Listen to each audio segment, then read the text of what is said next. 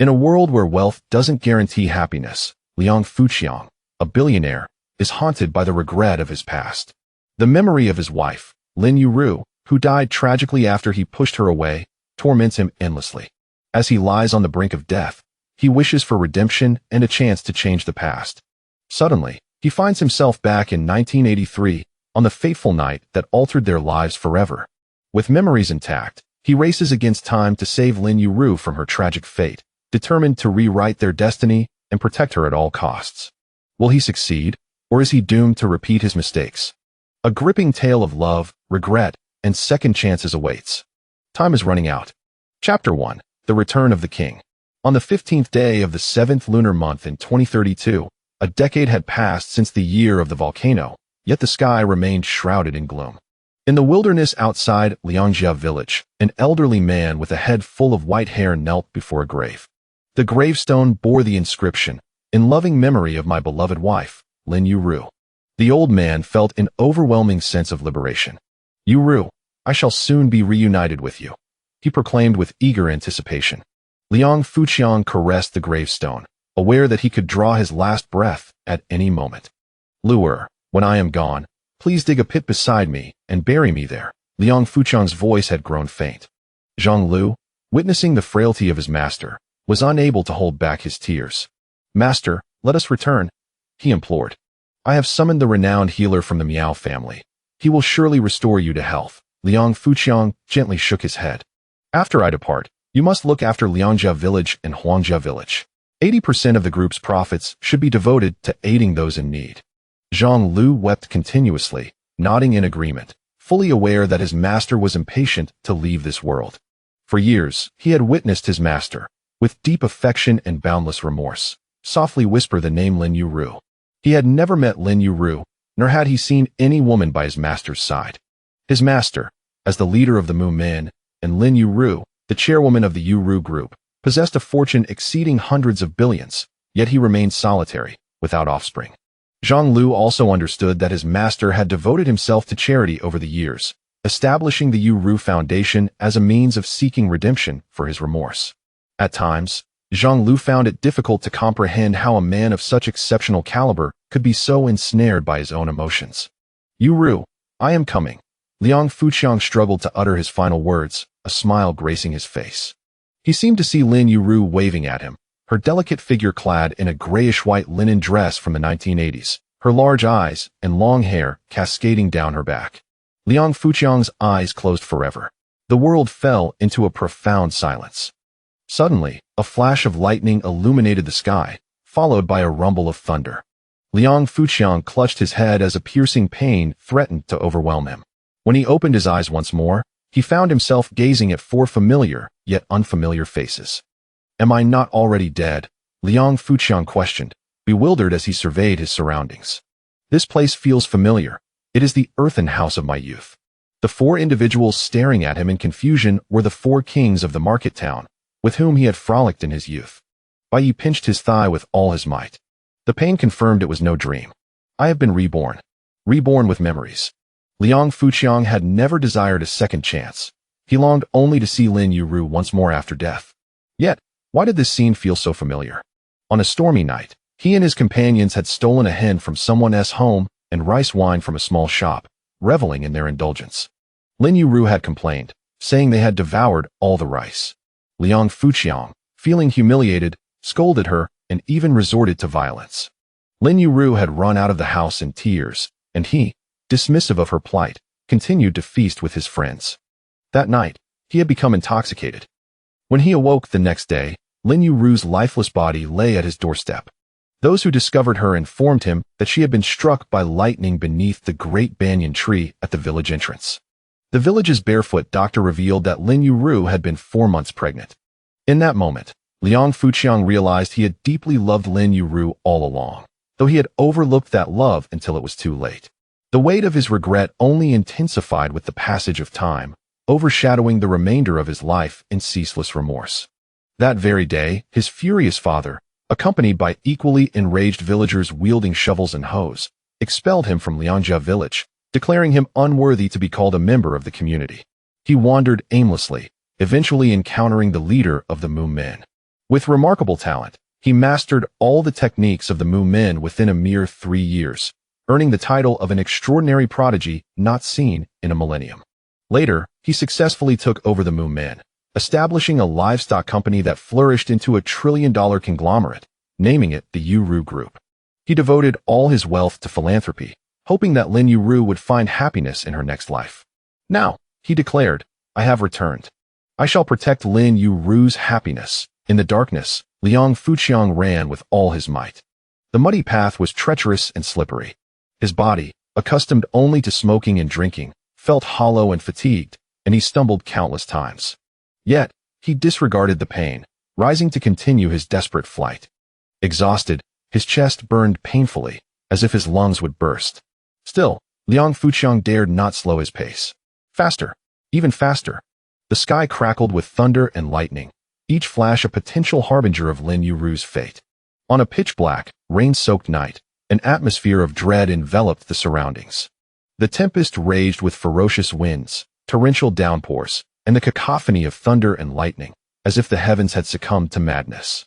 Liang Fuqiang could vividly envision Lin Yueru, stranded alone in such a nightmarish tempest, her heart brimming with trepidation.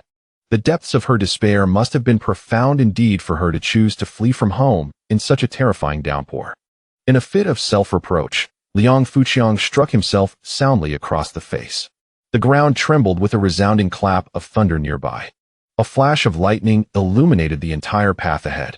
Liang Fuqiang, driven by desperation, cried out passionately and charged forward. Chapter 2. Home. Liang Fuqiang had already spotted the great banyan tree at the village entrance. He was on the verge of reuniting with Lin Yueru, the one he had yearned for throughout his life. A mix of excitement and trepidation surged within him. Hurry, faster. At last, he drew closer and heard the sound of weeping. It was a sorrowful, desperate cry infused with fear. In such a terrifying environment, Lin Yueru had still chosen not to return. One could only imagine the extent of her despair towards that home or towards Liang Fuqiang. Like the little match girl, she would rather perish in the streets than return to that drafty abode.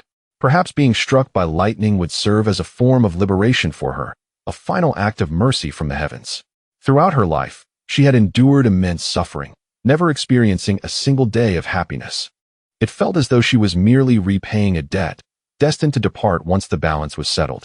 Another flash of lightning illuminated the scene, and Liang Fuqiang finally beheld her frail figure, her shoulders quaking with sobs. The grayish-white cloth enveloping her body appeared so fragile. The cries were tinged with fear and despair, mingled with a streak of stubbornness. After 19 years, she had finally mustered the courage to resist. Liang Fuqiang struggled to contain the overwhelming emotion in his heart. At long last, he was reunited with the person who had haunted his dreams. Yet, upon hearing her cries, his heart shattered. How could he have been such a scoundrel, causing the gentle and kind Lin Yueru to fall into such despair? Overcome by a surge of emotions, Liang Fuqiang could no longer hold back his tears. There was regret, guilt, and above all, joy. Because it was not too late. Liang Fuqiang thanked the heavens for granting him this second chance, a reward for the good deeds he had performed throughout his life, for the penance he had undertaken. Lin Yueru was startled by the sudden outburst of tears. She turned to look, and in the flash of lightning, she saw Liang Fuqiang, covered in mud, wailing like a devil. Habitual fear gripped her heart. He must have come to harm me. This time, even if he were to kill me, I would not return with him. Even in death, I refuse to go back to that hopeless home. A resolute determination shone in her eyes, born from despair. Liang Fuqiang gazed at Lin Yueru sitting on the stone beneath the great banyan tree, and everything felt achingly real. Momentarily dazed and uncertain, he feared that his scoundrel demeanor would provoke her resistance. Suddenly, another bright flash of lightning struck. Alarmed, Liang Fuqiang rushed over to grasp Lin Yueru's hand, intending to flee. Yet, she remained unmoved. Come home with me. It's dangerous here. I don't want your concern. I will not go back, not even in death. Lin Yueru was terrified of Liang Fuqiang, yet she bravely rejected him, even shaking off his grasp. This was her first act of defiance against his will. For this moment of courage, she had prepared herself mentally for countless days and nights, constantly reminding herself to be brave. Now, she had finally found her courage, even undeterred by the prospect of death. She was ready to face a beating from Liang Fuqiang. As expected, Liang Fuqiang reached out. Everything unfolded as Lin Yueru had anticipated. She closed her eyes, resigning herself to his wrath, awaiting the blows. She had already resolved that if Liang Fuqiang did not kill her, she would throw herself against the great banyan tree. Despair had consumed her. Liang Fuqiang was exhausted, yet he gritted his teeth and lifted Lin Yueru, charging forward. To his surprise, she was even lighter than he had imagined, a consequence of prolonged malnutrition. He dashed 30 meters away before crashing down into the mud. To protect Lin Yueru from injury, he forced himself to roll over, shielding her. When Lin Yueru finally opened her eyes, expecting the familiar blows, she found them both sprawled on the ground. She was bewildered by Liang Fuqiang's actions. As she attempted to rise and flee, a blinding light suddenly flashed. Then came a deafening roar that shook the earth. A massive bolt of lightning split the great banyan tree in two. Lin Yueru and Liang Fuqiang's ears rang, their hearts pounding with fear. Although Lin Yueru had reached a point of wanting to die, facing such lethal lightning still sent shivers down her spine. Liang Fuqiang, however, breathed a sigh of relief. They had narrowly escaped death. He suddenly embraced Lin Yueru, terrified that she might slip away from his life once more. Liang Fuqiang, let me go? Lin Yueru felt no warmth from his embrace, nor did she sense any difference in him. But Liang Fuqiang would not release her. He would never let her go. Yueru, I know I was wrong. I beg you for another chance. Liang Fuqiang spoke with earnestness, even humility. Lin Yueru was momentarily stunned, forgetting to struggle. She thought she must have misheard. How could this scoundrel utter such words? Seeing Lin Yueru cease her resistance, Liang Fuqiang quickly picked her up and began walking home. If you intend to beat me, do it here and kill me. I will not return with you. Let me go? Lin Yueru resumed her fierce struggle. Liang Fuqiang, already exhausted and on a slippery path, lost his footing due to her sudden force, tumbling to the ground. He instinctively used himself as a cushion to protect Lin Yueru. Unfortunately, this time, his head struck a stone, causing him to cry out in pain as blood began to flow. In the flickering light of the lightning, Lin Yueru saw blood streaming from Liang Fuqiang's head, staining his clothes. She was terrified. Although she was no longer afraid of death, this sight sent a chill down her spine. Strangely, Liang Fuqiang did not react with the anger she anticipated.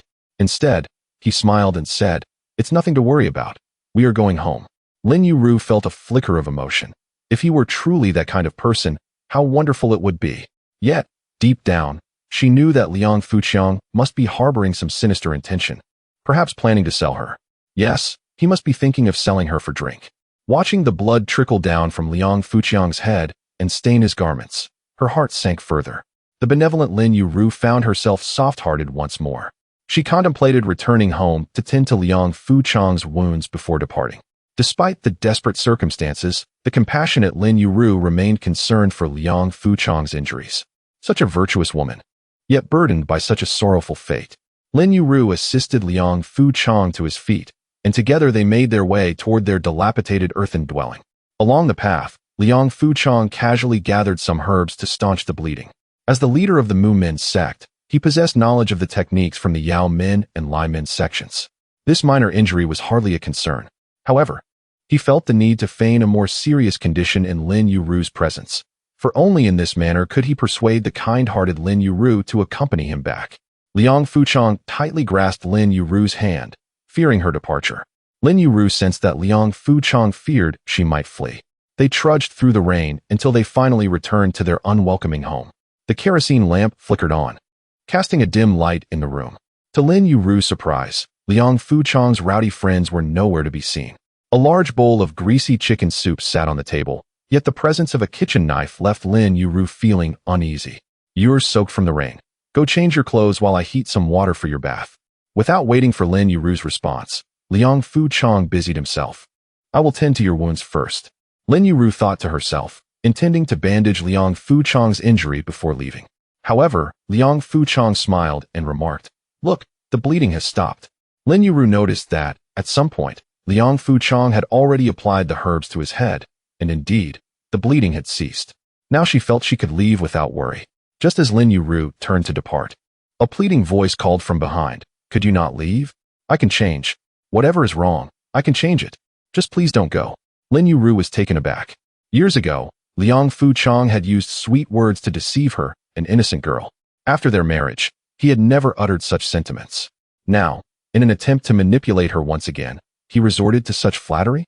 Chapter 3, I will support you. Lin Yueru remained resolute in her desire to leave. For the sake of the child in my womb, please stay, Liang Fuchong implored once more. In his entire life, this was the first time Liang Fuchong had begged with such humility. Are you suggesting I remain here to starve? This child may perish before it even sees the light of day. Lin Yueru shouted in exasperation. She had steeled her heart and was no longer afraid of Liang Fuchong. In a frantic search, Liang Fuchong finally produced a single coin. This is all I have right now. Take it and buy whatever you need. From this day forth, I will strive to earn a living for you and our child. He pressed the coin into Lin Yueru's hand. Tears streamed down her face as Liang Fuchong hurriedly wiped them away. Attempting to be gentle, in the dim light, Lin Yueru held the coin, a small fortune, feeling utterly lost. After mustering the courage to resist Liang Fuchong's violent control, she was now taken aback by his unexpected tenderness. Seeing her less resistant, Liang Fuchong took the opportunity to help her remove her wet clothing and dried her with a towel. Lin Yueru was completely bewildered and allowed him to take charge. Faced with Liang Fuchong's unusual demeanor, she was unsure how to respond.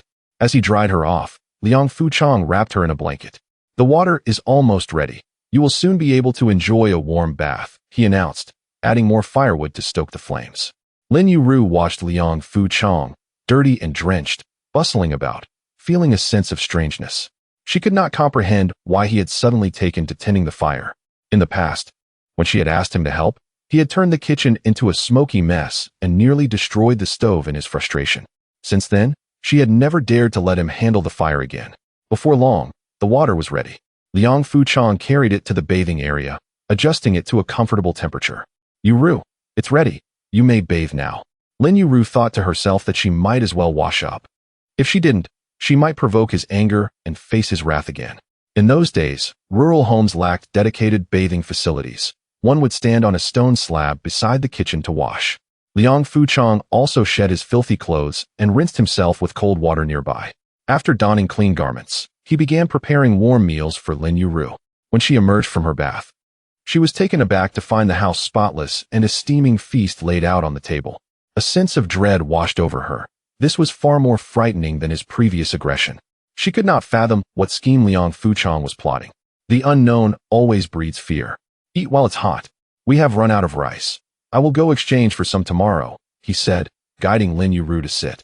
Lin Yueru dared not resist, feeling like a sheep caught in the jaws of a tiger. I know I have been a scoundrel in the past, but I have changed.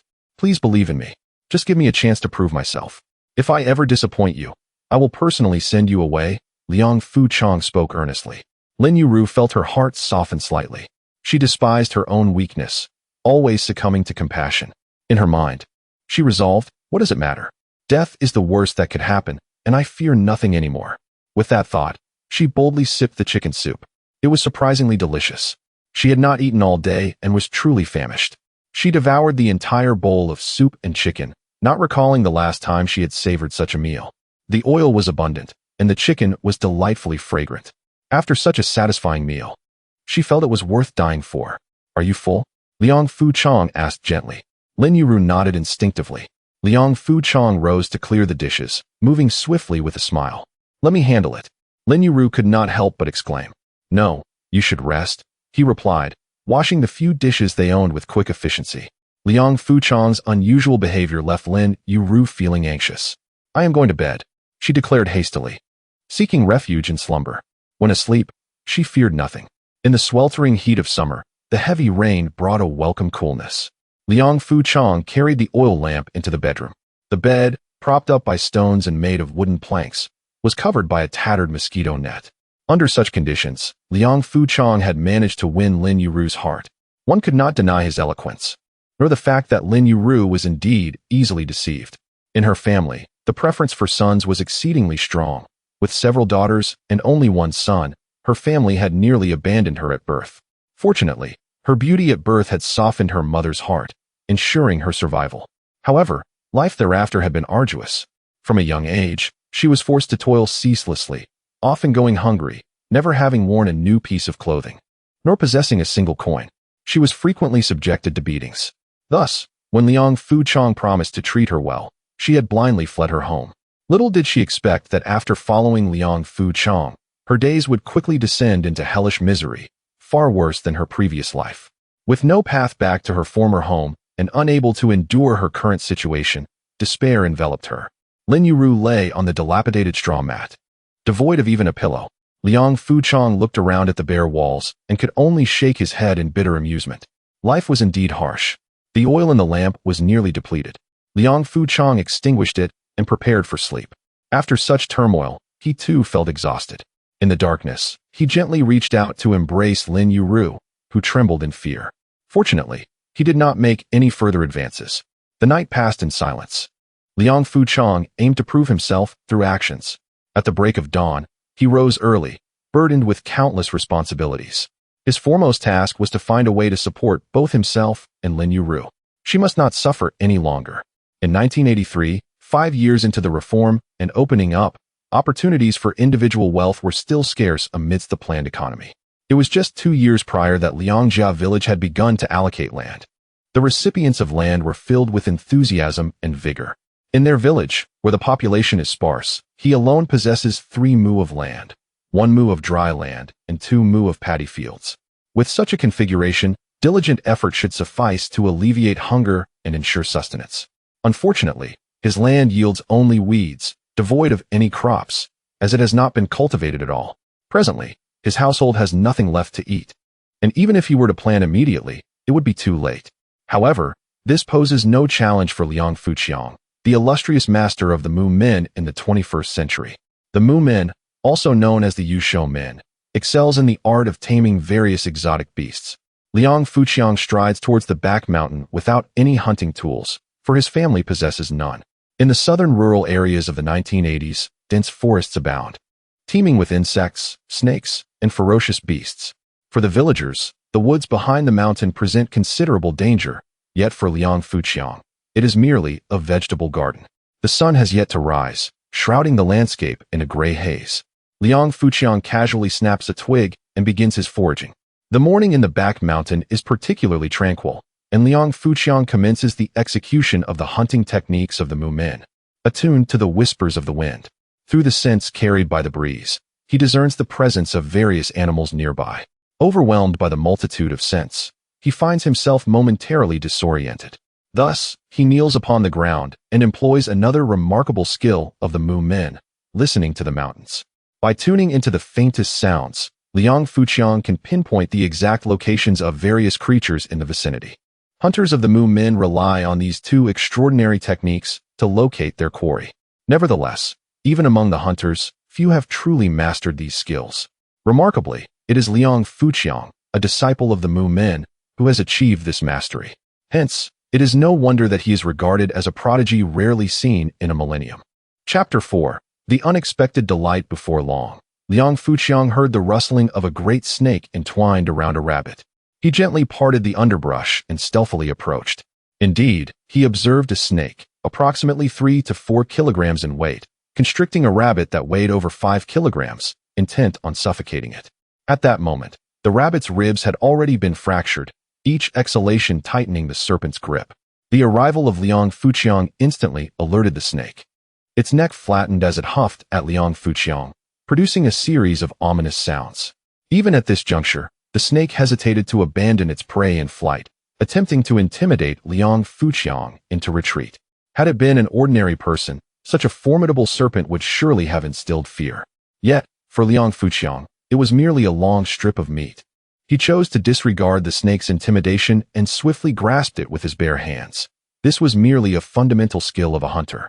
With his right hand firmly holding the snake's head and his left hand deftly manipulating its body, the serpent soon succumbed to his strength. Today's feast was assured. Liang Fuqiang, triumphantly carrying the snake in one hand and the rabbit in the other, merrily made his way home. By this time, dawn had broken, and diligent farmers had begun their day's labor. The villagers, upon seeing Liang Fuqiang wielding a large snake, were taken aback, though none dared to engage with him. In fact, some harbored a wish for him to be bitten by the venomous creature. Whispers of discontent filled the air. Though muted, Liang Fuqiang perceived them clearly. This reminded him of a figure named Zhou Chu, for he too was now seen as a scourge in the eyes of the people. Liang Fuqiang chose to ignore their disdain, believing that he would one day be lauded as a national hero, earning the villagers' respect. Upon returning home, he found Lin Yueru just rising from her slumber. Remarkably, she had enjoyed a restful night, likely due to having dined well. When she caught sight of Liang Fuqiang returning with a large snake, she was startled. "Changge, what are you doing?" After a moment's calm, Lin Yueru addressed him respectfully, no longer daring to call him by his name directly. She was puzzled as to why Liang Fuqiang had not attempted to sell her off in secret as he had before. Liang Fuqiang chuckled, "I just got up. Wait a moment. I shall prepare some snake meat for you."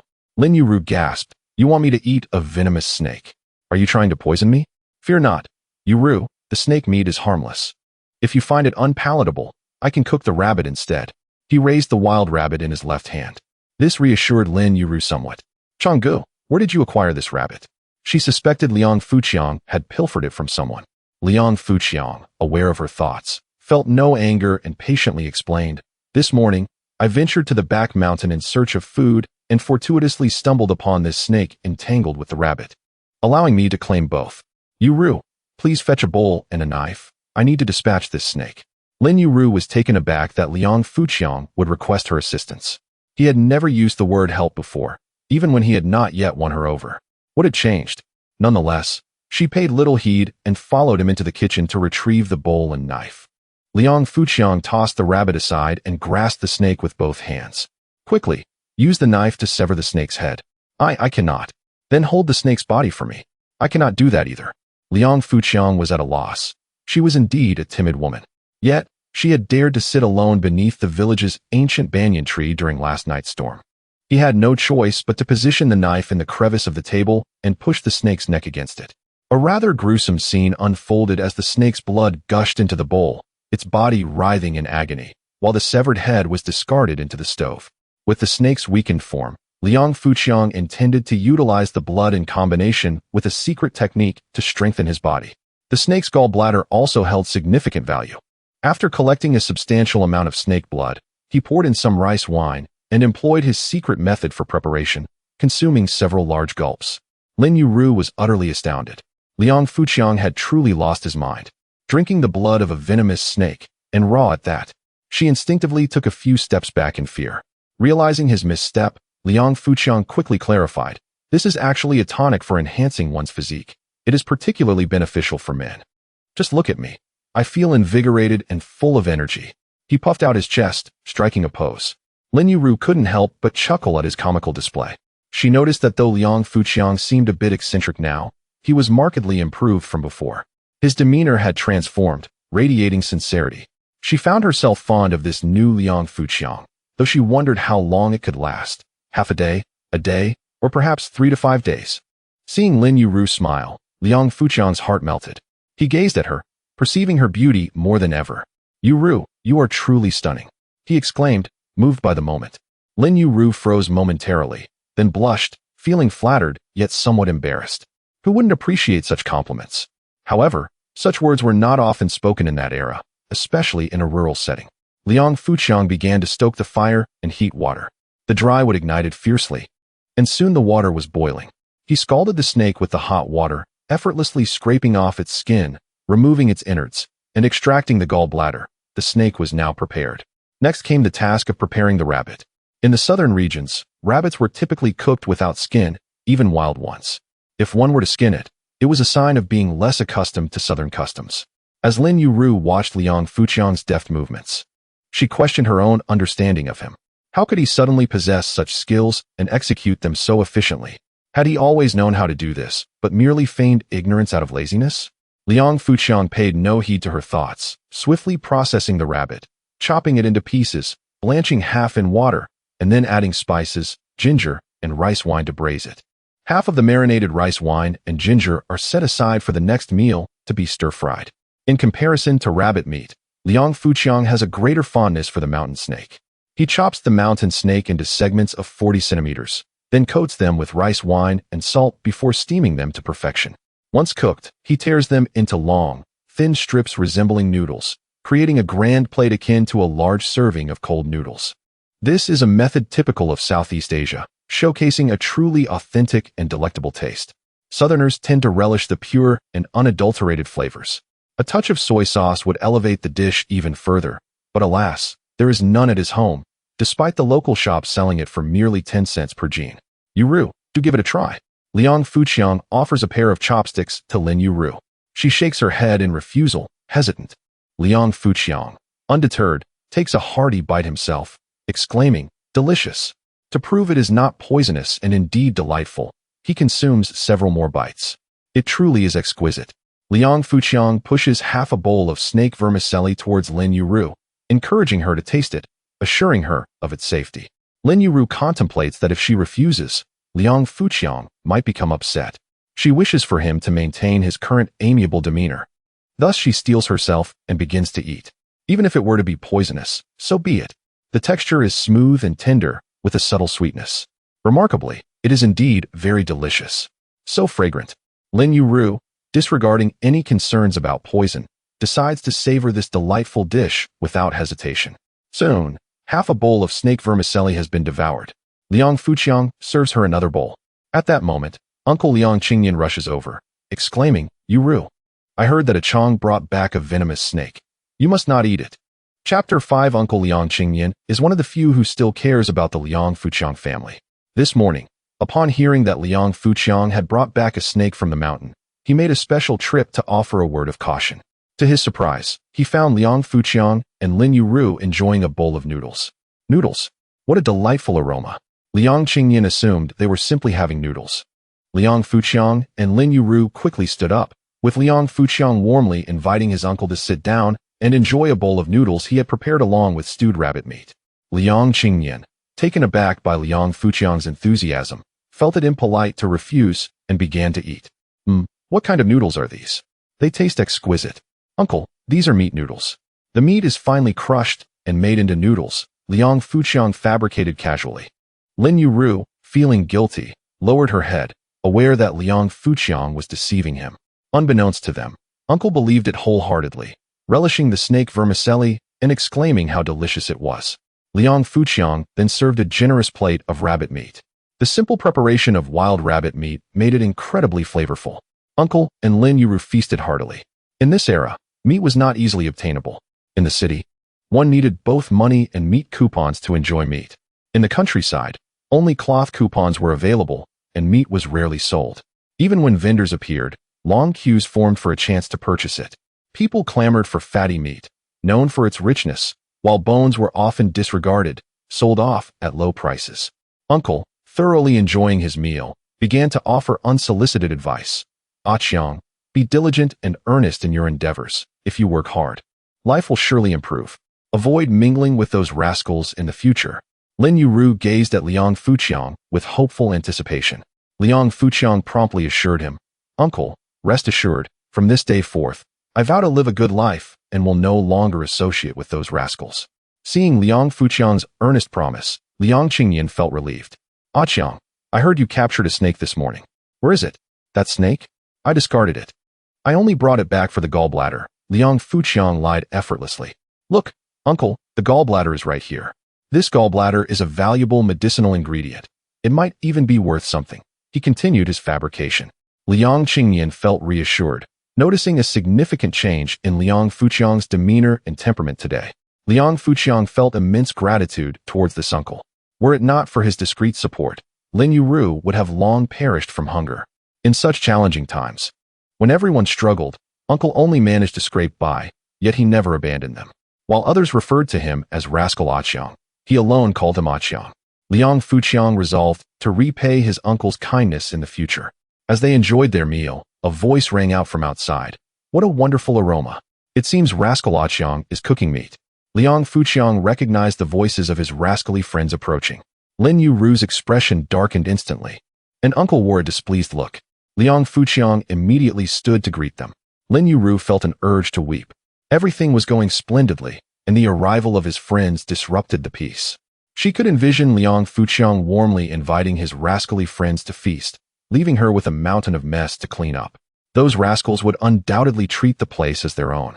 Uncle contemplated advising Liang Fuqiang against this, considering he had just made a promise. It had only been a few minutes since. However, Uncle remained apprehensive. He could caution Liang Fuqiang, but offending those rascals could lead to repercussions for his family. The voices outside grew louder. Haha, Rascal Qiang, what delectable meat are you cooking? Are you trying to eat it all by yourself without inviting us? Exactly. We didn't even get a taste of all that chicken last night before you shooed us away, another chimed in. It seems you're eager to keep all the good food to yourself. The rascals hurled insults at Liang Fuqiang, showing no restraint. Liang Fuqiang firmly blocked the entrance. Once friends, I urge you all to become responsible individuals and work diligently from this day forward. We shall no longer associate with one another. His tone was resolute, and his demeanor left no room for jest. However, the rascals erupted in laughter. Did you hear that? Rascal Aqiang is trying to teach us how to be good people. Isn't that amusing? Rascal Aqiang, do you think you can reform? You've been a lost cause for ages. Indeed, who in the town doesn't know that you, Rascal Aqiang, are a notorious scoundrel? You have a bigger reputation than even the 4 great kings. The rascals were visibly irritated by Liang Fuqiang's stance. They believed he had come into some fine meat and was attempting to hoard it all for himself, hence the absurdity of his words. Facing the mockery and derision from the 4 great kings, Liang Fuqiang remained unfazed. In his previous life, he had encountered all sorts of individuals. These 4 great kings were but insignificant insects in comparison. I've said all I needed to say. Whether you listen or not is your choice. You may leave now. You are not welcome here. Liang Fuqiang felt a sense of superiority. At this moment, he genuinely looked down upon these rascals. The 4 great kings were taken aback, unable to comprehend how Liang Fuqiang had transformed overnight, exuding a sense of refinement in his speech, tone, and demeanor. Boss, what should we do? The most imposing of the group, the Demon King, inquired with frustration. The boss appeared uncertain, glancing at the trickster among them. The trickster, with a sly appearance, was typically the mastermind behind their mischief. Observing this unfamiliar Liang Fuqiang, his beady eyes darted around. Rascal Aqiang, we know you are cooking meat inside. Let us in, and we shall consider it a farewell feast. Is that too much to ask? Lin Yueru and Uncle, hearing this proposal, felt somewhat swayed. If this group of rascals feasted, perhaps they would cease to pester Liang Fuqiang, which would certainly be advantageous. They would wholeheartedly support the idea. Just as they resolved to persuade Liang Fuqiang to acquiesce, he spoke up. There is no need for a farewell feast. After all, I share no bond with you. You are merely a band of drinking companions. Liang Fuqiang showed them no mercy. For him, refraining from rendering them incapacitated was already an act of great magnanimity. There was no way he would bestow upon them a favorable countenance. After all, the demise of Lin Yueru was partially attributable to these rascals. Now, the mere sight of these scoundrels filled Liang Fuqiang with irritation. His words utterly incensed the 4 heavenly kings. The most impulsive among them, Bawang, charged at Liang Fuqiang without hesitation. Chapter 6. Uncle 2's moment of courage. The tyrant charged toward Liang Fuqiang, intending to subdue the slender man with brute force. Only to trip over a wooden staff, Liang Fuqiang kicked out, crashing headlong into the dirt like a fallen beast. At once, the other 3 lunged forward, fists raised. If you wish to die, then strike. Liang Fuqiang bellowed, his voice thunderous, commanding, arresting them mid-motion. For a breathless moment, silence fell. Liang Fuqiang continued, voice ringing with unshakable authority. Remember well, you stand in Liangjia village. You outsiders dare lay hands on anyone here? Do you truly believe you'll walk out alive? Yan Wang scoffed, his tone laced with contempt.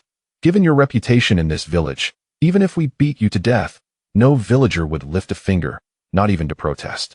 They cheer. Fear nothing, let us finish him. Kill me? Liang Fuqiang's laugh was low, edged with disdain. Do you truly imagine yourselves worthy? From the doorframe, he withdrew a rusted iron nail, its jagged tip glinting dully in the light. Should they press forward, he would not hesitate to draw blood. Yet for now, his intent was simple, to build a quiet, sincere life with Lin Yueru, free from grudges, untainted by vengeance. The tyrant rose, trembling with fury, his resolve hardened to murder. The confrontation hung on a razor's edge. Inside the house, Uncle 2 could no longer remain still. He chose to gamble, stake everything on this single, desperate act. If it meant severing Liang Fuqiang's ties with these thugs, he would bear the risk of retribution. Snatching up a wooden stool, he burst forth, voice raw and resolute. Who dares lay a hand on him? His fierce, unflinching posture froze the 4 heavenly kings in their tracks.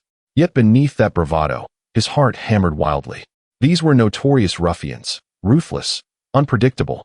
To cross them was to invite retaliation, perhaps even death on the spot.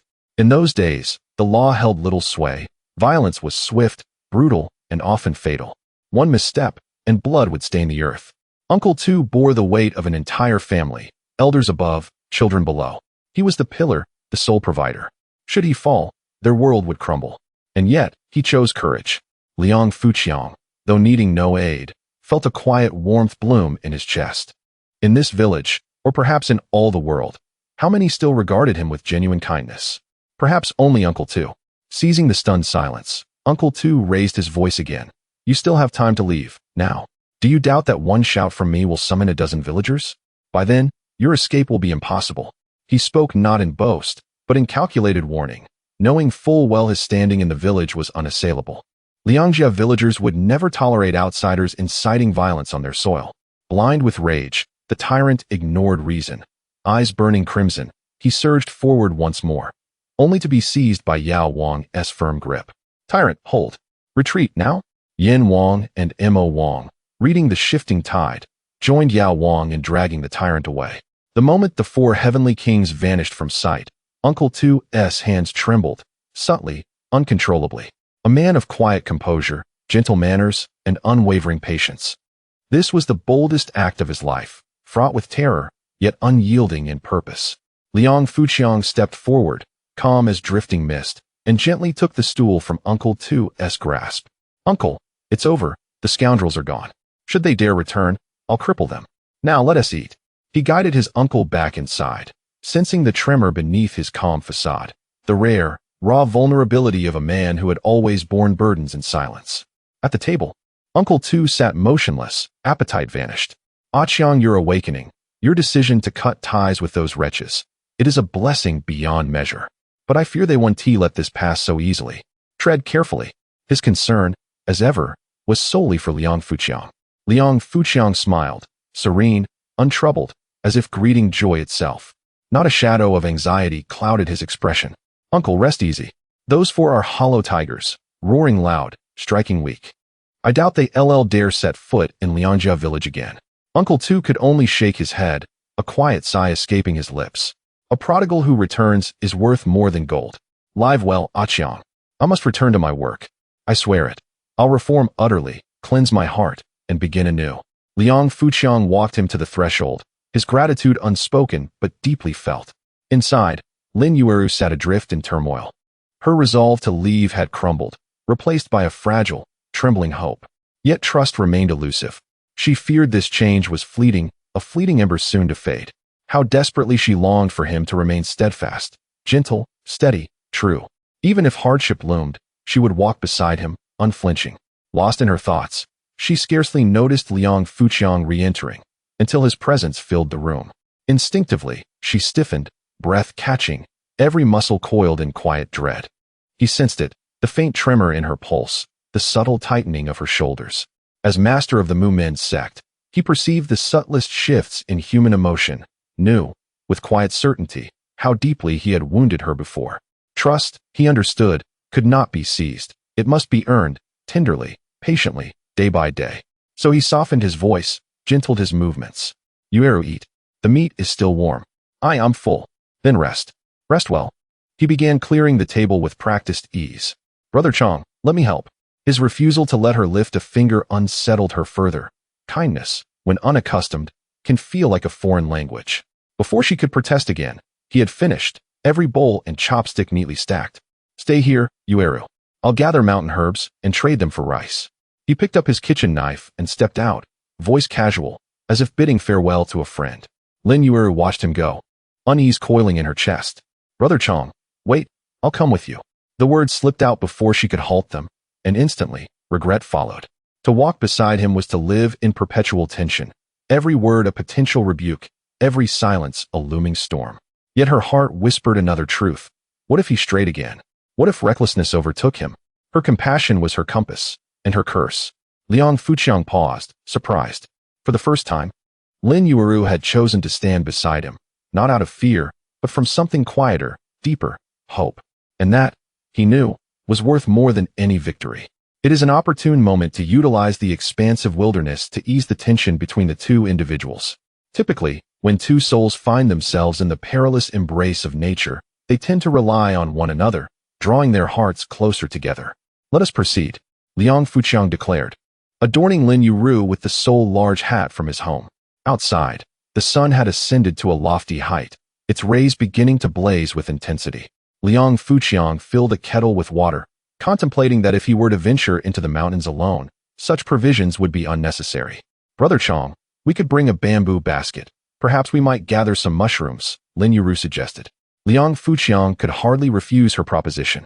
However, the bamboo basket at home was in a state of disrepair, compelling him to invest 5 minutes in its repair. Yet, the skill he exhibited in mending the basket left Lin Yueru utterly astonished. She felt that after last night, Liang Fuqiang had suddenly acquired a myriad of new skills. Let us go, Liang Fuqiang declared, placing their belongings into the bamboo basket and shouldering it. Observing his determination, Lin Yueru considered that they might indeed be embarking on a quest in search of wild game in the back mountains. Yet, she was acutely aware of the challenges involved in procuring such game from those regions. The outskirts of the mountains had long been stripped bare of edible offerings. She had traversed to the back mountains countless times, often returning empty-handed or with only a handful of wild vegetables. The prospect of Liang Fuqiang discovering a large rabbit, as he had today, was an exceedingly fortunate occurrence, one that could not be expected often. Nevertheless, deeper within the mountains lay an abundance of wild game, though it was fraught with peril. Each year, individuals from Liangjia village met their demise within those woods, many never to have their bodies recovered, presumably devoured by the lurking wolves and leopards. More ominously, tales spoke of various spirits inhabiting those depths. It was said that once one entered, they would succumb to the enchantment of these apparitions and never emerge again. This time, Lin Yueru envisioned a leisurely exploration of the outskirts, resolutely avoiding the treacherous interior. Following the heavy rains of the previous day, she hoped that mushrooms would be plentiful today. She dared not dream of capturing wild rabbits or pheasants. Her aspirations were modest, focused solely on gathering some mushrooms. Chapter 7. Liang Fuqiang redefines himself through action initially. Lin Yueru was accustomed to trailing behind Liang Fuqiang. However, Liang Fuqiang insisted on walking alongside her, embodying the essence of an egalitarian partnership. He endeavored to show respect for Lin Yueru in every word and action. When he attempted to take her hand, Lin Yueru declined, and he did not press the matter. In that era, even among married couples, holding hands openly was frowned upon, as it could invite disparaging remarks about moral decay. Couples rarely walked side by side. Typically, the wife followed her husband. Even if a wife were assertive at home, she was expected to remain in her husband's shadow in public. The societal atmosphere was notably conservative, yet interpersonal warmth thrived, and villagers would readily offer assistance. As Liang Fuqiang traversed the path, he encountered numerous villagers who disregarded him. They had intended to greet Lin Yueru but, upon seeing her walk alongside Liang Fuqiang, chose to ignore them and continued on their way. Sister San, have you eaten your porridge? Liang Fuqiang greeted a passing villager, as it was customary in southern rural areas to inquire about meals. In Liangjia village, the morning and noon greetings typically revolved around porridge, while in the afternoon, inquiries shifted to dinner. The term Sister San did not imply that she was the wife of Liang Fuqiang's third brother. Rather, all villagers were descendants of a common ancestor, adhering to a strict generational naming convention. Boys were named in accordance with the characters An, Kong, Huan, Qing, Fu, Gui, Rong, and Hua. Liang Fuqiang's father belonged to the Qing generation, placing him in the Fu generation. His second uncle, Liang Qingyan, shared the same generational rank as Liang Fuqiang's father. Within the same generation, individuals were further organized by age, though this ranking primarily applied among closer neighbors. Sister San's husband was also a distant cousin to Liang Fuqiang, separated by several generations. Nevertheless, during joyous or sorrowful occasions, they would assist one another. Despite this relatively close kinship, Sister San completely ignored Liang Fuqiang's greeting and walked away, creating an awkward moment. Often, those who wish to amend their ways find themselves denied opportunities by others. Nevertheless, Liang Fuqiang maintained a smile, his lips curling upward, having faced numerous formidable challenges. He found this minor embarrassment to be inconsequential. Sister San's lack of response did not dampen Liang Fuqiang's enthusiasm. He greeted everyone he encountered with warmth. Grateful for a second chance at life and the opportunity to reconnect with these endearing villagers, he was determined to face them with a genuine smile. These villagers were inherently good people, It was his past misdeeds that had estranged them. Liang Fuqiang had a clear understanding of this reality. Observing Liang Fuqiang greet everyone with a smile, Lin Yueru noted the indifference he received in return. Yet, Liang Fuqiang remained unfazed and continued to exude warmth, leading Lin Yueru to perceive a genuine transformation within him, one free of resentment. Perhaps he truly was striving for change. Lin Yueru endeavored to convince herself to grant Liang Fuqiang another chance. As they passed through a grove of eucalyptus trees, human presence diminished. They had now reached the outskirts of the back mountain. The calls of large birds echoed, rendering the environment more desolate and somewhat eerie. Lin Yueru began to feel uneasy, sensing something lurking behind them. "Changgu, how about we forage for some mushrooms or wild vegetables here and then head back?" Liang Fuqiang, noticing her apprehension, wrapped his arm around her shoulders. "Do not fear. I am here. I shall ensure your safety." Feeling the strength radiating from Liang Fuqiang's arm, Lin Yueru found an unexpected sense of reliance. Throughout her life, she had never had a source of support. Her parents and siblings had often bullied her. She had hoped that by following Liang Fuqiang, she would find the support she craved, yet it remained elusive. However, at that moment, she faintly sensed the comfort she had longed for since childhood. She cherished this feeling of being protected. Thus, she did not pull away from Liang Fuqiang's embrace, but allowed him to hold her close. Liang Fuqiang, too, relished this sensation, appreciating Lin Yueru's dependence on him. Suddenly, their presence startled a flock of large birds hidden in the nearby bushes. Lin Yueru, frightened, instinctively dove into Liang Fuqiang's embrace. He tightened his hold, determined not to let her slip away. Regaining her composure, Lin Yueru blushed and broke free from Liang Fuqiang's grasp. Yet, his embrace had been the first to evoke warmth and a sense of security within her. The birds were merely a group of partridges, nothing to fear. "If you enjoy them, I could set a trap next time to catch a few," Liang Fuqiang suggested, attempting to lighten the mood. Lin Yueru dismissed his words as mere boasting. Those clever birds would not be so easily captured. As Liang Fuqiang observed Lin Yueru's mixed reactions, he remained uncertain of her thoughts. Sensing that there were no promising finds nearby, he decided to venture deeper into the woods. Upon entering a small thicket, he was eager to embrace and hold her. He had no desire to return home just yet. Lin Yueru followed, her fear palpable. Liang Fuqiang attentively inhaled the scents carried by the wind. The strong odor of wild boar was unmistakable, indicating they were in close proximity. Originally, wild boars were his target for the outing, but with Lin Yueru accompanying him, it presented complications. He wished to shield her from any danger and opted for a detour. Avoiding the wild boars, the rugged path became increasingly thorny, exacerbated by the stifling heat, rendering the trek uncomfortable. However, Lin Yueru did not seem to mind the hardship. As long as she could gather a small basket of mushrooms, the discomfort was a minor inconvenience. Yet, the surroundings were barren, filled only with trees and weeds. Even the pig feed had been stripped bare, leaving no edible mushrooms in sight. Lin Yueru felt uncertain about finding anything to eat. In an effort to reassure her and demonstrate that he could provide for their family, Liang Fuqiang decided to showcase his skills. He aimed to impress the one he cherished. Liang Fuqiang began to attentively employ his unique ability to perceive the sounds of nature. 2 meters away, a pair of ants engaged in courtship. 5 meters away, 3 frogs debated how to consume a swan. 30 meters away, a rabbit was nursing its 5 young. "Yueru, shall we go catch a few little rabbits to raise at home? That sounds delightful, but it might be rather improbable. You must have faith in your man. Come with me. We shall bring home a family of 6 rabbits." Liang Fuqiang, brimming with confidence, wielded a kitchen knife as he forged a path directly toward the rabbit burrow. In a mere 30 meters, they arrived swiftly. "Yueru, do you see that hole?" "Indeed, I do. How about we make a wager? I bet there is 1 female rabbit and 5 little ones inside." "Changgu, I observed that hole a few days ago and found no rabbits. You believe there are none, do you? If there truly is a female rabbit and 5 little ones within, you shall never run away from home again. How about that? Conversely, if there are none, I shall heed your every word from now on. Do you dare to wager?" Lin Yueru was not fond of gambling. However, the stakes were undeniably tempting. If Liang Fuqiang could genuinely take her advice to heart in the future, their lives would undoubtedly improve. At this moment, Lin Yueru was almost entirely certain that she would win this bet. The likelihood of rabbits residing in that hole was exceedingly slim, and it was even less probable that the exact number Liang Fuqiang mentioned would be found. Let us gamble, and I only hope you will accept defeat graciously. Liang Fuqiang, noticing Lin Yueru's entrapment, chuckled mischievously, reminding her not to renege on her word. Chapter 8. Returning with abundance, securing the deal. Liang Fuqiang began to reveal his cards. He took a branch and started to dig into the burrow. Rabbit holes are generally quite soft and easy to excavate.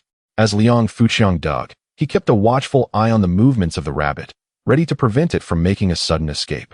Lin Yueru observed her husband, who was usually idle, now laboring earnestly, drenched in sweat. As if he genuinely wished to win this wager, hoping to secure her affection. In that moment, Lin Yueru felt a fleeting sense of significance in Liang Fuqiang's heart. He caught it. The startled rabbit suddenly sprang out, and Liang Fuqiang, who had been prepared, seized it. Holding the rabbit by its ears, he waved it before Lin Yueru. My dear, you mustn't try to go back on your word. Lin Yueru was astonished. There truly was a rabbit. Of course, your man is quite impressive. Liang Fuqiang secured the rabbit and placed it in a bamboo basket before continuing to dig. I can sense there are 5 more little rabbits inside. The moment of witnessing a miracle has arrived. Yueru, come quickly and see how you have lost. 1, 2, 3, 4.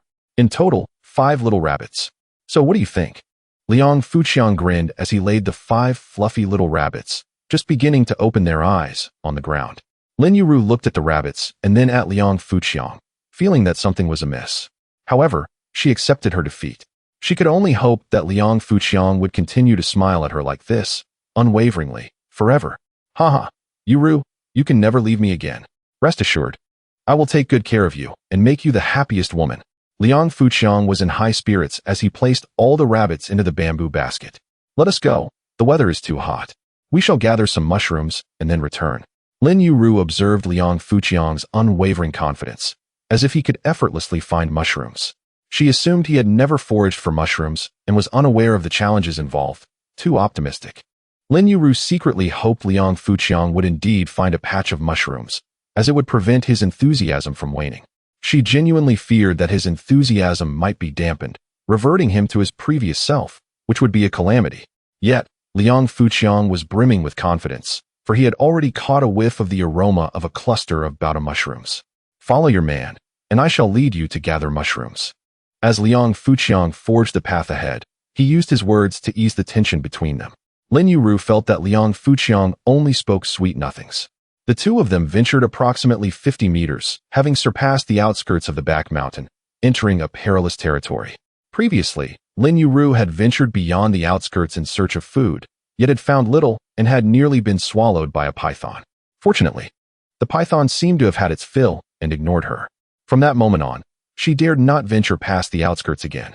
Following Liang Fuqiang now, she felt a mix of excitement and trepidation, fearing that the python, as thick as a thigh, might suddenly appear. Yueru, look over there. Following Liang Fuqiang's pointed direction, Lin Yueru beheld a delightful sight. A vast expanse of bauta mushrooms spread across the ground like a multitude of tiny umbrellas. Lin Yueru had never seen so many mushrooms before. She believed Liang Fuqiang's luck was extraordinary. Changgu, we are going to strike it rich. Lin Yueru exclaimed, eagerly gathering mushrooms as if fearing that others might snatch them away. The art of foraging for mushrooms relies on shared fortune rather than the principle of first come, first served. Liang Fuqiang took out the rabbit, handed the bamboo basket to Lin Yueru, and sat aside, watching her joyfully collect mushrooms. Foraging for mushrooms is indeed a delightful endeavor, and he wished for her happiness in the pursuit. She is far too thin. I must ensure she gets nourished. As Liang Fuqiang admired Lin Yueru's mushroom gathering, he fashioned a basket from a branch to hold the rabbits. The abundance of mushrooms could fill an entire bamboo basket, compelling Liang Fuqiang to craft another basket for the rabbits. Yueru, leave the older ones. We won't finish gathering the tender ones. If we cannot fit them all in the bamboo basket, I shall use my clothing to carry them. These are all edible. We can take them home and not go hungry for several days.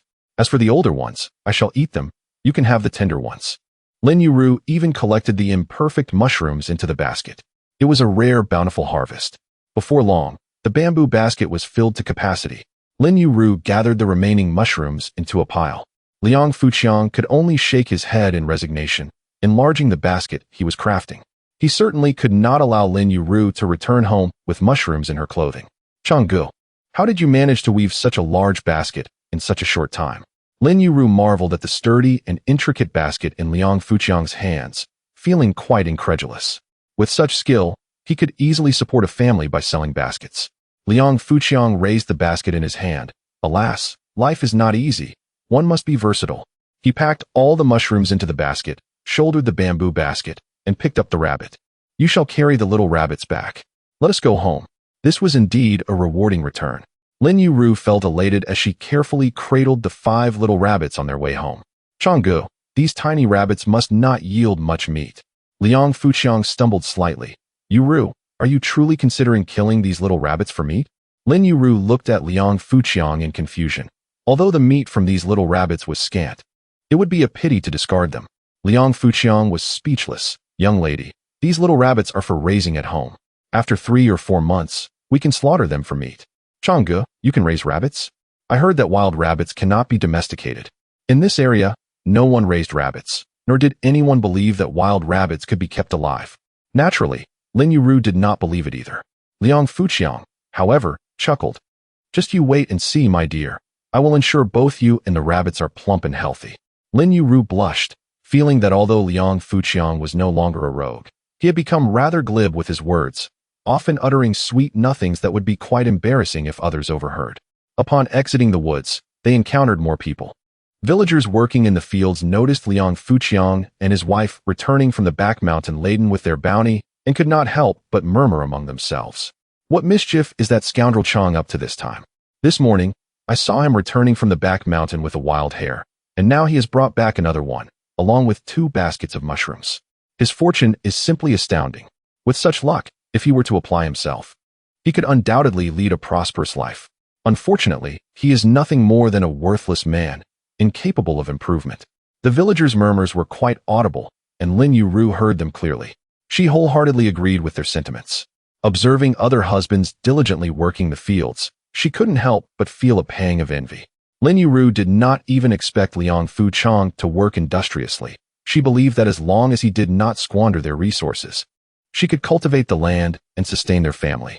Regrettably, in recent days, they had even run out of seeds due to Liang Fuqiang's consumption. In truth, she was a diligent person, well-versed in agricultural labor. Had she married a dependable man, they would surely lead a comfortable life. However, at that moment, Liang Fuqiang turned to Lin Yueru, noticing the disappointment in her eyes. Yueru, believe me, I have had an epiphany. From now on, I will work alongside you to improve our lives.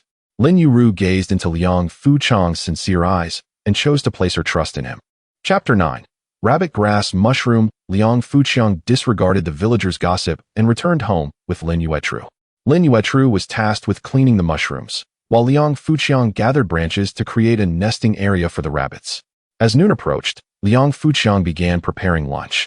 Brother Chang, we just had so much meat for breakfast. Let's skip the meat for lunch. We can save half of the rabbit for dinner. How about that?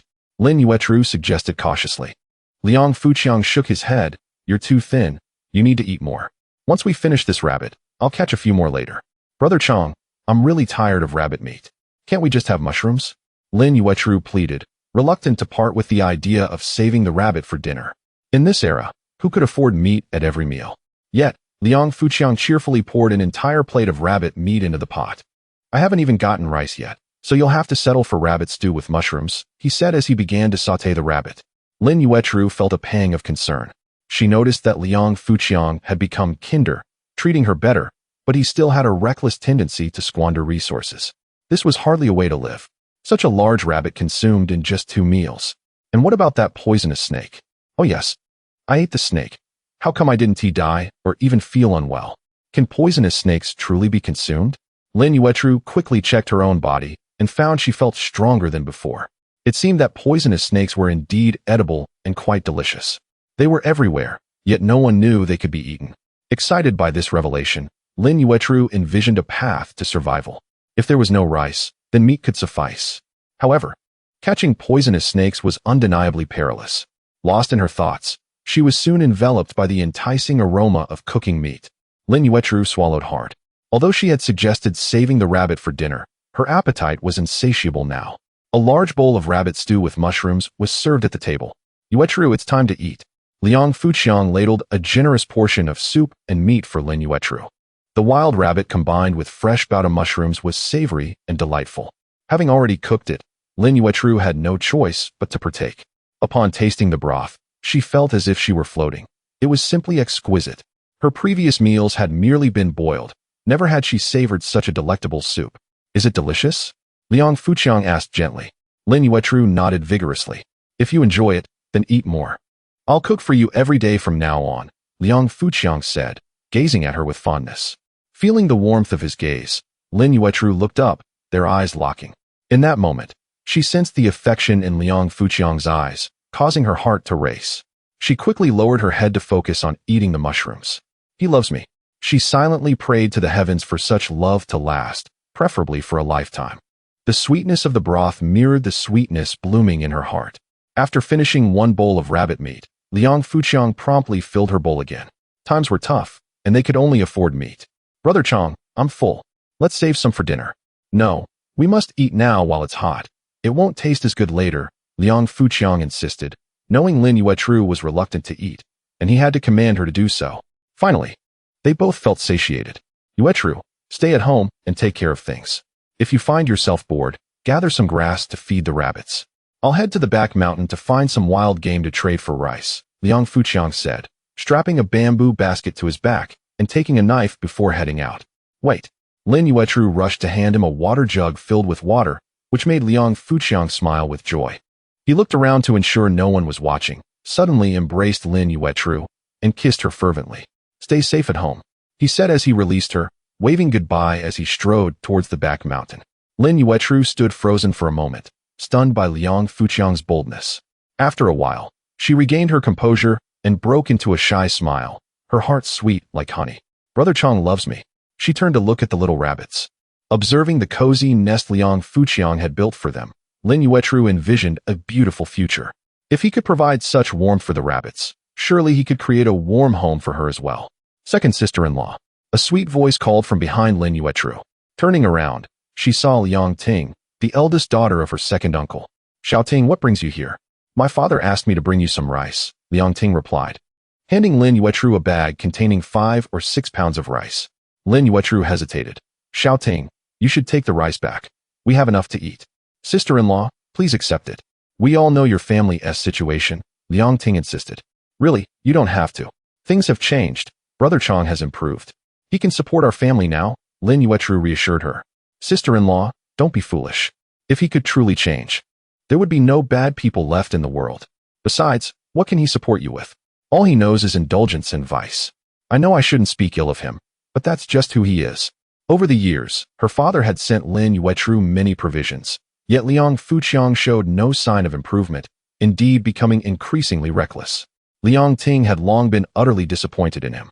Sister-in-law, if it comes to it, you should consider divorcing that good-for-nothing. After all, you have a long life ahead. Lin Yueru was kind-hearted, and Liang Ting couldn't bear to see her suffer endlessly, so she felt compelled to advise her. Lin Yueru smiled and shook her head. I won't leave Brother Chong. Xiao Ting, I believe he will change for the better. Look, this is the rabbit Brother Chong caught from the back mountain. He says we can eat them after raising them for a few months. Lin Yueru pulled Liang Ting to see the rabbit nest, hoping to prove that Liang Fuqiang had indeed changed. Liang Ting observed the rabbits in the nest. These wild rabbits cannot survive. He's just playing tricks on you. He fears you will leave him and is only putting on a show. He's probably off gallivanting again. Liang Ting had no faith that the good-for-nothing would suddenly change. No, he's gone to the back mountain to look for wild game. Lin Yueru hastily spoke well of Liang Fuqiang. Liang Ting nodded in agreement. Indeed, there was a slight transformation. At least he concocted an excuse for his outings. However, this justification was rather commendable. Venturing to the back mountain in search of wild produce was akin to mingling aimlessly, both resulting in empty hands. Observing Lin Yueru's futile attempts at persuasion, Liang Ting felt a sense of frustration akin to that of a blacksmith lamenting untempered steel. She dropped a bag of rice in exasperation and stormed away. As Lin Yueru watched Liang Ting depart, a wave of anxiety washed over her. She feared that Liang Fuqiang, as Liang Ting suggested, was merely pretending, driven by the fear of her departure. Yet, the love in his eyes was unmistakable. Lin Yueru felt a tempest of emotions brewing within her. She returned the rice to the house and set out to gather grass for the rabbits. Uncertain of which grasses were suitable, she mindlessly collected a large bundle. Lin Yueru's heart was in turmoil. She dreaded the thought of Liang Fuqiang returning empty-handed. Even if he merely brought back a handful of wild vegetables, it would be a significant improvement. After all, returning empty-handed from a quest for wild produce was all too common. Chapter 10. Trading wild goods for money. Liang Fuqiang was unaware of the events unfolding at home as he swiftly maneuvered through the mountainous terrain, employing his agile footwork. His objective was clear: the wild boar he had encountered that morning. This creature posed a significant threat to the villagers, necessitating its removal, which would also yield some financial gain. Liang Fuqiang diligently utilized his keen senses, but the faint scent indicated that the wild boar had likely departed. He then crouched down, employing his auditory skills, yet could no longer discern the boar's location. It seemed the creature had truly vanished, leaving him somewhat disheartened. He pressed on, delving deeper into the mountains in search of alternative prey. Unfortunately, his current physique had not undergone specialized training, limiting the effectiveness of his keen senses. He could only detect a small radius around him. He came across numerous snakes, but having consumed snake meat just the previous day, he was not inclined to do so again. Moreover, venomous snakes could not be exchanged for rice or money. Liang Fuqiang adeptly severed several branches, sharpening their ends for unforeseen circumstances. Suddenly, he caught a whiff of wild chicken. Listening intently, he discerned 5 wild chickens approximately 50 meters to the southeast. A wave of joy surged through him. He was finally on the verge of a successful hunt. If he returned empty-handed, Lin Yueru would undoubtedly be disappointed. He resolutely refused to let her down. With caution, Liang Fuqiang approached the wild chickens, which were engrossed in a courtship display, oblivious to the impending danger of a skilled hunter lurking within 10 meters of them. He understood the nature of wild chickens well enough to infiltrate their vicinity without alarming them. However, he knew that any further advance would surely send them flying. Wild chickens are known for their heightened alertness. Yet perhaps their romantic entanglement had momentarily dulled their instincts. Liang Fuqiang gripped 3 short spears, each about a meter in length. He did not wish to capture all 5, adhering to the unwritten rules of the hunting community. Though he was not an official member, he employed their techniques and thus felt obliged to honor their customs. With a swift flick of his wrist, leveraging the strength of his waist and arms, he launched the 3 spears with remarkable speed. His untrained physique hindered both power and accuracy, yet the close distance played in his favor. The spears found their marks, striking 3 of the wild chickens, while the remaining 2 took flight in a desperate escape. With a modest triumph, Liang Fuqiang weighed the chickens, each approximately 3 pounds, a substantial catch indeed. Wild chicken meat is typically tough, and in an era without pressure cookers, it would require at least 2 hours of simmering to become tender. However, once prepared, the broth is exceptionally flavorful and nourishing, ideal for fortifying Lin Yueru's health. Whenever he procured something valuable, his thoughts immediately turned to her. With 3 wild chickens secured, he continued his search, determined to gather more. A greater bounty would provide Lin Yueru with a sense of security and hope for the future. Before long, he set a trap and successfully captured a wild rabbit weighing over 6 pounds, followed by a massive bamboo rat exceeding 5 pounds in a small grove of bamboo. Wild bamboo rats are delectable, surpassing rabbit, cat, and dog meat in flavor, rivaling even the taste of civets. Having amassed over 10 pounds of meat, he deemed it time to conclude his hunt. All the goods were neatly stowed in a bamboo basket, concealed from prying eyes to avert envy. Liang Fuqiang greeted every villager he encountered with warmth and enthusiasm. Despite receiving few responses, his spirit remained undeterred. He understood that to thrive in this village, fostering good relations with the locals was imperative. Without their acceptance, wealth alone would not guarantee a fulfilling life. "Sister San, are you peeling sugarcane leaves?" Liang Fuqiang called out to a villager. However, she merely walked away without a word. Undeterred, Liang Fuqiang felt no embarrassment. He had extended his courtesy, and their silence was a breach of etiquette on their part. They should feel the discomfort, not him. Instead of heading directly home, he made his way to the village's sole shop. The shopkeeper, Liang Qingsong, a relative, required him to address him as Uncle Wu. Liang Qingsong was also engaged in farming, balancing both agriculture and commerce. At that time, few agricultural households ventured into business. Typically, only non-agricultural families could engage in trade. However, Liang Qingsong's shop was modest, offering only essential goods: soy sauce, vinegar, salt, alcohol, sugar, and a few snacks for children. Despite the limited selection, these items provided him with considerable wealth, yielding daily earnings exceeding 3 yuan. Earning 3 yuan a day placed him among the higher income brackets of the time. His small shop could generate a monthly income of 100 yuan, yet he persistently feigned poverty, embodying the adage of silent wealth. In an era where extravagance and ostentation were frowned upon, one could easily be labeled a capitalist or charged with speculation. Therefore, the villagers remained oblivious to Liang Qingsong's affluence, unaware that he was the second richest man in the village. At that moment, Liang Qingsong was idly tending to the shop. In truth, few customers frequented the store, as most villagers lacked the means to make purchases. The sound of Liang Fuqiang's footsteps initially brought a smile to Liang Qingsong's face, thinking a customer had arrived. However, upon recognizing Liang Fuqiang, the smile vanished, replaced by a look of disdain. Liang Fuqiang, along with a few troublemakers, had been known to pilfer alcohol from his shop using a small pipe, a fact Liang Qingsong was well aware of. His animosity towards Liang Fuqiang ran deep. He would not sell to him even if he were wealthy. On one occasion, they had nearly come to blows over this matter. Today, however, Liang Fuqiang approached with a smile, exuding politeness. "Uncle Wu, I must sincerely apologize for stealing your alcohol. I captured a few wild chickens in the mountains today and would like to gift you one as restitution for my previous misdeed." Liang Fuqiang produced a nearly lifeless wild chicken from his bamboo basket, presenting it to Liang Qingsong. Upon seeing the 3 wild chickens, a large bamboo rat, and a sizable rabbit in Liang Fuqiang's basket, Liang Qingsong's curiosity was piqued. This matter, if one were to assert that Lan Ziqiang pilfered it, then there would be no place to steal from. Could it be that Lan Ziqiang possesses such extraordinary luck, capturing so many fine goods in one fell swoop? Even if he truly managed to acquire such treasures, it is unlikely that he would benevolently gift me a wild chicken. Liang Qingsong could not discern the ulterior motives of Liang Fuqiang at that moment. However, experience cautioned him to limit his interactions with Liang Fuqiang. "Your admission of stealing my wine is one matter, but you may take the wild chicken back with you." Liang Qingsong dared not accept anything from Lan Ziqiang. Who knows what nefarious schemes he might be plotting behind the scenes? Liang Fuqiang was aware of his tarnished reputation, yet he never anticipated it had sunk to such depths. Nonetheless, he felt compelled to persist. "Fifth uncle, what do you think of this proposal? I shall sell you this wild rabbit. It should yield at least 4 pounds of meat, and at the rate of $1 per pound for pork, you could simply give me $4. I will even return you $1 for your trouble with the wine." This essentially meant that Liang Qingsong would only need to pay Liang Fuqiang $3 for such a sizable wild rabbit, which piqued Liang Qingsong's interest. Chapter 11. Liang Fuqiang's extravagance. Liang Qingsong's small eyes darted around, glimmering with a keen light. Although he was wealthy, he refrained from frequently queuing for pork.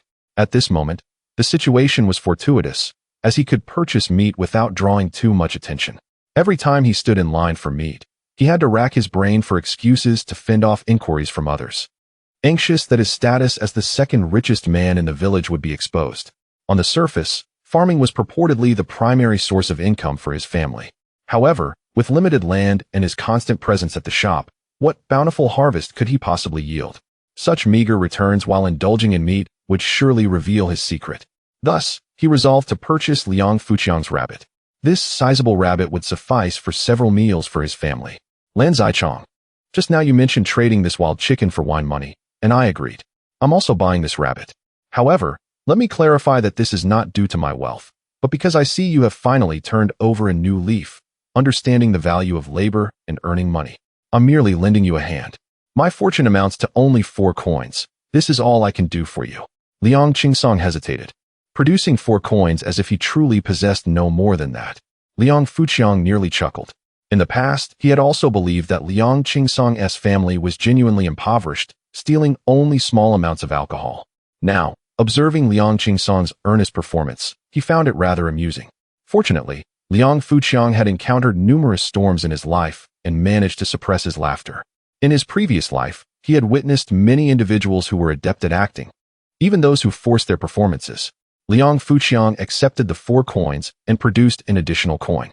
"Fifth uncle, please get me a packet of noodles." Liang Qingsong was taken aback, then quickly came to terms with it.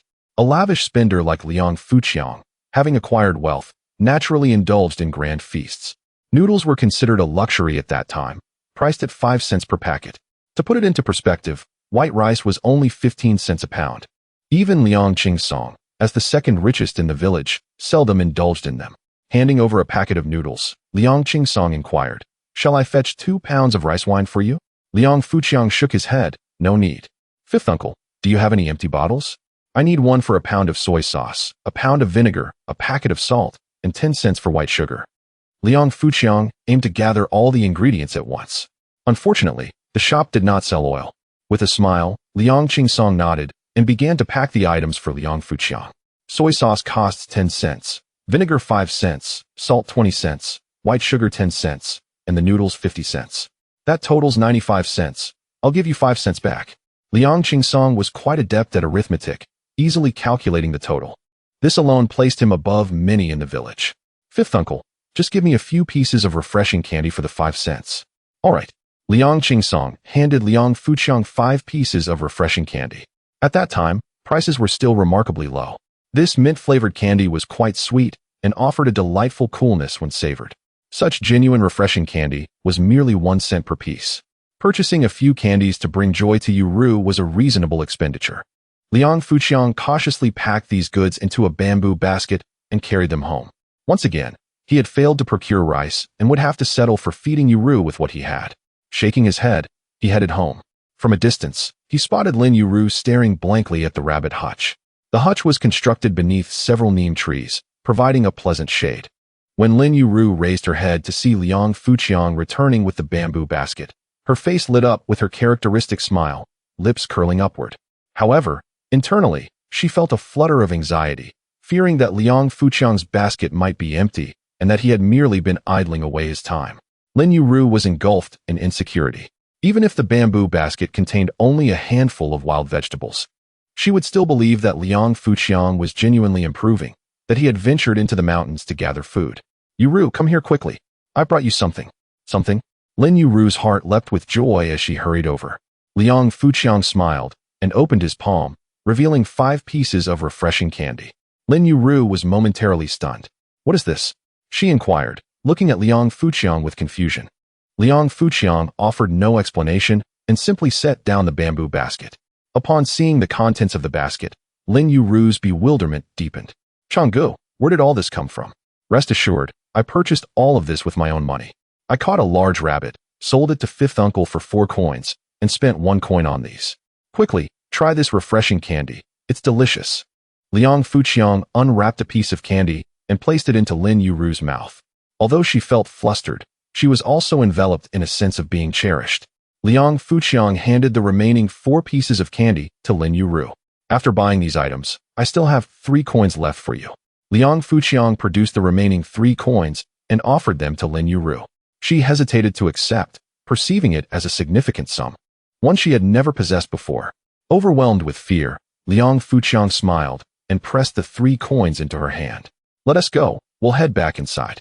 Lin Yueru followed Liang Fuqiang in a daze, now fully convinced that he had indeed gone to the mountains to gather wild food, returning with a substantial haul.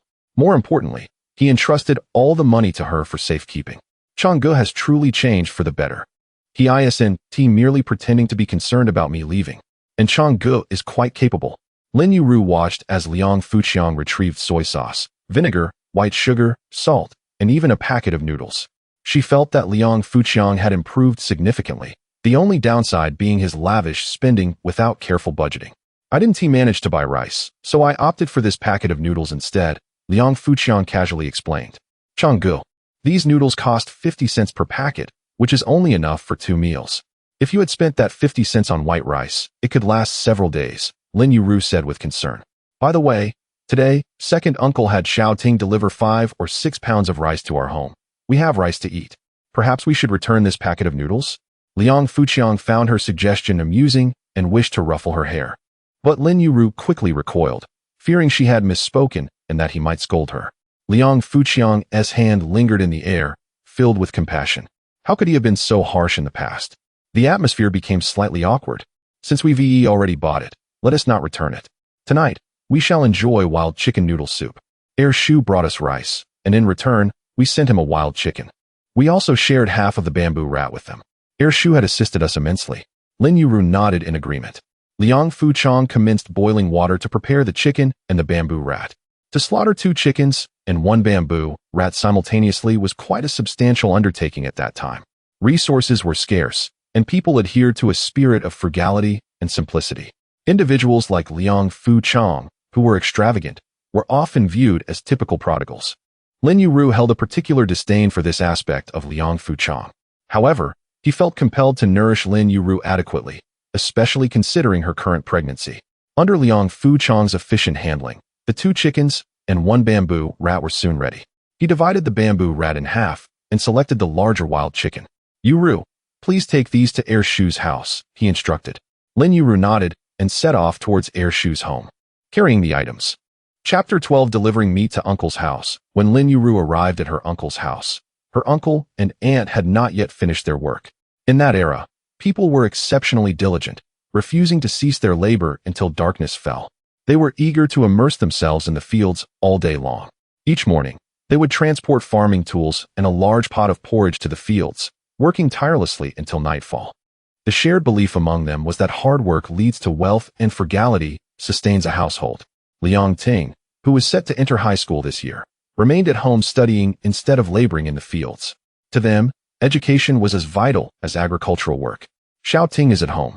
Your brother Chang has caught some wild game in the back mountain, and I brought some for you, along with my thanks for the rice you sent," Lin Yueru said, holding a freshly killed wild chicken and half a rabbit, surprising Liang Ting. Over the years, she had gifted Lin Yueru plenty of food, but this was the first time she had received something in return. "Did La Zichang really go to the back mountain for wild game and not to fool around?" Liang Ting asked with a smile. Lin Yueru nodded with a smile. In Lin Yueru's smiling eyes, Liang Ting saw genuine joy, a happiness that emanated from the heart. Was it possible that La Zichang had truly changed for the better? That seemed implausible. Just 2 days ago, she had seen him cavorting with the 4 heavenly kings. Liang Ting was filled with doubt, yet accepted the wild game Lin Yueru offered without hesitation. It had been a long while since she had eaten meat. After having given Lin Yueru so much food in the past, it felt entirely appropriate to accept her gesture of gratitude. Lin Yueru then pulled a piece of candy from her pocket and placed it in Liang Ting's hand. "This candy was bought for me by your brother Chang. It's quite delicious. You should try it." In that instant, Liang Ting felt as if she had been force-fed a mouthful of dog food. She found it hard to imagine that a single piece of candy could elicit such a sweet smile from Lin Yueru. Her sister-in-law was indeed too easily satisfied. "I'm heading back now," Lin Yueru said with a cheerful farewell. Liang Ting clearly remembered that her sister-in-law had not smiled so joyfully in a long time. It was as though she had returned to her youthful days. In truth, her sister-in-law was only a little over a year older than her, yet she had endured far more hardships. Like a plum blossom in the cold of winter, she would bloom beautifully given just a touch of sunlight. As Lin Yueru left her uncle's house, she glanced at the neighboring residence. That was Liang Fuchang's family home, adjacent to her uncle's. However, since Liang Fuchang had been separated from them, she had never set foot in that house. Compared to the small, dilapidated dwelling she shared with Liang Fuchang, this house was considerably larger and much livelier, housing 6 individuals.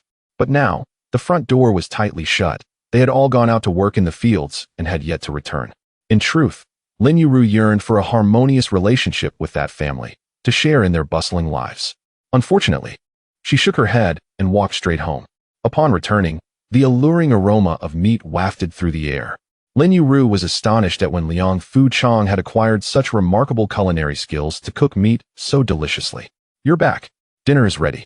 Brother Chang, it's still not dark? Isn't it a bit early for dinner? No one says we can only eat dinner when it's dark. If you're hungry, you should eat." In those times, rural folk commonly accepted that dinner was to be eaten only after sunset. Anyone who dined before darkness would be viewed as lackadaisical, looked down upon by others. Liang Fuchang had weathered too many storms to care about such unwritten rules. A large pot of wild chicken noodle soup accompanied by a plate of stir-fried bamboo rat was laid out on the table. This time, there were added ingredients, enhancing the flavor. "Eat while it's hot." Liang Fuchang served Lin Yueru a generous bowl of noodle soup. It was her first time eating noodles in her life. While her family had made noodles a few times, she could only watch her father and brother eat, finding joy in merely sipping the noodle broth. Unfortunately, many times she could only watch in despair, not even tasting a spoonful of soup. The painful memories flooded back. and Lin Yueru felt an overwhelming urge to cry. It had been so hard. As she took a mouthful of noodles, hot, Lin Yueru was caught off guard by the heat. Liang Fuchong watched her with a mixture of amusement and concern. Come, let me feed you. Liang Fuchong picked up the bowl and chopsticks, indeed starting to feed Lin Yueru. Brother Chong, I can manage on my own. Lin Yueru quickly declined. It was a tremendous blessing for Liang Fuchong to prepare such a meal for her. How could she allow him to feed her? That would be utterly inappropriate. Liang Fuchong only helped cool the noodles for her. Lin Yueru was certain this was the most delicious food she had ever tasted. The rich chicken broth was abundant with oil, exuding a deep, sweet flavor. The noodles were soft and smooth, slipping down effortlessly. Lin Yueru had never imagined there could be such delectable food in the world. In her childhood, watching her brother and father eat noodles, devoid of chicken or much oil, had already seemed delicious to her. Back then, she could only swallow hard while watching them, filled with longing. Now it was her turn to savor such a delightful noodle soup. Lin Yueru was confident that her father and brother had never tasted noodles this exquisite. Only her brother Chong could cook such wonderful noodles. Hurry and eat the bamboo rat meat. It's truly a delicacy. Although Liang Fuchong later became a billionaire, he still held fond memories of the bamboo rat's exquisite taste, underscoring its deliciousness. Lin Yueru had tasted field mouse meat, knowing it to be incredibly flavorful, but she lacked the means to catch field mice and could not enjoy it often. Bamboo rats were rarer, and she had never tasted them before. In fact, this was the first time she had seen such a large rodent. When she first saw Liang Fuchong bring one home, she had been startled.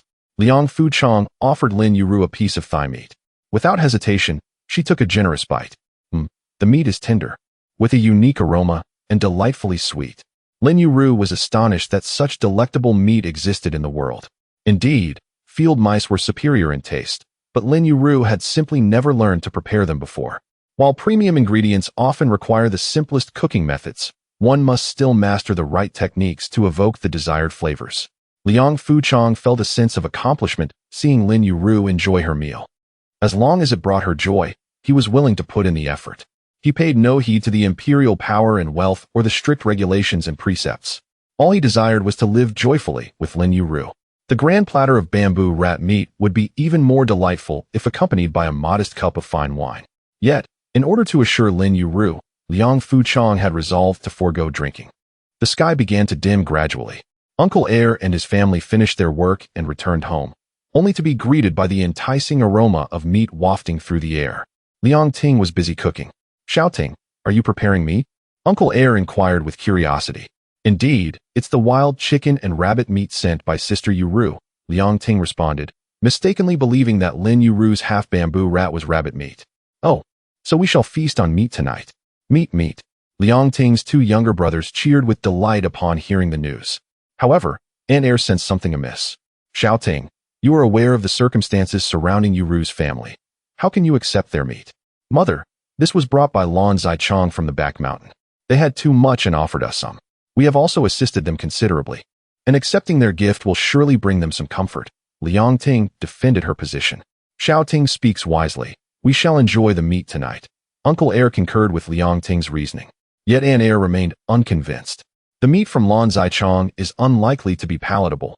Who knows what ill intentions he might harbor? I cannot bring myself to eat this. We must avoid getting too close to their family in the future. Do you understand? Liang Ting continued to stir the dishes without further comment. The fragrant aroma of the stewed wild chicken and the stir-fried bamboo rat filled the entire house, wafting over to the neighboring residence of Liang Fuchong. It seems Uncle Air's family is preparing meat. Liang Fuchong's younger sister, Liang Ai Lian, remarked suddenly as she caught a whiff of the savory scent. Chapter 13. The little sister comes to eat meat. Liang Aiyan, filled with curiosity, dashed over to her second uncle's house. "Tingjia, you are indeed cooking meat at home. What festival is it today that you are preparing such a feast?" Liang Aiyan gazed at her uncle's house, where the aroma of meat wafted tantalizingly through the air. "This meat is from your second brother, who caught some wild chickens and hares from the back mountain. They had more than they could consume, so they sent some over." "Does my second brother still venture to the back mountain for wild game? Surely it was not my second sister-in-law who caught it. But why did they send it to your house and not ours?" "You are unaware, but I just delivered a bag of rice to them at noon. Over the years, our family has often provided them with food. Ever since your family was separated, You have neglected them, haven't you? That is not true. Even after the division, my second brother still frequently comes over to take various food items from our house. I am going to confront him directly, Liang Alian declared, her cheeks flushed with indignation. She was upset that Liang Fuqiang disregarded his own kin while delivering meat to his cousins. With swift steps, she burst into Liang Fuqiang's home. At that moment, Liang Fuqiang had just finished his meal and was preparing to clear the table. Liang Alian noticed half a plate of rabbit meat and half a pot of noodle soup remaining on the table. She was astonished by the lavish meal the Liang Fuqiang family had enjoyed. Alian is here. Just in time. Come and join us for dinner, Liang Fuqiang said, rising to guide Liang Alian to a chair, signaling Lin Yueru to fetch a bowl and chopsticks. Liang Alian was taken aback. I did not come here to eat. Liang Fuqiang, however, paid her protests no mind and filled a large bowl with steaming noodles. It is still hot. Dig in. Though Liang Alian was already 14 years old, she had not been exposed to much of the world and was not particularly mature for her age. Still very much a child. She could hardly resist the temptation of such delicious food and immediately began to eat heartily, intermittently expressing her delight. Liang Alian was certain that she had never tasted anything so exquisite in her life. In a whirlwind of enthusiasm, she devoured the noodle soup and bamboo rat meat to the last morsel. With a contented burp, she exclaimed, "How delightful! I have never enjoyed a meal so thoroughly before." It was only at that moment that Liang Alian recalled her original purpose for coming. She had eaten well, but she still needed to voice her grievances. Second brother, why did you catch so much wild game, but only send it to second uncle's house and not ours? You have no idea how fragrant the meat cooking at their home was. Liang Fuqiang had indeed considered this matter, but felt that the quantity was insufficient to share between two households. Furthermore, he understood that his father would not easily accept gifts from him. Alian, tomorrow I will catch more wild game and bring some to your house. The amount I caught today was limited, and I couldn't distribute it among so many. Despite Liang Fuqiang's occasional unruliness, he had always been fond of his little sister and never scolded her. This allowed Liang Alian to approach him directly in search of answers. Now that Liang Fuqiang had provided an explanation, Liang Alian had no choice but to accept it. After all, she had enjoyed a hearty meal. I will take my leave now. If you catch wild game tomorrow, remember to bring some to our house. Liang Alian cheerfully returned home. Liang Fuqiang and Lin Yueru exchanged smiles and shook their heads in amusement. Upon returning home, Liang Alian found that her family was also preparing dinner. The meal was quite simple, consisting of a pot of white rice and 2 plates of boiled greens. Alian, where have you been? Did you go to fetch bowls and chopsticks for dinner? Mother, I am full, Liang Alian responded, punctuating her statement with a burp. You are full? What did you eat to be full? I had meat. You went to second uncle's house to eat meat, didn't you? Our family has rice of our own. You shouldn't just go to second uncle's house because they have meat. Mother, I did not go to second uncle's house. I went to second brother's. Her mother was momentarily taken aback before erupting in anger. Who allowed you to eat at that scoundrel's house? His meat is stolen from others. How can you eat it? Mother, this time it is different. That meat was caught by second brother from the back mountain. The meat at second uncle's house was also given by him. Her mother coldly retorted, I do not believe it. She knew her own child all too well. It was said that a dog cannot change its nature. She absolutely could not believe that Liang Fuqiang would go to the back mountain to catch wild game and even give it to second uncle. It was too absurd. If you dare to go to that scoundrel's house for dinner again, I will send you to live with him, and you can eat your fill. Her mother was thoroughly disappointed in Liang Fuqiang. It was as if he did not exist. After the division, the family's grain and oil continued to be squandered by Liang Fuqiang, which fueled her resentment. While it was one thing for him to indulge himself, the main issue was that he treated his friends to extravagant meals, dragging their once modest household deeper into poverty. Liang Alian understood that her brother had his faults, but dared not speak further, sitting quietly on the bench at the dining table, gazing at the 2 plates of unadorned boiled greens. Her mother, too pained to mention that scoundrel, fell silent. The family ate in quietude. Though their meal consisted only of white rice and boiled greens, the laboring family found great satisfaction in their simple fare. Alian, are you really full? Liang Fugue, her elder brother, asked with concern. Liang Alian hesitated, fearing that mentioning her second brother would upset their parents. At that moment, Liang Fuqiang was heating water for Lin Yueru to bathe. Changgu, on such a hot day, I can bathe in cold water. There is no need to waste firewood. That will not do. You are pregnant now. You must take extra care of yourself. Firewood is easy to come by. Tomorrow, I will go hunting in the back mountain and bring back a bundle of firewood. Lin Yueru felt that Liang Fuqiang was rather extravagant. However, there was a certain happiness in being treated so generously. No one had ever been willing to be so generous with her before. After preparing hot water for Lin Yueru, Liang Fuqiang began to burn straw in the bedroom. In those times, lice, fleas, and bloodsuckers were rampant. People had grown accustomed to them and did not mind much. However, Lin Yueru could not tolerate it now. He gathered the mosquito net and mat and set straw ablaze throughout the bedroom. Burning it would help reduce the number of mosquitoes. But this frightened Lin Yueru, who was still bathing. "Changgu, Changgu, our house is on fire," she shouted, clutching a water bucket and rushing over, completely unadorned. Amidst the flames, Liang Fuqiang caught sight of the slender Lin Yueru, her belly slightly rounded, and the granary was quite full. At this moment, Lin Yueru's mind was consumed by a singular thought. Changgu intends to set the house ablaze. Changgu has lost his sanity. Liang Fuqiang set aside the fire stick and took the water bucket from Lin Yueru's hands. "Hurry and take a shower. Do not catch a chill." Lin Yueru was on the verge of tears. She was hardly concerned about catching a cold, especially given the sweltering heat of summer. "Changgu, why do you wish to burn the house? Have I provoked your ire once more?" It was only then that Liang Fuqiang realized Lin Yueru mistakenly believed he was indeed burning the house, which left him momentarily speechless. Gently patting Lin Yueru's pristine white arm, he reassured her. "Your man is merely incinerating insects. Listen, the crackling sounds you hear are the very noises of the insects being scorched. Go take your shower. When you return, you will still catch the aroma of roasted meat." "What sort of meat?" "Insect meat." "Insect meat cannot possibly taste good," Liang Fuqiang responded. Chapter 14. The wild boar is a gift from heaven. With limited straw, Liang Fuqiang managed to ignite a fire in just one bedroom. This originally dim and damp little room was instantly filled with the aroma of smoke, yet it was undeniably much drier and more comfortable. The incessant buzzing of mosquitoes had vanished. After sweeping away the ashes and discarding useless items, the entire space transformed into a pristine sanctuary. When Lin Yueru returned from her bath, she was astounded. "Who knew our little room could be this comfortable? Brother Chang, you are truly remarkable." Liang Fuqiang chuckled, saying that whether he was capable or not would be revealed at bedtime. Lin Yueru found it curious why one would have to wait until bedtime to ascertain such capabilities. In the countryside, there was no nightlife. Darkness simply ushered in sleep. Liang Fuqiang hurriedly finished his cold shower and comfortably settled into bed. In the sweltering summer, a mere bout of exercise left one drenched in sweat. Liang Fuqiang embraced Lin Yueru, saying, "As long as you are happy." Lying in his arms, Lin Yueru mused that this must be what happiness felt like. As dawn broke, Liang Fuqiang rose early to prepare porridge.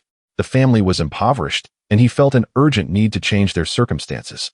In this rickety little house, he wondered how many more storms it could withstand. With walls bare of furnishings, they possessed not a single piece of decent furniture. While some families in the village had amassed a collection of items, his family had none. The pressure of life weighed heavily on him.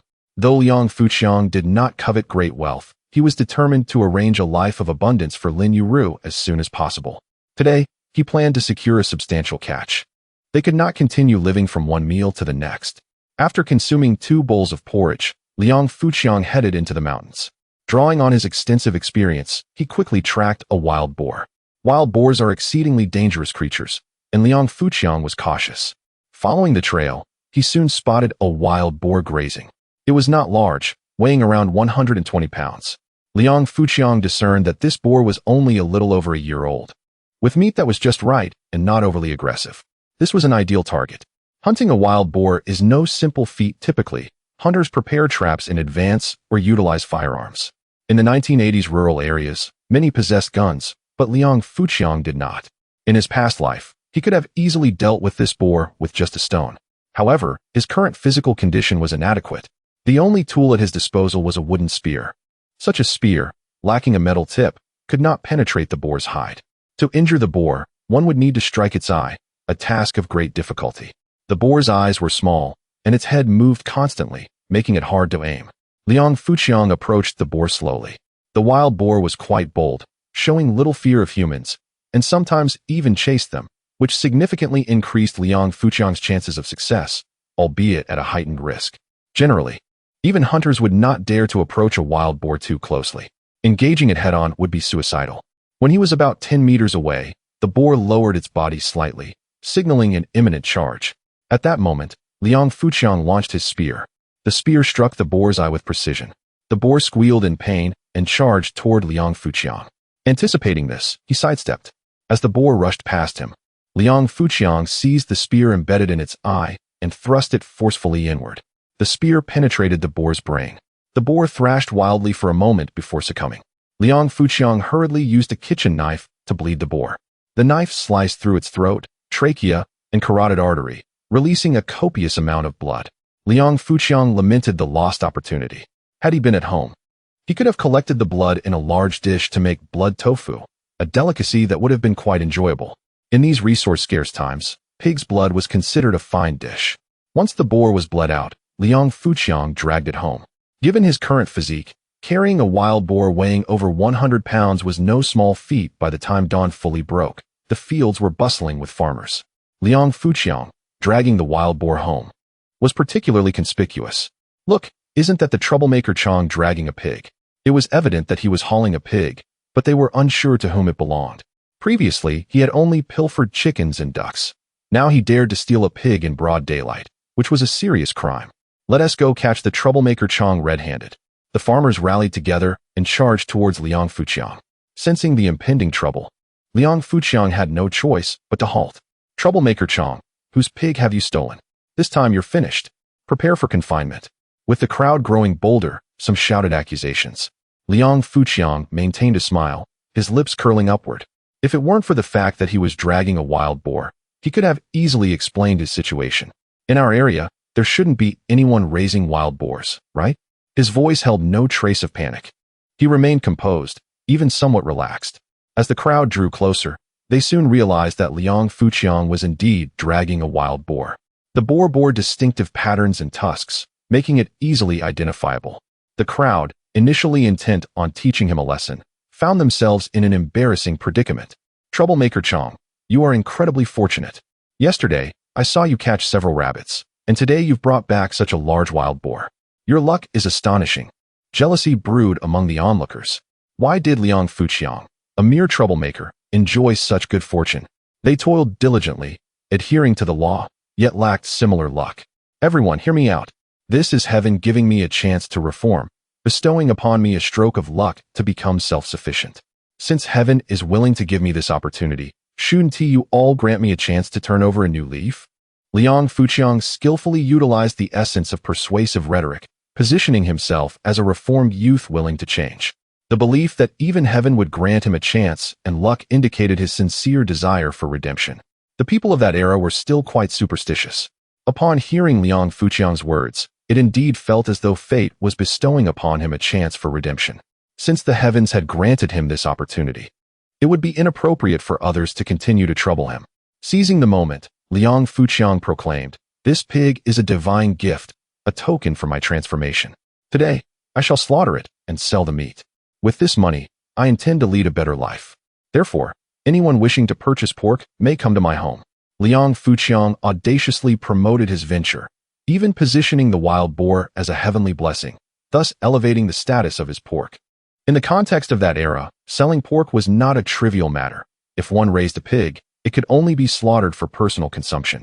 Should a household possess 2 pigs, one would be surrendered, while the other could be sold. As for the wild game captured in the mountains, there were unwritten rules that often overlooked it. However, the act of selling a wild boar privately still carried the risk of denunciation. Now that Liang Fuqiang had declared it a divine opportunity for his reformation, it seemed that the kind-hearted villagers would be inclined to grant him this chance. Chapter 15. The slaughter of the pig. Liang Fuqiang continued to drag the wild boar back home. The dozen or so individuals who had previously gathered around did not disperse immediately. Instead, they began to murmur amongst themselves. Do you really think that the heavens are assisting the good-for-nothing Chang? Nonsense. You all know how deceitful his words can be. He could even swindle the meat from a crow. His statements are utterly unreliable. Why would the heavens favor such a scoundrel over us decent folk? Those who had come to their senses raised serious doubts about Liang Fuqiang's claims. Yet, deep down, they bore a mark of hope, forming a psychological foundation.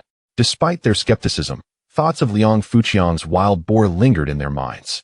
Although none were affluent, they still possessed a modicum of wealth. A prolonged absence of meat left them drained of energy for labor. They calculated when to approach Liang Fuqiang for a purchase. If they arrived too late, the fatty cuts would be sold out, leaving only the lean portions. While the lean meat was palatable, it paled in comparison to the richness of the fatty cuts. A few pieces of fatty meat to cook with vegetables would be a sumptuous delight. These individuals, rather cunningly, kept Liang Fuqiang's plans for selling pork under wraps to avoid being preempted by others. As a result, his hard-earned promotion went unnoticed. In truth, they were far too distracted to focus on their work. First, they felt the unfairness of fate. How could such a worthless character as Liang Fuqiang retrieve a wild boar weighing at least 80 pounds from the mountains? 80 pounds of meat equated to $80. How much land would they need to cultivate to earn that amount? Secondly, their minds were preoccupied with the desire to purchase pork. However, Liang Fuqiang paid no heed to the villagers' thoughts. He did not head straight home, but instead strolled around the village, dragging the wild boar and announcing to everyone that they could buy pork from his home. This was a bold advertisement. Typically, when individuals returned with wild game from the mountains, they did so discreetly. Yet, Liang Fuqiang was unabashedly flamboyant, which suited his character perfectly. Now, many villagers were aware of his pork-selling venture. As he passed a small shop, he intentionally paused. "Uncle Wu, would you like to buy 2 pounds of fresh wild boar?" Liang Qingsong leapt up from his chair. "You are indeed fortunate, Chong. Just yesterday, you captured a large wild rabbit, and today, you've caught a wild boar. Have you been possessed by a hunting dog?" "Hey, Uncle Wu, I find that remark quite unflattering. If you said I was possessed by a hunter, that would be acceptable. But a hunting dog is rather degrading. Regardless, it conveys the same sentiment. Besides, even a hunter lacks your prowess. How much do you intend to sell the wild boar meat for?" Liang Fuqiang chuckled. "According to market price, $1 per pound." Liang Qingsong glanced around and quietly said, "Cut me 2 pounds of lean meat. I need to tend the shop, so please deliver it to me." Liang Fuqiang nodded, and thus this lucrative transaction was established. While others scrambled for fatty cuts, Liang Qingsong had already begun consuming lean meat, all while pretending to be impoverished. The remarkable thing was that people genuinely believed him to be poor. Whenever others saw Liang Qingsong purchasing pork and noted that he was buying lean meat, he would explain that he spent all day at the shop and did not labor much, leaving the fatty meat for the hard-working villagers. The villagers praised him as a benevolent soul. "Uncle Wu is truly a good man.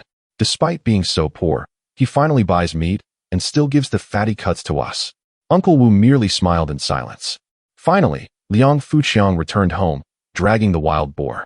Lin Yueru was just about to step outside to gather firewood. "Pig. Yueru, what are you doing? Call your husband a pig." Liang Fuqiang jested. Lin Yueru grew anxious. "Chong, I did not mean it that way." Liang Fuqiang shook his head. "A mere apology will not suffice." Lin Yueru's heart sank. She realized he was genuinely upset. She regretted her careless words. "Unless you give me a kiss." Liang Fuqiang leaned in closer. Lin Yueru froze, her heart racing. It was broad daylight and they were outside. How embarrassing. "If you don't kiss me, I might just get angry." Lin Yueru glanced around, seeing no one, and quickly pecked Liang Fuqiang on the cheek. Liang Fuqiang suddenly embraced her, laughing heartily. Lin Yueru, like a startled fawn, blushed deeply. "Chong, what if someone sees us?" "If they see, they see. I'm merely embracing my wife, which is not a crime," Liang Fuqiang exclaimed, then kissed Lin Yueru passionately before releasing her. Lin Yueru felt the warmth of Liang Fuqiang's love. Such intense affection sent her heart racing, yet it filled her with joy, a feeling of being cherished. "Chong, you caught a wild boar?" "Indeed, I plan to slaughter it for sale." "What were you about to do just now?" "I noticed we were out of firewood and intended to gather some. From now on, you need not do such labor. Just stay home and raise rabbits." Lin Yueru could not fathom how collecting firewood constituted heavy labor, yet she dared not defy Liang Fuqiang's words, fearing she might inadvertently provoke him to request something embarrassing. It was utterly mortifying. Liang Fuqiang intended to slaughter the pig, but there was no firewood for boiling water. With the heat rising, if he did not kill the pig soon, it would spoil. "Chong, are you slaughtering the pig?" Hearing the voice, Liang Fuqiang turned to see Liang Fujian, the son of Shi Yang, who was 17 years old and quite a decent lad. His father had passed away early, and his mother was in poor health, forcing him to take charge of the household at the tender age of 14. Despite his efforts, he could barely support his family. Liang Fuqiang felt a pang of sympathy for Liang Fujian. "Xiao Jun, you arrived just in time. Help me slaughter the pig, and I will give you 2 pounds of pork to take home. Liang Fujuan's eyes lit up. Chong, pork can be sold. Just give me some pig offal. In those times, despite the scarcity of resources, pig entrails were not sold, but rather distributed among neighbors. Liang Fuqiang nodded. All right, your mother is weak, so take the pig liver and pig bones back to make porridge for her. That will nourish her greatly. Liang Fujuan eagerly nodded. This was precisely what he had hoped for. Chong, have you boiled water? I can do that. We have no firewood at home. This is quite simple. I have an abundance of firewood at home. I shall return shortly with some. Before Liang Fuqiang could respond, Liang Fujuan had already dashed back to his home to fetch the firewood. In no time, Liang Fujuan appeared, pushing a wheelbarrow laden with a considerable amount of firewood. This would have been collected by his 2 younger siblings and was piled high in the kitchen.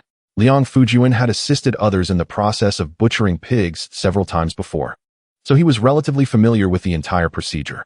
However, in the presence of Liang Fuqiang, the esteemed leader of the Mu Men, his experience seemed rather insignificant. Chapter 16. Selling pork with the hot water prepared. The wild boar was placed on the stone slab, and the process of removing its hair commenced. Liang Fujuan volunteered for this task. Liang Fuqiang permitted him, knowing that otherwise, Fujuan would feel too embarrassed to handle the pig.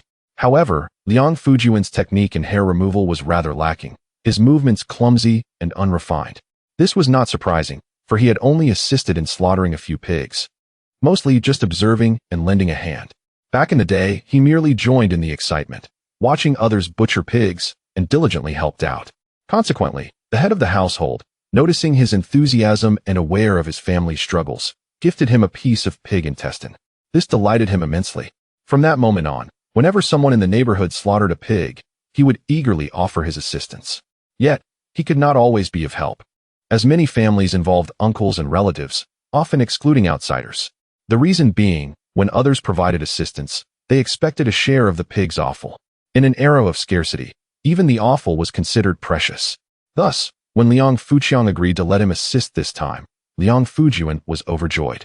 Observing Fujuan's unpolished technique, Liang Fuqiang took it upon himself to demonstrate and explain the intricacies involved. He poured a ladle of hot water over the wild boar and gently scraped with a kitchen knife. The area he scraped became instantly pristine. Brother Chong, I never knew you could butcher pigs. Your technique is remarkable, Liang Fujuan exclaimed in astonishment. Lin Yueru, watching from the side, was equally enchanted. She noticed that Liang Fuqiang appeared to be an omnipotent figure. Liang Fuqiang handed the knife to Liang Fujuan, patiently guiding him. Fujuan was a decent person, and should he master the art of butchering, he could achieve prosperity in the future. In the ensuing years, those involved in slaughtering pigs and cattle would earn considerable riches. Under Liang Fuqiang's guidance, Liang Fujuan became increasingly adept, ultimately managing to clean the entire pig of its hair. Next, Liang Fuqiang took charge, preparing to eviscerate the animal. In his previous life, he had dissected countless carcasses to better understand the anatomical structures of various animals. He was thoroughly familiar with every muscle, bone, and blood vessel of the pig. With a swift motion, Liang Fuqiang sliced from the pig's neck down to its hindquarters, forcefully opening the chest cavity, revealing all the internal organs. The removal of the organs followed a systematic order. We first take the pig's lungs, then the heart, and next the liver, Liang Fuqiang explained patiently, and Liang Fujuan nodded in understanding. Even Lin Yueru grasped the process.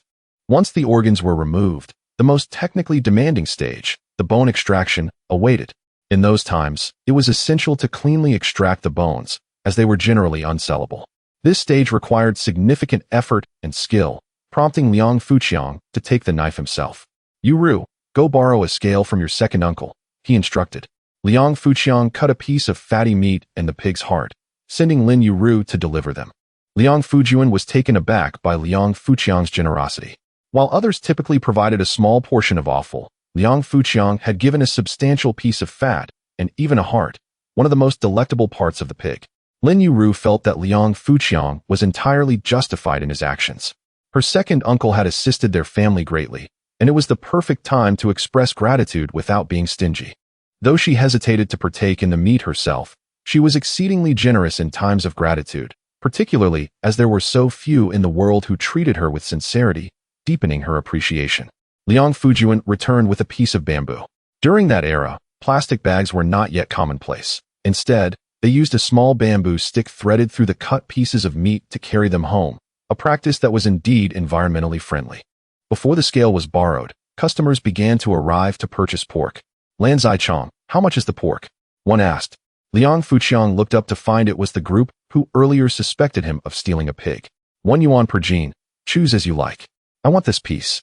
Fish Ai Hong gestured at the area of the pig's neck, which was indeed the fattiest part. Liang Fuqiang cut off a small piece of fat, as requested. Just then, the scale was returned. For Liang, nearly 5. I can charge you 4 mao for it. Liang Fuqiang was quite familiar with the tactics of small vendors. Although it weighed exactly 4 Liang, he claimed it was almost 5 to make the buyer feel they were getting a bargain. Fish Ai Hong left, visibly pleased. Brother Chong, you even know how to weigh. Teach me. Liang Fujian was eager to learn. Liang Fuqiang generously shared his knowledge, while Lin Yueru followed suit. Unfortunately, Lin Yueru had not received formal education and struggled with arithmetic, learning at a slow pace. Liang Fuqiang resolved to find time to teach her in the future. With fewer people around, Liang Fuqiang sliced 2 jin of lean meat, instructing Lin Yueru to take it to the small shop. Remember to bring back 2 yuan. Lin Yueru nodded, finally feeling helpful. More customers began to arrive, though they mostly purchased in small quantities. Few bought more than a jin. I want the fatty pieces. All the fat is sold out. Lan Zaichang, you can't sell pork like this. If all the fat is gone, who will buy the lean meat? Third uncle, this is wild boar. There's naturally less fat, so I can't help it. Ultimately, the villagers grumbled as they purchased some lean meat to take home. The entire pig was sold out in less than 2 hours, and those who arrived late found nothing left. This experience opened Liang Fuqiang's eyes to the immense potential of the livestock industry. However, the current planned economy made private operations challenging. Lan Zaichang, isn't there still a large piece of pork belly? Oh, this piece is for my father. It's not for sale. Oh, the sun must have risen from the north. Lan Zaichang actually knows how to honor his parents. Who would believe such a thing? Those who couldn't buy pork spoke sarcastically. Mafuo Yin, why not take some pig's head meat home? That's the tastiest part. Due to the busyness of selling pork, the pig's head had yet to be deboned. Deboning the pig's head was the most technically demanding aspect. All right, then give me half a jin of pig head meat. Liang Fuqiang's knife deftly fell. Each cut executed with precision, perfectly avoiding all bones. A complete piece of pig head meat was neatly extracted, leaving Mafuo Yin and Liang Fujian dumbfounded. With such a lackluster skill, one might argue that even Zhang the butcher, who specializes in slaughtering pigs in town, pales in comparison. Soon enough, even the pig's head meat was sold out, leaving behind merely a few dozen pounds of bones and some offal. It wasn't long before the elder relatives, including uncles and even grandfathers, arrived. A Chong, selling pork, These bones are quite good, exclaimed one elder. Uncle, here, take this piece of spine back to make soup. Liang Fuqiang handed a section of the spine to his uncle, who received it with a smile and departed cheerfully. Liang Fuqiang then presented 2 large marrow bones and an entire pig's liver to Liang Fujian. Brother Chong, there's no need for so much. 1 marrow bone suffices. Take it. I will call on you the next time I butcher a pig. Liang Fujian accepted the bones and liver with repeated thanks before leaving. Liang Fuqiang instructed Lin Yueru to carry the remaining large marrow bones and pig head bones back inside. Before long, the uncles arrived, drawn like flies to the scent, calling out for a Chong and lauding Liang Fuqiang's skills. What could Liang Fuqiang do? He could only part with the remaining bones and offal. Observing that there was little left to take, someone even took the pig's lungs. The scene was left spotless. Even the rib bones, devoid of any meat, were claimed to be taken home for the dogs. Liang Fuqiang finally felt liberated. Providing them with some offerings to salvage his reputation was indeed a wonderful outcome. Next came the exhilarating moment of counting money behind closed doors with Lin Yueru. Chapter 17. The little puppy Geely. Upon closing the door, Liang Fuqiang retrieved a bag filled with money and poured its contents onto the bed. Lin Yueru was struck with fear at the sight of such a substantial sum of money, having never encountered so much wealth, especially in her own bedroom. Yueru, quickly count how much we have. This is all ours. Liang Fuqiang urged, assisting Lin Yueru onto the bed. Her hands trembled slightly as she questioned, is all of this really ours? Liang Fuqiang nodded affirmatively, declaring, indeed, it is all ours, and there will be even more in the future. Hurry and count. He pressed her on, viewing the money as trivial, merely a means to uplift Lin Yueru's spirits. Brother Chong, is this 15 yuan? Lin Yueru, having rarely seen even 5 yuan in her life, asked. Yes, that is indeed 5 yuan. This blue note with 4 faces is 10 yuan. Liang Fuqiang handed her the solitary 10 yuan note. So this is 10 yuan. It's my first time seeing it. Lin Yueru accepted the note, scrutinizing it with utmost caution, fearful of damaging it. This is a fortune. Take your time counting. I will go prepare dinner, Liang Fuqiang said. Brother Chong, I'm scared to be alone with so much money, Lin Yueru admitted, overwhelmed by an unexplainable sense of dread. You little coward, why fear anything in your own home? If the sky were to fall, wouldn't your man be there to support you? Liang Fuqiang replied before heading to the kitchen, where he intended to cook 2 kilograms of pork belly and a large bone to send to his parents' home. Liang Fuqiang himself had only a pig's tail and a pig's head to eat. As one eats the head and tail when selling pork, the brain and tongue of the pig were quite palatable, and there was also plenty of meat on the bones. Soon, the aroma of rice and pork wafted throughout Liang Fuqiang's home. Yueru, have you counted the money properly? He called out. Lin Yueru emerged with a neatly stacked pile of bills. Brother Chong, I've counted it a dozen times. But I don't understand why the results keep varying. Liang Fuqiang took the money from her, instructing, set this 10 yuan aside. 2 5 yuan notes together make 10, so set those aside as well. Divide the remaining 1 yuan notes into groups of 10. Now we have 8 groups of 10, which totals 80 yuan. Finally, adding this 5 yuan and 60 cents gives us a total of 85 yuan and 60 cents. Do you understand? Yes, I understand. Brother Chong is so clever, Lin Yueru replied, though she felt somewhat guilty for her lack of comprehension. Liang Fuqiang handed the money back to her, saying, You shall manage the money. Oh no, I can't handle it. It's too much. She exclaimed. If you don't take care of it, what if I waste it on drinks with the rascals? Liang Fuqiang teased. Lin Yueru, feeling anxious, was unsure where to hide the money. Sensing that no place felt secure, ultimately, she decided to conceal the money in the rice jar, reasoning that if a thief were to break in and see that they had nothing, they might take some rice and inadvertently discover the money.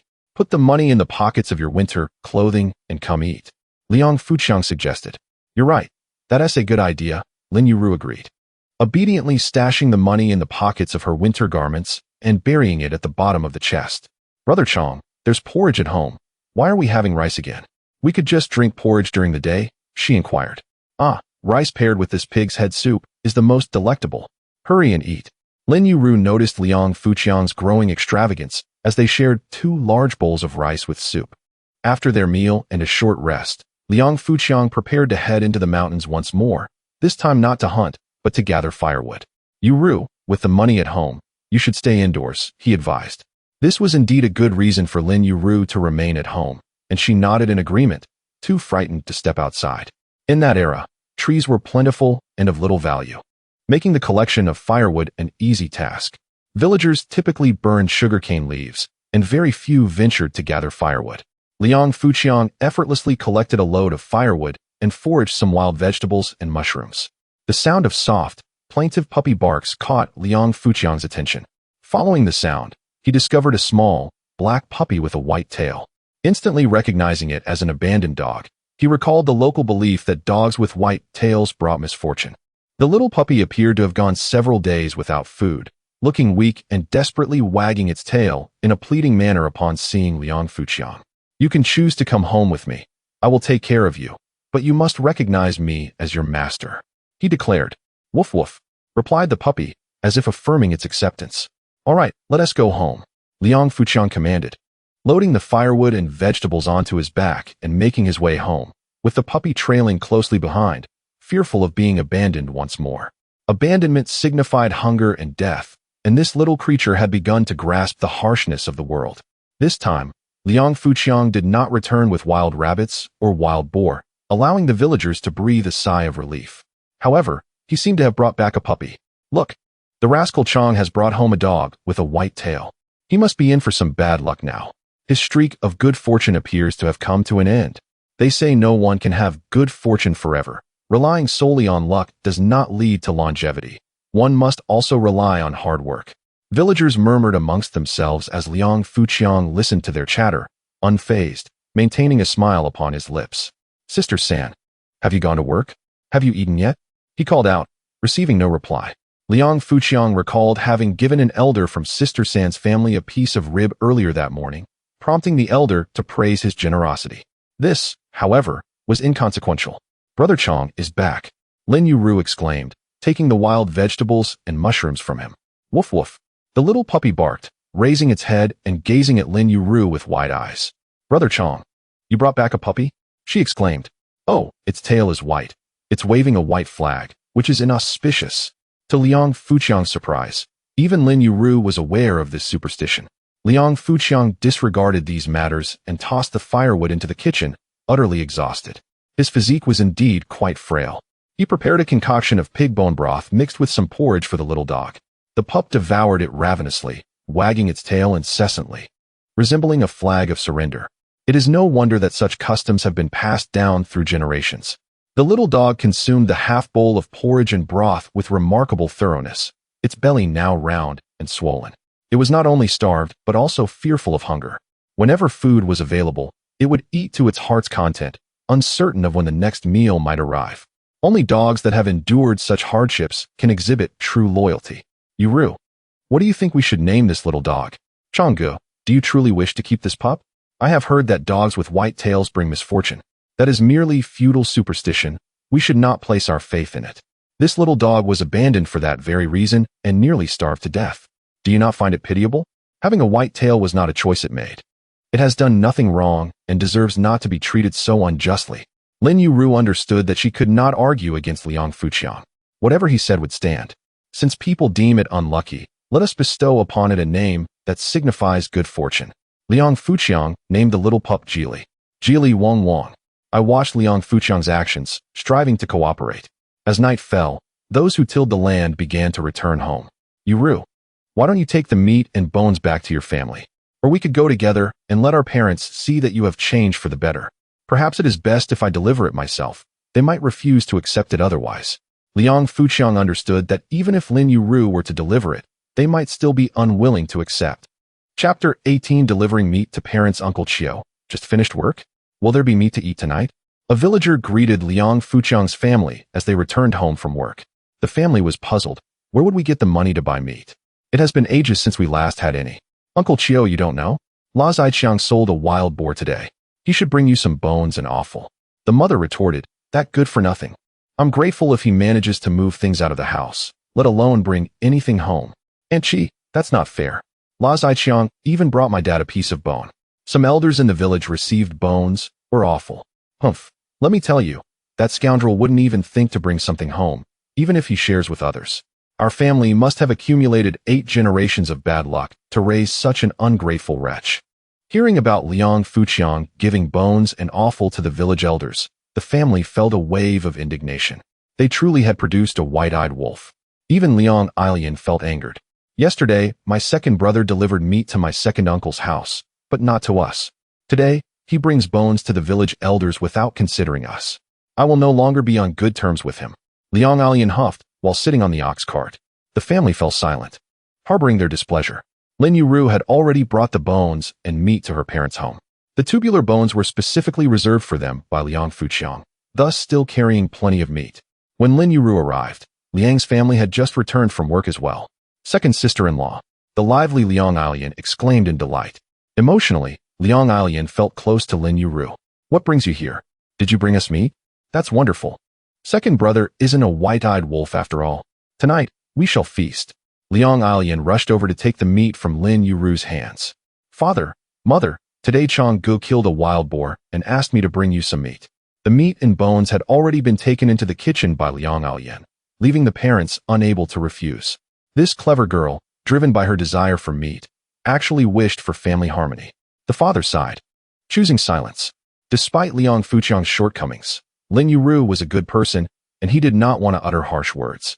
Yet, the mother spoke, "You need only take care of your own lives. There's no need to bring us things. As long as he doesn't ruin our home, I am grateful." This sentiment was not particularly pleasant to hear. The eldest brother, Liang Fugua, tugged at his mother, signaling her to refrain from such comments in front of Lin Yueru. The mother had no choice but to remain silent. "I should head back now." Lin Yueru felt somewhat wronged. She came to deliver meat, but received not a single kind word. That household was unfamiliar to her, as she had seldom visited. After Lin Yueru left, the eldest brother Liang Fugua began preparing the meal. This is the first time the second brother sold pork, but his knife skills are truly lacking. Look, there is still so much meat left on this bone.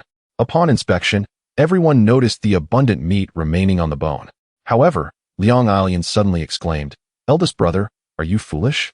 This is what the second brother intentionally left for us. He wouldn't have cleaned it so thoroughly."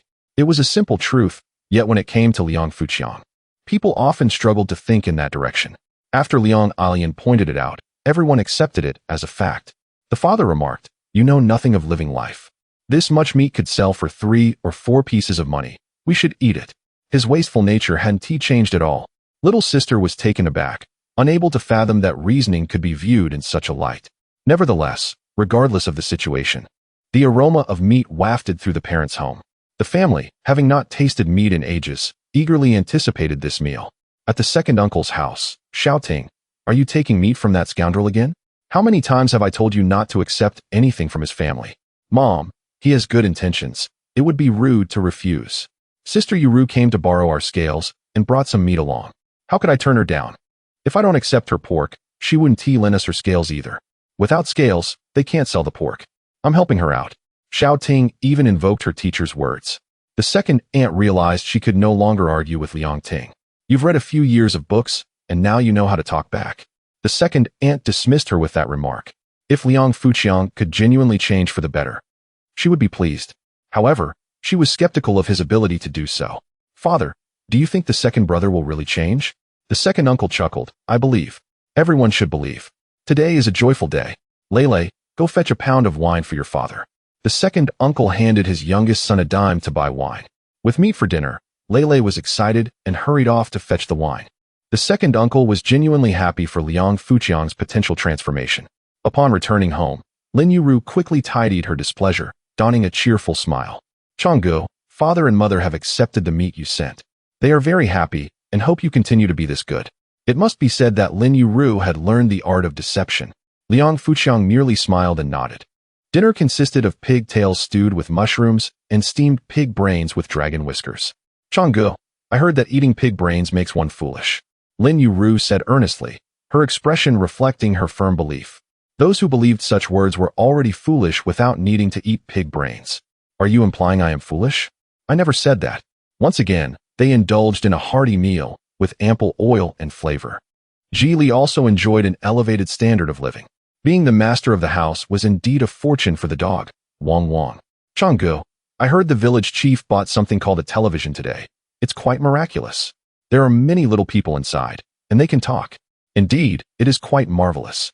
In an era where buying a television required a ticket, Liang Fuqiang knew that several families in the village had the financial means to purchase one, yet they had not managed to obtain a buying ticket.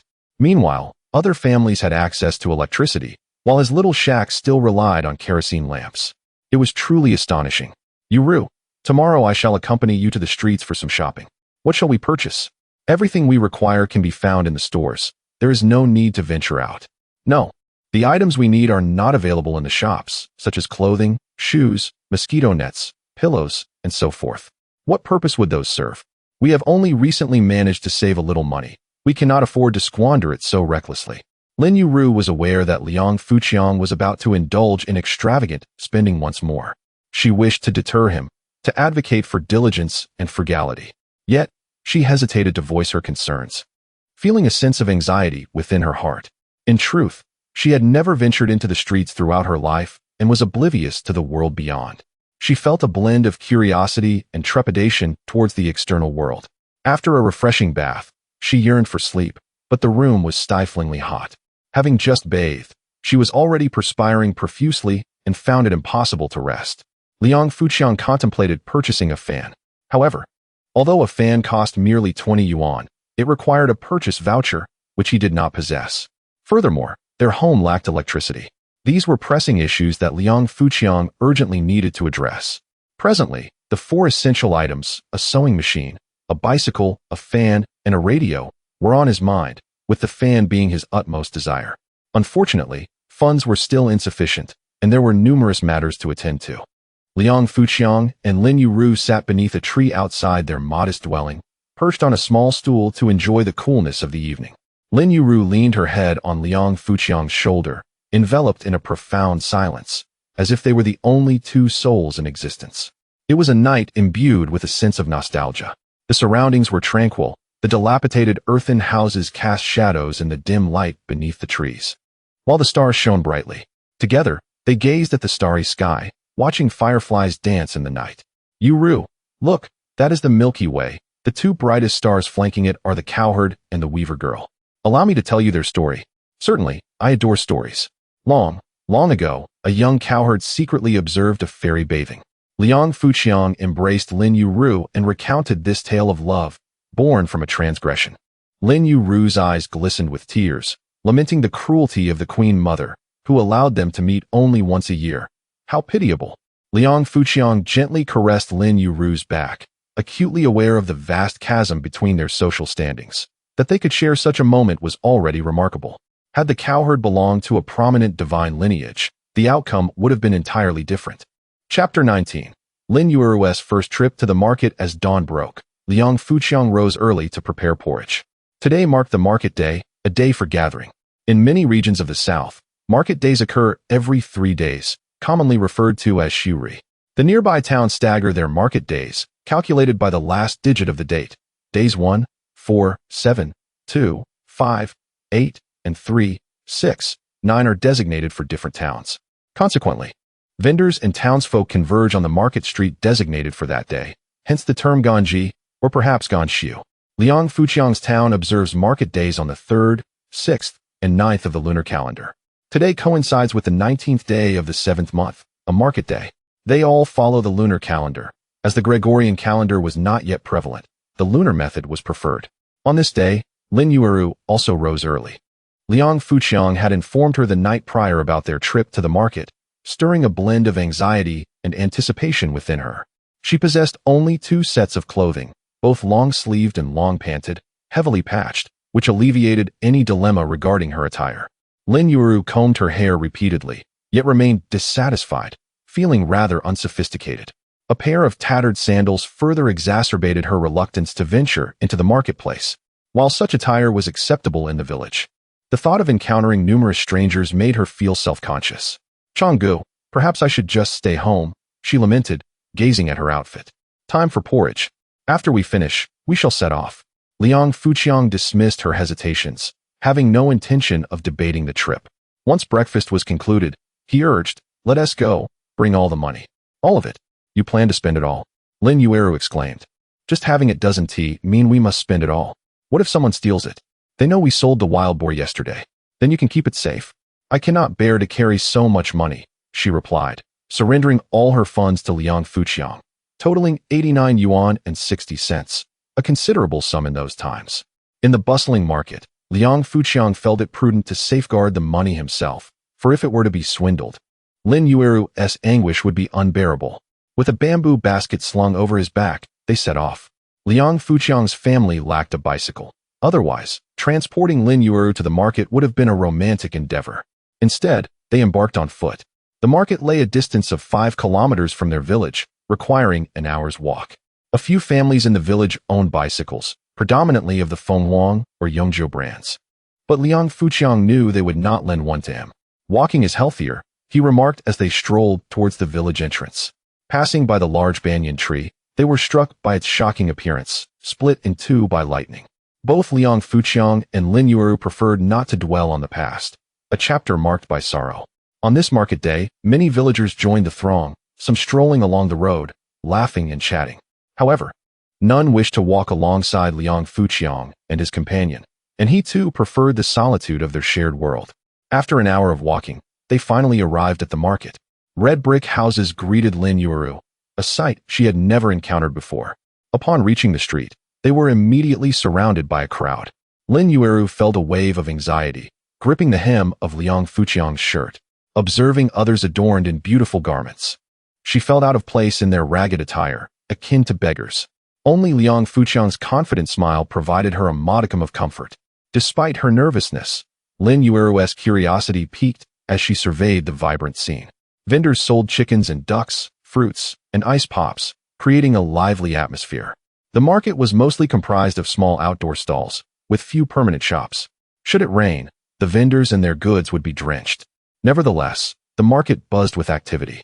Teeming with people, the vendors, primarily non-agricultural workers, offered minor trinkets, while larger enterprises remained state-owned. Only 2 noodle shops were present, both government-operated, requiring a lengthy wait of over an hour for a bowl of noodles, priced at 10 cents and necessitating 2 liang of grain tickets. Liang Fuqiang had no intention of partaking in noodles, as he lacked the necessary tickets. Instead, he led Lin Yueru on a leisurely exploration to broaden her horizons. Liang Fuqiang contemplated purchasing clothing, yet in that era, ready-made garments were non-existent. One had to procure fabric and commission a tailor. The village chief's residence was the local tailoring establishment, charging 2 yuan for a shirt and 1 yuan 50 for pants, generating a daily income of 30 to 40 yuan, thereby solidifying his status as the village's wealthiest individual. Villagers were prohibited from having clothes tailored outside the chief's home, lest they face repercussions, making it evident that every garment in the village originated from the chief's establishment.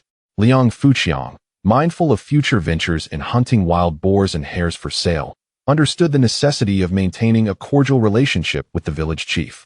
Thus, any fabric purchased would be dutifully returned for tailoring at the chief's home. A stall selling women's accessories caught Liang Fuqiang's attention, and he drew Lin Yueru closer. The exquisite adornments quickly captivated her.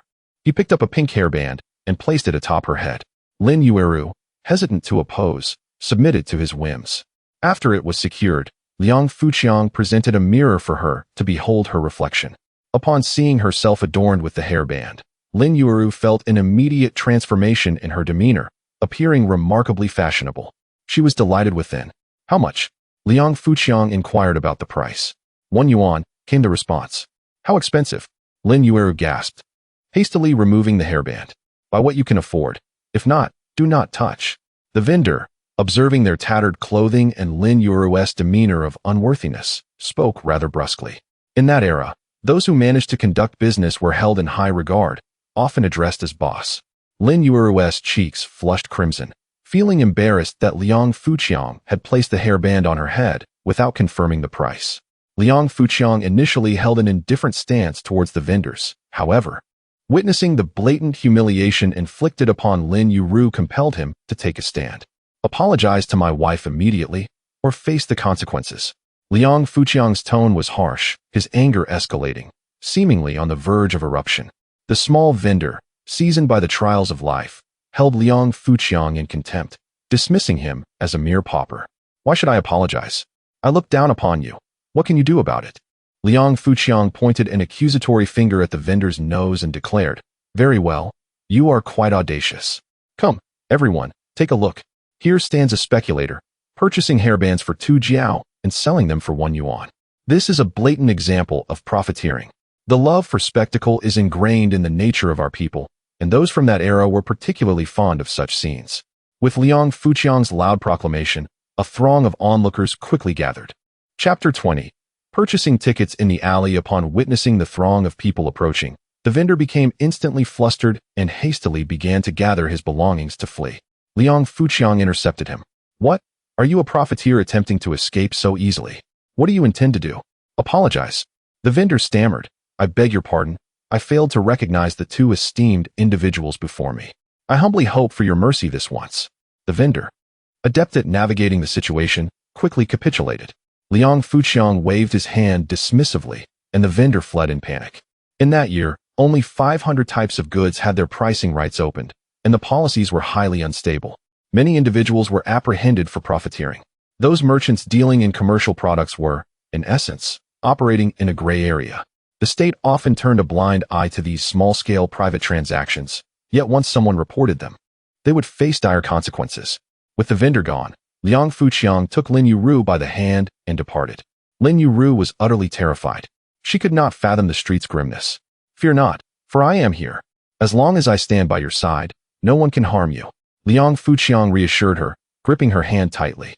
Lin Yueru nodded, still trembling. Liang Fuqiang led her to a stall selling trinkets. He picked up a pink hairband and inquired, How much for this? 1 yuan. Are you certain it is priced at 1 yuan? You bought it for 20 cents and are selling it for 1 yuan. Just earlier, someone was caught for such speculation and reported by me. He probably won TB out for at least 3 to 5 years. Now, let me ask you again, how much is this hairband? I recognize you. You are Lan Zichong. The vendor replied with a forced smile. Best you do recognize me. Now give me the fair price. Considering your identity, I'll make an exception and sell it to you for 50 cents. To be honest, my cost price is 30 cents, and this is already the lowest I can offer. Do not try to deceive me. I have been to the Xiaogoods wholesale market on Shiguan Road in Nanping City. Should you provoke me further, I might just procure 100 of them and sell them for 40 cents each, making a profit of 20 yuan. All right, I'll sell you one for 40 cents. Now that is more acceptable. A double profit will suffice. Let us not be too greedy. Liang Fuqiang also purchased hairpins, rubber bands, mirrors, and other items, spending a total of 1 yuan and 50 cents. Lin Yueru remained silent throughout. Liang Fuqiang directly placed the hairband on Lin Yueru's head and clipped 2 hairpins in her hair. As Lin Yueru observed Liang Fuqiang adorning her publicly, she felt a wave of shyness wash over her. Look, isn't it beautiful? Liang Fuqiang handed her the mirror. Lin Yueru gazed at her reflection and felt somewhat unrecognizable. I look so radiant, so stylish. I never imagined I could be this beautiful. As she admired her own allure, she quietly asked, Changge, did you say this hairband's cost price is only 20 cents? How can they sell it for such a high price? Also, you mentioned going to Nanping City South Shiguan Road to buy 100 and making a profit of 20 yuan. I merely spoke in jest. Selling goods can indeed be lucrative, yet acquiring stock is no easy feat. Only those with connections can obtain quotas to procure goods. We lack the means to acquire them. If anyone could freely obtain goods, this hairband would only sell for 30 or 40 cents at most. Currently, the state does not encourage individual economies. Perhaps in a few years, the individual economy will flourish. If one opens a shop selling clothes, shoes, or daily necessities, fortune will follow. Come, let us visit the Supply and Marketing Cooperative. At that time, most goods were solely available at the Supply and Marketing Cooperative, a state-run entity. The employees there held a coveted position, akin to a guaranteed livelihood regardless of circumstances. Liang Fuqiang led Lin Yueru to a small alley beside the cooperative. It was not a place for indiscriminate behavior or secretive affections. Rather, it served as a gray area where various tickets were traded discreetly. Previously, Liang Fuqiang had sold the fabric tickets he had pilfered there. This place had become well known for ticket transactions. The government overlooked such activities, as transferring one's unnecessary quotas to those in need did not harm anyone's interests. However, the majority of tickets available were for fabric, meal rations, and meat, items that were relatively abundant. Tickets for televisions, bicycles, and sewing machines were rarely offered for sale, and if they were, the prices were exorbitant. Liang Fuqiang hoped to find a ticket for an electric fan. Given that it was summer, electric fans were in high demand, yet he did not harbor high hopes. Upon entering the alley, he encountered an acquaintance. Why, it's Lan Zichang. Back to sell fabric tickets again? Oh, you've brought your wife along. A few ticket peddlers teased Liang Fuqiang. He took their jests in stride. Shouho, how much have you earned today? I'm not here to sell tickets. Instead, I wish to buy tickets. Please give me 2 lengths of fabric tickets. Lan Zichang has struck it rich. Is it to make clothes? I won't charge you for it. Just give me 2 lengths of fabric tickets for 50 cents. Many thanks, Shouho. Liang Fuqiang purchased 2 lengths of fabric tickets from Shouho and inquired, do you know who has tickets for electric fans? Shouho was taken aback. You really have struck it rich. Being able to afford an electric fan. Coincidentally, there is a ticket for an electric fan with Baoyabong, but he is asking a steep price of 5 yuan. Adding the 20 yuan for the electric fan, it would nearly equate to purchasing one from the dual price market. At that time, the system of purchasing goods was ticket-based, yet it could not fully satisfy market demands, leading to the establishment of a dual pricing system. The prices at the Supply and Marketing Cooperative were lower when purchased with tickets, but private shops offered higher prices without the need for tickets. Some items could even be priced at double the ticketed rates. Those with connections could acquire quotas and, after securing stock, could flip them for substantial profits. This was the true essence of speculation. In reality, the prices at private shops were comparable to those at state-run retail outlets. For instance, the cost price of the electric fan for merchants was also around 20 yuan, requiring various quotas. Hence, the retail price was so elevated. Typically, they would advertise it at 35 yuan, but after bargaining, one could secure it for 30 yuan. Thus, spending 5 yuan on a ticket and purchasing at the cooperative for 20 yuan would total 25 yuan, saving 5 yuan in the process. Naturally, Liang Fuqiang opted for the state-run purchase. Despite the unsatisfactory demeanor of the staff at the Gongziosh, Liang Fuqiang was not concerned with such trivialities, as he was not there to engage in romantic pursuits. Having procured fan tickets and 4 liang of grain coupons alongside Bao Yabong, he then ushered Lin Yueru into the bustling establishment. The Gongziosh was, at that time, the most prestigious, vibrant, and coveted locale on the entire street, spanning 2 expansive floors. The first level showcased an array of textiles, footwear, mosquito nets, and buckets, while the second floor boasted an assortment of high-end goods, including televisions, radios, electric fans, and bicycles. The Gongziosh was teeming with people, a veritable sea of humanity, as both buyers and onlookers congregated there, especially during rain showers when it served as a refuge from the elements. It was not until the year 1990, with the construction of a 5-story department store on the street, that the throngs at the Gongziosh began to dwindle. Liang Fuqiang, grasping Lin Yueru's hand, navigated through the crowd directly towards the shoe section, for he was well acquainted with the establishment from his previous escapades. Chapter 21. The grand purchase. Lin Yueru had long been aware of the bustling nature of the supply and marketing cooperative, but she had not anticipated the sheer multitude of people present. Changgu, don't they have to work in the fields? Lin Yueru inquired with a hint of curiosity. In her mind, everyone was perpetually engaged in farming, while only the idlers meandered aimlessly about the streets. She was astonished by the number of loafers in attendance. Liang Fuqiang smiled and elucidated, they come to the market occasionally, just like us. Lin Yueru suddenly grasped the situation.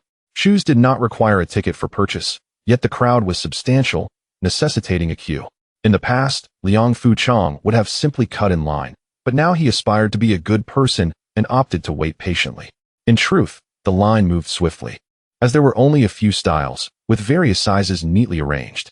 Those purchasing shoes simply selected their appropriate size and departed. Changgu, what size am I? Lin Yueru asked anxiously. You should try a size 38. If it doesn't fit, you can try another. She was quite nervous, having never worn new shoes before, and was unfamiliar with the purchasing process. The stern expression of the sales attendant intimidated her. At last, it was their turn. Choose whichever you like, Liang Fuqiang encouraged. Lin Yueru hesitantly whispered, I think those white sandals with sunflowers are the prettiest, but they must be expensive. I would prefer to buy the cheapest pair. Liang Fuqiang nodded in understanding and politely requested a pair of size 38 white sandals with sunflowers. Thank you. Lin Yueru anxiously fidgeted, yet dared not openly oppose Liang Fuqiang's decision. Liang Fuqiang had already retrieved the sandals and bent down to help Lin Yueru put them on. The couples waiting in line behind them felt envious. Look at that husband, how he cherishes his wife, one remarked. And look at his wife, so beautiful. If only mine looked like that, I could also bend down to help her with her shoes. The couples behind began to bicker. The women in line, envious of Lin Yueru, noted that those sandals were the most expensive at 3 yuan, a price they were reluctant to pay. How fortunate she is to have such a good husband. Perfect fit. We'll take these, Liang Fuqiang announced as he placed the old shoes into a bamboo basket. Lin Yueru, now wearing her new shoes, felt a surge of comfort and newfound confidence. Liang Fuqiang selected a sturdy pair of sandals for himself. Their appearance mattered little to him, as long as his wife looked good. He then led Lin Yueru to the stall selling mosquito nets. Lin Yueru walked cautiously, fearful of damaging her new shoes.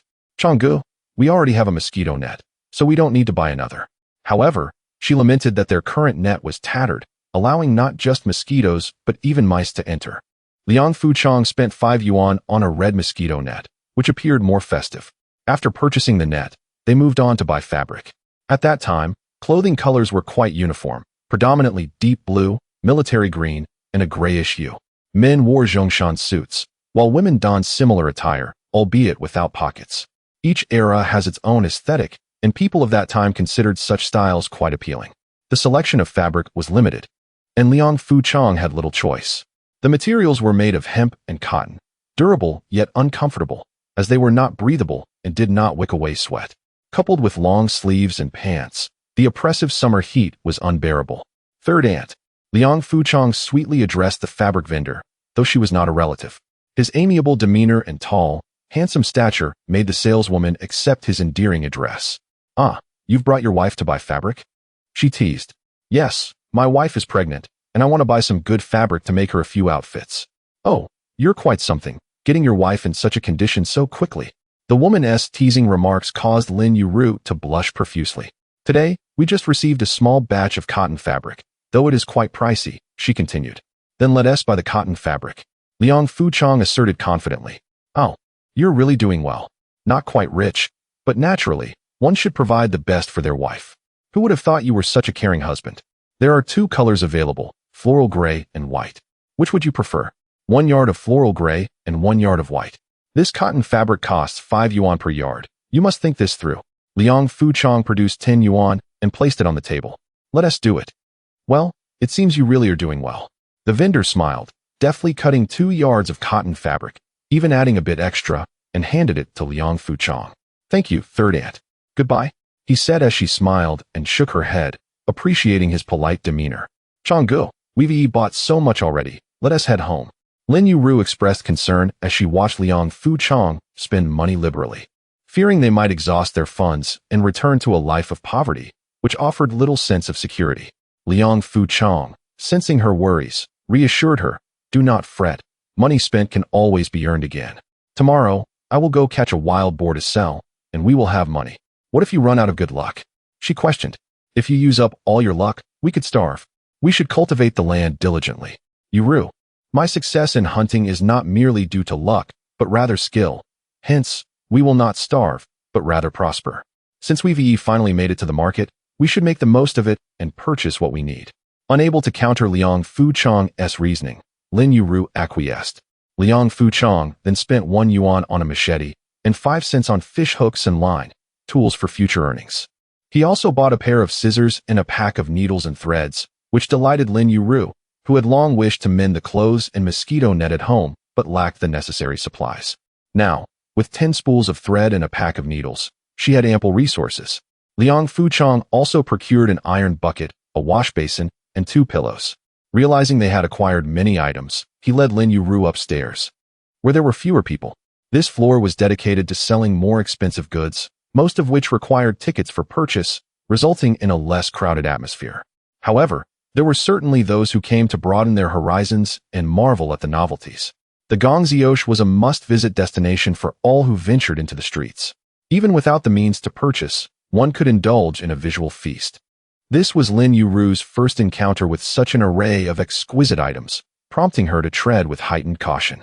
Changgu, that crowd gathered over there appears to be watching television, exclaimed Lin Yueru. That is indeed a television, she called out with excitement. The onlookers turned their gazes towards her, as if regarding a country bumpkin who had never seen the world.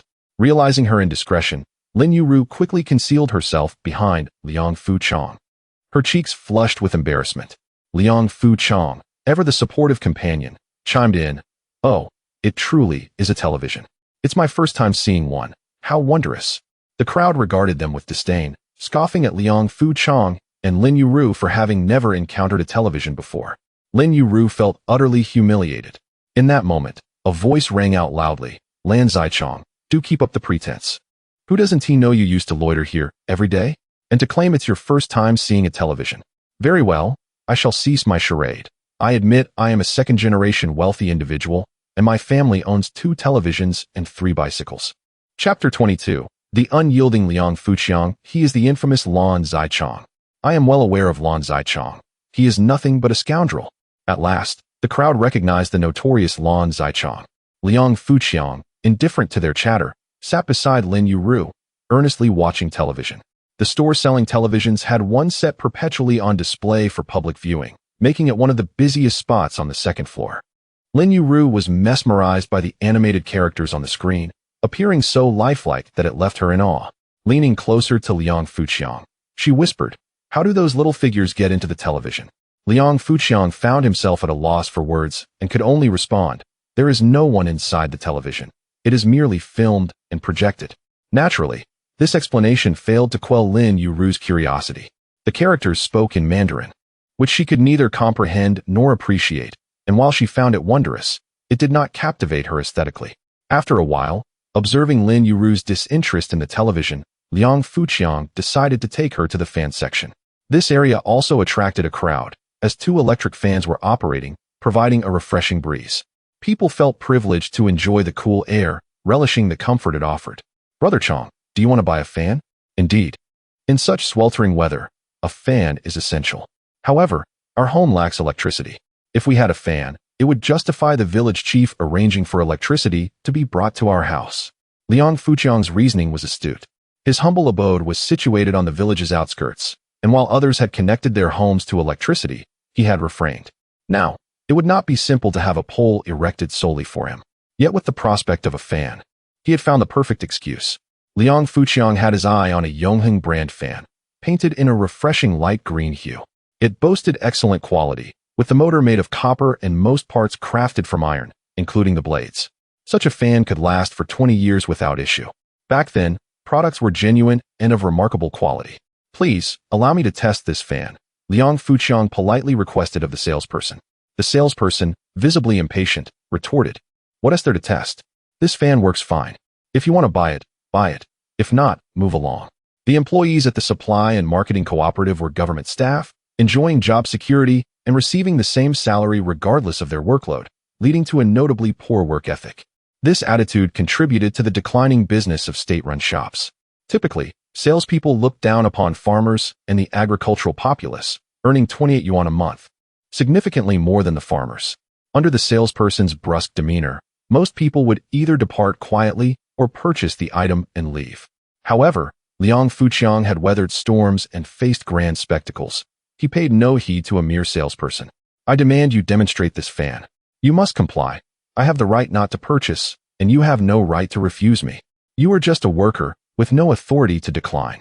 Liang Fuqiang demeaned the salesperson, rendering them insignificant. The onlookers were astonished. In their minds, salespeople were esteemed and enviable figures. Now, this man had reduced them to a lowly status, and his words bore an undeniable logic. This was audacious and bold. The salesperson, hearing such rhetoric for the first time, was left dumbfounded. Is my esteemed profession truly so trivial? A mere worker? This is my lifelong secure job.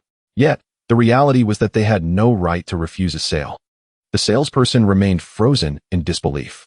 Liang Fuqiang urged, "Hurry up, or I shall report you to your manager for your poor attitude and have your wages deducted." Mentioning the manager instilled fear in the salesperson, who reluctantly complied and plugged in the fan for testing. Liang Fuqiang adeptly adjusted the settings from low to high and tested the timer, finding everything in order.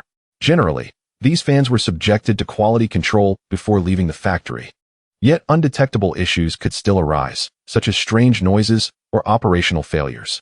Liang Fuqiang simply wished to avoid spending a fortune on a faulty fan, as that would be disheartening. Despite his thorough testing, the salesperson viewed Liang Fuqiang with disdain, perceiving him as an unsophisticated rube. Liang Fuqiang, uninterested in squabbling with the salesperson, completed his purchase and departed with the fan. He then acquired 3 light bulbs, lamp holders, switches, 2 power strips, and a small bundle of wires, finally finishing his shopping, though his funds were nearly depleted. After some contemplation, he spent 3 yuan on a can of malted milk, a luxury item at the time. It was a prestigious gift, a staple for affluent hosts when entertaining guests. Being served water prepared with malted milk indicated that the host held the guest in high regard. Liang Fuqiang did not intend to consume it himself. Rather, he bought it as a gift, understanding the importance of presenting offerings when seeking favors. Having completed his purchases, Liang Fuqiang was left with only 23 yuan. It was now midday, and he felt hungry, as did Lin Yueru. "Let us go eat steamed buns." The long queue for rice noodles forced Liang Fuqiang to opt for buns instead. "Brother Chong, let us return home for porridge. I recall there being some left." "What porridge? We have come all this way. We must enjoy at least 2 warm buns before heading back." With a bamboo basket on his back and the fan in his arms, Liang Fuqiang made his way to the bun shop. "Second brother, second sister-in-law." Suddenly, someone called out to them. Liang Fuqiang halted and saw Liang Ai Lian and Liang Ting. The 2 sisters had also come to the market and fortuitously crossed paths. "Second brother, you have purchased so many items. No wonder our parents say you spend money extravagantly and do not know how to manage it. Your home has no electricity, yet you buy a fan. What a contradiction." Liang Ai Lian scolded Liang Fuqiang with an air of superiority. Soon, her attention turned to Lin Yueru. "Second sister-in-law, your hairband is so beautiful." "Second sister-in-law, did you buy new shoes? Those sunflowers are lovely." "Second sister-in-law, that hairpin must have been chosen by my second brother. It sparkles beautifully." Liang Alian chattered incessantly around Lin Yueru. Liang Fuqiang smiled as he reached out to pat her head, but Liang Alian promptly jumped away. "Come here, let me pat your head, and I'll give you $1. Liang Fuqiang pulled out a dollar bill. Liang Alian's eyes sparkled with excitement as she leaned in. Liang Fuqiang tenderly ruffled her hair and handed her the dollar for treats. "Thank you, brother. We're off now." Liang Alian had originally come to the market without a single coin, merely to join in the lively atmosphere. Now, with $1 in hand, she was naturally elated to buy whatever she desired. Liang Fuqiang, understanding her lack of funds, intentionally provided her with a bit of pocket money. As an older brother, it was only fitting to look after his younger sister. Liang Fuqiang and Lin Yueru exchanged knowing smiles, their mutual understanding evident. Arriving at the bun shop, Liang Fuqiang spent 20 cents to purchase 4 meat buns. At that time, the buns were made with naturally fermented dough, exuding a delightful aroma and boasting a substantial size. Liang Fuqiang and Lin Yueru sat on a stone by the street. "Here, you take 2, and I'll take 2, and we'll eat them before heading home." It was Lin Yueru's first experience with such buns, and she hesitated to take a bite. Watching Liang Fuqiang devour them eagerly, she finally joined in. So soft, so fragrant, so delicious. Lin Yueru marveled at the joy of having money. Chapter 23. The odd clothes designed by Liang Fuqiang on her first outing. Lin Yueru found the experience both novel and delightful. With Liang Fuqiang by her side, her fears were somewhat alleviated. Now, Liang Fuqiang had become her most formidable support. She admired his ability to engage effortlessly in conversation and banter with numerous individuals, and she was equally impressed by his assertiveness in dealing with vendors and salespeople. Previously, she believed that hard work in agriculture was sufficient for a fulfilling life. It was only now that she recognized the myriad of skills that exist in this world, of which Liang Fuqiang possessed many remarkable talents. Being near him instilled a sense of safety, which was what she longed for most. What woman does not wish for a strong man upon whom she can rely? After enjoying 2 meat buns, they decided it was time to return home. Liang Fuqiang and Lin Yueru began their journey back, feeling that this outing had been fruitful. Although it was midday under the blazing sun, the tree-lined roads provided some respite from the heat. In those days, trees were abundant, primarily because they held little value, which discouraged others from cutting them down. Liang Fuqiang pondered whether he could procure some game on the way back. Otherwise, they would have no meat for dinner. As they walked along the roadside, which was flanked by eucalyptus trees and evergreen plants, they encountered no wild animals. After walking 5 kilometers, Liang Fuqiang had yet to spot any worthwhile prey. Upon returning home, he set down his belongings, gathered some cloth and a can of milk powder, and headed towards the village chief's house with Lin Yueru. The chief's residence was a tall, 2-story tiled house, a rarity that many had never seen before. The upper level, constructed from wood and boards, served as both storage and sleeping quarters. The chief's wife and 2 daughters-in-law worked as seamstresses, effectively running a small workshop. Coincidentally, the village chief was present when they arrived. Upon seeing Liang Fuqiang approach, the chief's expression soured. Liang Fuqiang had been warned multiple times for his petty misdeeds in the village, which had earned him the chief's disdain. In the past, he had felt intimidated by the chief, often taking detours to avoid him. But times had changed. In his previous life, he had faced storms and encountered influential figures. A mere village chief posed no real threat. With this thought in mind, he felt utterly fearless. "Greetings, chief. I have come with Yueru to have some clothes tailored," Liang Fuqiang stated, raising the cloth he held. The chief was aware of Liang Fuqiang's recent sale of a wild boar, and since they belonged to the same village, he refrained from reporting him to the People's Commune, the name of the local government at that time. The chief was unexpectedly taken aback. Liang Fuqiang had earned money from selling the boar, not indulging in feasting, but rather purchasing fabric to make clothes. It seemed he even intended to make a set for his wife. "You're quite extravagant, buying such high-quality cotton fabric, aren't you? Is your wife expecting?" The chief remarked. "Yes, she is pregnant. And our little house has become unbearably hot. Could you arrange for someone to bring electricity to our home?" Liang Fuqiang handed the milk powder to the chief, who accepted it without hesitation. Although the chief was well off, no one would refuse a generous gift. As a small village chief, receiving such offerings to facilitate requests was a matter of pride, and Liang Fuqiang had certainly given him a sense of importance, which pleased him greatly. "Who would have thought you'd start caring for your wife? Given your consideration, I will arrange for someone to bring electricity tomorrow. But even with electricity, it will still be hot. Chief, I bought a fan today, and once we have electricity, it will be quite cool," Liang Fuqiang replied. It seems that having a child has indeed made you a better man. I will have someone arrange for the wiring immediately. Thank you, Chief. Liang Fuqiang expressed his gratitude politely, which greatly satisfied the chief. Without further ado, the chief stepped outside to make the arrangements. Although he was somewhat domineering, as long as one granted him face, he was quite amenable. Liang Fuqiang then led Lin Yueru to the chief's backyard to measure for the clothes. Oh, look who has brought his wife to get clothes made. How rare. Greetings, auntie. Greetings, sister-in-law, and second sister-in-law. Hey, you've learned some manners. This lad is rather peculiar today. The chief's wife and her daughters-in-law were in good spirits. Liang Fuqiang handed over the fabric. Impressive, Liang Fuqiang. You've actually splurged on the latest cotton fabric. Although the color resembles that of a rat's skin, it's not very appealing. It may not be attractive, but it's durable. What does it matter for a man like me to look good? Make the gray for me and the white for Yueru, he instructed. Liang Fuqiang preferred not to have the current fashionable Zhongshan suit, as it was too hot.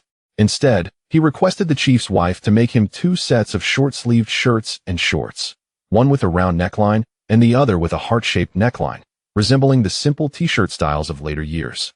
Liang Fuqiang, what kind of design is this? You can't save fabric this way. Auntie, it's not about saving fabric, it's primarily for comfort. Reluctantly, the chief's wife complied with Liang Fuqiang's design. The shorts required elastic bands, which were available at the chief's house, but slightly more expensive than those on the street.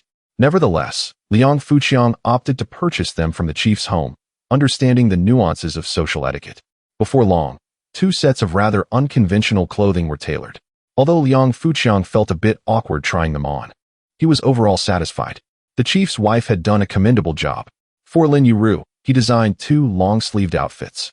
Although they were somewhat warm, there was little choice, as rural women at that time did not wear shorts or short sleeves.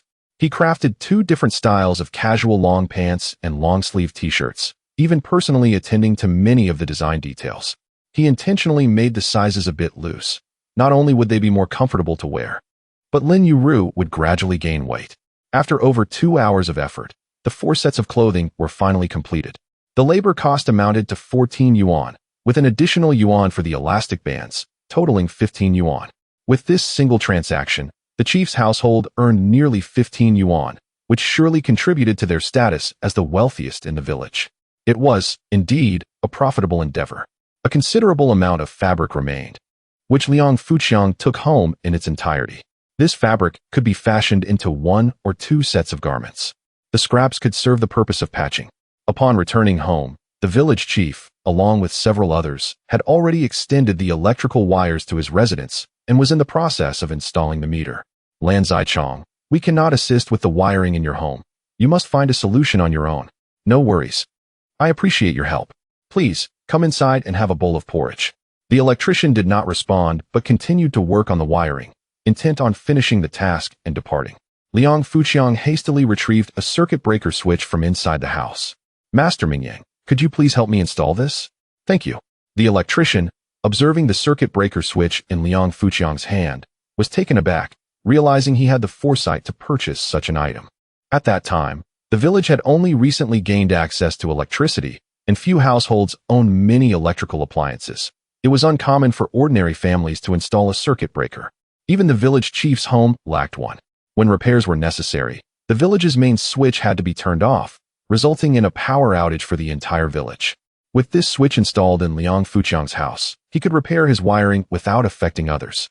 It was a device beneficial to both himself and the community. The electrician readily installed the circuit breaker switch. Once the task was completed, the group prepared to leave. Before departing, the electrician kindly advised, electricity is dangerous. It is best not to tamper with it. Under normal circumstances, the following day, Liang Fuqiang would invite the electrician to assist with the wiring in his home. However, the fee was exorbitant, amounting to 3 yuan, which felt akin to robbery. Liang Fuqiang currently possessed only a few yuan himself. He resolved to undertake the wiring on his own, intending to have the electric lights and fan operational by that evening. Chapter 24. Liang Ai Lian felt quite aggrieved. As soon as the crowd dispersed, Liang Fuqiang hastily shut the door. Soon enough, the two were stripped of their garments, not to engage in any lewd acts, but rather to don new attire. Liang Fuqiang personally assisted Lin Yueru in putting on her new clothes. Once adorned in their fresh garments and shoes, Both appeared rejuvenated. Changge, you look so much better. You have become more beautiful too. Originally, Liang Fuchang had hoped for a romantic interlude, but regrettably, numerous tasks awaited his attention. He commenced the installation of electrical wiring in the house. There was no need for meticulousness. He simply hung the wires like a spider's web. One light fixture and socket were installed in the living room, bedroom, and kitchen, a task of utmost simplicity. Changge, the electrician said electricity is dangerous. Perhaps we should hire a professional? Lin Yueru fretted as she watched Liang Fuchang busily toiling away. People often placed unwarranted faith in professionals regarding unfamiliar tasks, who would often exaggerate the risks for their own gain. Liang Fuchang remained silent, focused on his work. After more than an hour, he successfully completed the wiring. He climbed the ladder and flipped the circuit breaker. Yueru, please switch on the light and see if it shines. I dare not. What is there to fear? Just pull the cord, Liang Fuchang urged from atop the ladder. With a reluctant heart, Lin Yueru steeled herself and gently tugged the switch cord. With a satisfying click, the light illuminated. It's on. Changge, it's bright. Lin Yueru exclaimed jubilantly. For the first time, their small home was graced with electric light, a significant leap forward for their household. Once he confirmed the wiring was secure, Liang Fuchang descended the ladder. Yueru, come here.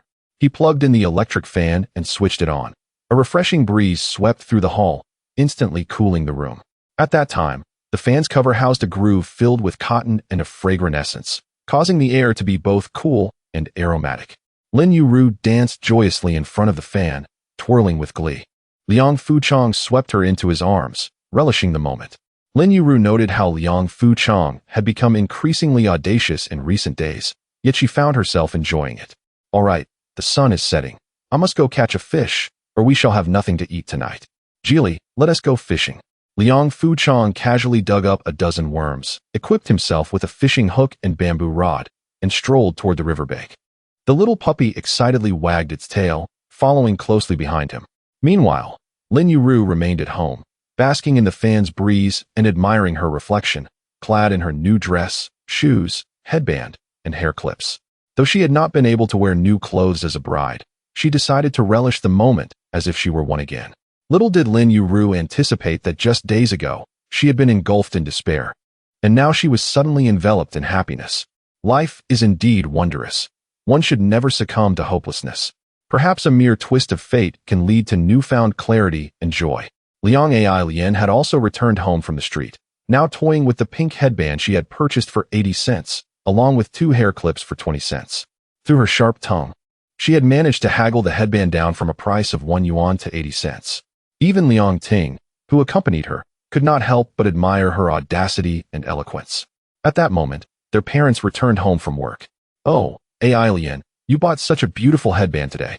The sister-in-law was the first to notice Liang Lien's transformation. Liang Lien proudly revealed the 2 hair clips, exclaiming, I also bought these.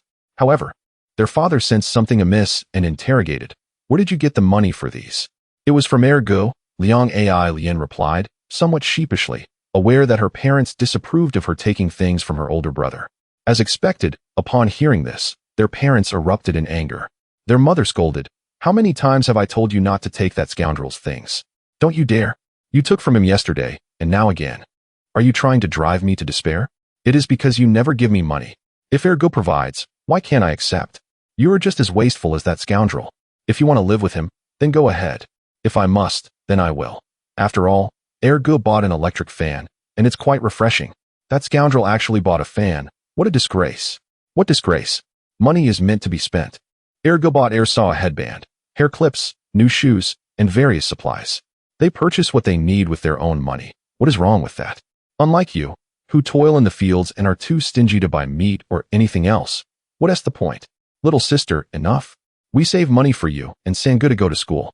With the summer break approaching, you will be entering junior high, and Sangu will be in high school, which requires a significant amount of money. The eldest brother, being kind-hearted, wished to prevent discord among the family and sought to mediate. However, the third brother, Liang Fu Min, suddenly declared, I will not attend high school. Let little sister go instead. That is unacceptable. In our village, only you and Liang Ting have been admitted to key high schools. You are our pride and the pride of our village. How can you forego your studies? You are the hope of our family. Even if we have to sell our possessions, we will support you through high school and university. Though the eldest brother could not continue his studies, he recognized the value of education and staunchly supported Liang Fu-min's pursuit of learning. Liang Fu-min consistently ranked among the top 2 in his exams, performing on par with Liang Ting, making him a promising student. I will not attend. Let Sangha go. There is little use in a woman pursuing education, Liang Ai Lien firmly asserted. No, absolutely not. Both the eldest brother and the third brother exclaimed in unison. You excel in your studies. You must graduate from university, and Sangha will support you through farming. Liang Fu-min resolutely stated. Liang Ai Lien's academic prowess left even Liang Fu-min feeling inferior. She was unmatched in her school, consistently achieving near-perfect scores. There was simply no second place in her academic career. Their father, observing his children's earnestness, could only shake his head and sigh. As the head of the family, he was acutely aware of their current financial situation. With less than a month until school commenced, the family possessed merely over 100 yuan, insufficient to support even one child. Yet, regardless of the hardships, one child must be educated. The father had made his decision.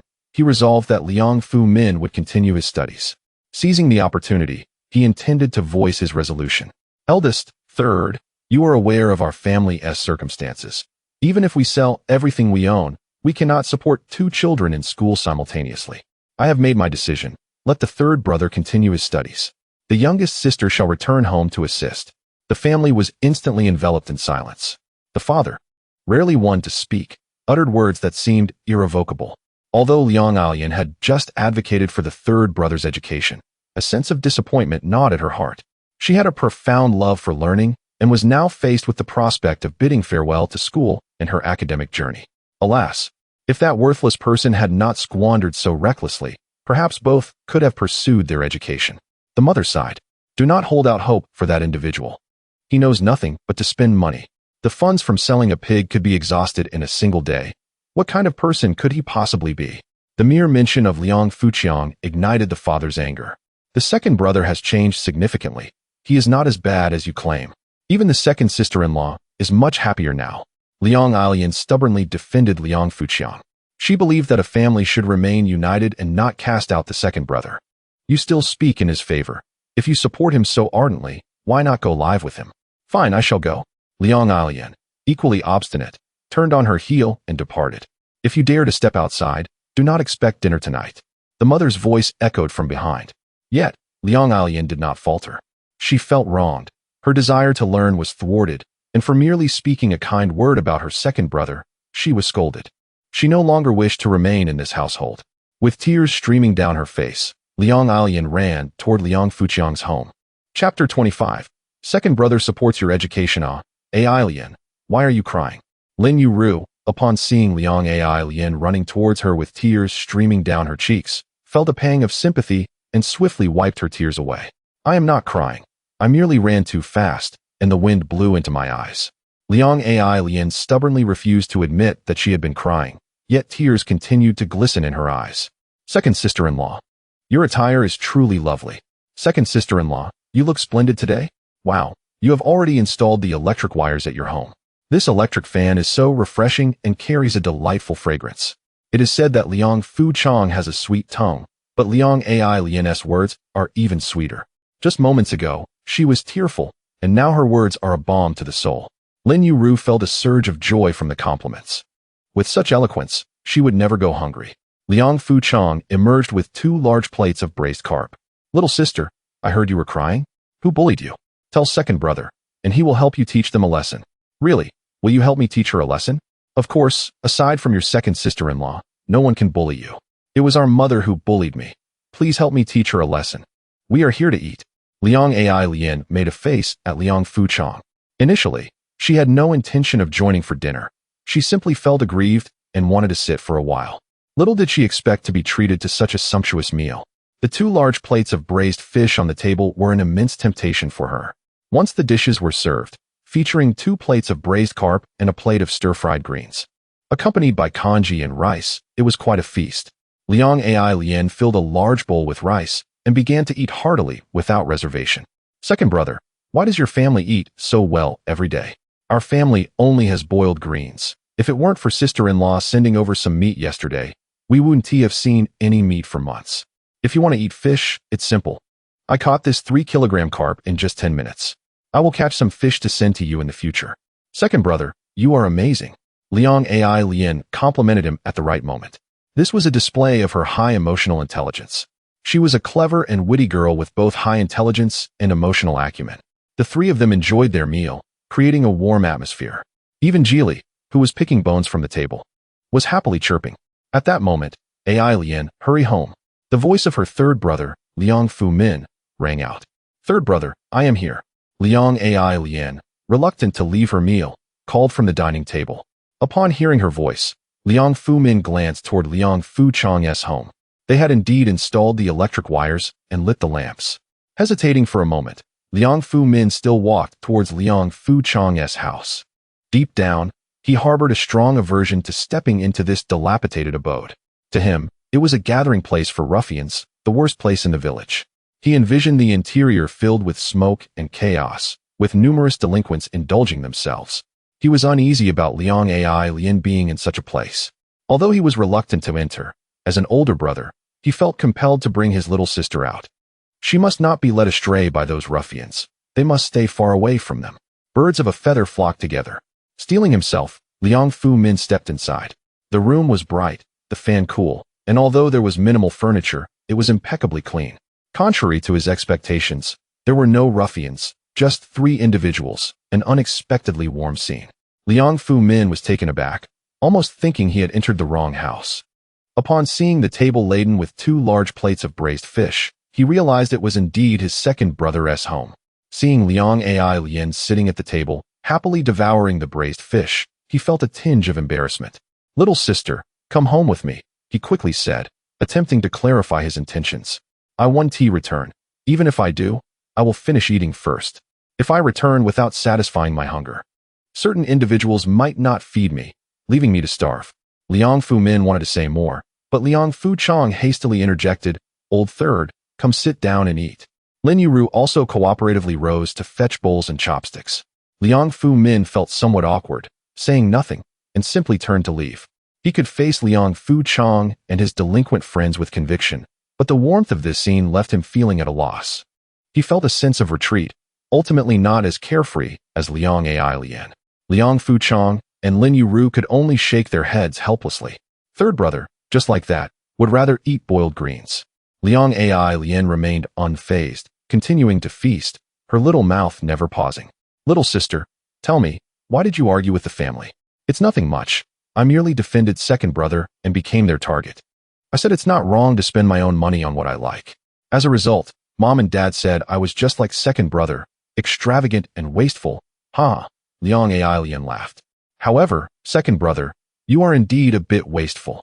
Although I stand on the same side as you, I must still criticize you. Living frugally and being diligent is the way to live well. Enough, you, teaching me how to live. If I am not mistaken, the $1 I gave you was spent the same day, right? Liang Ai Lin could only remain silent, and the atmosphere was lighthearted. Little sister, come on, you wouldn't cry over such a trivial matter. I did not cry, sister-in-law saw it wrong. All right, you didn't cry, it was merely tears that fell. Liang Fu Chang was also curious about the family situation. After some gentle coaxing, Liang Ai Lin finally opened up. Initially, she felt aggrieved and wanted to express herself. Dad said our family could not afford to support 2 people in school. He decided to send third brother while I would return home to help with chores. In truth, I felt the same way, but I do not know why I wanted to cry. Liang Ai Lin spoke, her eyes reddening once again. She truly loved studying. At school, she was the apple of her teacher's eye and the object of admiration among her classmates. Education brought her much honor and fulfillment. The thought of not being able to attend school anymore saddened her. She had originally envisioned shining brightly in high school. Now, it seemed that opportunity was slipping away. I thought something significant had happened. In the future, second brother will support both of you in your studies until university, even abroad. It's merely money. Problems that can be solved with money are not problems at all, Liang Fu Chang declared with great confidence. Second brother, you can brag all you want. Anyone can boast. Liang Ai Lin completely perceives Liang Fu Chang's words as mere bluster. It is inconceivable that Liang Fu Chang could earn enough to support both of them in their studies. Silly girl, you don't believe in your second brother, do you?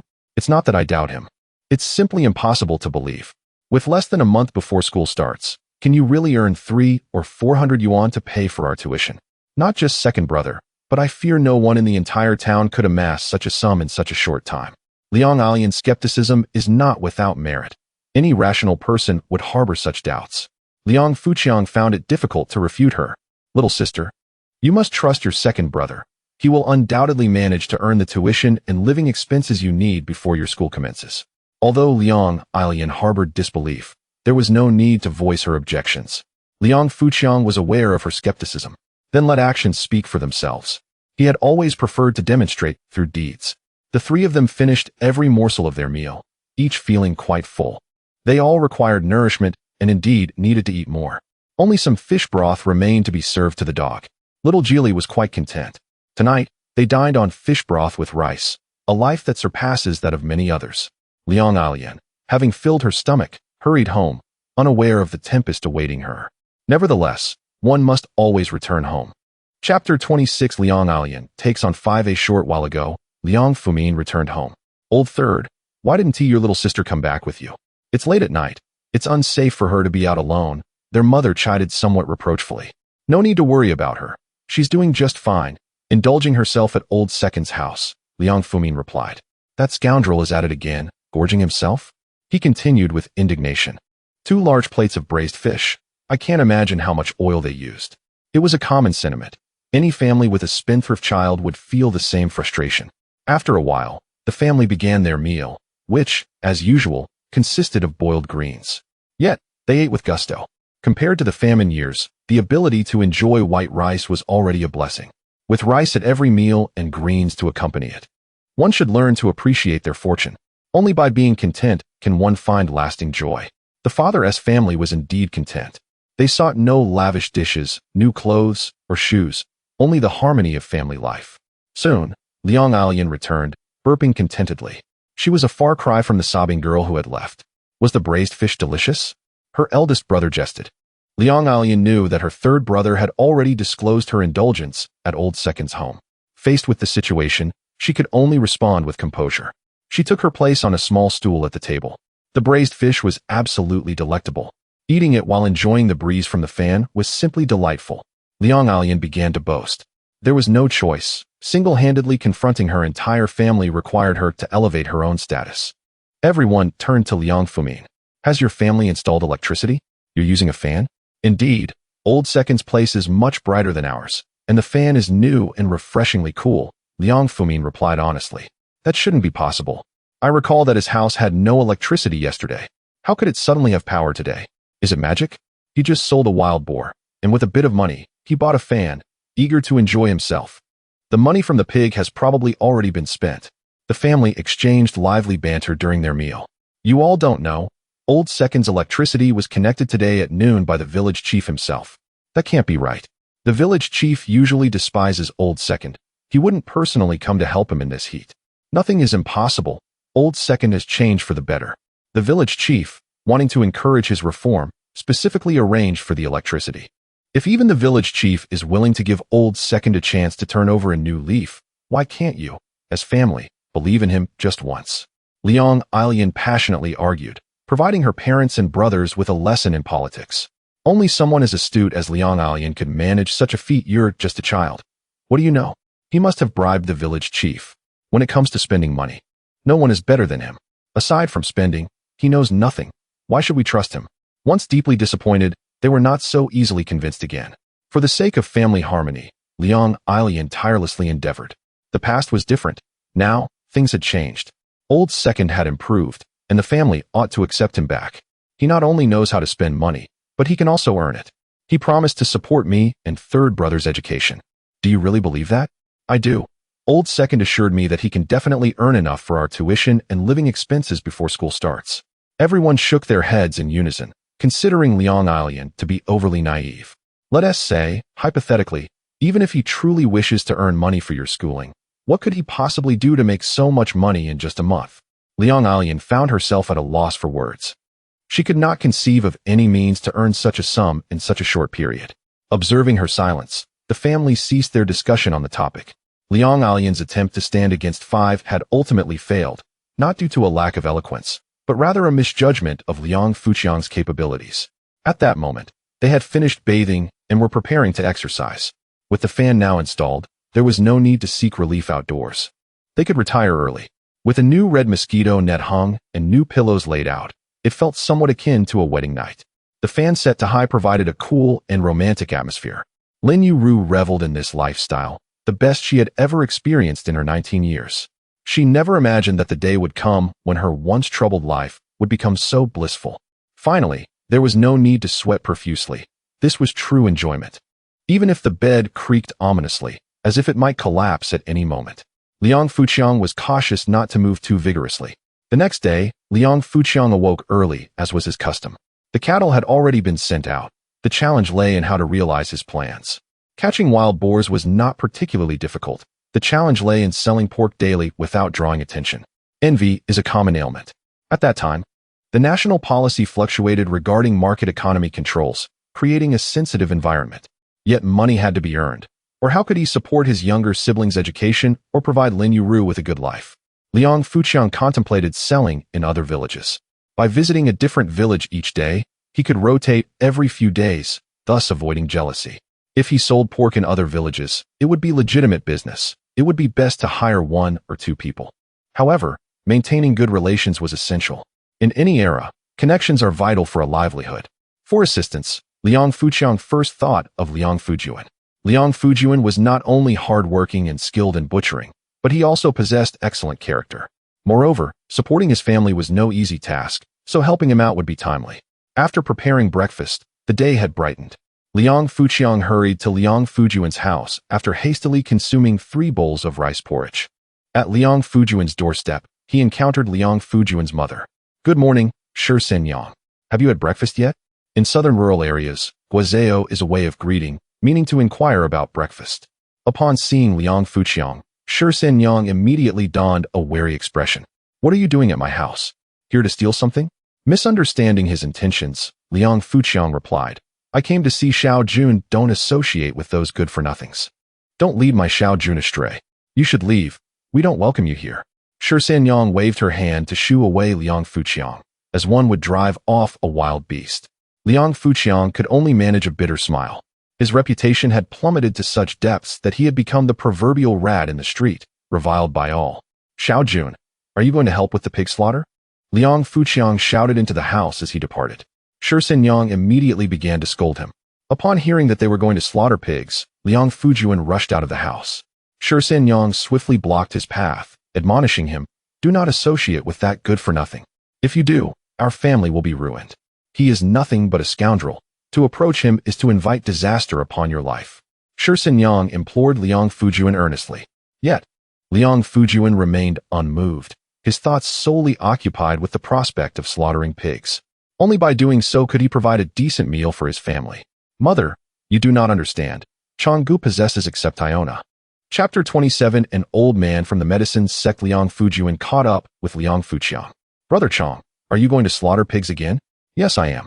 From now on, you can join me in pig slaughtering and selling meat." "How does a daily wage of 1 yuan sound?" "Really? But 1 yuan a day seems too much. I would be content with just some pig offal." "Offal and money. You shall have both.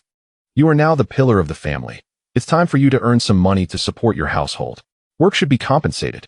"All right, I will stick with Brother Chang from now on." Upon arriving at Liang Fuqiang's home, Liang Fujian asked, "Brother Chang, where are the pigs?" "Oh, the pigs are still being raised on the back mountain. They haven't been caught yet. You prepare the firewood for boiling water. I will go catch a wild pig from the back mountain." "Brother Chang, are you going to catch one now?" Liang Fujian was taken aback, feeling as though Liang Fuqiang was teasing him. However, Liang Fuqiang did not appear to be joking. He took up a machete and a bamboo basket and headed towards the back mountain. "Brother Chang truly intends to catch a wild pig right now. Should I prepare the water or not?" "Forget it. I will gather some firewood first." Liang Fujian quickly brought a large amount of firewood to Liang Fuqiang's home. "Xiao Jun, what are you doing?" Lin Yueru asked curiously upon seeing Liang Fujian carrying a lot of firewood. "Second sister-in-law, Brother Chang asked me to boil water in preparation for slaughtering pigs, so I brought some firewood." "And the pigs?" Brother Chang said he wanted to catch them. Lin Yueru found this unbelievable. "You believe this? They haven't even been caught yet. and you're already preparing to slaughter pigs. Xiao Jun, don't you think this is quite amusing? Sister-in-law, I also find it rather funny. But now, should I boil the water or not? Boil or not, don't boil. Sister-in-law, you said that. If Brother Chang gets angry later, I will say it was you who said not to boil. Then you might as well boil it. After all, there is plenty of firewood. Ultimately, Liang Fujian lit the fire and prepared the bamboo strips for carrying the pig. The kitchen knife was sharpened to a fine edge. Everything was meticulously arranged. It felt strange, though, without any pigs. Preparing for this seemed odd. The water was boiling and boiling again, yet there was still no sign of Liang Fujian. This left Liang Fujian feeling conflicted. He understood Liang Fujian's character. He was notorious for being lazy and unreliable. Yet, during their previous pig slaughtering, Liang Fujian had appeared remarkably different. At that time, Liang Fujian felt that Liang Fujian was a recluse, possessing profound skills and a kind, sincere, and generous nature. Meanwhile, Liang Fujian had entered the back mountain and, utilizing his tracking skills, managed to locate a wild pig. Through his acute hearing, he assessed the size of the pig to be just right. However, he encountered an unusual individual during his pursuit. Your dragon step is quite impressive. An elderly man with graying hair and a rosy complexion suddenly praised. Liang Fujian recognized that this elder was quite advanced in age, but still remarkably vigorous for his years. It was rare to see an old man in such perilous mountain terrain. Old man, you don't seem like a hunter. Are you foraging for herbs? Good eye. I'm merely wandering about, hoping to find some good herbs while enjoying the scenery. Then I wish you a pleasant outing and hope you gather some fine herbs. I must take my leave now. Liang Fujian was eager to slaughter pigs and earn money, lacking the time to converse further with the elder. Although the elder appeared extraordinary, he still lacked the stature of Liang Fujian's previous life. You must belong to the hunting sect. One would not be so hurried for a wild pig. Upon hearing this, Liang Fujian realized the elder was perceptive enough to deduce his affiliation with the hunting sect simply from his dragon step. It seemed the elder was knowledgeable about such matters and had likely crossed a certain threshold. Are you from the medicine sect? Liang Fujian inquired. Is it from the Miao family, the Sun family, or the Hua family? The elder smiled, stroking his beard as if regarding a junior. I am from the medicine sect, Miao family. Which family do you belong to in the hunting sect? If I said I am not from the hunting sect, would you believe me, old sir? The elder shook his head. Since you are so familiar with the sects and can execute the dragon step, you must undoubtedly be one of their disciples. No. While the dragon step is a skill of the hunting sect, other sects also practice it. For example, your medicine sect, the thief sect, and the shepherd sect all have practitioners of this technique. The elder nodded. You are correct. However, those from other sects who can perform the dragon step are indeed rare. I, for one, cannot. You must be one of those rare individuals, the elder said, his eyes gleaming with skepticism regarding Liang Fujian's appearance. Yet Liang Fujian remained unfazed. The medicine sect's mountain walking step is also commendable. Perhaps we shall meet again by fate. Liang Fujian deliberately demonstrated the medicine sect's mountain walking step and departed. The elder stood there, mouth agape, as if he could fit a duck egg inside. Am I hallucinating? I did not eat any mushrooms. Have I encountered a divine being? As the elder attempted to follow using the mountain walking step, Liang Fujian had already vanished from sight. In truth, Liang Fujian had intentionally evaded him, as the elder was far too talkative, and he was eager to catch the wild pig to return home and sell it. He had no desire to become embroiled in the affairs of these sections. Liang Fujian swiftly knocked the wild pig unconscious with his machete and dragged it home. After a few days of recuperation, he felt much improved, and his skills had become more fluid. To avoid inciting envy among the villagers, he took a longer route through thick brambles, leading directly to his humble abode. At that moment, Liang Fujian was extinguishing the fire on the stove, convinced he had been played by Liang Fujian. Better put out the fire and return to farming. Xiao Jun, I'm back. Come lend me a hand. Liang Fujian looked up to see Liang Fujian dragging a wild pig back. He was instantly astonished. Can you really catch a wild pig like this? This is simply unbelievable. I am in awe. Brother Chang, how did you come back from that direction? Liang Fujian exclaimed joyfully as he rushed over to help lift the pig. Liang Fujian was utterly exhausted, nearly collapsing from fatigue. I must tell you that if I were to return via the legitimate path, I would undoubtedly become the object of envy. And at that point, our clandestine activities could very well lead to our exposure. Therefore, we must maintain a low profile. Do you understand? Liang Fujuan nodded with a semblance of comprehension. Brother Chong, the people in our village are quite good-natured. They shouldn't report us, right? It is difficult to say. If we only slaughter one or two, it is likely that no one will raise an alarm. However, if we engage in this practice frequently and begin to accumulate wealth, then the situation becomes precarious. Thus, it is best to act discreetly.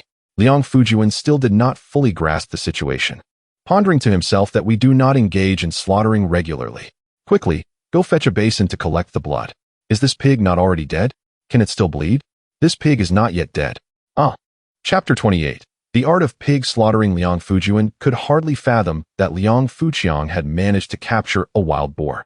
This was quite a remarkable feat, even bordering on the extraordinary. The wild boar is known for its fierce aggression, and if it were to awaken, it could spell disaster. Liang Fujuan quickly procured a large basin, secured the boar, and with a swift stroke to its neck, he severed its throat, allowing the blood to flow freely. Liang Fuqiang was in the process of training a butcher. Though merely 17, Liang Fujuan possessed an exceptional courage and a natural aptitude for the craft of slaughtering. This time, he would wield the knife to perform the rite of passage for the wild boar. The sharp blade sliced into the creature's throat, and with a cry of pain, the boar regained consciousness and began to wail. Lin Yueru, upon hearing the commotion, rushed out from the house, only to be taken aback by the gruesome scene before her. A torrent of blood gushed from the boar's neck as it continued to scream in agony, while Liang Fuqiang struggled to keep it subdued.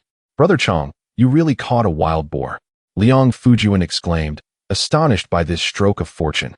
With a grin, Liang Fuqiang replied, well, after exhausting all my funds yesterday, I can only sell this boar to earn some pocket money for my wife. Who wouldn't strive to support a beautiful wife like mine, right, Xiaojun? At a loss for words, Liang Fujuan was momentarily speechless. Brother Chong's bluntness was overwhelming and somewhat embarrassing. He felt flustered and unsure of how to respond. He noted that Liang Fuqiang seemed to have grown more eloquent and unabashed in his demeanor. Liang Fujuan occasionally worried that following Liang Fuqiang would lead him astray. The latter's audacious thoughts and expressions had a profound impact on him, and he found himself irresistibly drawn to them. For a naive young man, the boldness and flamboyance of Liang Fuqiang's character were undeniably captivating. Liang Fujuan felt that his previous experiences were merely child's play compared to the adult world that Brother Chong represented. As the boar bled out, Liang Fuqiang instructed Lin Yueru to take the basin of blood back inside. He then released the boar, which convulsed a few times before succumbing to death. This marked the beginning of Liang Fujuan's practice in butchery. However, time was of the essence, and Liang Fuqiang could only provide a machete for Liang Fujuan to assist in skinning the animal. Liang Fujuan had initially wanted to inquire how Liang Fuqiang managed to capture the wild boar, but he reconsidered, thinking it might be a closely guarded secret of Brother Chong's. As long as he could accompany him in this endeavor, there was hope for a brighter future. After a little over an hour of diligent work, the pig was ready, and even the entrails had been properly prepared. Liang Fuqiang sliced off a piece of front leg meat and half of the liver, handing them to Liang Fujuan. Take this home to eat, and don't forget to bring the wheelbarrow from your house. We're heading to Huangjia village to sell the meat. To Huangjia village? Liang Fujuan was utterly taken aback. While the village was nearby, he could not comprehend why they needed to venture there. Traditionally, villagers sold wild game within their own community. Xiaojun, we cannot sell meat in the village every day. It would incite jealousy. Besides, we just sold a pig the other day, and selling another in the village now might lead to unsold stock, Liang Fuqiang explained. Liang Fujuan nodded, but he protested. Brother Chong, this is too generous of you. I only need some entrails. Hey, if I'm using your family's wheelbarrow, I can't just take a few entrails. You should take some meat home as well. It might persuade your mother to let you join me in slaughtering pigs, Liang Fuqiang countered. Reluctantly, Liang Fujuan accepted the meat and hurried home, while Liang Fuqiang reserved the choicest cuts for himself and set aside portions for his parents and his uncle's family.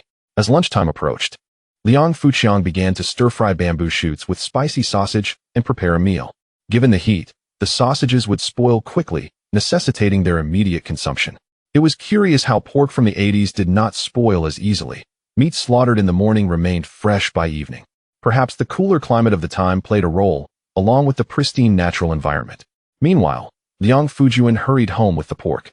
His mother and younger siblings were already there.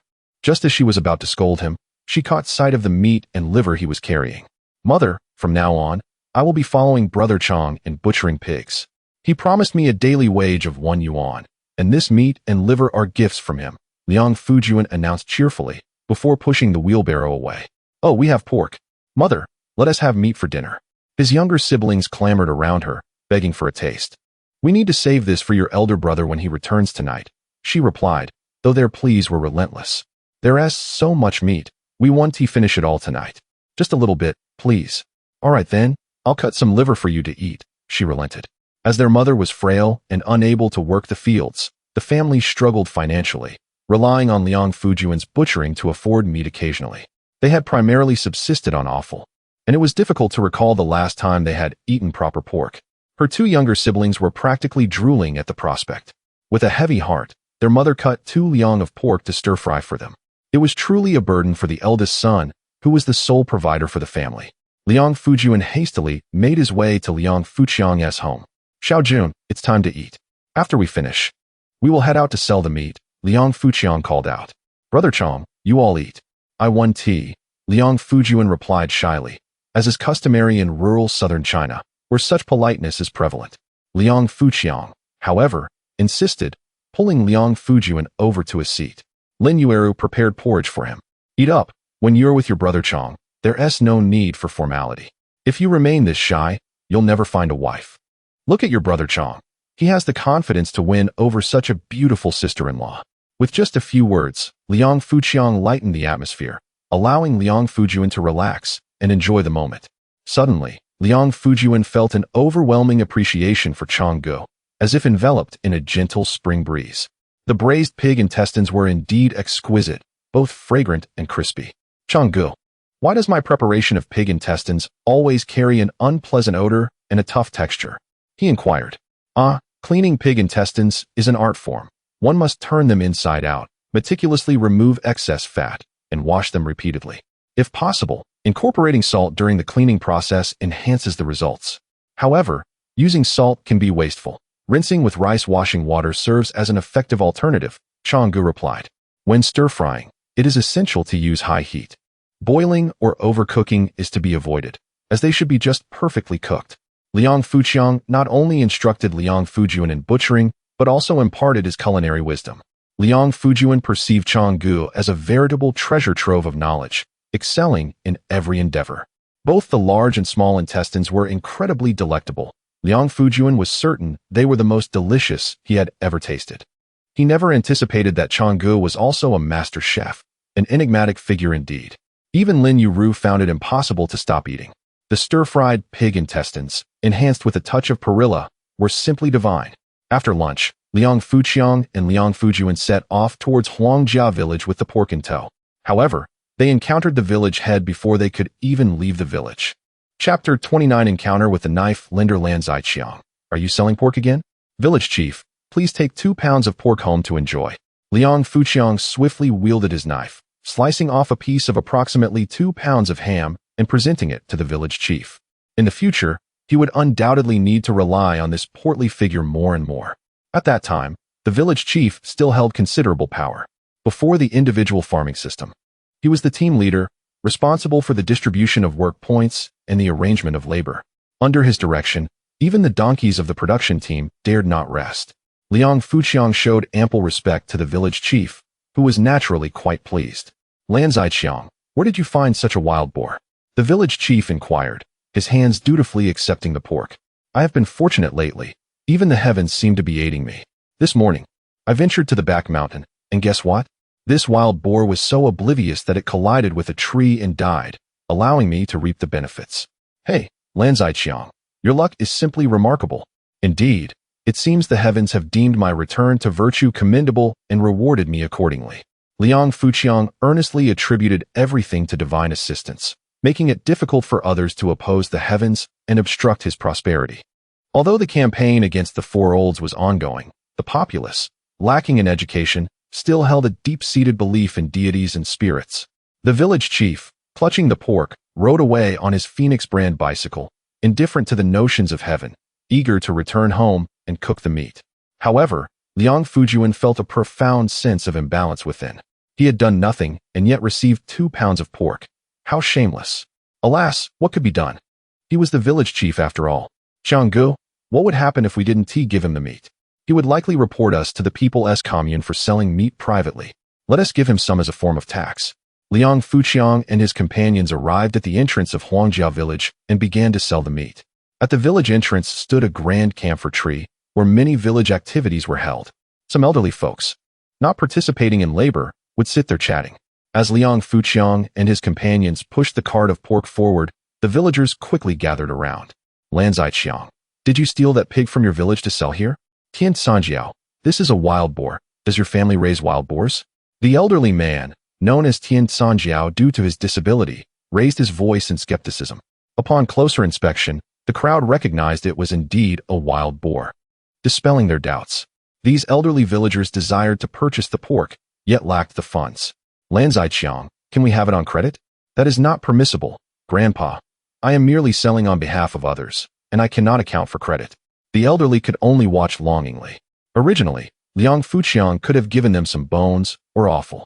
However, upon reflection, he realized that if he set such a precedent, he would be expected to do so again in the future. If he were to refuse at any point, he would surely face their curses or even be driven away. Therefore, he could not start down that path.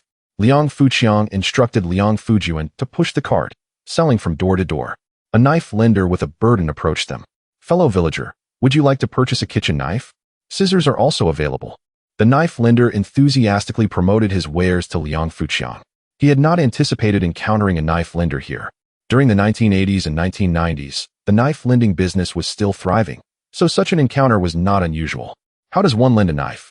A kitchen knife costs 100 yuan. When rice reaches 2 yuan per pound, I will come to collect. This is a fine kitchen knife, sharp and durable, suitable for cutting meat and bones. Liang Fuqiang accepted the knife and, with a swift motion, cut through a pig's leg bone, cleaving it in two without damaging the blade.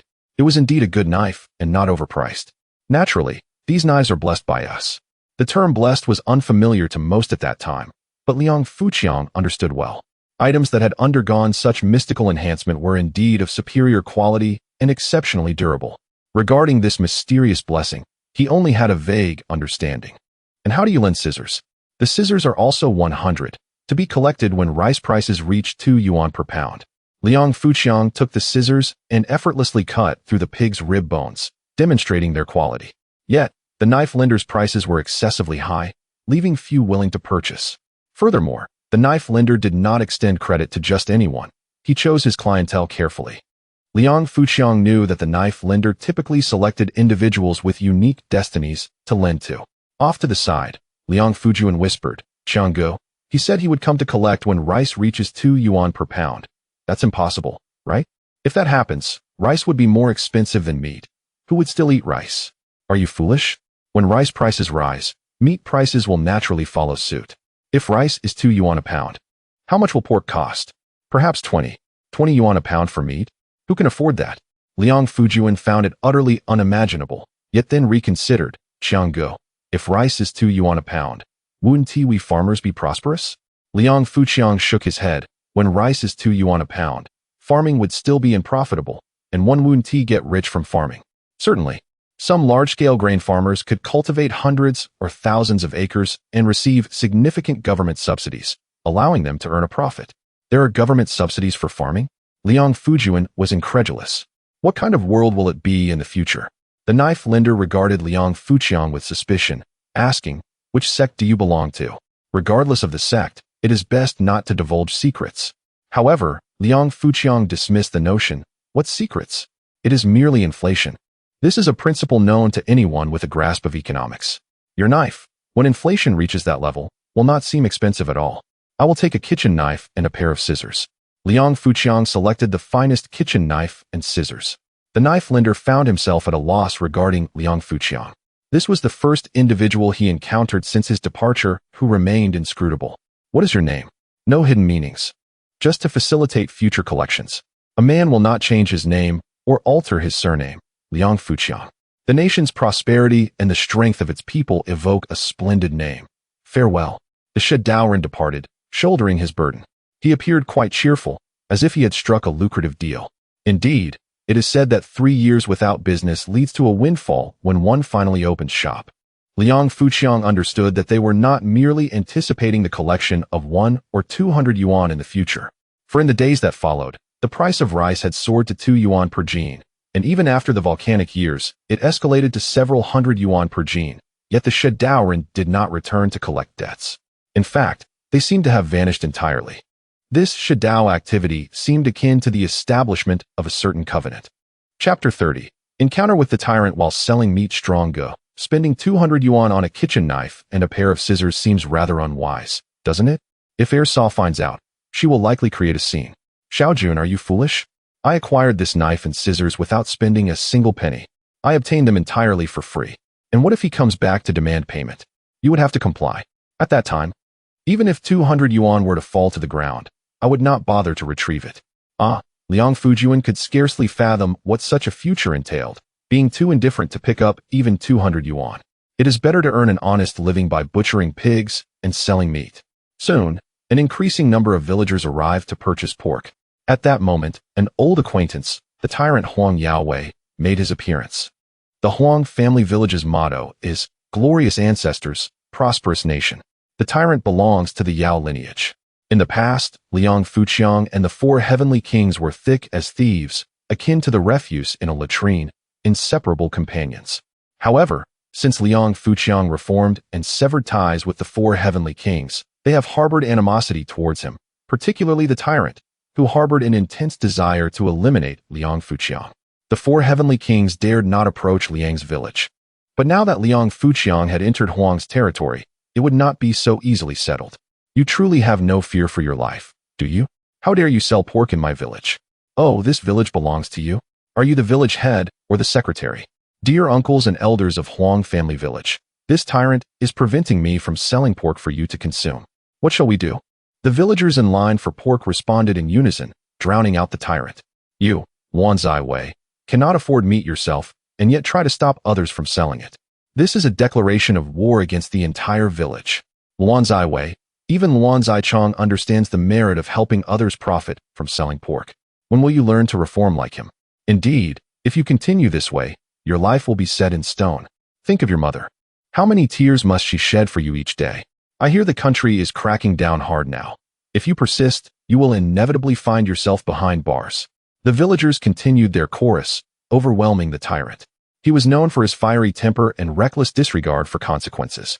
At that moment, his eyes burned with rage, on the verge of an explosion. He had long grown accustomed to being labeled as wicked, even taking pride in it. However, he could not accept being compared unfavorably to Luan Zichong, nor could he tolerate the transformation of his former companion. Luan Zichong, pack up your pork and leave, or I will chop you down. Luan Wei, fighting is illegal. If you strike me first, I can claim self-defense, and should I kill you, I would bear no guilt. But if you were to take my life, you would face the ultimate penalty. In either case, death awaits you. Ponder that carefully. As Liang Fuqiang spoke, he effortlessly severed a tree trunk the size of a bowl with a swift stroke of his knife, then resumed his butchering and selling. Gazing at the gleaming cleaver in Liang Fuqiang's hand, the tyrant ultimately dared not make a move against him. Liang had articulated his reasoning with clarity, and the crowd, largely unversed in the law, found his argument convincing. In truth, there was no such thing as genuine self-defense. It would merely be seen as mutual combat, and with Liang wielding a weapon, his culpability would only increase. Regardless of the era, the best course of action is to avoid conflict whenever possible. Of course, if one reaches the limits of their patience, that becomes a different matter. Luan Zichong, just wait. Do not think that because you wield a knife, you are formidable. My family has knives too. The tyrant cursed as he stormed off, clearly intent on returning home to fetch a weapon and confront Liang Fuqiang. Liang Fujian, filled with concern, said, Strong Gu, perhaps we should leave. If Luan Wei returns with a knife, it could lead to serious trouble. Whether we perish or he does, it would not bode well. What, are you afraid? I wager that Luan Wei will not dare to confront me with a knife. He may intimidate you good-hearted folk, but he is far too inexperienced to frighten me. Liang Fuqiang maintained a calm demeanor, continuing to sell pork.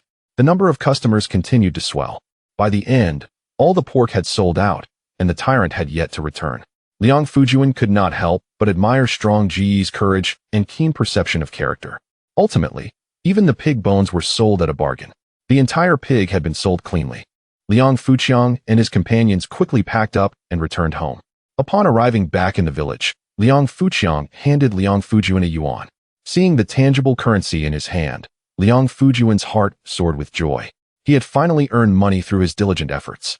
Earning 1 yuan a day was considered quite substantial at that time, especially when many who deemed themselves superior earned merely 28 yuan a month. Liang Fujuan happily pushed his unicycle home. Arriving home, Liang Fuqiang called out, "Yueru, come here," and shut the door. He pulled Lin Yueru into the bedroom. "Strong-ge, what are you doing?" Lin Yueru, feeling a bit shy in the daylight, asked. Liang Fuqiang's hands wandered inappropriately. Just as Lin Yueru was about to respond, he abruptly withdrew his hand and poured a sack of money onto the bed. "I called you over to count the money. What were you thinking just now?" "Strong-ge, you are such a rogue." She giggled, glancing at the pile of money on the bed, her laughter infectious. "Count it carefully. If you miscalculate, I shall punish you tonight." "What kind of punishment?" "Of course, it will be to make you eat chili peppers. I will take 5 yuan to buy rice." "No way. I cannot guard this much money alone. I am afraid," Lin Yueru pleaded, adopting a delicate demeanor that stirred Liang Fuqiang's protective instincts. "Very well, I will assist you in counting. Let us first divide the money into 10 yuan sections." After Liang Fuqiang's guidance, Lin Yueru finally learned to count money. "Strong-ge, the total is 108 yuan and 50 cents. By the way, tonight you shall be rewarded with chili peppers." "You are such a rogue, Strong-ge. Quickly say, 'Husband, you are wonderful.'" "I won't say it. It's too embarrassing. I earned over 100 yuan in a day. Isn't that impressive?" "It is impressive, but I cannot bring myself to say it." "Well, tonight I will punish you with chili peppers. I am off to buy rice now." Liang Fuqiang took 5 yuan to seek out villagers to purchase rice. At that time, a significant portion of the villagers' income came from selling rice, as southern rice could be harvested twice a year. By the end of the year, every household would have thousands of pounds of rice stored away. Cultivating sugarcane can yield some income. However, at that time, the price for a ton of sugarcane was merely 30-some yuan, and the yield was not particularly high, averaging around 3 tons per mu. After a year of diligent effort from sowing to loading, one could only earn a mere 100 yuan from a single mu. Liang Fuqiang could manage a mu of sugarcane in 1 day without incurring any costs. Wild boars were still regarded as pests then, and their capture was not only permissible, but also encouraged. While Liang Fuqiang was out purchasing rice, he encountered a villager on the way. "Lan Zaichang, I heard you've been selling pork again." "I am merely assisting the boss with sales, earning a daily wage of 1 yuan. That's commendable, securing such a lucrative job." "It's not a daily occurrence. It's just enough to get by." "Uncle Sure, do you sell rice?" "I wish to buy some." "We have no rice, but plenty of paddy, priced at 9 fun per jean." "How much do you need?" "I would like 500 jean. Do you have that much?" "Oh, don't mention 500 jean. We could even manage 1,000. The early rice has just been harvested, and nearly every household is piled high with paddy. Typically, people would transport their paddy to the grain station, pay their grain tax and military grain dues, and sell the remainder freely. The unified purchase price was 9 fun per jean. There was a stipulation, though. The grain station would utilize high-power electric fans to sift through all the paddy, leaving only the plumpest grains. The remnants blown away could only be taken home to feed chickens and ducks. However, selling to private individuals did not necessitate such treatment, making Uncle Sure more than willing to sell to Liang Fuqiang. "Very well, I shall return home to fetch the money." Initially, Liang Fuqiang intended to buy just 30 or 40 jean of rice to last for a while before purchasing more. Yet, he reconsidered. Stockpiling some paddy would be wise. Having grain at home would certainly provide Lin Yueru with greater peace of mind. With grain in hand, one's heart is at ease. 500 jean of paddy would suffice for their sustenance for an entire year. Chapter 31. The second sister-in-law delivers meat again. Liang Fuqiang purchased 500 caddies of rice, spending 45 yuan. Today, half of the earnings vanished once more. To transform this desolate abode into a cozy little home requires a considerable sum. Additionally, there are the tuition fees for his younger siblings. Liang Fuqiang feels the weight of pressure bearing down on him. Lin Yueru gazes upon the substantial pile of rice in their home and finally feels a sense of relief. With food in the house, this is the essence of living. If the home were empty, it would resemble a rootless duckweed. Liang Fuqiang went to the public rice mill to process 100 caddies of rice. By the time he returned, the sun was nearly setting. Now that there was rice and meat at home, there was no need for extensive preparations. Liang Fuqiang finally found a moment to rest, perfectly timed to train the little puppy. As the master of the Mu Min sect, training animals is their greatest skill. In the past, the Mu Min trained exotic beasts, but as humanity proliferated and forests diminished, such rare creatures became extinct. The Mu Min could only train ordinary tigers and black bears, eventually even becoming street performers with monkeys. In Liang Fuqiang's generation, they could no longer even train wild animals. Ultimately, Liang Fuqiang shifted his focus and established a livestock company. Utilizing his formidable training skills, he quickly amassed considerable wealth. In the new century, many sects were compelled to change their trades. Some sects gradually faded away, while others thrived. For instance, the Lai Min almost completely vanished, while the Yao Min continued to prosper, albeit plagued by many disreputable individuals, leading to widespread skepticism and resistance against traditional Chinese medicine. At present, Liang Fuqiang prefers not to dwell on these matters of the martial world. In his previous life, he had done enough. Now, he simply wishes to live as an ordinary person for a while, as there is still plenty of time. With nearly 40 years until the volcanic year, there is no rush. Geely, come here. Go fetch my shoes. Liang Fuqiang tossed his shoes out to teach the little puppy to retrieve items. Liang Fuqiang can speak the language of dogs, and Geely clearly understands his intent. Training is remarkably straightforward. Mastering animal languages is the foundation of the Mu Min. As the leader of the Mu Min, Liang Fuqiang has command over more than 100 animal languages, making him a true linguistic virtuoso. Lin Yueru watches Liang Fuqiang train the puppy like a big child, smiling as she observes. Happiness is often this simple. The setting sun casts a golden hue over the earth and everything around, elongating their shadows. Under the vast sky, the world is so quiet, devoid of thoughts about the past or the future. In the courtyard shaded by a few neem trees, Liang Fuqiang joyfully plays with the puppy, golden light spilling over his face and body. The puppy frolics joyfully in the golden rays, while Lin Yueru smiles beside him. Everything is so beautiful. This moment feels eternally captured within the tapestry of time. The farmers begin to return home one by one. After a day of labor, Liang Alian notices a large bunch of water spinach on the ox cart and immediately loses her appetite, knowing that dinner will consist of plain rice and water spinach. She wonders what delicious meal her second brother will have tonight. What? Do you want to go to that scoundrel's house for dinner again? Mom, you say my second brother is a scoundrel, yet his family enjoys sumptuous feasts every day, while we, being good and hardworking, can only eat boiled greens? Her seemingly innocent question carries a hint of sarcasm. The mother is momentarily at a loss for words. After a while, she replies, doesn't he have to raise children, nor does he pay for anyone's education. All his earnings go to food, so he can certainly feast. He enjoys a meal today, but where will he find food tomorrow? This is the foolish practice of living solely for present enjoyment. Seizing the opportunity, the mother imparts wisdom to all the children present. They wholeheartedly agree, believing in the importance of frugality and hard work. They firmly believe that diligence and thrift lead to prosperity. However, Liang Alian quietly expresses her confusion. But my second brother's family has electricity, fans, new clothes, and meat every day. I don't see what's wrong with that. The others shake their heads in disagreement. The mother remarks, he was merely fortunate enough to catch a wild boar, which allowed him to accumulate some wealth. Eating meat every day is impossible. Will he even have meat to eat tonight? Where will he find meat to bring home? Liang Alian ponders this and can only agree with her mother's perspective. Just then, they arrive home. It is the second sister-in-law. Liang Alian spots Lin Yueru waiting at the door and immediately jumps off the ox cart, rushing over.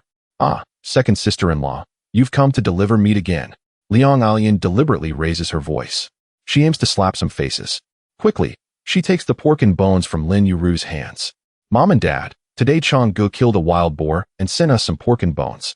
As Lin Yueru speaks while walking, she adds, Yueru, life isn't easy for you either. Please don't bring meat to our family anymore. Dad, now Changge can earn money, and our family has meat in every meal. We're doing quite well. Today, Changge earned 108 yuan, bought 500 caddies of rice, and still has 50 to 60 yuan left, which he is keeping for me. This statement leaves everyone in stunned silence. A deafening quiet fills the air. Only Liang Alian's eyes sparkle with delight, realizing how impactful her words have been. I'll head back now. Lin Yueru, uncertain if she had said something inappropriate, merely wished to speak well of Liang Fuqiang. The sudden awkwardness startled her, prompting her to leave hastily. Ha! Liang Alian finally bursts into laughter. What are you laughing at? You sound like a mad girl. I'm laughing because we will have meat for dinner tonight. Now she comprehends that her second brother's family does not merely eat meat occasionally, but enjoys it at every meal. In that moment, Liang Alian feels as though she has reclaimed a sense of victory after losing the previous night's bet. The eldest brother cheerfully begins to boil the bones and prepares the meat and vegetables. Liang Fuqiang always brings plenty of meat, sufficient for their family to enjoy. You all tell me, why is the second brother so fortunate to have caught a wild boar? The eldest brother cheerfully throws out this question. Once or twice of good luck doesn't lead to wealth. When fortune fades, it quickly returns to the starting point, is the perspective of the third brother, Liang Fumin. Liang Alian, however, held a differing opinion. Luck is indeed a component of strength. So why is it that only Urge in the village possesses such fortune? Urge asserted that he does not rely on luck, but on genuine prowess. Enough of that. We grew up together, and we are well aware of his capabilities. If it comes to fighting, he might not even prevail against Lao San. How then could he claim to have captured a wild boar through mere skill? As the eldest brother, Lao Dao understands Liang Fuqiang's true abilities better than anyone.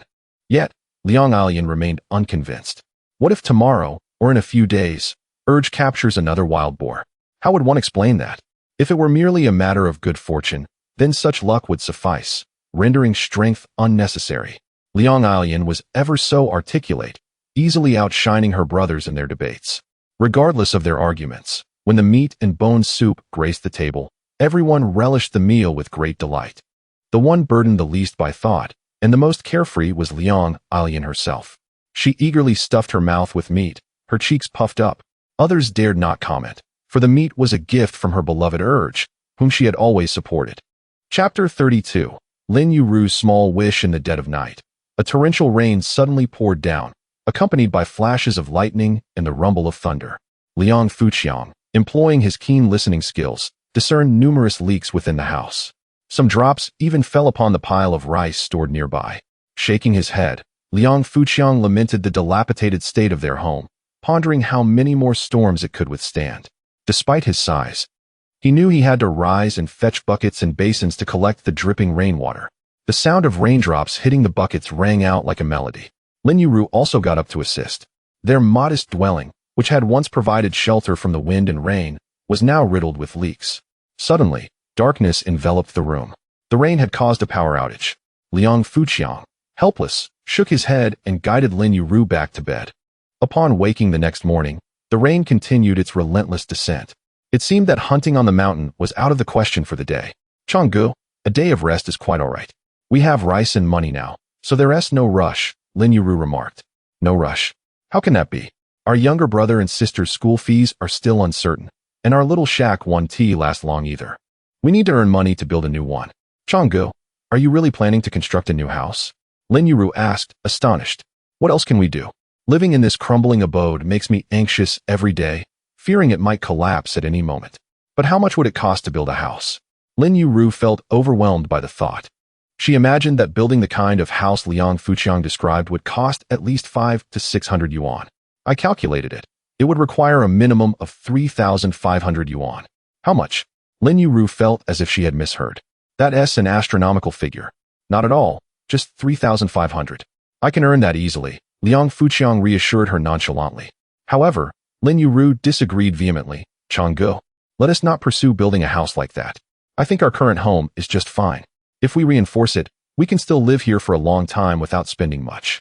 Seeing Lin Yueru's anxious expression, Liang Fuqiang conceded. All right, I will heed my wife's advice. I will find someone to reinforce it another day. While it was essential to fortify their home and eventually build a new one, they lacked the financial means at present. He decided to bear that pressure himself. As for Liang Fuqiang's intention to earn money to support his younger siblings' education, Lin Yueru wholeheartedly agreed. She was willing to endure hardships to help her family. Liang Fuqiang wrapped his arms around Lin Yueru, gazing out at the rain. Lin Yueru savored the warmth of the moment, feeling a sense of security. Was this truly the sweet reward after hardship? She felt as though she were in a dream, fearing to awaken from this beautiful reverie. In recent days, she had profoundly felt Liang Fuqiang's love, which was precisely the life she had longed for. Yet, she constantly feared that such happiness might abruptly end, leaving her with a profound sense of insecurity. The beauty of their current life felt fleeting, like fireworks that only illuminate the sky for a moment. Determined to cherish the present, Lin Yueru resolved to fulfill all her desires while this bliss lasted. Thus, even if their happiness were to shatter in the future, she would consider her life worthwhile.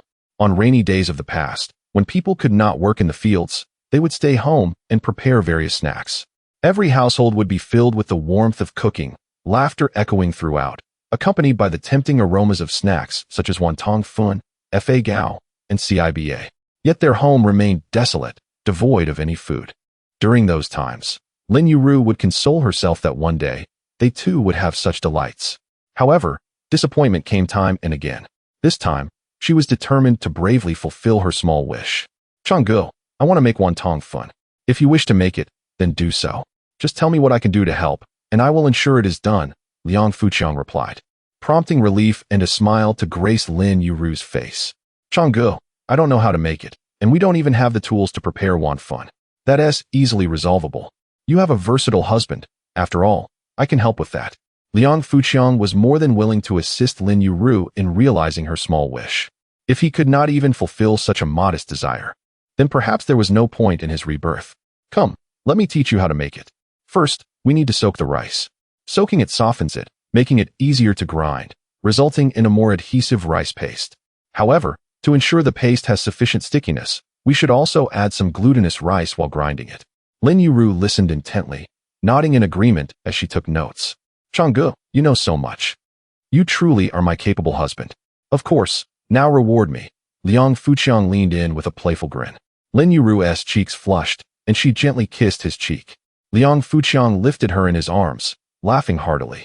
In his previous life, no one had ever seen the renowned billionaire smile so joyfully. "Then, Changgu, what should we do if we don't have a steaming tray for the wonton fun?" "That is simple. In fact, a steaming tray isn't even the best tool for making wonton fun. I'll make you two of the most useful tools shortly. Now let us soak the rice." Under Liang Fuqiang's guidance, Lin Yueru soaked 5 pounds of rice. "Yueru, do you want me to join you in grinding the rice paste?" "No, these tasks are typically suited for women. At the village chief's stone mill, it is always women who gather. If you, a man, were to go there, they would surely mock us. But can you manage on your own?" "I can manage." However, deep down, Lin Yueru was quite frightened. She had never been to the village chief's house to grind rice paste. On rainy days, there would certainly be many aunts and sisters there, and she was unsure how to interact with them. Most importantly, she was unfamiliar with the stone mill and feared becoming the subject of ridicule. She thought to herself that perhaps observing how others did it would allow her to follow along and manage. Liang Fuqiang was well aware of Lin Yueru's predicament. He couldn't allow her to feel embarrassed or unhappy. The only person who could assist Lin Yueru at this moment was Liang Lian. With her quick-witted presence, it was certain that Lin Yueru would joyfully engage in this activity. "Yueru, why don't I go fetch my younger sister to accompany you to grind the rice paste?" Upon hearing this, Lin Yueru immediately nodded enthusiastically in agreement. Liang Lian knew all too well that with her by Lin Yueru's side, these minor concerns would soon dissipate. Chapter 33. Liang Lian takes on a host of women. Changgu, are we slaughtering pigs today? Liang Fujian arrived early, carrying a large black umbrella for the pig slaughter. Liang Fuqiang had been troubled about how to summon Liang Lian, but Liang Fujian's arrival was perfectly timed.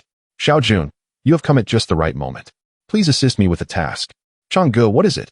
"Kindly fetch my younger sister and inform her that her sister-in-law wishes for her to join in the rice noodle preparation." "All right, I shall go at once." Liang Fujian hurried off to find Liang Lian. Meanwhile, Liang Fuqiang seized the opportunity to craft 2 steaming tools for Lin Yueru to prepare the rice noodles. They were not truly tools of great ingenuity. In the future, some who adhere to traditional methods also utilize such devices for making rice rolls. It consisted of a bamboo frame with a clean, taut cloth stretched over it. By placing the frame in a pot, pouring rice batter onto the cloth, and covering it for 3 minutes, the rice paper would be perfectly steamed. This method was both simple and effective. Utilizing cloth was far more manageable than iron trays, yielding greater efficiency. With iron trays, it often proved difficult to detach the steamed rolls, a problem non-existent when using cloth. Before long, "Ersaw, are you making rice rolls?" Liang Lian approached with her high ponytail, beaming with joy. Lin Yueru nodded with a smile. Liang Lian's excitement was palpable. "That's wonderful. We are going to have rice rolls. Let me tell you, I told mother this morning that we must have rice rolls today. Can you guess her response? She said we are too poor to waste. Can you believe it? Cooking rice is acceptable, but turning it into noodles is a waste? The logic is utterly baffling. It's truly frightening how lacking in culture she is. Saw, I didn't mean you. Liang Alian quickly changed the subject. Saw, you look exceptionally beautiful today. Indeed, Lin Yueru had made an effort, meticulously styling her hair, adorning it with a headband and clips. She wore a newly made white long-sleeve t-shirt and fresh sunflower-patterned shoes. With this appearance, Lin Yueru looked remarkably fashionable and beautiful, unmatched by any woman in the village that day. Even compared to women from the city, she stood her ground, primarily due to her innate beauty, resembling a star from an era drama. Lin Yueru's meticulous preparation stemmed from her nerves and lack of self-confidence. She believed that looking beautiful would bolster her self-esteem. Xiaomei, take good care of your sister-in-law. Ergo, if I take good care of her, how will you reward me? How about I give you a big nephew? All right, thank you, Ergo. Lin Yueru and Liang Alian carried the prepared rice to the village chief's home. The chief possessed a stone mill, originally belonging to the production team. After the separation, he moved it back to his residence, allowing it to be used freely by the villagers.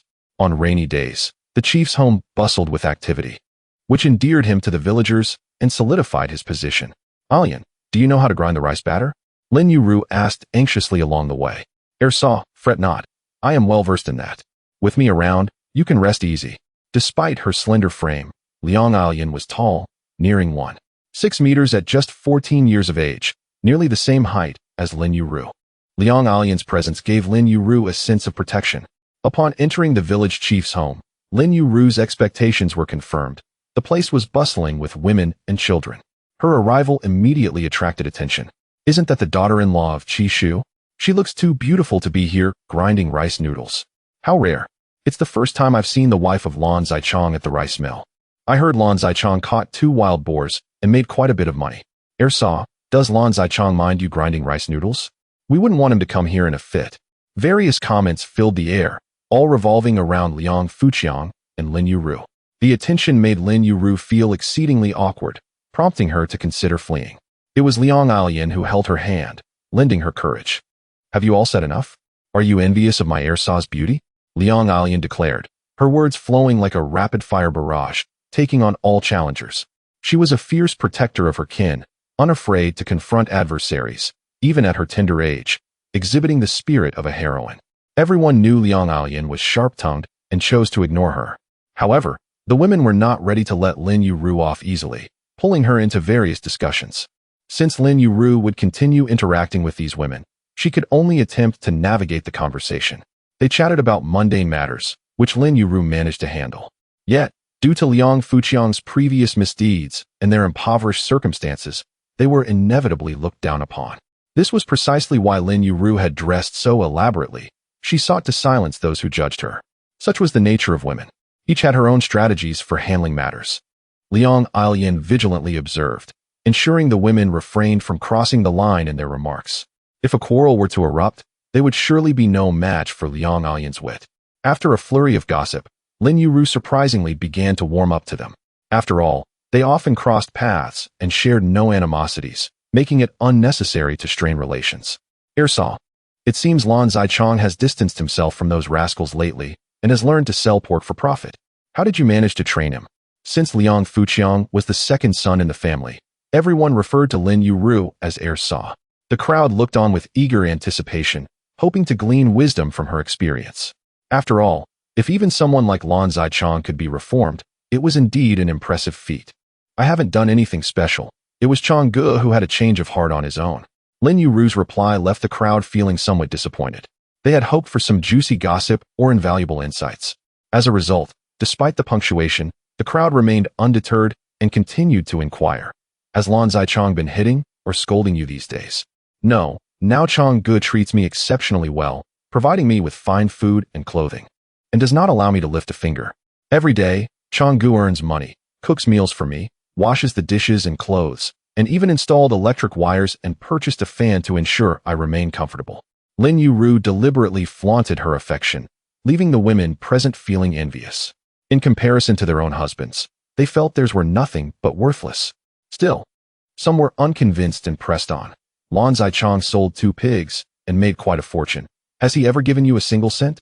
Lin Yueru simply smiled. I do not require Chong Gu to provide me with money. I manage the household finances and purchase whatever I desire. If I am too lazy to walk, I simply ask Chong Gu to fetch it for me. The crowd responded, game over. A total defeat. Chapter 34. The old bachelor yearns for spring. Lin Yueru's conversation abruptly extinguished the atmosphere. Such overt displays of affection were unbearable for anyone. Consequently, the crowd dispersed, each engaging in their own conversations. They could hardly fathom the drastic transformation of Lin Zichong, yet they understood that this was merely a fleeting episode of madness. If one were to suggest that Lin Zichong would persist in this newfound goodness, they would vehemently deny it. They were all too familiar with the essence of Lin Zichong, a person whose flaws had been ingrained since childhood. For someone who has erred, regaining trust is a formidable challenge, especially for a person of his notorious reputation. Lin Yueru appeared bewildered. I haven't done anything wrong. I merely spoke the truth. At last, it was Lin Yueru's turn to grind the rice batter. Liang Lian, assuming the role of a seasoned mentor, guided Lin Yueru through the process. Sister-in-law, let us collaborate in this endeavor. Lin Yueru smiled and nodded, her excitement palpable as she anticipated the joy of crafting her own rice rolls. Finally, she could relish a life akin to that of an ordinary household. In the abode of Liang Chong, he declared, Brother Chong, if we are not slaughtering pigs today, I shall return home. The absence of pork implied no income, leaving Liang Jun feeling despondent. He toiled tirelessly to support his entire family. With no tasks to occupy him and no earnings in sight, idleness was not an option. Even gathering wild vegetables would suffice. Liang Chong understood Liang Jun's plight. Xiao Jun, do not rush home. It is raining, and we have nothing to do. How about we go fishing together? You could bring home a fish for dinner. Brother Chong, can we truly catch fish? I have no experience, Liang Jun replied. I will teach you. Come on, Liang Chong assured him. Liang Jun felt as though Brother Chong was a master with exceptional skills. In a daze, he regarded Brother Chong as his mentor. Armed with worms, fishing hooks, and a bucket, Liang Chong led Liang Jun to the riverbank. Liang Jun held a large black umbrella over him. Liang Chong cast the hook into the water, now obscured by grass, and the only task left was to wait. Xiao Jun, my little house is about to collapse. Could you find someone to help me reinforce it? I can offer 2 yuan a day for each person. What do you think? Brother Chong, I will assist you in reinforcing the house without any payment. No, you must be compensated for your labor. You have a family to support, do you not? Very well. Is 2 yuan per day too excessive? No one in the entire market town pays such a high wage. It is not excessive. Reinforcing a house is arduous work. So it is settled. Ah, fish is biting. Liang Chong exclaimed as he reeled in a sizable carp. Liang Jun was utterly astonished. He had never imagined that fishing could be so straightforward. In mere moments, he had landed such a large fish. Determined, Liang Jun resolved to fish whenever he had the time. Xiao Jun, give it a try. Just cast it out like this. Liang Chong seemed to read Liang Jun's thoughts. Excited yet anxious, Liang Jun accepted the fishing rod and cast the hook into the water. This is quite simple. Indeed, it is. Now, all we need to do is wait patiently. Liang Jun fixated on the bobber and whispered, Brother Chong, what do you think about asking the old bachelor for help with the reinforcement? The old bachelor Liang Qingzhu was the youngest of the Qing generation in the village. Liang Jun was quite familiar with him. He was a man of few words, often stuttering and lacking in social skills, yet known for his honesty and diligence. After being separated from his family, he had lived alone, building his own house through sheer hard work and determination. His craftsmanship soon gained recognition, and neighbors began to seek his assistance in construction, albeit without pay, merely 2 meals a day in exchange for his labor. Gradually, he grew weary of this arrangement. Though he was diligent and capable, he was not foolish. Daily toil without remuneration left him exhausted, and the increasing demands on his time deprived him of even the opportunity to tend to his own fields. At 28, he was considered an old man by societal standards. Yet he yearned for a wife and the warmth of a bustling family life. The villagers' constant reference to him as an old bachelor cut deeply into his heart. He aspired to earn money and marry, yet found himself without avenues to do so. While others began to capitalize on construction work or carpentry, his lack of social prowess kept him from securing jobs, and he was too timid to express his desires or negotiate wages. In the eyes of the villagers, hiring him meant providing 2 meals a day without any monetary compensation, a norm they had grown accustomed to. Liang Qingzhu wished to change this perception, but felt powerless to do so, a source of constant frustration. I believe Uncle Qingzhu would be a suitable choice. Would you kindly extend an invitation on my behalf? Liang Fuchang suggested. Rest assured, Brother Chong, I will ensure he comes. Before long, Liang Fuchang and Liang Fujun had caught 3 large carp and returned home. Lin Yueru had just arrived as well. Liang Fuchang handed the second largest fish to Liang Fujun to take home, reserving the largest for his parents. With just the 2 of them in the house, the smallest fish would suffice for their meal. At that moment, Liang Fujun began to comprehend Brother Chong's character. He was someone who constantly thought of others. Wow, second brother has caught another large carp. We shall have braised fish for dinner. Liang Ai Lien exclaimed, her eyes sparkling at the sight of the sizable carp. Sister, take this big one home later. Oh, what a pity. Cooking such a large carp for eldest brother will result in a fish that is both fishy and tasteless. He is too stingy with oil and salt. Liang Ai Lien preferred the exquisite braised fish prepared by Liang Fuchang, which was truly a culinary delight. With a chuckle, Liang Fuchang shook his head and began assisting Lin Yueru in preparing the rice rolls. She eagerly anticipated the marvels of his rice steaming technique. Ergo, why not use this to steam the rice rolls? If not, I can go home to fetch 2 trays. No need, you will understand shortly. Liang Fuchang personally engages in the art of crafting the rice rolls. The steaming cloth is secured in the pot, water is brought to a boil, and a ladle of rice batter is poured onto the cloth and spread evenly. After covering the pot, the process is quite simple. Lin Yueru stands by, diligently learning, firmly believing that Changgu will surely succeed. Liang Ai Lien, meanwhile, gazes on with wide-eyed curiosity. After patiently waiting for 3 minutes, the pot lid is lifted. A complete and smooth rice roll skin is delicately extracted by Liang Fuchang using a bamboo stick. It has truly succeeded. Changgu, you are remarkable. Lin Yueru leaps up in delight, her joy reminiscent of a child's. Liang Fuchang places the roll, resembling Liang pie, into a clean bowl and divides it in half before rolling it up. Lacking prepared fillings, it must be enjoyed plain, dipped in soy sauce. Even in its simplicity, it is a delectable treat. Should the neighbor's children catch a glimpse, they would surely be tempted to tears. Each of you take half and dip it in soy sauce. Lin Yueru and Liang Ai Lien excitedly pick up the rice rolls and savor them. Delicious. So tasty. Observing their joyful consumption, Liang Fuchang feels as though he has nurtured 2 little friends. Once Lin Yueru finishes her portion, Liang Fuchang guides her step by step in making the rice rolls. To his surprise, Lin Yueru learns rapidly, almost instantly grasping the technique. Every individual possesses a unique talent in certain areas. Having mastered the art of making the rice roll skins, Lin Yueru joyfully begins crafting her own. I will go fetch some vegetables. Changgu, we already have rice rolls. We need not prepare any vegetables. Saw, let go. Perhaps he can create some delightful new dishes. After all, today Liang Ai Lien has decided to linger here, indulging in food and drink. Chapter 35. The skilled roofer Liang Fuchang stepped out and spent a dime to purchase a generous bunch of chives, followed by $1 for 10 eggs. He meticulously washed and chopped the chives before cracking 5 free-range eggs into a bowl. Second brother, it's no wonder our parents often say you waste money so freely. 5 eggs for a meal? Liang Aiyan remarked, sensing Liang Fuchang's extravagance. With a smile, he cracked open another egg. 2 eggs each is hardly excessive. Lin Yueru felt a pang of regret for the expense, yet remained silent. Liang Fuchang heated a small frying pan and scrambled the 6 eggs into a plate of golden, fluffy pieces that looked utterly delectable. Liang Aiyan watched intently, her mouth watering. He then sautéed the chives until they were vibrantly green. The combination of the golden egg pieces and the emerald chives created a stunning visual, akin to a hall of treasures. A sight rarely seen in the rural areas of that time. People were too preoccupied with their daily toil to contemplate the art of cooking.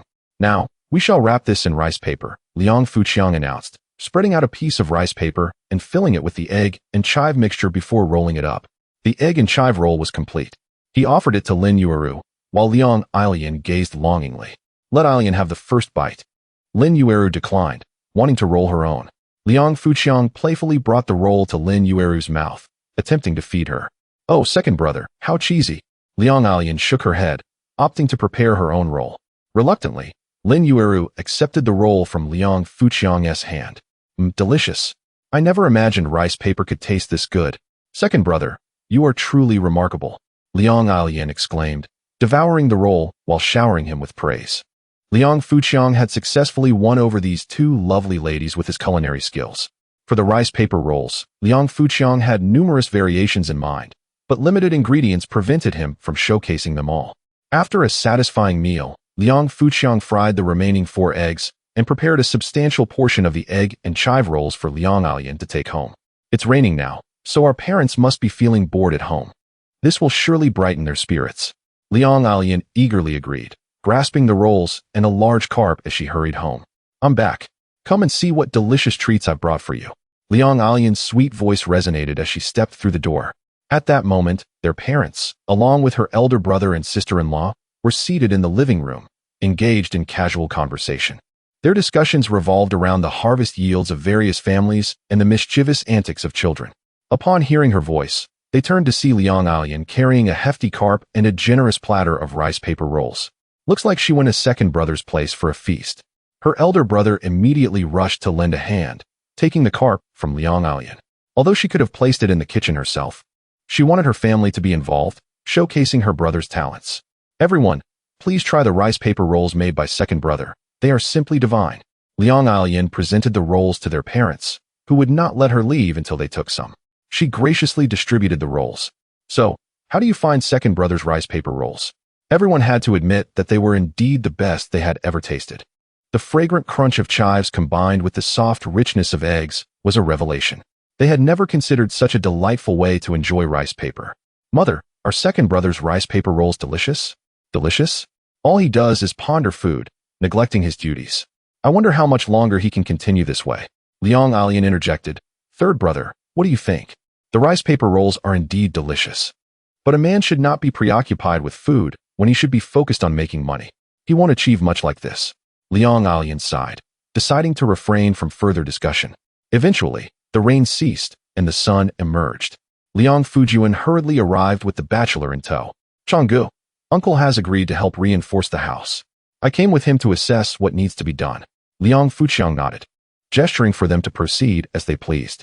Liang Qingzhu, aware that Liang Fuqiang was willing to pay $2 a day for his assistance, was eager to demonstrate his skills to justify the high wage. With his extensive experience, he quickly identified the areas requiring reinforcement. Xiaojun, come with me to fetch a cart of clay. All right. Liang Fujian and Liang Qingzhu began their tasks. Although today's labor was unpaid, they were unfazed, as it was merely to facilitate work tomorrow. Such was the industrious nature of the people. With the rain cleared, the roads were exceptionally muddy, yet the townsfolk were already bustling with activity. The busiest among them were the skilled roofers. Following the heavy downpour, many houses were severely leaking, prompting requests for the roofers to come and repair the tiles. This seemingly simple task was a craft that few locals understood. It was primarily performed by outsiders known as Laogan. In the southern countryside, it was customary to prefix the names of outsiders with Lao, such as Bei Lao or Lao Lao. These Laogan were diligent and hard-working individuals, often risking their safety by climbing to the rooftops without any safety measures, laboring under the scorching sun for entire days. Only those who could endure hardship would persist in such demanding work.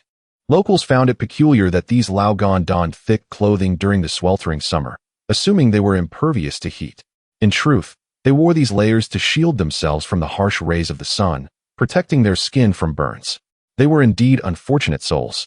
Lacking land, they faced starvation if they did not work. If they could manage to continue working, 2 men could repair a house in a day, earning $2 each, a considerable income. They traversed from village to village, and today, a group of Laogan had arrived in Liangjia village. Many were willing to spend a few dollars to have their rooftops repaired, as no one knew when the next group would arrive.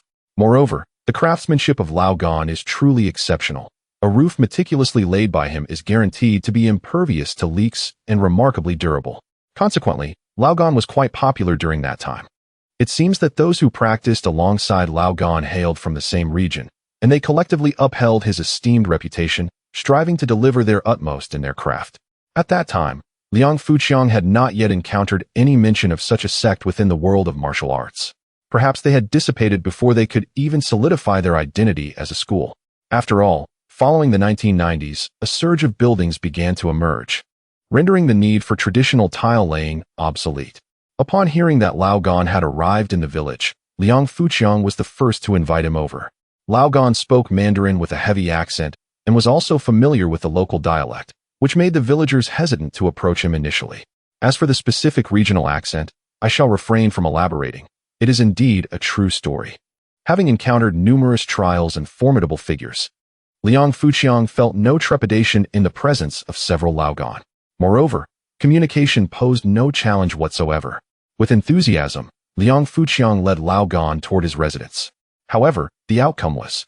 Chapter 36. The gunfire from the back mountain. Lao Gan gazed at the dilapidated house before him, feeling a twinge of disappointment, having expected a grand estate.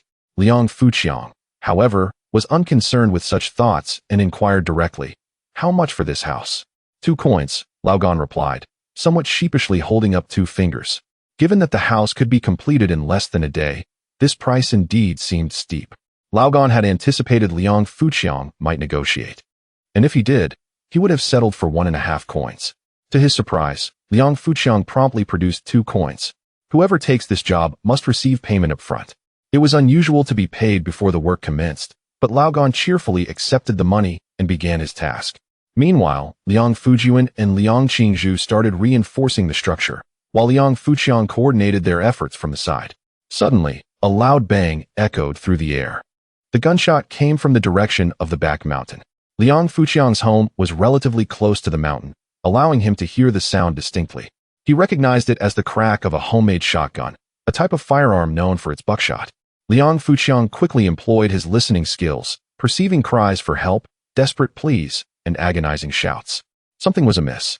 He understood that trouble was brewing on the back mountain, and without hesitation, he seized a machete and rushed towards it. Liang Fujian and Liang Qingzhu, having heard the gunfire and witnessing Liang Fuqiang's abrupt departure, assumed he was heading into a brawl and hastily followed. Lin Yueru, observing Liang Fuqiang's demeanor, was filled with dread. She recalled the fierce persona he once embodied and genuinely feared that he might revert to his former self. In her heart, she whispered a prayer. Meanwhile, Liang Fuqiang reached the back mountain, only to encounter a horrifying scene. A wild boar, weighing 300 to 400 pounds, was rampaging through the area, knocking several individuals to the ground. Some had been gored, blood oozing from their wounds, while others fled in sheer panic. The boar appeared unscathed, with a firearm discarded on the ground. The onlookers were foolishly attempting to combat such a formidable beast with a gun. At that moment, the wild boar was viciously mauling a villager, who cried out in terror and agony. The scene was utterly horrifying. As people scrambled to escape, no one ventured forth to rescue the victim. Without assistance, the villager would surely perish. At that moment, Liang Fuqiang was consumed by fear and despair, as he found himself gripped by the wild boar, which was fiercely tugging at his thigh. While the villagers fled, Liang Fuqiang charged inward, heading straight for the boar. It was only when he was within 5 or 6 meters of the beast that it released Liang Fuqiang and charged at him. Liang Fuqiang was well acquainted with the nature of wild boars. Their charge was their most formidable attack. At times, even tigers could be knocked down by their sheer force. Liang Fuqiang swiftly executed a maneuver to evade the boar's onslaught.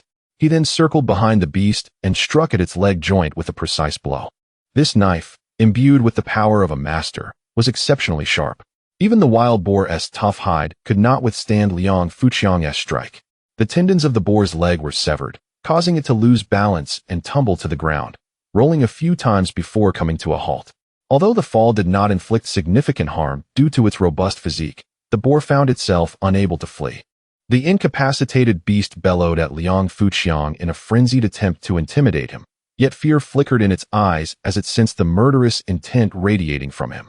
Liang Fuqiang, feeling a surge of exhilaration, thought to himself that he had unwittingly acquired several hundred pounds of meat. The boar's roars held no power over him. This creature must die today. A beast that injures humans is beyond redemption. Liang Fuqiang swiftly slashed the boar's throat, and a torrent of blood gushed forth. The boar, however, did not succumb immediately, and Liang Fuqiang prioritized saving the villager.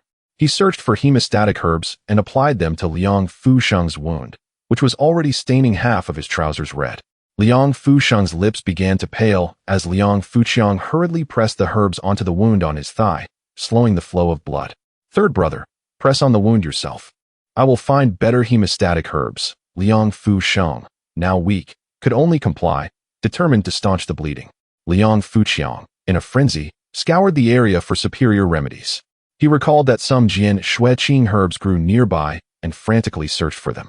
Utilizing his keen sense of smell, he located the precious herbs. In a desperate race against time, Liang Fuxiang gathered a handful of Jian Shueqing and crushed them as he ran. Third brother, do not worry. Applying this will stop the bleeding.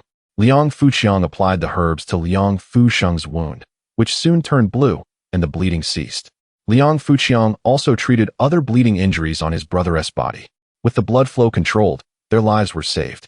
Both Liang Fuxiang and Liang Fuxiang breathed a sigh of relief. Third brother, you will be fine. Just rest for a few days, Liang Fuxiang reassured him. Liang Fuxiang felt a twinge of embarrassment, having often looked down upon Liang Fuxiang and spoken ill of him in the past. Now, the very person he had disparaged was his savior. As Liang Fuxiang offered comfort, the words thank you caught in Liang Fuxiang's throat, unable to escape. For someone of his character to express gratitude was an arduous task.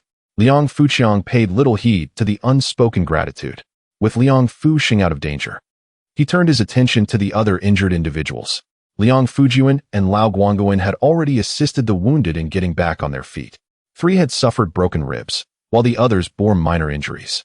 The scene remained grim. What transpired here? Liang Fuxiang inquired of a lightly injured villager. It happened like this. This morning, some ventured into the mountains to forage for mushrooms, believing that after yesterday's rain, there would be plenty. Unfortunately, they encountered the wild boar and returned to inform us. In recent days, we have witnessed your success in capturing wild boars and profiting from their meat. Thus, we decided to venture into the mountains armed, in search of more wild boars. To our astonishment, we encountered one almost immediately. This wild boar charged at us with ferocity, sending us into a panic as we turned to flee, but it became evident that we could not outrun it. Third brother attempted to shoot the boar, yet his aim was off, only serving to further infuriate the creature. Had you not arrived just in time, the consequences would have been dire indeed. Ultimately, the group acknowledged Liang Fuxiang's commendable efforts. Xiao Jun, please return and instruct Dama to bring his cart to transport the injured to the town clinic. However, it was decided that we would return to seek old Lu's herbal remedies instead.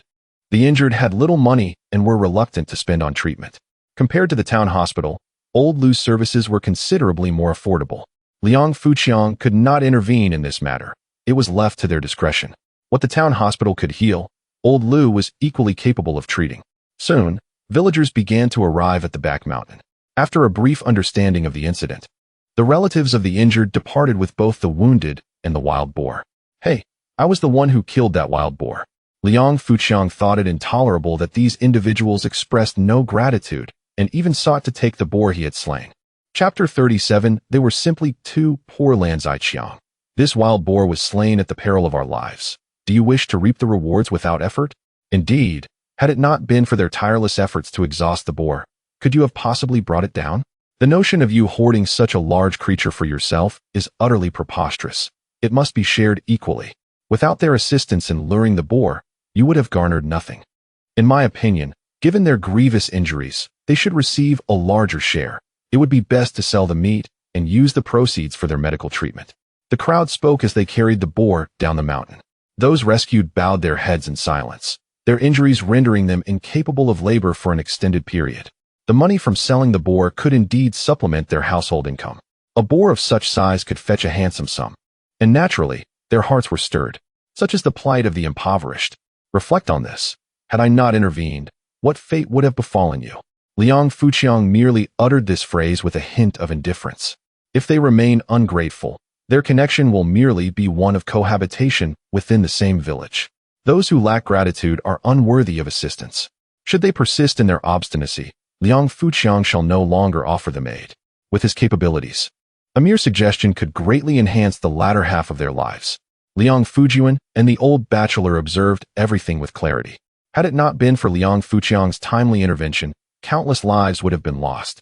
To now turn their backs in such ingratitude was despicable in their eyes. Liang Fuxiang, were it not for Qiangye's appearance, you would have already met your demise. Your current actions bear no difference from death itself, Liang Fujian boldly proclaimed. And all of you, had Xiangge not appeared, the boar would have killed Liang Fuxing, and you would have suffered the same fate. Your ingratitude will ensure that no one will assist you again. The truth is evident. Reflect upon it. Liang Fujian grew increasingly agitated, even contemplating seizing the boar back, only to be stopped by Liang Fuqiang. Let us depart as if nothing has occurred. Liang Fuqiang urged Liang Fujian and Liang Qingzhu to leave. Lin Yueru felt a wave of relief upon their safe return. Xiangge, what transpired? Oh, a wild boar injured someone, but all is well now. Liang Fuqiang returned the machete to the kitchen. However, Liang Fujian quietly informed Lin Yueru. Xiangge dispatched the boar and saved them, yet their families seized the boar. Lin Yueru chuckled, realizing that Liang Fuqiang had truly changed. In the past, he would have insisted on a share of the boar, or even a mere sighting would warrant his claim.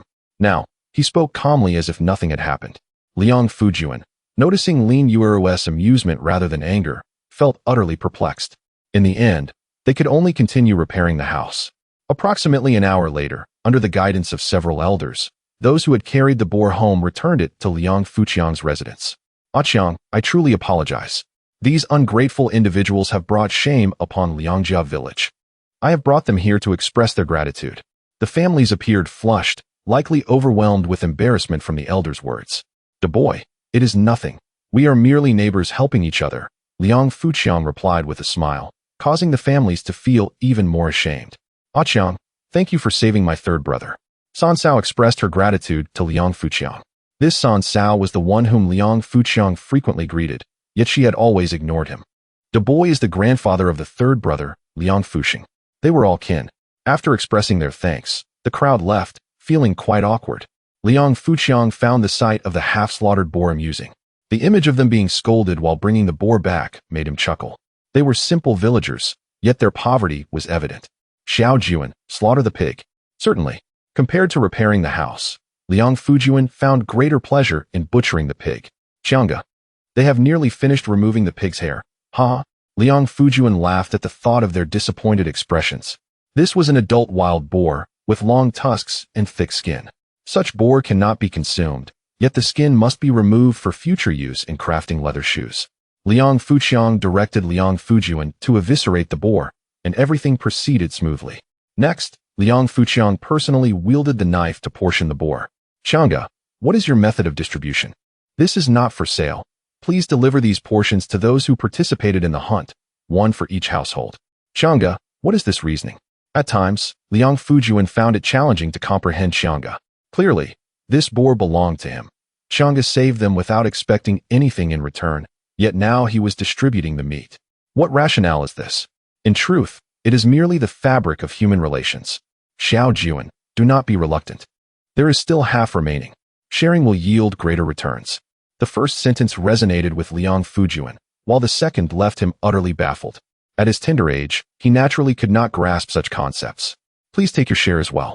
Liang Fuqiang casually sliced a large piece of pork and set it aside.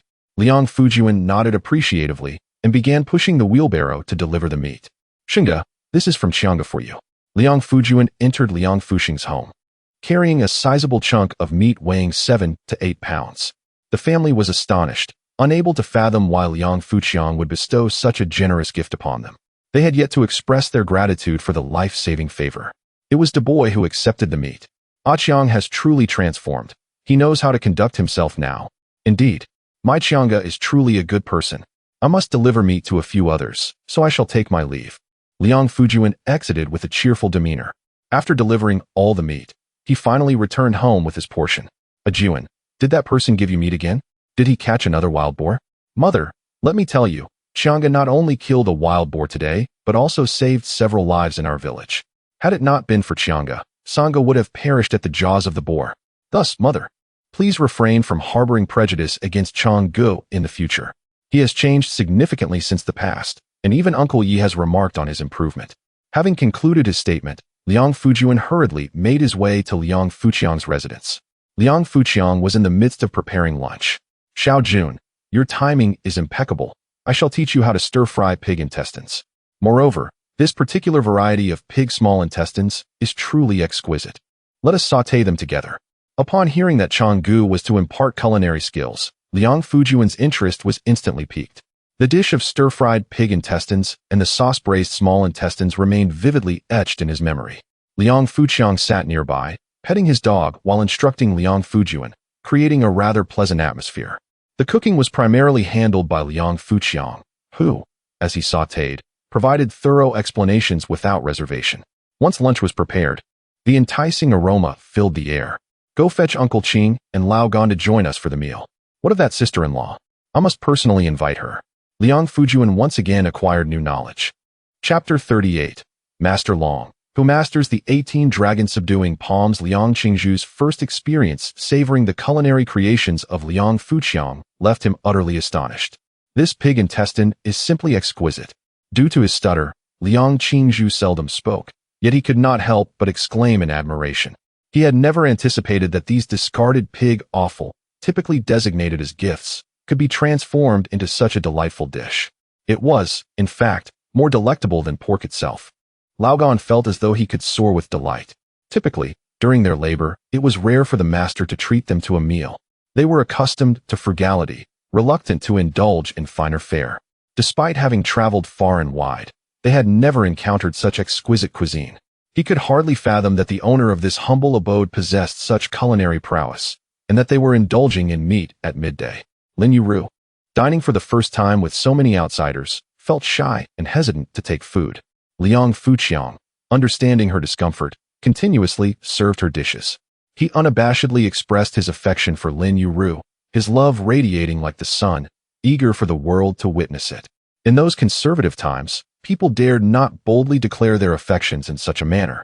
This display left the several men at the table feeling somewhat embarrassed, and the atmosphere was often filled with nothing but the sounds of hearty eating. The platters of pig intestines were soon emptied. This scene was reminiscent of Liang Fuqiang's previous revelries with ruffians, yet the company this time was far more respectable, and the source of the food was legitimate. With sufficient income to support them, Liang Fuqiang decided not to sell the pig to neighboring villages, as the entire village was already aware of it. He constructed a stall beneath a tree beside his home, using a few wooden planks, where he sold pork. His household was quickly transforming into a butcher shop, with half a pig selling out rapidly, yielding an income of 108 yuan. His small treasury began to swell once more. Presently, the most talked-about topic in the village was Liang Fuqiang's audacious act of slaying a wild boar to save others, which had taken the village by storm and dominated the local gossip. The primary focus of the discussion was how the once notorious Luan Zichang managed to single-handedly defeat a wild boar weighing over 300 pounds with a mere knife. His prowess was beyond the villagers' expectations. Some who had previously clashed physically with Liang Fuqiang were taken aback. Had they been more impulsive, they might have faced dire consequences at his hands. They never imagined him to be so formidable. Many now regarded him with a newfound sense of trepidation, having previously seen him as unreasonable and troublesome, but now recognizing his strength made him even more daunting. That evening, Liang Fuqiang's family gathered to enjoy the meat he had provided, discussing the day's events. Brother, just a few days ago, you asserted that second brother lacked the ability to catch a wild boar. How does that feel now? Liang Ai Lian remarked smugly. Second brother's martial skills are indeed profound. Handling a mere wild boar is no challenge for him. The eldest brother felt a twinge of embarrassment. This is strange. He clearly had no martial ability before. Why has he suddenly become so formidable? Has he encountered some fortuitous event that bestowed upon him extraordinary skills? Brother, you've been watching too many films. In the real world, such serendipity is rare, the third brother, ever the rational thinker, replied. However, he too could not explain Liang Fuqiang's sudden prowess. They were well aware of the attack capabilities of fully grown wild boars. The likelihood of killing one by sheer luck was negligible. Yet, they could not accept the notion that Liang Fuqiang had transformed into a martial arts master. This conundrum became the village's greatest unsolved mystery.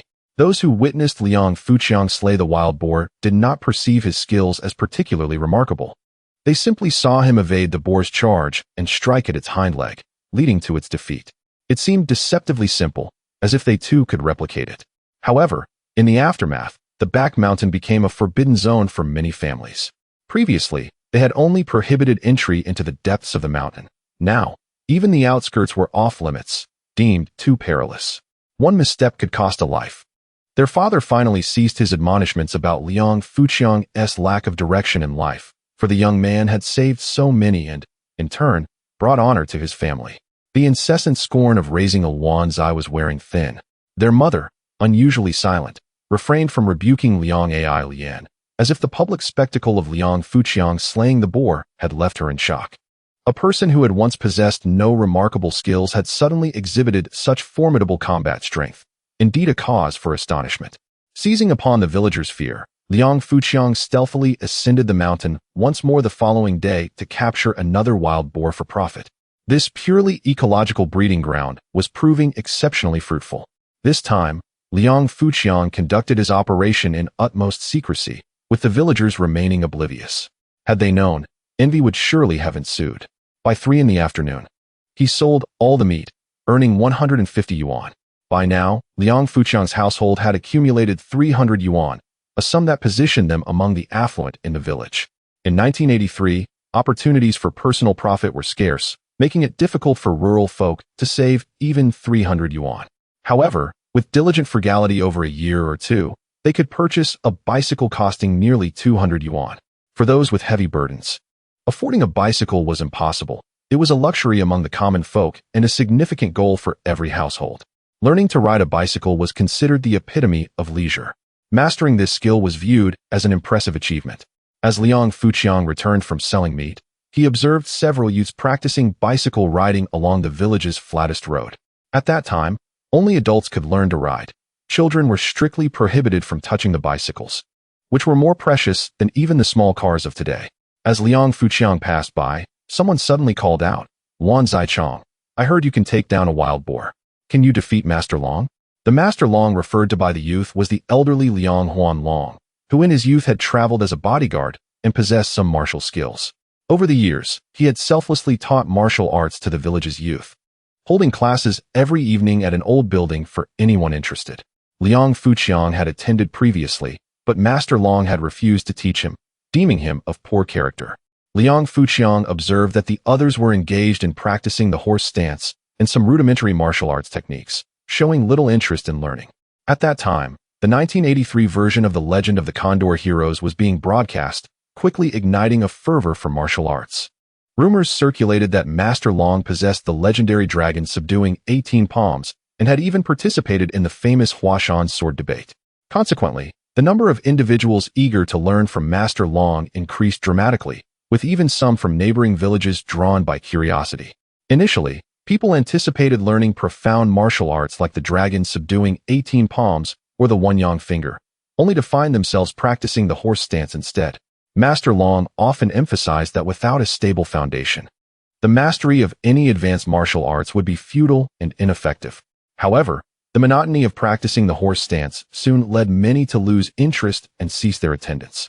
Faced with this predicament, Master Long resolved to demonstrate his skills. While he could not perform the dragon subduing 18 palms, he certainly possessed some striking techniques. Following his announcement, a multitude of villagers flocked to the old house that evening, eager to witness the spectacle. Many speculated that Master Long would showcase the dragon subduing 18 palms.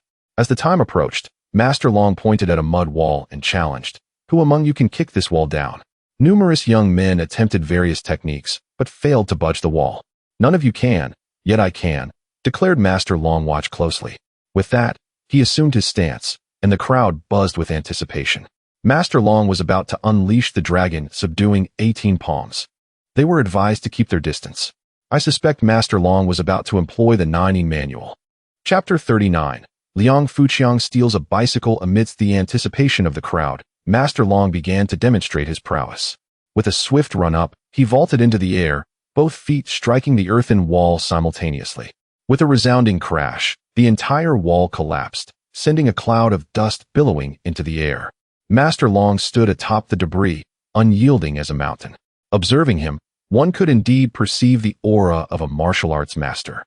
Although it may not rival the legendary 18 dragon subduing palms, witnessing it in person was undeniably more awe-inspiring than any televised display. In that moment, every villager was convinced of Master Long's superiority, accepting him as the unrivaled champion of the world. They believed that if Master Long were to engage in swordsmanship at Huashan, he could potentially defeat Wang Chongyang. The villagers of that era were rather simplistic in their beliefs, accepting whatever tales they heard.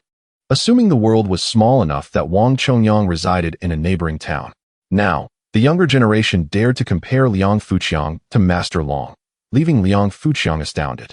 Master Long was revered for his esteemed character and genuine skills, while Liang Fuqiang knew he would never dare to compete with him. Although he was certain he could not best Master Long, he felt confident about confronting the younger crowd. Liang Fuqiang set down his unicycle, adopting a posture that suggested he was ready for a fight, which sent the young men into a flurry of panic. Liang Fuqiang, what does it matter if you are good at fighting? Can you even ride a bicycle? The speaker was Liang Guerin, for the bicycle belonged to his family. His father partnered with others to operate a lime kiln, earning just enough to purchase a Phoenix brand bicycle. This solitary bicycle was more coveted than any modern BMW. Liang Guerin often flaunted his bicycle, as possessing one made him popular among his peers. Riding with him sometimes afforded others the opportunity to learn how to cycle. Liang Fuqiang merely smiled, a cunning glint in his eye. What if I could ride? What then? He resembled a crafty old fox, intending to deceive these naive young ones. So you can ride. Does that make you impressive? The young men were oblivious to his intentions. Liang Fuqiang found them exceedingly naive and decided it was time for a lesson. What good does being impressive do for me? If I were to master this skill, what would I gain? How about this? If I can ride a bicycle, you assist me in pushing the unicycle to Xiao Jun's house. Then, I will cycle home, and you can return the bicycle afterward. What do you say? Are you willing to wager? The group of youngsters conferred. I have never seen Liang Fuqiang ride a bicycle, nor have I seen him learn. I am certain he cannot ride. They collectively nodded in agreement. A bicycle is a luxury item. He has likely never even touched one. He must think it's easy just because he has seen others do it. Thus, they accepted the wager without discussing what penalties Liang Fuqiang would face if he lost. These naive youths, if they were to enter the world, would undoubtedly be exploited while even counting the money for their captors. Here comes the bicycle. Liang Guerin pushed the bicycle towards Liang Fuqiang, cautioning him not to damage it. Let us go. We need to deliver the unicycle. Liang Fuqiang mounted the bicycle and took off. Hurry up and keep up. He waved with his left hand. Did you see that, Guerin? I just rode with one hand. I saw it. Guerin replied, be careful. Don't crash my family's bike. Liang Fuqiang waved dismissively, assuring him it wouldn't be a problem. He even let go of the handlebars, extending his arms wide, reveling in the sensation of flight. This spectacle startled Liang Guerin and the others, who frantically pursued him while pushing the unicycle. Liang Fuqiang rode with his hands off the handlebars, leaving the group of young men struggling to keep pace. Liang Fuqiang, stop. Slow down. They were utterly exhausted. Liang Fuqiang glided through the village, evading the youthful pursuers. Onlookers shook their heads, mistakenly believing that Liang Fuqiang had changed for the better, when in fact, he remained a scoundrel, stealing someone else's bicycle. Yet, Liang Fuqiang was clever, having learned to ride a bicycle without using his hands. He enjoyed a leisurely ride while the group behind him could barely keep up. Just then, he spotted Lin Yueru. Liang Fuqiang halted beside her. Yueru, hop on. Whose bike is this? She inquired. Guerin's. I'm just borrowing it for a bit. Quickly get on. Seeing Liang Guerin approaching, Liang Fuqiang urged her on. Lin Yueru had never ridden a bicycle, but had observed how others did it. She mimicked their posture, sitting sideways on the rear seat. Hold on tight to your man's waist. Let's go. With a powerful push, Liang Fuqiang set the bicycle in motion. The distance between them and the chasing Liang Guerin quickly widened. Hey, he can even give someone a ride. One of the onlookers exclaimed. When did Liang Fuqiang learn to ride a bicycle? He must be a thief, secretly taking others' bicycles to learn. It makes sense. But how did he learn so quickly while we struggled? Liang Fuqiang paid no mind to the chatter behind him, deliberately swerving the bicycle, which caused Lin Yueru to cling tightly to his waist. Sweetly, sweetly, you smile so sweetly, he began to sing, recalling the song Xiang Lian, which had been deemed inappropriate and labeled as a lewd tune. Singing sweetly was certainly audacious. Lin Yueru buried her head into Liang Fuqiang's back, blushing with embarrassment. That was exhilarating. The bicycle felt so fast, and I was so worried it might topple over, she confessed. Still feeling the thrill from her first ride. If only we had a bicycle at home, then you could take me out for a ride. The thought made her cheeks flush with excitement and wonder. When did you learn to ride a bicycle? She asked. Do you need to learn? I just took one look and figured it out. We'll buy a bicycle one day, and I'll teach you, she said, her expression a mix of enthusiasm and uncertainty. Will we really have a bicycle at home? Certainly, there will be one. It is merely a bicycle, after all. We are not incapable of affording it. If it were not for the necessity of saving for the education of the third child and the younger sister, we could easily purchase one now. You, Luan Zaichang, continue to boast, as if you could afford a bicycle. Liang Guiran and a few others came rushing over, panting heavily. Liang Fuqiang was not vexed. Instead, he gazed at these perspiring fools with a smile. Today, I shall impart a lesson to you. What is the most crucial aspect before engaging in a wager with others? What could it be? The curious little rabbits inquired. Naturally, it is the stakes. If one does not comprehend the stakes, what is there to wager? Everyone knows that. Do you even need to mention it? Indeed. So, regarding our previous bet, what were my stakes, and what would my penalty be if I lost? The little rabbits exchanged glances, realizing that indeed, there was no consequence for his loss. In that instant, Liang Guiran and the others felt as if they had been played for fools by Liang Fuqiang. Chapter 40. Watching a movie, Liang Guiran and a few others, feeling disgruntled, pushed their bicycles away. Liang Fuqiang and Lin Yueru returned to their room, handing over the money earned from selling meat. Lin Yueru counted the family's money repeatedly. 300 yuan. Changgu, we have exactly 300 yuan. We have struck it rich. Lin Yueru was overwhelmed with excitement. She had never seen so much money, and it was all theirs. Liang Fuqiang embraced Lin Yueru, affirming that now she could trust that her man could support her and their child. He gently caressed Lin Yueru's slightly protruding belly. Lin Yueru turned back and smiled at Liang Fuqiang, who seized the moment to kiss her. Lin Yueru felt a deep sense of fulfillment. To live a life like this for a year would be worth it, even if she were to die. Perhaps a year was too greedy. Even half a year would be sufficient. Changgu, I heard there is a movie screening tonight. Shall we go? Lin Yueru habitually sought Liang Fuqiang's opinion on everything, placing him at the center of her world. Every decision in their home was dictated by him. Liang Fuqiang, upon seeing the anticipation in Lin Yueru's eyes, nodded in agreement. Lin Yueru joyfully embraced him. In those times, televisions were not yet widespread. However, the government frequently organized movie screenings in the countryside, offering free showings. Whenever a film was projected, the entire village, young and old, would attend. After dinner, the family, consisting of every generation, set off with small stools, creating a lively atmosphere. The most excited were the youth, brimming with curiosity about the world. Movies provided them a glimpse of life beyond their village. Yet, the gathering would often incite restlessness among the young men, who would whistle at the young women and show off, much like male animals flaunting themselves before females. Liang Fuqiang had once been one of them, but now he wished to provide Lin Yueru with a delightful movie experience. What movie experience could be complete without popcorn? Liang Fuqiang busily prepared popcorn for Lin Yueru. In rural areas at that time, there were roasted corn kernels, but few could pop like this. Moreover, it was typically just salted, lacking the sweetness of sugar. Liang Fuqiang first concocted syrup, then popped a large batch of popcorn in a clay pot. After mixing in the syrup, the fragrant and sweet popcorn was ready. He even fashioned a small bamboo basket to hold the popcorn. With everything prepared, it was nearly time. Villagers began to flock towards the school, where movies were generally screened on the large playground, capable of accommodating thousands of people. The population was indeed large, with families often having 3 to 5 children. Additionally, neighbors from Huangjia village and Linjia village came to watch, totaling around 3 to 4,000 people. Those who arrived early could secure prime spots in the center, prompting some to claim their seats well ahead of time. However, arriving too early meant a long wait, as outdoor films could only commence when darkness fell. Being summer, they would have to wait until at least 8 o'clock. Liang Fuqiang was determined to ensure that Lin Yueru sat in the best position at the front, though he did not want her to wait too long in the playground. By 7 o'clock, Liang Fuqiang and Lin Yueru set out. While others carried small stools, Liang Fuqiang brought along a large chair, believing it would provide Lin Yueru with greater comfort. Their home was on the other side of the mountain, quite a distance from the school. By the time they arrived, the playground was already a sea of people, bustling with activity.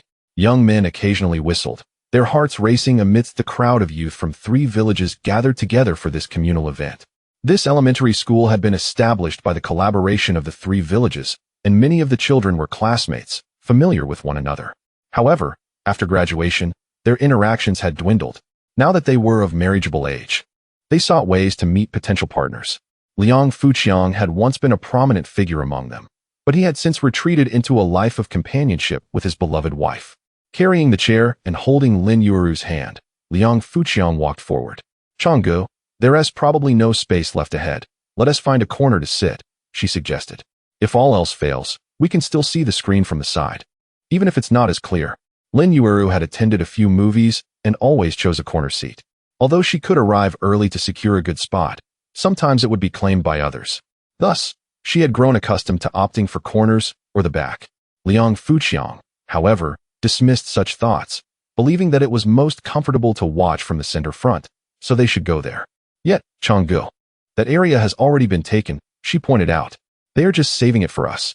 Liang Fuqiang confidently led Lin Yueru to the first row. The occupants of the first row eyed them warily, fearing that Liang Fuqiang might usurp their spots. After all, he was notorious in the village for his strength and reputation, capable of taking down wild boars. Who wouldn't he be intimidated? If Liang Fuqiang intended to take their seats, they would rather concede than provoke him. Liang Fuqiang had a fearsome reputation, one that was well known. He assessed the situation and made his way to the most prime location.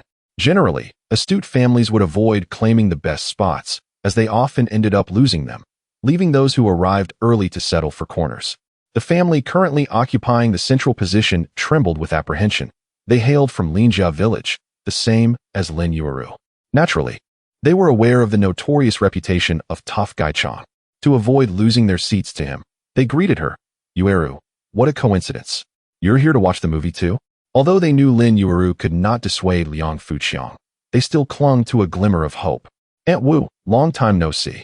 Lin Yueru, aware of Liang Fuqiang's intentions, hastily tugged at his sleeve, signaling him to refrain from encroaching upon another's space. Even observing from a corner, behind the screen, was preferable to usurping someone else's position. Onlookers secretly breathed a sigh of relief, grateful that the troublesome Chang had not set his sights on their seats.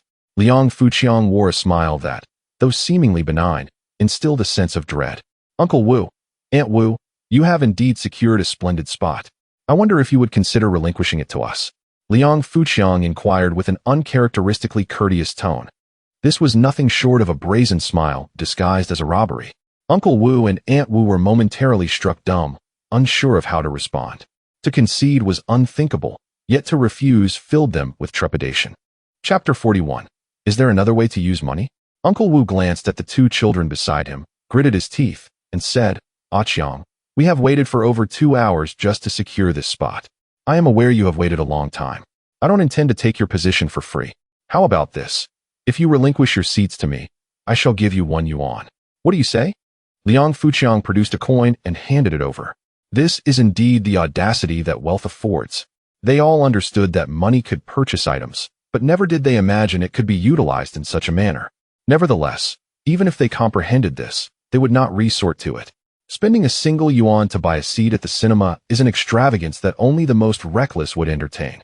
The individuals seated nearby were tempted. Moments ago, they had been relieved not to be targeted by the ruffian Chang, but now they found themselves envious. "Brother Chang, I will sell my seat to you." Soon, several individuals began to offer their seats to Liang Fuqiang. Truly, wealth can work wonders. However, Liang Fuqiang waved his hand, indicating that their seats were not satisfactory.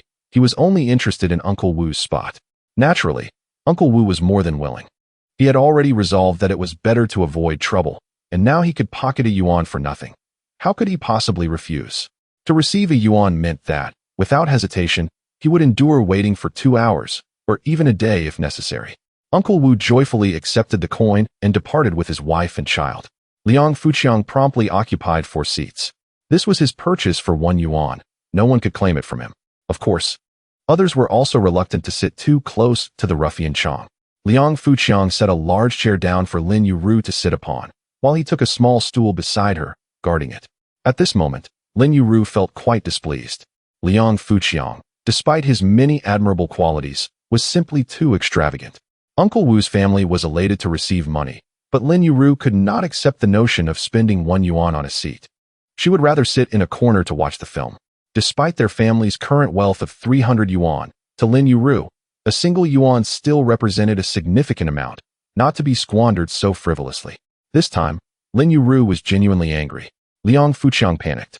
He had intended only to make Lin Yueru happy, yet his actions had backfired. Yueru, please do not be upset. Tomorrow, I will earn another 100 yuan. If you remain angry, I will lack the motivation to work, and we will lose that 100 yuan for nothing. The contrast between 1 yuan and 100 yuan was stark. Losing 100 yuan over a single yuan was evidently an unwise trade. This was the art of conversation, the fundamental skill of persuasive dialogue. Lin Yueru immediately relented. Liang Fuqiang seized the opportunity to say, now that I have the means to earn money, it is only fitting that you allow me to spend a little. I made 150 yuan today, spent 1 yuan, and still have 149 left. Others may scrimp and save, spending nothing, yet their income remains at zero. Reflect on this. As Lin Yueru listened to Liang Fuqiang's words, she found them quite reasonable. Yet, she remained perplexed. How could such a seemingly reckless action result in greater wealth? Liang Fuqiang continued. Having earned so much today, is it unreasonable for me to spend 1 yuan to ensure my wife enjoys a comfortable movie experience? Your wife? Lin Yueru, a bit dazed, took a few seconds to realize that Liang Fuqiang was referring to her. Her cheeks flushed. So, Brother Chang spent 1 yuan solely to make her happy. Lin Yueru felt cherished. A man willing to spend money on her undoubtedly made a woman feel adored. Her expression shifted from one of reproach to a sweet smile. Come, have some popcorn. Liang Fuqiang opened a small bamboo basket, revealing a bounty of popcorn, the delightful aroma wafting through the air. The surrounding villagers watched the affectionate couple, finding them more captivating than the film itself. After all, the couple's appearance rivaled that of movie stars, and no film dared to portray such a touching scene. Even the nearby children, witnessing Lin Yueru enjoying popcorn, could not help but feel envious, which somewhat marred the atmosphere. At that moment, Liang Alian hurried over with a small stool. She had initially come to watch the film with her family, but sitting in a far corner severely diminished her experience. Upon noticing Liang Fuqiang's acquisition of prime seats, she promptly approached to secure a better position. Liang Alian was bold and unafraid to seize good opportunities, disregarding superficial niceties. Second brother, second sister-in-law, is there still room? She inquired, placing her stool beside Lin Yueru. Lin Yueru obligingly shifted her seat, slightly, toward Liang Fuqiang. The three of them fit perfectly. Second sister-in-law, what are you eating? Liang Alian quickly noticed that second sister-in-law was enjoying something that appeared delectable. Liang Fuqiang passed the popcorn, placing it between Lin Yueru and Liang Alian. Without hesitation, Liang Alian began to indulge. Delicious. Second sister-in-law, you are truly fortunate. Second brother often prepares various delicious treats for you. Lin Yueru smiled silently. Indeed, she felt quite blissful at that moment. The movie had yet to commence. The most crucial task was to maintain their positions. The ruffians had finished their revelry outside and were preparing to claim their spots for the film. Those in possession of good seats felt anxious. Only Liang Fuqiang remained composed, for he himself was the most notorious ruffian. Suddenly, laughter erupted from the back of the crowd. The four heavenly kings were mocking a young woman, who was frightened to tears. Yet, the crowd did not offer assistance. Instead, they laughed along. The younger generation laughed heartily, while the older generation feared the four heavenly kings and dared not intervene. Liang Fuqiang, utilizing his keen observational skills, discerned the situation. He recognized this as an opportunity to earn a good reputation. For someone with a notorious past like his, such an opportunity was invaluable. Little sister, take care of your sister-in-law. I will step out for a moment. Liang Alian, unsure of Liang Fuqiang's intentions, nodded obediently. Liang Fuqiang swiftly executed his plan, fearing that he might be too late and miss the chance to establish a commendable image. Let go of that girl. Liang Fuqiang stood forth like a valiant hero. Upon recognizing the presence of Lan Ziqiang, the young woman believed he was merely toying with her, which intensified her fear. Meanwhile, the surrounding youths erupted in raucous jeers. Liang Fuqiang approached and pulled the young woman behind him. Everyone disperse, what are you staring at? He commanded, swiftly leading her away. The young woman, hesitant to resist, resolved to follow Liang Fuqiang for the time being, contemplating an opportunity to escape later. However, the four heavenly kings were not pleased. Lan Ziqiang, what do you mean by this? Are you so selfish as to keep all the glory for yourself? Today, we shall deal with you, believe it or not. The four heavenly kings menacingly encircled Liang Fuqiang and the young woman. Chapter 42.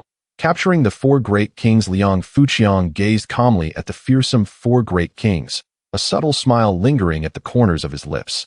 What do you four intend to do? Are you looking for a fight? You may not be aware that just the other day, I single-handedly took down a wild boar weighing 300 to 400 pounds. Surely, the four of you combined cannot match such a formidable creature. Liang Fuqiang had no desire for confrontation, especially during this period of stringent law enforcement, which could result in a decade or more behind bars. However, to the onlookers, his words might have sounded like cowardice. The four great kings, unwilling to be dismissed so easily, refused to back down. Doing so would be a blow to their pride. Observing their tenacity, Liang Fuqiang devised another strategy. Miss, you seem to be from Huangjia village, am I correct? The young woman nodded. With her affirmation, Liang Fuqiang called out loudly, Are there any men from Huangjia village here? Your women are being bullied outside. Will you continue to cower like turtles? If you witness your fellow villagers being mistreated and do not stand up, you might as well squat to relieve yourselves in shame. His words ignited a spark of defiance among the villagers of Huangjia, and soon, several young men stepped forward, their faces flushed with indignation.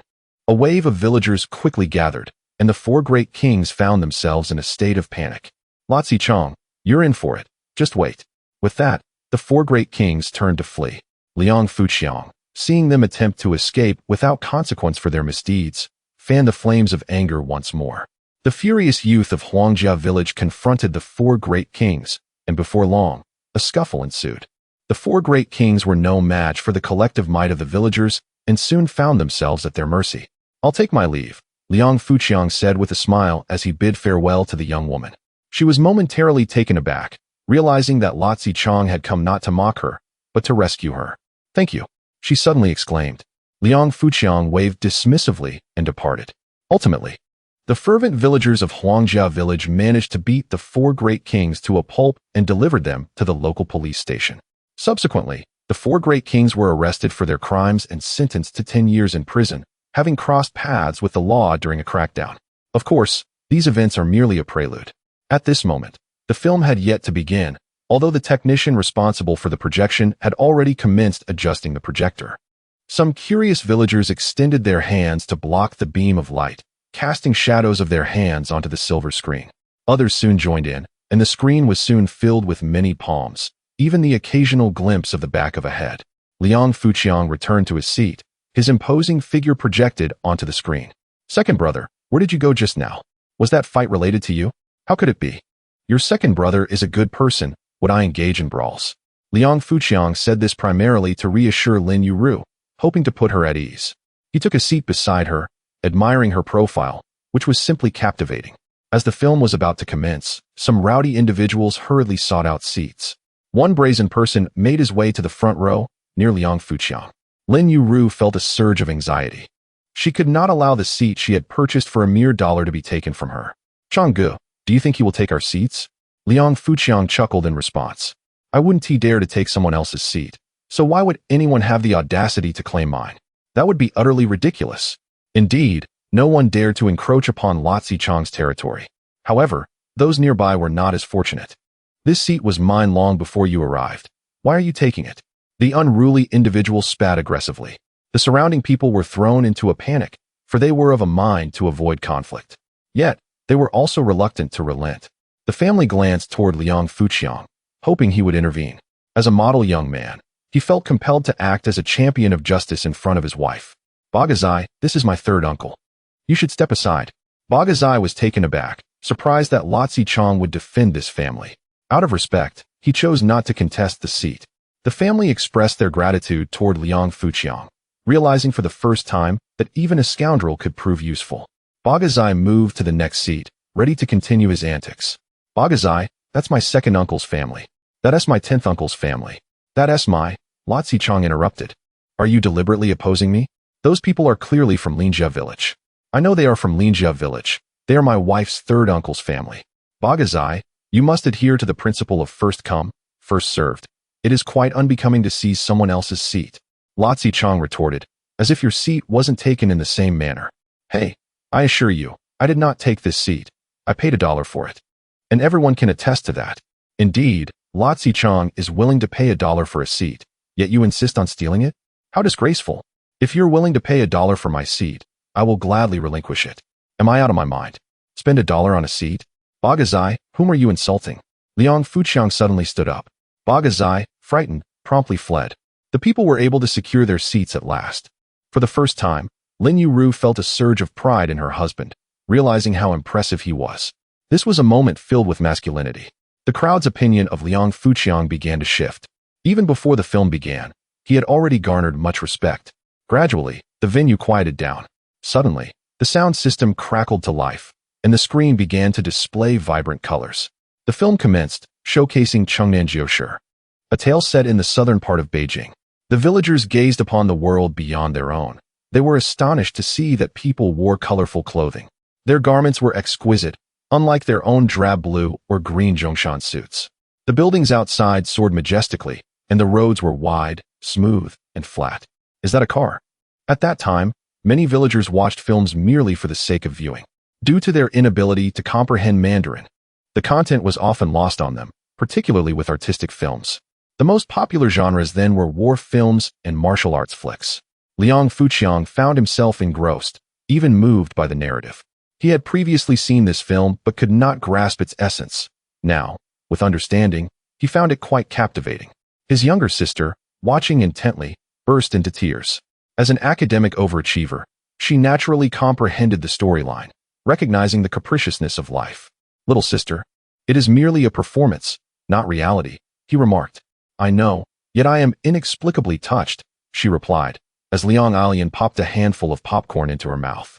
Lin Yueru, sitting between Liang Fuqiang and Liang Alian, felt rather foolish for her inability to understand Mandarin. As the first film concluded, the second commenced, a tale of battling the Japanese invaders. The villagers' spirits instantly soared. Chapter 43. Teaching Lin Yueru to read and write. The phenomenon of the divine drama has long existed. Even in the 21st century, it remains beloved by the same crowd as before. Observing the exuberant villagers, it was Liang Fuqiang who found himself feeling rather bored. The allure of the divine drama is undeniable. Even without understanding the language, the essence is still grasped. First, one must identify their own people, and witnessing their victories brings immense joy. Conversely, if their side suffers more defeats than triumphs, the villagers will denounce it as a poor show. Thus, the divine drama flourished. The film continued to screen until 10 o'clock, but it showed no signs of concluding. By this time, some children began to doze off, and even succumb to sleep. Meanwhile, vendors selling popsicles and snacks began to see an uptick in business. Liang Fuqiang stealthily made his way to purchase 3 popsicles.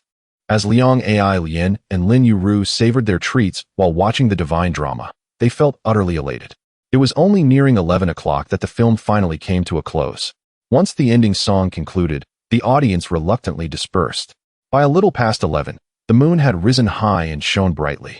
The path was illuminated well enough to navigate without a flashlight. The white was the road, and the black represented the pits. Villagers carried small stools and children, each heading homeward, leaving behind a trail of litter. At that time, environmental awareness was yet to take root. The following day, people resumed their work as usual. Liang Fuqiang's house had been reinforced successfully. Liang Fujun began assisting Liang Fuqiang in butchering pigs and selling meat. "Changgu, Uncle Qing Zhu wants to follow you to work," he said. "Xiao Jun, have you spent so many days working with Uncle Qing Zhu that you've become a stutterer? Just speak plainly." "Changgu, it's like this. Uncle Qing Zhu expressed his desire to work alongside you and asked me to inquire. That's it. I thought it was something significant." "No problem, go fetch him. He can start today." Liang Fujun was elated, thanking Liang Fuqiang and hurrying off to find Uncle Qing Zhu. Spending 2 yuan to hire help allowed Liang Fuqiang more time to accompany Lin Yueru, which he found quite agreeable. Before long, Liang Qing Zhu followed Liang Fujun to Liang Fuqiang's home, and without further ado, began to work industriously. After butchering the pig, Liang Fujun and the old bachelor set off to sell the pork. Liang Fuqiang relished the leisure. "Changgu, why don't we plant sweet potatoes in the field? It gets monotonous just staying idle every day. It's not the season for sweet potatoes, and besides, they don't yield much profit. We can't consume that much, so planting them would be in vain. Yet we can't just sit idle every day, can we? Of course we can't. Your task now is to take good care of yourself and nurture the baby. Ensuring you give birth to a healthy child is more important than anything else. I'm only 4 months along. Others work even at 9 months. That's because they lack a good husband." This left Lin Yueru at a loss for words. "Yueru, if you find it boring, I can teach you to recognize characters and speak Mandarin." Liang Fuchang knew he could not remain in this small village forever. He needed to prepare for the future. Remembering her clumsy self during the movie, Lin Yueru desired to learn and keep pace with Liang Fuchang and Liang Ai Lian. However, she doubted her ability to grasp it. Changgu, I'm already this old. Is it too late to start learning now? It's not late at all, not in the slightest. Life is just beginning now. Now you start repeating after me. Husband, I love you. Husband, I love you. Hey wife, I love you too. Lin Yueru playfully punched Liang Fuchang's chest. Liang Fuchang officially began teaching Lin Yueru to read and write, using a stick to inscribe on the ground, starting from 1 to 4. Lin Yueru soon discovered it wasn't as difficult as she imagined. In no time, she learned to write from 1 to 10 and could articulate it in Mandarin, significantly boosting her confidence. However, at that moment, 2 individuals arrived on bicycles at their home. Liang Fuchang, enjoying the serene moment under the tree while teaching Lin Yueru, preferred not to be disturbed. Yet, as they were guests, he felt obliged to greet them. 2 gentlemen, what brings you here? Liang Fuchang remained squatting, watching Lin Yueru write. The 2 chuckled. Are you the infamous Luan Zichang? Please call me Changgu or a Chang. Being called Luan Zichang in front of Lin Yueru irked Liang Fuchang. Yet, the 2 remained unbothered, still smiling. We heard you have a wild boar hide. Would you consider selling it? Liang Fuchang gestured toward the hide hanging from the beam. It's right there. Feel free to inspect it. If you find it satisfactory, make an offer, and if it's fair, I'll sell. The 2 approached the hide, initially intending to find faults to negotiate the price. However, whether in the skill of skinning or the drying process, everything was of top-notch quality. They couldn't find a single flaw. Realizing they had encountered an expert, they sidled up to Liang Fuchang and whispered, Would you sell it for 8 yuan? Lin Yueru was astonished. She halted her writing upon hearing that someone offered 8 yuan for the hide. Continue writing. Are you trying to be lazy? Liang Fuchang continued without lifting his gaze. I want to sell. Don't think I'm unaware that you sell shoes on the street. A pair of leather shoes costs 10 yuan, yet you offer 8 for such a large wild boar hide? You're quite audacious. The 2 remained unfazed. Changgu, you are indeed well informed. This hide is exceptional, but my highest offer is 15 yuan. If you refuse, then there is nothing I can do. This price met Liang Fuchang's expectations. Deal. The 2 joyfully handed over 15 yuan to Liang Fuchang, seemingly anxious that he might change his mind. Here's the money. The hide is right there. You may take it. I'm quite busy now. The 2 gleefully retrieved the hide. Changgu, in the future, if you have any animal hides, you can bring them directly to my shop. I will always purchase at a high price. Understood. Liang Fuchang feigned indifference. The 2 departed on their bicycles, grinning as if they had struck gold. Changgu, I never imagined a piece of pig skin could fetch such a price. Lin Yueru was truly taken aback. Do you know how much profit they make turning that hide into shoes? How much? Take a guess. 20? Liang Fuchang shook his head. 30? He shook his head again. Changgu, please reveal the answer. Lin Yueru can no longer muster the courage to continue guessing. Over 100 yuan. 100 yuan. That piece of pigskin, transformed into shoes, can actually yield a profit of 100 yuan. Changgu, does that mean we sold at a loss? Liang Fuchang chuckled and shook his head. After all, people must invest considerable labor. They will only engage in it if there is profit to be made. However, it is indeed profitable to operate a small workshop nowadays. With resources scarce, any product they produce sells out swiftly. In their modest little shoemaking workshop, earning 1,000 yuan a year is not an issue. This is primarily due to the exorbitant prices of leather shoes, which most people cannot afford. Had they been crafting liberation shoes instead, the speed of profit would multiply by tenfold, if not more. Of course, such small workshops are incapable of producing liberation shoes. Liang Fuchang preferred not to delve further into this discussion with Lin Yueru. Nevertheless, Lin Yueru's mindset faced a significant upheaval. She never anticipated that people outside could earn such substantial profits. Changgu, I also wish to learn how to make shoes. Liang Fuchang. Chapter 44. Did Liang Fuchang win the lottery? Making shoes is quite laborious. I am not afraid of hard work. Lin Yueru declared earnestly. Yet, how could Liang Fuchang subject her to such grueling labor? Do you know what is more profitable than making shoes? Lin Yueru shook her head. Liang Fuchang replied earnestly, selling shoes. It takes half a day to craft a single pair of shoes, yielding a profit of 5 yuan. However, selling a pair of shoes can also earn 5 yuan, or even more. One could sell 10, 20, or even 100 pairs in a day. Moreover, Selling shoes is far less labor-intensive than making them. Therefore, if you wish to earn money, you should strive to learn from me and eventually open a shoe store. Earning a few hundred yuan daily would not be a problem. Earning a few hundred yuan daily. Lin Yueru was astounded. Is making money truly that easy? Observing Lin Yueru's expression of shock and disbelief, Liang Fuqiang reiterated earnestly, "Currently, we are still under a planned economy, but in a year, the policies will relax. By then, individual entrepreneurs will gradually emerge, and at that time, one can earn substantial profits selling anything." Given Liang Fuqiang's serious demeanor, Lin Yueru chose to believe him. Liang Fuqiang continued to teach Lin Yueru how to read and write. By afternoon, Liang Fujian and the others had not yet returned, which caused Liang Fuqiang some unease. They should have been back by now. As the sun began to set, Liang Fuqiang could no longer remain idle and decided to search for them. Liang Fuqiang was uncertain of which village they had gone to. However, inquiring at each village should not prove too difficult. If only he had a bicycle, the situation would be much more manageable. For now, he had to rely on his own 2 feet. Yueru, Xiao Jun and the others have yet to return. I will go look for them. You must take care of yourself while I'm away. Lin Yueru immediately felt a surge of worry. Her heart raced, fearful that something dreadful had occurred. Be cautious yourself, and do not act impulsively if something arises. Liang Fuqiang nodded, and then addressed the little puppy. Geely, take good care of the mistress. Woof. Rest assured, master. The little puppy instantly assumed the role of a loyal guard. Liang Fuqiang hurriedly made his way out of the village. Just as he reached the village entrance, he encountered Liang Fujian and the others returning. What happened? Why are you back so late? Liang Fujian and the old bachelor were drenched in sweat, yet they bore no injuries, which alleviated Liang Fuqiang's concerns somewhat. Brother Chong, today in Huangjia village, 2 pigs died. They took the dead pigs to sell for 3 mao per jin. Others bought the dead pig meat, but our meat went unsold. We traveled to many villages before finally selling it all. It turned out to be a false alarm. Had anything happened to Liang Fujian and the others, the burden of guilt would have been immense. At that time, without vaccination for pigs, various swine diseases were rampant, frequently resulting in pig deaths. They could not bear to discard the deceased pigs, so they slaughtered them for meat. Generally, the meat from sick pigs appears dark red or black, clearly indicating its origin. When selling, they would also disclose that it was from sick pigs, and the price was lower. Some impoverished families would opt to purchase this type of pork. The meat is unpalatable and poses risks. Those with a bit of money would avoid such purchases. As long as nothing is amiss, take the unsold bones home to eat. Liang Fuqiang took the money pouch and distributed 1 yuan to each of them on the spot. The old bachelor, having received a yuan and some pig bones to take home, felt that today's labor was worthwhile.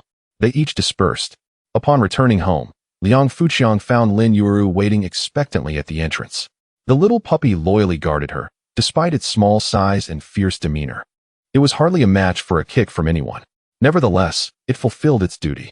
Liang Fuqiang felt an overwhelming sense of joy knowing someone awaited his return. It was truly wonderful. At least in this world, there was someone who cared for him. In his previous life, despite his vast wealth and esteemed status, he had never had anyone waiting for him. Lin Yueru approached him. Brother Chong, are you all right? I am fine. They just finished selling the pork. Let us prepare a meal. Liang Fuqiang began to cook. He had grown weary of pork. That morning, while catching wild boars, he had also managed to bring back a bamboo rat. Bamboo rats were far more delicious. Brother Chong, just now the village chief came by to inform us that there will be a lottery at the ancestral hall tonight. Good.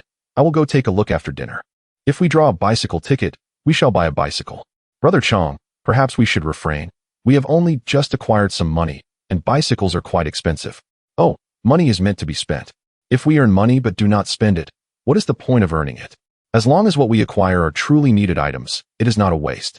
Lin Yueru understood she could not argue against Liang Fuqiang. She merely suggested it. Such significant matters were always decided by Brother Chong. After dinner, Liang Fuqiang proceeded to the ancestral hall in the village. At this time, many people had already gathered outside. 200-watt light bulbs illuminated the entire area brightly. The village chief and several respected elders were present, as they typically preside over important village matters. The lottery was to be conducted fairly and justly. Ladies and gentlemen, have we all gathered? Those who have not arrived will be considered as abstaining. We are now ready to begin the drawing. The village chief called out loudly. Several elders showcased the drawn numbers to the crowd. This time, There was 1 ticket for a television, 2 tickets for bicycles, 3 tickets for sewing machines, and 5 tickets for electric fans. Although the tickets were few, the crowd was large. Each household had only 1 chance to draw. They would write words such as television and bicycle on white paper beforehand. Drawing a paper with written words would grant the corresponding ticket. Liang Fuqiang genuinely wished to acquire a bicycle. Having a bicycle would make many tasks much more convenient. Liang Fuqiang fixed his gaze intently on the elder as he placed the paper inscribed with bicycle into the lottery box. He heightened his focus to the maximum, determined to lock onto that ticket and ensure a successful draw. Everyone lined up, and we are about to begin. Liang Fuqiang boldly stepped to the front of the line. He had already locked onto that ticket, and should someone else happen to jostle it, he feared it would slip away from him. In regard to Liang Fuqiang's act of cutting in line, the villagers could only acquiesce. After all, Liang Fuqiang had rescued numerous individuals just the day before and had also assisted many in securing their seats for the movie the previous night. Furthermore, it is worth noting that Liang Fuqiang possesses the remarkable ability to single-handedly vanquish a wild boar. For others, the order of drawing lots was of little consequence. Whether one drew first or last did not significantly alter the odds of winning. "Let the drawing commence," announced the village chief. Liang Fuqiang reached into the drawing box, immersing himself in the experience. The onlookers found his earnest demeanor amusing, as if his serious selection could guarantee him a prize. I found it. This is the one," Liang Fuqiang proclaimed, extracting a slip of paper that he believed would bring him fortune. Chapter 45. A BMW comes into possession. Liang Fuqiang waved his winning ticket before the crowd. When he revealed the ticket, the words bicycle appeared with remarkable clarity, accompanied by a large red seal. This was undoubtedly genuine. Liang Fuqiang beamed brightly, his 8 gleaming white teeth on full display. The crowd became agitated. In recent times, the luck of the infamous Luan Zichang had truly been extraordinary. It seemed that fortune had come knocking, unstoppable in its advance. Was it possible that the heavens had turned a blind eye? Some in the crowd were envious, but many felt a pang of jealousy. Among them was Liang Fuqiang's father, who was acutely aware that his son had won a bicycle ticket. He contemplated approaching Liang Fuqiang to advise him against purchasing the bicycle, suggesting instead that he transfer the ticket for a sum of $10. Ultimately, he refrained from doing so, knowing that even if Liang Fuqiang wished to buy the bicycle, he likely lacked the necessary funds. A bicycle cost $180, a sum not easily afforded by the average family. Thus, those fortunate enough to win typically transferred their tickets to individuals with greater financial means. Like his father, who had come to the draw that evening not to acquire furniture, but rather in hopes of winning a ticket to earn a little profit through transfer. Unfortunately, luck had never favored him, as he had participated in several draws without success. It was indeed surprising that Liang Fuqiang, of all people, had experienced such good fortune. Liang Fuqiang eagerly exchanged his ticket for a bicycle voucher from the village chief, departing amidst the envious gazes of the onlookers. He hurried home, slapping the bicycle voucher onto the table. "My dear, take a look at how sturdy your man is." Lin Yueru approached curiously, and upon seeing the voucher, exclaimed, "My heavens, Changgu, you truly won a bicycle ticket. How fortuitous. Your luck has been remarkable lately." Liang Fuqiang smiled as he embraced Lin Yueru from behind. "Do you know why my luck has been so splendid these days?" The warmth of his breath brushed against her ear, causing her to feel a flutter of softness. "Why is that?" she replied, her voice shy and gentle. Liang Fuqiang leaned closer to her ear and whispered, "It is our child who has brought me this good fortune." Lin Yueru felt a delightful tickle in her ear at his words, her heart soaring with happiness, for by this logic, she too had played a significant role.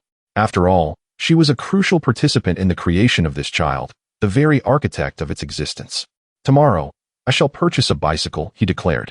"From now on, I can take you out for a ride." However, Lin Yueru hesitated, "But Changgu, bicycles are quite expensive. Should we not consider this further? What is there to consider about buying a bicycle?" Liang Fuqiang retorted. Lin Yueru opened her mouth to speak, but ultimately remained silent. Such a significant decision as purchasing a bicycle surely warranted careful deliberation. Yet it seemed as though Changgu approached it with the casualness of purchasing a mere bag of salt.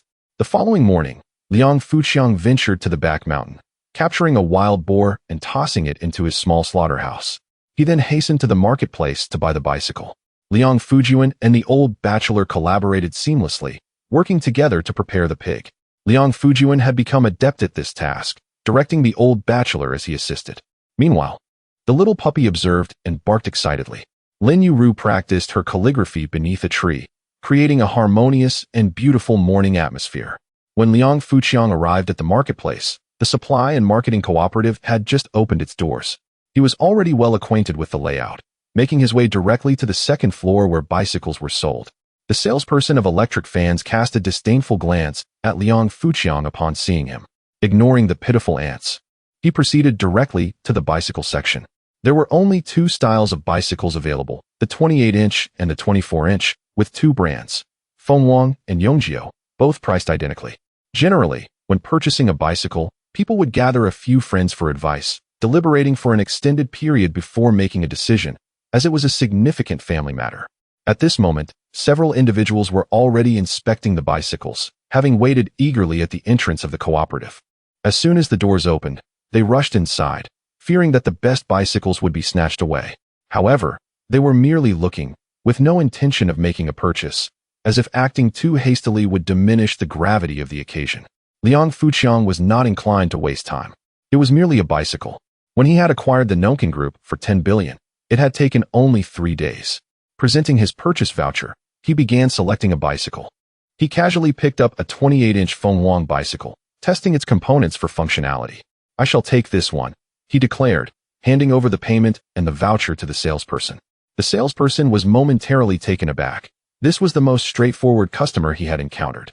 Previously, he had heard from the electric fan salesperson about how difficult Wan Zichang could be, but now he saw that the young man was anything but troublesome. In fact, he was the most decisive customer he had ever met. Other customers were also stunned. Was he truly making such a hasty decision? Did he not fear selecting a subpar quality bicycle? Young people indeed seemed unreliable. The customers exchanged disapproving glances at Liang Fuqiang's actions. The salesperson, overhearing their remarks, regarded them with disdain, perceiving them as a group of unsophisticated country bumpkins. Liang Fuqiang paid no mind to these inexperienced rural folk and mounted his bicycle, riding it down the sloped staircase, eliciting gasps of astonishment. While others cautiously wheeled their bicycles down, he boldly rode straight down. Was this a display of acrobatics? People had never witnessed such impressive riding skills. A visit to the supply and marketing cooperative was truly an eye-opening experience. Soon, news of the young man riding his new bicycle down the stairs spread through the streets and alleys, with many expressing disbelief. In truth, Liang Fuqiang was not attempting to show off. He simply found it foolish to push a bicycle down the stairs. The slope was quite gentle, and riding down was hardly a challenging feat. Little did he know, this incident would become widely known, and in the years to follow, numerous young individuals would seek to imitate him. Wan Zichang's daring descent down the stairs became a legendary tale in the marketplace. Liang Fuqiang rode his newly acquired bicycle, having purchased several meat buns, and hurried home. He envisioned using this new vehicle to take Lin Yueru on leisurely rides. Upon entering the village, he immediately captured the villagers' attention. "Lot Zichang has truly bought a new bike," they exclaimed. They had expected him to sell the tickets for alcohol, yet he had chosen to invest in a bicycle instead. Such extravagance. While others purchased bicycles as a sign of progress, Liang Fuqiang's acquisition was deemed wasteful. Where could he possibly defend himself against such judgments? Those who once looked down upon him now felt envious upon witnessing his new purchase. They toiled diligently in the fields, yet found themselves outdone by someone who spent his days idling and indulging. This disparity caused unease among the villagers. While quiet prosperity may not ignite jealousy, Liang Fuqiang's current display of wealth was perceived as ostentation. Such flaunting of riches could be perilous, particularly for those who have long lived in poverty. Sudden wealth often invites envy. Chapter 46. A group of uninvited guests arrives. Liang Fuqiang had not given it much thought. It was merely the purchase of a bicycle. Those opinions belonged to the villagers. Upon returning home, he found that Liang Fujian and the others had not yet finished butchering the pig. "Brother Chang, you bought a bicycle. It's truly beautiful." Liang Fujian and the old bachelor surrounded the bicycle, examining it from every angle. The idea of buying a bicycle was something they would never have dared to consider. "If you ever need to use it, just borrow it from me," Liang Fuqiang said generously. While others regarded the bicycle as a treasure, he considered it merely a means of transportation. Liang Fujian and the old bachelor were overjoyed upon hearing this. "But Brother Chang, we don't know how to ride." "No worries. I will teach you another day." Upon hearing this promise from Liang Fuqiang, they felt they had found the right person. Lin Yueru, having paused her calligraphy practice, approached them. Brother Chang, is this the bicycle you bought? It looks quite nice. Liang Fuqiang nodded. Yueru, hop on. I'll take you for a ride. Where shall we ride? It wouldn't be good to be seen. Lin Yueru's thoughts remained quite conservative.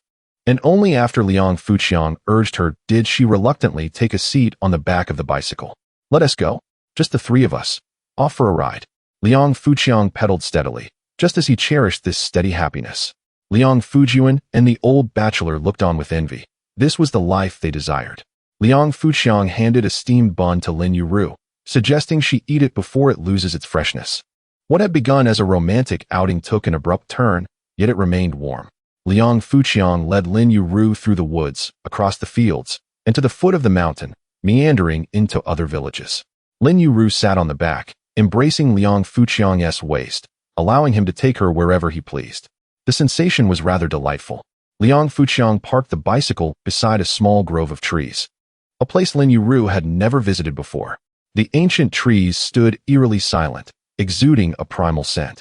Brother Chang, why are we here? Oh, just passing through. I thought we could rest a bit since we're tired. Are you scared? If I were alone, I might be, but with you here, I'm not afraid. The trees were tall and dense, with the calls of wild birds echoing, while the threat of wild beasts loomed nearby. What was even more unsettling was the possibility of some supernatural creature suddenly appearing. In such a place, if someone were to be killed and their body discarded in the overgrown grass, it could take a long time before anyone discovered it. The mountains and forests of that time were still quite desolate. It was indeed dangerous for ordinary people to venture there. Liang Fuqiang had already caught a whiff of decay. Let us go. After a leisurely ride, Liang Fuqiang returned home with Lin Yueru. Soon, the entire village learned of Liang Fuqiang's new bicycle, and naturally, his family became aware as well. What a waste. This fool is truly wasteful. If he had that money, he could have contributed to the education of the third and youngest siblings.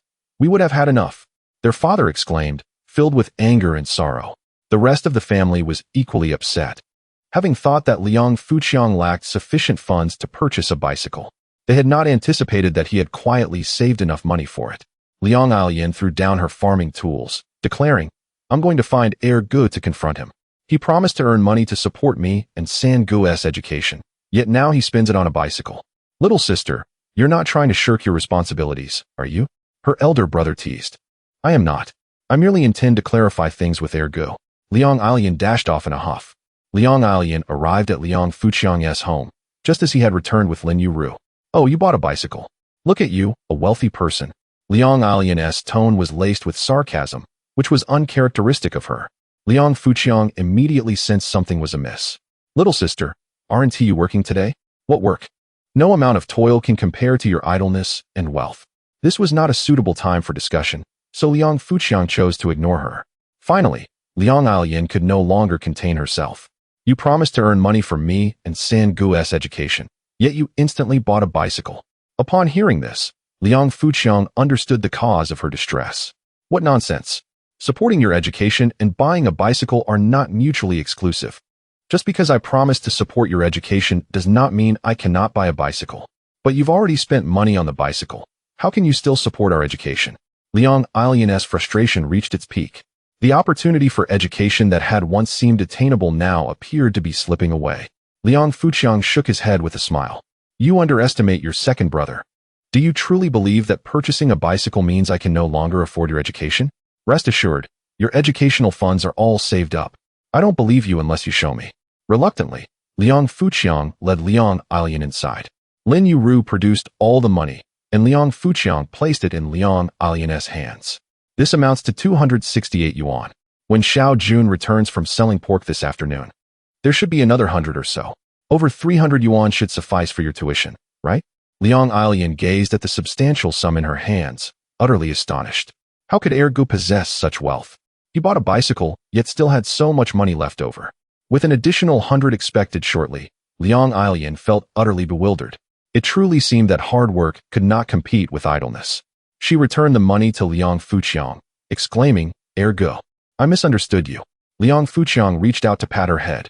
Little sister, you can always trust your second brother. No matter the circumstances, you must believe in me. Do you understand? Liang Ilian nodded vigorously. Ah, ergu, your bicycle is so beautiful. She swiftly changed the subject and ran outside to admire the bicycle. Ding ding ding. Liang Ilian jangled the bicycle bell, giggling. Ergu, I want to learn how to ride. Then go ahead and learn. I'll teach you. But this is a new bicycle. I'm afraid I might break it. You want to break it? If you do, we can simply repair it. Liang Ilian's heart fluttered as she prepared to learn how to ride. However, just then, a few uninvited guests arrived at Liang Fuqiang's home, all riding bicycles, including the village chief. Liang Fuqiang felt an unsettling premonition wash over him. After introductions were made, he learned that they were from the people's commune. Moreover, it was the president himself who arrived. Are you Liang Fuqiang? Someone has reported that you have been selling meat without authorization. Do you acknowledge this matter? Liang Fuqiang immediately realized that his purchase of a bicycle had incited envy in certain individuals, leading to his denunciation. It seems this issue cannot remain concealed any longer. Lin Yueru, standing to the side, was already pale with fear. Liang Ilian was equally terrified. However, Liang Fuqiang remained calm and unperturbed. President Huang, you must be aware that wild boars have become a rampant menace in our village. Just 2 days ago, a wild boar injured 7 or 8 individuals from our village, 4 of whom sustained serious injuries. I wonder if their medical expenses can be reimbursed by the people's commune. My act of hunting wild boars is solely to eliminate a threat to the community. The state should reward me for my efforts. I do not seek any rewards from the state at this moment. I merely eliminated the dangerous wild boars and sold their meat. What is wrong with that? Should I simply discard the meat? Chapter 47. You claim that one cannot slaughter pigs for profit, yet here you are. Liang Fuqiang's words brought a refreshing perspective to the crowd. They had come to confront him, yet he boldly proclaimed his contributions. His reasoning, surprisingly, carried a semblance of logic. Regardless of the circumstances, Liang Fuqiang's act of selling meat privately contravened policy regulations. Such actions reflect a capitalist mindset, which poses significant dangers. President Huang, however, had his own rhetoric to counter. Liang Fuqiang retorted, what about the rampant wild boar population in Liangjia village? Should I refrain from culling them? If I do, how should we handle the carcasses? President Huang momentarily faltered, unable to respond. Vice President Li interjected, you could turn the slain wild boars over to the people's commune. Liang Fuqiang then scrutinized this vice president, asking, what reward would the commune offer me in return? Reward? What nonsense. Your line of thinking is perilous. Constantly fixated on rewards. Understand the essence of serving the people. Money should not be your sole pursuit. Serving the people embodies the true values. Liang Fuqiang found himself at a loss for words. Liang Zong, I find your watch quite appealing. Might I have it? And why would I give it to you? For the sake of serving the people. I am a member of the people and currently in need of a watch. Surely, you wouldn't deprive me of it. You can't possibly be reluctant to part with it. Vice President Li shielded his watch and turned away in silence. At that moment, Director Wang spoke up, Liang Fuqiang. That bicycle was purchased with the money from selling pork, correct? You're adopting a capitalist approach. Director Wang, do not hastily label me. The funds for this bicycle were a token of gratitude from those I rescued from the wild boars. I saved 8 lives. Is it unreasonable to receive a bicycle in return? Village Chief, please affirm that just a few days ago, our village faced a wild boar incident, and it was I who bravely intervened to save many lives. Liang Fuqiang spoke the truth, and the village chief had no choice but to concede. Initially, he intended to remain neutral, but now he appeared to side with Liang Fuqiang. Having benefited, Liang Fuqiang was determined to draw the village chief into the fray. He had positioned himself as a heroic savior, complicating their ability to challenge him. Liang Fuqiang, regardless of your motivations, you cannot continue to sell meat privately. Should you persist, our next visit will not be so civil. With that warning, President Huang departed with his entourage. Liang Fuqiang could only sigh, contemplating the difficulties of earning a living in the future. Xiaomei, let us continue learning to ride the bicycle. Liang Fuqiang maintained a calm smile. No, ergo, if you cannot sell pork, there will be no source of income. We are learning to ride the bicycle now, not selling meat. Let us go. They began to push the bicycle to experience it. Liang Ilian observed her elder brother, noting his lack of distress, which she found perplexing. Nevertheless, she pushed the bicycle and ventured down the road. Liang Fuqiang glanced back at Lin Yueru, who, to his surprise, was in tears. Yueru, what is the matter? Why are you crying? He hurried to wipe her tears. Changgu, What shall we do now that we can no longer sell meat for income? Our lives were improving, and now this. Oh, you needn't worry. These are trivial matters. Your man will earn money in no time. For me, making money is never a concern. I will ensure you live well. Liang Fuqiang consoled Lin Yueru with encouraging words while secretly contemplating strategies. Seeing Liang Fuqiang's calm demeanor and even a hint of a smile, Lin Yueru felt somewhat reassured. Subsequently, Liang Fuqiang began to teach Liang Alian how to ride the bicycle properly. With Liang Alian perched atop the bicycle, Liang Fuqiang supported the rear. After a few rounds, he encouraged her loudly, pedal forward with confidence. Do not be afraid. I've got you. In truth, he had completely released his hold. Yet, Liang Alian began to ride faster. Lin Yueru watched in astonishment. She has learned already. In just 10 minutes, Liang Alian had mastered riding a bicycle, showcasing her remarkable talent. Perhaps this was the world of prodigies. Liang Alian experienced the exhilarating sensation of flight, the essence of freedom. As her confidence grew, she rode straight into the fields, catching the attention of onlookers. Isn't that Alian? She can ride a bicycle now. She is riding that shiny bike belonging to Lan Zichang. How generous of him to lend her such a new bicycle. Feeling the gazes of the crowd, Liang Alian basked in the attention. She rode directly to where her parents were working, deliberately flaunting her new skill. Oh my, little sister, you can ride a bicycle. Her elder brother exclaimed. In their family, no one had ever been able to ride a bicycle before, and now they finally had one who could. The competitive spirit in rural communities was still quite prevalent. Even the number of family members who could ride a bicycle became a point of comparison. Liang Alian parked the bicycle beside them. Isn't Yueru's bicycle beautiful? The crowd gathered around. Liang Fuqiang's purchase of the bicycle brought them a sense of pride. For he was still a member of their family.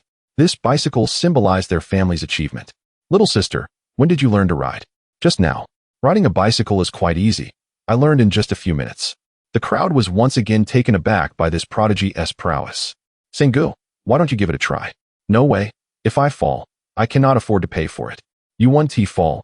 If I, a woman, can stay upright, how could you, being so tall, possibly fall? Ultimately, the third brother did not attempt to ride the bicycle, for it was not truly theirs. This bike was off limits to everyone but Liang Alian. Little sister, didn't you say you were going to clarify things with Yueru? He just let you ride the bicycle, and now you've forgotten about it. Her elder brother joked. I have not forgotten. I clarified that although Yueru bought the bicycle, he still has money to pay for my and Sangu's school fees. Huh, you just believe his lofty claims, don't you? It is truly astonishing that he possesses such wealth to purchase a bicycle. How could he possibly have any surplus funds? The crowd expressed their utter disbelief. Liang Alian simply chuckled at their naivety. Indeed, you all are so astute. You are industrious and thrifty. While I am the most foolish, if several hundred yuan were placed in my hands, I would still wonder if it were merely a boast. What's several hundred yuan? Lao Sin swiftly seized upon the crux of the matter. Liang Alian mimicked Yueru's nonchalant demeanor, casually stating that Yueru had just placed several hundred yuan in her hands. Alas, I am truly dim-witted. Liang Alian feigned an air of cleverness, shaking her head. That expression was undeniably infuriating. Meanwhile, their parents were left in a state of profound shock. Little sister, did that person truly hand you several hundred yuan? Chapter 48. Liang Fuqiang goes to deliver money facing his family. Liang Alian observed the inquiring gazes of those around her and solemnly nodded. Second brother's current funds are sufficient for me and third brother's tuition. He has promised to support our education, and I believe he will fulfill that promise. A heavy silence enveloped the room. Why is it that, despite their family's diligent work and frugality, they still find themselves outstripped financially by Liang Fuqiang, who idles away his days and squanders money carelessly? Little sister, did you manage to take that few hundred yuan? Someone inquired. I dared not. With his reckless spending, it surely won't last until your school term begins. Liang Alian nodded in agreement. Presently, second brother cannot earn money from pig farming, and that sum indeed stands a chance of being entirely depleted. How did second brother amass such wealth in such a brief period? The eldest brother wondered aloud, half jokingly. Liang Alian sighed heavily. It's no longer feasible. Second brother used to catch wild boars to sell meat, which was quite profitable. However, today, the people from the People's Commune came and declared that private meat sales are forbidden. He can no longer sell. In a moment, Liang Alian felt deflated, akin to a punctured balloon. The family gasped in shock. Liang Fuqiang had recently proclaimed that he was assisting others in selling meat, but it turned out he was the one doing the selling himself. They were filled with a profound sense of loss. Such a promising livelihood had been abruptly severed. I heard someone reported him to the People's Commune, Liang Alian said indignantly. Who is it? I shall confront them. The eldest brother, usually cheerful, erupted in anger, though he often wore a smile. Anyone who dared to harm his family would face his wrath. He bore the weight of his elder brother's responsibilities. The Liang family comprised 3 brothers who commanded respect. No one dared to offend them. Now, however, they were being undermined by a treacherous act. At that moment, the rest of the family shared in the anger. Despite their usual grievances against Liang Fuqiang, they would not tolerate others acting maliciously toward him. When faced with real trouble, they stood united, though they were uncertain who the detestable informant might be. Liang Alian then rode her bicycle away for a stroll. Everyone held a deep affection for this youngest daughter. Later, after Liang Fujian and the others returned from selling pork, Liang Fuqiang shared the news of the report. Liang Fujian and the old bachelor were equally infuriated. After much effort to secure such a good job, it had all come to naught, shattering their dreams for the future. Will you dare to continue selling pork? Liang Fuqiang suddenly asked. Liang Fujian and the old bachelor exchanged glances, puzzled. We could go to the back mountain to slaughter pigs, ensuring no one knows, and not sell within the village. I will pay each of you 2 yuan. What do you think? Are you willing to take the risk? Liang Fujian, emboldened by youthful bravado, immediately expressed his willingness. The allure of 2 yuan a day was simply too enticing. The old bachelor also agreed. Liang Fuqiang promptly assisted Liang Fujian and the others in transporting the slaughtering tools to the back mountain. By noon, Liang Fuqiang had already marked a spot and cleared a small path leading directly from his home to the back mountain. In a clearing deep within the mountain, they constructed a stove from stones and cleared the surrounding area. With everything prepared, they could resume slaughtering pigs the following day. This time, they decided to sell in a more distant village. Once they had everything set up, dusk began to fall, and they hurried home. Yet, the thrill of their clandestine venture left Liang Fujian and the old bachelor exhilarated. After dinner, Liang Fuqiang suddenly said to Lin Yueru, I wish to take the tuition for little sister and 3rd brother to give to our parents for safekeeping. This way, they will feel more at ease. Lin Yueru nodded in agreement. The thought of parting with such a substantial sum made her reluctant, but she was more than willing to support her younger siblings' education. Lin Yueru gathered all the money, amounting to 370 yuan with today's earnings. Liang Fuqiang took out 350 yuan, leaving 20 yuan aside. You should keep this 20, he instructed. Lin Yueru nodded and safely stowed the remaining 20 yuan. Let us go. I will present this 350 yuan to our parents. Lin Yueru looked surprised. Brother Chong, you wish to go to that house? Liang Fuqiang nodded. Indeed, let us proceed.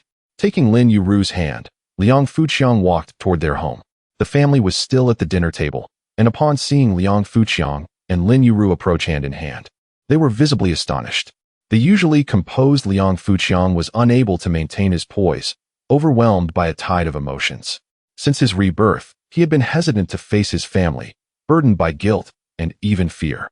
His hands trembled slightly, leaving him momentarily at a loss for words. Despite having encountered numerous adversities and notable figures in his previous life, none of that experience offered him solace now. Lin Yueru sensed Liang Fuqiang's anxiety. She tightened her grip on his hand, stepping in to handle the situation. In the past, it was always Brother Chong who protected her.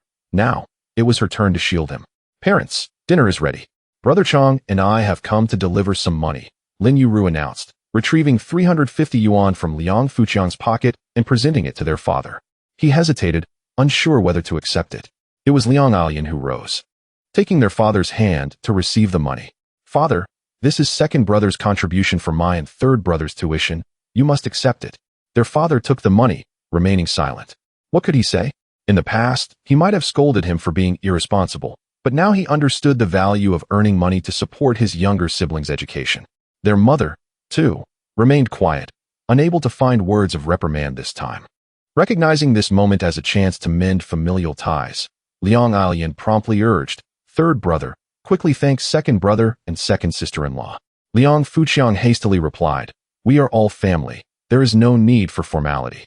I will continue to support your education until university, perhaps even abroad. Liang Fuqiang finally began to relax. Yet the atmosphere quickly fell into silence. No one dared to speak out of turn. Liang Ailian detested the awkward quiet and swiftly sought to break the tension. Second brother, you can no longer earn money from selling meat, and yet you have given us all this money. How will you manage to live now? Liang Ailian initially expressed these words to highlight the remarkable contributions of Urge. However, father promptly withdrew 100 yuan and handed it to Lin Yueru. The family had over 100 yuan, which was more than sufficient. Lin Yueru declined the offer, stating, "Father, we still have money at home. Currently, we lack nothing. We do not require funds. Let this amount be used to purchase several sets of clothing for my younger sister and Sandy. As we are about to attend a new school, we cannot continue wearing old garments. Indeed, we are not short of money. We can always earn more." Liang Fuqiang chimed in supportively. "Father, I concur with Heir Sa and Heir Gu. We should indeed procure some new clothing for school." Liang Ailian pushed the money back towards her father once again. "Father, mother, we shall be taking our leave now." Liang Fuqiang signaled to Lin Yueru to hurry along. Lin Yueru could only wave farewell. Once Liang Fuqiang and the others departed, the house was no longer enveloped in silence. "I told you Heir Gu would earn money to support our education, yet you did not believe me. Now, look who has been proven right. Father, please arrange for me and San Gu to have several new outfits. I desire the pure cotton white ones worn by Heir Sa. They are both comfortable and aesthetically pleasing." Chapter 49. Uncle's Fury. The informer found Liang Ailian chattered incessantly, while the crowd was filled with mixed emotions. Liang Fuqiang had changed drastically. This sudden transformation was bewildering, leaving everyone uncertain whether it was a blessing or a curse. It is often said that unusual occurrences harbor hidden agendas, which unsettled the hearts of many. That evening, Lin Yueru lay in bed, contemplating her future path. In order to alleviate her worries, Liang Fuqiang refrained from informing her about his continued pig slaughtering and meat selling. Openly defying the president's warning was something beyond the imagination of ordinary folk. The pressure he faced was palpable. The following day, before dawn, Liang Fuqiang stealthily ventured into the mountains. Utilizing the unique skills of the hunting guild, he adeptly navigated through the woods in the darkness. When he returned with a wild boar, Liang Fujun and others had also arrived. Though the sun had yet to rise, Liang Fuqiang roasted a few bamboo rats for breakfast, exemplifying the harshness of life. To spare Lin Yueru from worry, he returned home early, carrying 2 wild rabbits and a large snake. "Brother Chong, did you hunt in the back mountains again?" "Yes, I can sell these rabbits." Liang Fuqiang had resolved never to sell pork in the village again. Instead, he could catch some rabbits to sell to the villagers. Selling a few rabbits would not draw any ire from the people's commune. This decision was primarily to put Lin Yueru's mind at ease. After selling the 2 rabbits for 8 yuan, he began constructing a large rabbit hutch in his yard to raise the captured rabbits. In the future, he could catch them on demand, eliminating the need for daily trips to the back mountains. Everything proceeded in tranquility. However, Uncle's mood was anything but calm. He had learned that someone in the village had reported Liang Fuqiang for selling pork, which filled him with fury. Uncle went from house to house, demanding to know who had informed against Liang Fuqiang. He had witnessed Liang Fuqiang's gradual transformation for the better, living a good life, and even providing pork for him daily. Now, it was incomprehensible that someone would heartlessly report Liang Fuqiang. Uncle's patience had worn thin. He, usually the amiable one, was now consumed with rage. After questioning several households, he finally identified a person named Liang Fuhong. Uncle headed straight to Liang Fuhong's home, but he was not there. Uncle then rushed to Liang Fuhong's field and found him. Grabbing Liang Fuhong by the collar, Uncle demanded, "Did you report a Chong?" Liang Fuhong's family intervened, urging, "Uncle, let us discuss this calmly. No need for violence." "How can I discuss this calmly? This envious wretch reported a Chong for selling meat, preventing him from continuing his business. Blocking someone's means of livelihood is akin to killing their parents. How can I remain calm?" Uncle's frustration mounted as he continued to shove Liang Fuhong, and soon, the situation escalated into a brawl. Villagers working nearby heard the commotion and rushed over to separate them. Uncle was dirty and disheveled, his clothes torn, while Liang Fuhong was equally worse for wear. Shortly thereafter, Liang Fuqiang's family arrived. His father, Liang Qingqiu, and Uncle Liang Qingnian were brothers, always standing by one another in times of need. Eldest brother Liang Fugua, upon learning that Liang Fuhong had reported Liang Fuqiang, was immediately enraged and charged at Liang Fuhong, only to be restrained by the third brother.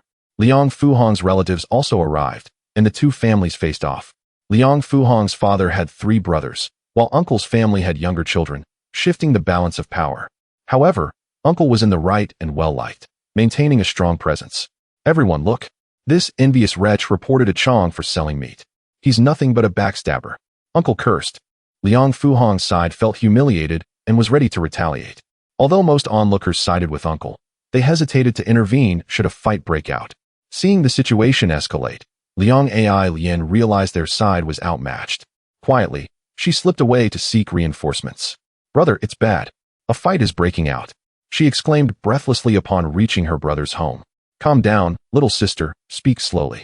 Uncle and brother are about to fight with the family of the envious wretch. Upon hearing this, Liang Fuchong knew he could not delay and immediately rode his bicycle with Liang Lien to the scene. I reported him for his violations. What is wrong with that? I am ridding the community of harm. Liang Fuhong defiantly shouted, relying on his larger family to confront uncle and the eldest brother.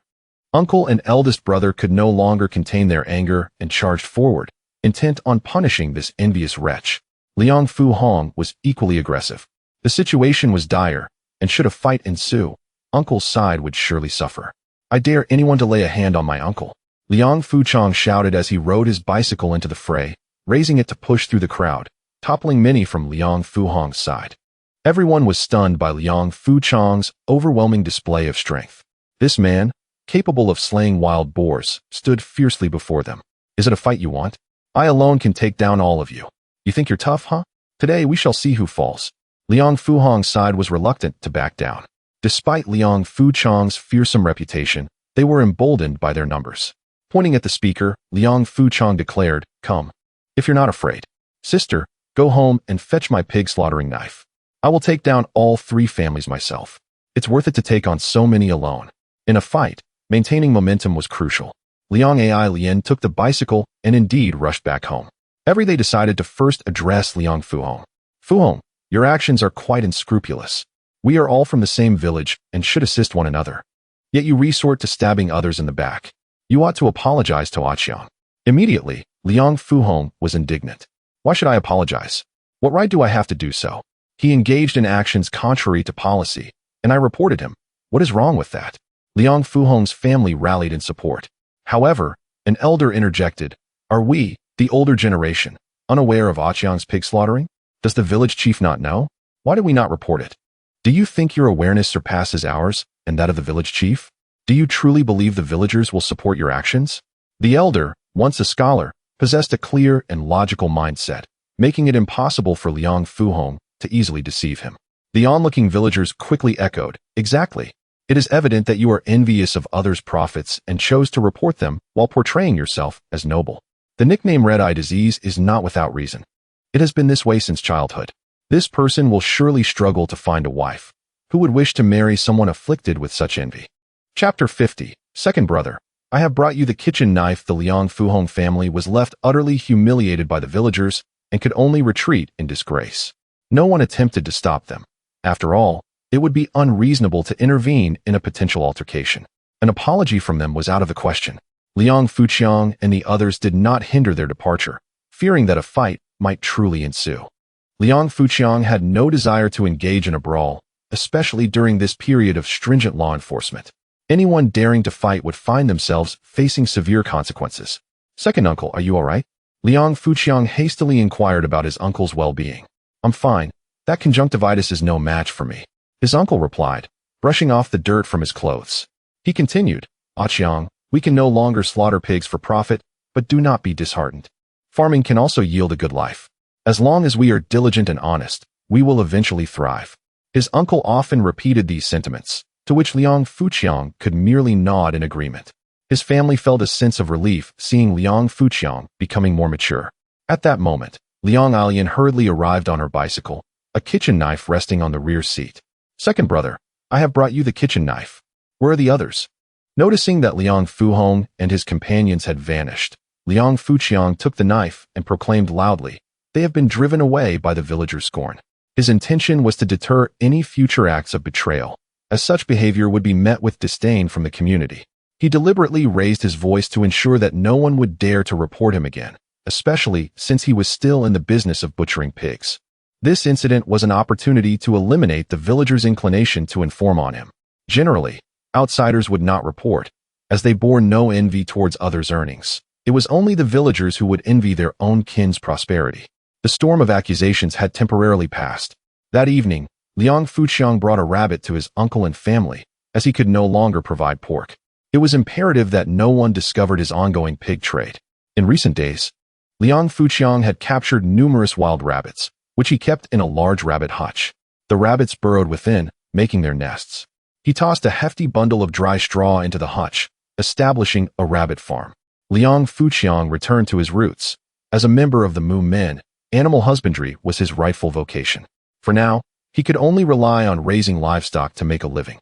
Lin Yueru took on the task of cutting grass to feed the rabbits. Their simple life was rather pleasant. Days passed, and some of the female rabbits began to give birth. The number of rabbits in the hutch increased. Villagers seeking meat came to buy rabbits from Liang Fuqiang. Each rabbit cost only 3 or 4 yuan, providing several meals, making it more economical than purchasing pork. Thus, Liang Fuqiang had established a legitimate business, and Lin Yueru felt a sense of stability. However, fate had other plans. Changgu, my mother has suddenly fallen gravely ill and is bedridden. I fear she won't be able to come to slaughter pigs in the coming days, Liang Fuqiang expressed with a mix of frustration and regret. What is the situation now? I will accompany you to see her, Liang Fuqiang insisted, taking Liang Fuqiang to his home. On the way, Liang Fuqiang lamented. I fear my mother is nearing the end. Liang Fuqiang understood his feelings, but could only offer a comforting pat on his shoulder. Upon entering Shi Sin Yang's room, Liang Fuqiang found her lying in bed, her spirit quite low. A closer examination led him to conclude that she was suffering from liver cancer, now accompanied by ascites. Even in the advanced medical landscape of the 21st century, such a condition was insurmountable. Shi Sin Yang, you will recover. Fujian, and Xiaohong will need your care. Liang Fuqiang offered what little comfort he could. Shi Sin Yang was acutely aware of her own condition and knew her time was limited. Qiang, thank you for helping Xiaojun earn some money. I will entrust you to look after them from now on. Xiaojun, work hard with your brother Chang and be diligent, she urged. Mother, you will be fine. We will go to the hospital. The doctor will surely heal you. Liang Fuqiang insisted, desperately trying to remain strong for his younger siblings. He was the pillar of the family and could not crumble, for the entire household would collapse with him. Shi Sin Yang shook her head. There is no saving me. Even if a deity were to come, it would be futile. Do not waste your money. Liang Fuqiang, undeterred, insisted on taking his mother to the hospital. He knew deep down that the hospital would not be able to help, yet he still handed Liang Fuqiang 100 yuan. Changgu, I will repay you, Liang Fuqiang expressed with gratitude. Liang Fuqiang patted his shoulder. You need not repay this. Consider it a brotherly support. Just do your best. Liang Fuqiang was puzzled by what Liang Fuqiang meant by just do your best. He enlisted Dada Ma to carry his mother towards the town hospital.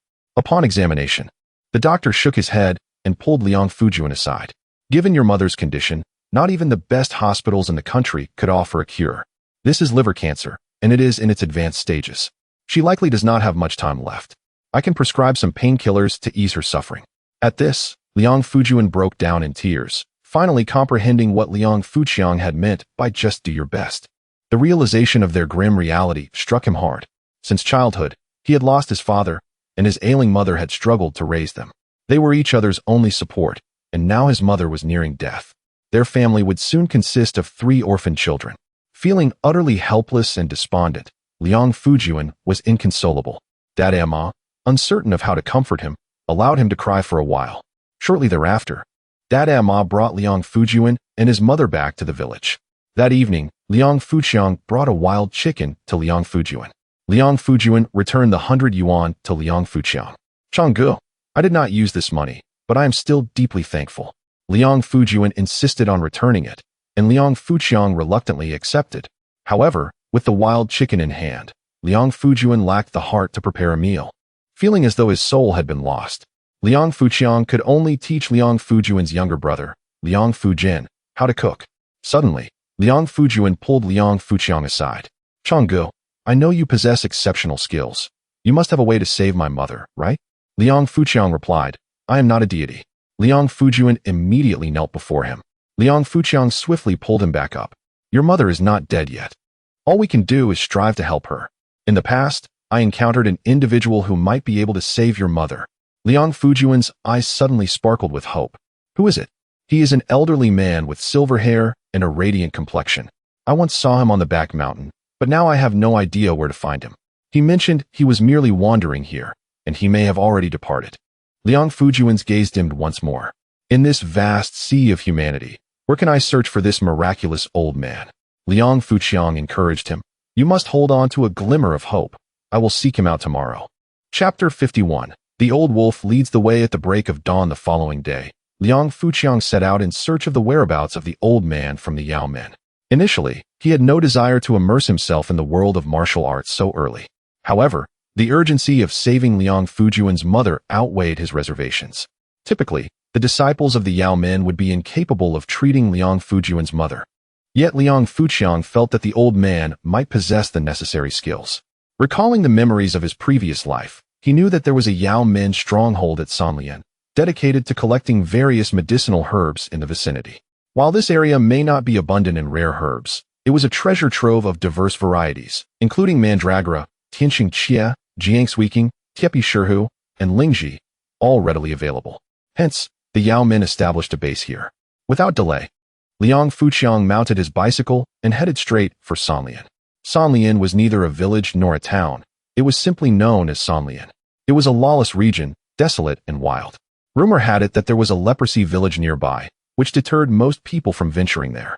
Sanlian was only a few dozen kilometers from Huangjia village, making it relatively close. Liang Fuqiang reached Sanlian in less than an hour. Along the way, he encountered several lepers. Their tattered clothes and festering faces a haunting sight. They rushed toward him, attempting to infect him with their disease. Fortunately, Liang Fuqiang was an adept cyclist, pedaling swiftly to evade them.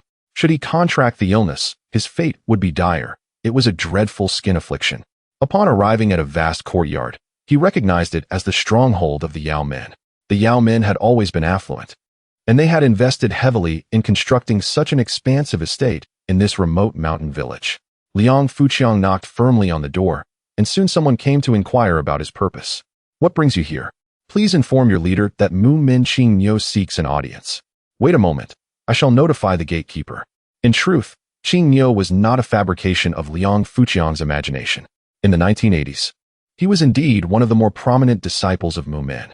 Shortly, the door swung open, and Liang Fuqiang rode in. Miao Sanqi, the leader of the Yao Men, came forth to greet him. You are not Mu Min Qing Niu, are you? It was evident that a young man in his 20s could not possibly be the renowned Qing Niu. Liang Fuqiang dismounted from his bicycle and immediately executed the Panshan Bu. The Mu Min Hong Niu had encountered Miao Sanqi before, and he was astounded. This young man, who claimed to be from Mu Min, could perform their Panshan Bu with such finesse that even Miao Sanqi, as the leader, could not match his proficiency. Clearly, this individual was not ordinary. May I inquire what brings you here, Hong Niu Daoyu? I am here to seek information about an individual. A few days ago, I encountered a venerable elder from your Yao Men in the nearby mountains, a man with a head of silver hair. Might I ask, Leader Miao, if you could disclose his current whereabouts? The elder you refer to must be our esteemed Elder Jing Tian. He indeed visited here a few days prior, but has since departed after a brief stay. Initially, Liang Fuqiang had approached with a tentative mindset, but he could not help but feel a pang of disappointment. Miao Sanqi inquired with concern, Are you seeking Elder Jing Tian for medical assistance? Liang Fuqiang nodded. What ailment does your friend suffer from? Perhaps I can offer some assistance. Liver cancer, with ascites. That is beyond my capabilities. However, I have a lead. Elder Jing Tian mentioned he would be heading to the Limen to sample mountain delicacies. You might want to look there. Liang Fuqiang nodded appreciatively. Thank you, Leader Miao. He was aware that the Limen was quite distant, at least 60 kilometers away, nearing the vast Wanshan Mountains. The journey was fraught with peril, as the area was teeming with ferocious beasts, and the roads were treacherous. It would likely take a day to make the round trip. Thus, Liang Fuqiang needed to return home to inform Lin Yueru. Upon his return, he said, Yueru, I must embark on a long journey. Xiao Jun's mother is gravely ill, and the hospital can do nothing. I must fetch a skilled practitioner to treat her. If all goes smoothly, I shall return in 2 days at most, but no longer than 5. While I am away, please invite AI Lien to keep you company at night. Lin Yueru nodded in agreement. Be careful on your journey. Do not worry. No one in this world can harm your husband, Liang Fuqiang reassured her. He then hurried into the kitchen to grab a kitchen knife and matches, setting off with urgency. Time was of the essence in his quest to save a life. Liang Fuqiang traversed the dirt road, passing through village after village, heading southwest. The trees were indeed dense at that time, and the road was lined with thick shrubs, with birds and beasts darting out at any moment. The cacophony of various animal calls echoed around him. On occasion, he would travel for half a day without encountering a single soul. Ignoring the heat and hunger, he pressed on, driven by the urgency to save a life and the desire to avoid spending the night in the wilderness. As the sun began to set, anxiety crept in. He had only a vague idea of the location of the lion, but knew that finding it would not be an easy task. The forest grew denser and the paths narrower, until the presence of humanity faded away. In such deep woods, Liang Fuqiang was not overly concerned for his safety, but he feared the time lost in searching. In a moment of desperation, Liang Fuqiang spotted an old wolf. He employed the Yulong Bu to subdue the creature. Do you know of any formidable hunters nearby? To his surprise, he was inquiring about directions from a wolf, a testament to the unique skill of the Mu men interrogating beasts. The old wolf, startled that Liang Fuqiang could speak its language, replied, I know not what you speak. I have never encountered a formidable hunter. Otherwise, I would not still be alive. Understanding the cunning nature of wolves, Liang Fuqiang recognized their solidarity yet reluctance to assist other species. He brandished the kitchen knife, exuding an aura of menace. Then, it seems you are of no use to me. You shall be my dinner for the night. Wait, I believe I recall something. There is indeed a very formidable hunter. He does not even spare a glance at ordinary creatures like us. Liang Fuqiang realized the old wolf was referring to the butcher of the lion. Only an adept from the lion would disregard the common wildlife. Lead the way. Under the coercion of Liang Fuqiang, the aged wolf had no choice but to lead the way. There was no need to worry about the wolf's sense of direction.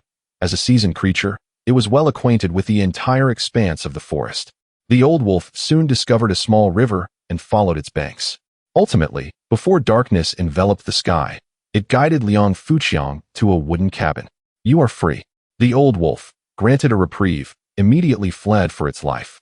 Liang Fuqiang proceeded directly toward the cabin, which was illuminated from within, indicating the presence of inhabitants.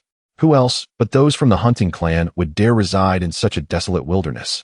With a series of firm knocks, Liang Fuqiang rapped on the door. The occupant inside was startled. In this remote wilderness, how could anyone be knocking at the door? Chapter 52. I am the future leader of Mumin. Tunyo opened the door and was met with the sight of Liang Fuqiang pushing a bicycle. He mused to himself, could this be a lost intellectual youth? It was late at night, and he could not allow this young man to spend the night outside, vulnerable to wild beasts. Come in. Tunyo beckoned Liang Fuqiang inside. Thank you, Senior Tunyo. Liang Fuqiang placed his bicycle outside and entered the house. Tunyo was taken aback. Do you know me? Have you come specifically to find me? Not at all. I am primarily here to seek out Senior Miao Jingtian. Liang Fuqiang had already spotted Miao Jingtian, who was sitting at the dining table, heartily enjoying a feast of mountain delicacies. Miao Jingtian looked up at Liang Fuqiang and exclaimed, It's you. He stood up abruptly. Tunyo was puzzled. Senior Miao knows him? Miao Jingtian shook his head. Not exactly. We have only crossed paths once. Young brother, what brings you to me? What is the matter? Liang Fuqiang wasted no time and stated directly, I wish to ask for your assistance in saving a person. Miao Jingtian remained impassive. But I do not know you. Why should I help you? Liang Fuqiang bowed respectfully, adhering to the etiquette of Mumin. I am Hong Miao of Mumin. If Senior is willing to assist, I will owe you a favor. Mumin? Both Miao Jingtian and Tunyo regarded Liang Fuqiang with curiosity, surprised by this revelation. Tunyo had initially thought Liang Fuqiang was merely an intellectual youth, while Miao Jingtian had assumed him to be a rising star from Lyman. What proof do you have that your favor is worth my intervention? I will be the leader of Mumin in the future. Liang Fuqiang's declaration struck like thunder. Every leader of a sect is a person of exceptional talent and holds a prominent position in the martial world. This young man, audacious enough to make such a bold claim, must possess considerable ability. Tunyo and Miao Jingtian were inclined to believe Liang Fuqiang was merely boasting. After all, to become the leader of a sect, one must have lineage and extraordinary fortune. They did not believe Liang Fuqiang had such fortune. Yet, His audacity did command their respect. I understand your skepticism. Allow me to inform you that I am a named disciple of Zhenlong, the leader of Mumin. All my skills have been imparted by him. In an effort to elicit Miao Jingtian's assistance, Liang Fuqiang resorted to exaggerated claims. Upon hearing that Liang Fuqiang was a named disciple of the Mumin leader, Miao Jingtian's interest was piqued. If Liang Fuqiang truly was a disciple, given his evident talent, he could indeed become the future leader of Mumin. The favor of a leader from Mumin was certainly enticing. Very well, I shall tentatively believe you. Now, what do you require my help with? I seek the assistance of a senior from Yaomen to heal a friend's mother, who is in the advanced stages of liver cancer and has developed ascites. Liver cancer in its late stages. This is indeed a challenging case. I cannot guarantee a cure. Miao Jingtian admitted his uncertainty. Just do your best, senior. Even if a cure is not possible, I will still owe you a favor. Miao Jingtian nodded. All right, I will assist you this once. Come, let us eat. Tunyo invited Liang Fuqiang to sit down for dinner. Having gone the entire day without food, Liang Fuqiang wasted no time in feasting. Civet. Truly a mountain delicacy. And this century-old snake is delightful as well. Aside from expressing his appreciation, he also aimed to demonstrate his capabilities. Indeed, it is no surprise that a Mumin person is so well-versed in various creatures. Tunyo, you have no idea. This young man is remarkable. He executes your Liman's Yulong Bu with even greater finesse than you do. Even our Yaomen's Panshan Bu, he performs with more prowess than I. This is impossible. Tunyo's gaze towards Liang Fuqiang shifted dramatically. Although he felt Miao Jingtian's words were somewhat exaggerated, the fact that such a young individual could master the two major techniques of Liman and Yaomen was indeed astonishing. It seemed this young man might truly become the future leader of Mumin. No wonder Miao Jingtian was eager to offer his assistance. Hongyo, how did you find this place? Oh, an old wolf from the mountains guided me here. It appears you have mastered Mumin's ultimate skill, Wen Shou. Quite well. Too kind, too kind. The three of them enjoyed their meal, and Liang Fuqiang spent the night at Tunyo's home. The following morning, Liang Fuqiang rode his bicycle with Miao Jingtian back toward their destination. Hongyo, as a member of the sect, it seems you still lead a mundane life. Senior Miao, you may not be aware, but I have yet to sever my ties to the secular world and must remain for a few more years. It is also part of my training. Moreover, as society evolves and the population increases, it will become increasingly difficult for various sects to isolate themselves from the world. Miao Jingtian found himself in agreement with Liang Fuqiang's perspective. Yaomen had always collaborated with the secular world, which had contributed to their enduring prosperity. Let us make a trip to the San Lian stronghold. I need to procure some medicinal herbs there. Liang Fuqiang did not pause, riding nearly 60 kilometers without stopping. His legs felt as if they might give out. Upon reaching San Lian, he encountered several leprosy patients. Senior Miao, this is bad. I lack the strength to outrun those leprosy patients. Miao Jingtian chuckled. What is there to fear from a few leprosy patients? Just ignore them. But they might infect us with leprosy. Rest assured, with me around, they will not dare to approach. Indeed, those leprosy patients hesitated after only a few steps of pursuit. Liang Fuqiang arrived at the Yaomen stronghold, discarded his bicycle, and collapsed onto the ground in exhaustion. The leader, Miao Sanqi, hurried over to welcome him. He had never expected that this Hongyo would actually bring Elder Miao along. Clearly, this Hongyo was no ordinary individual. After collecting the herbs, Miao Sanqi personally drove the cart to take Liang Fuqiang and Miao Jingtian to Liangjia village. So, Hongyo resides here. Senior Miao, once we have entered the secular world, you may simply call me Xiaoqiang.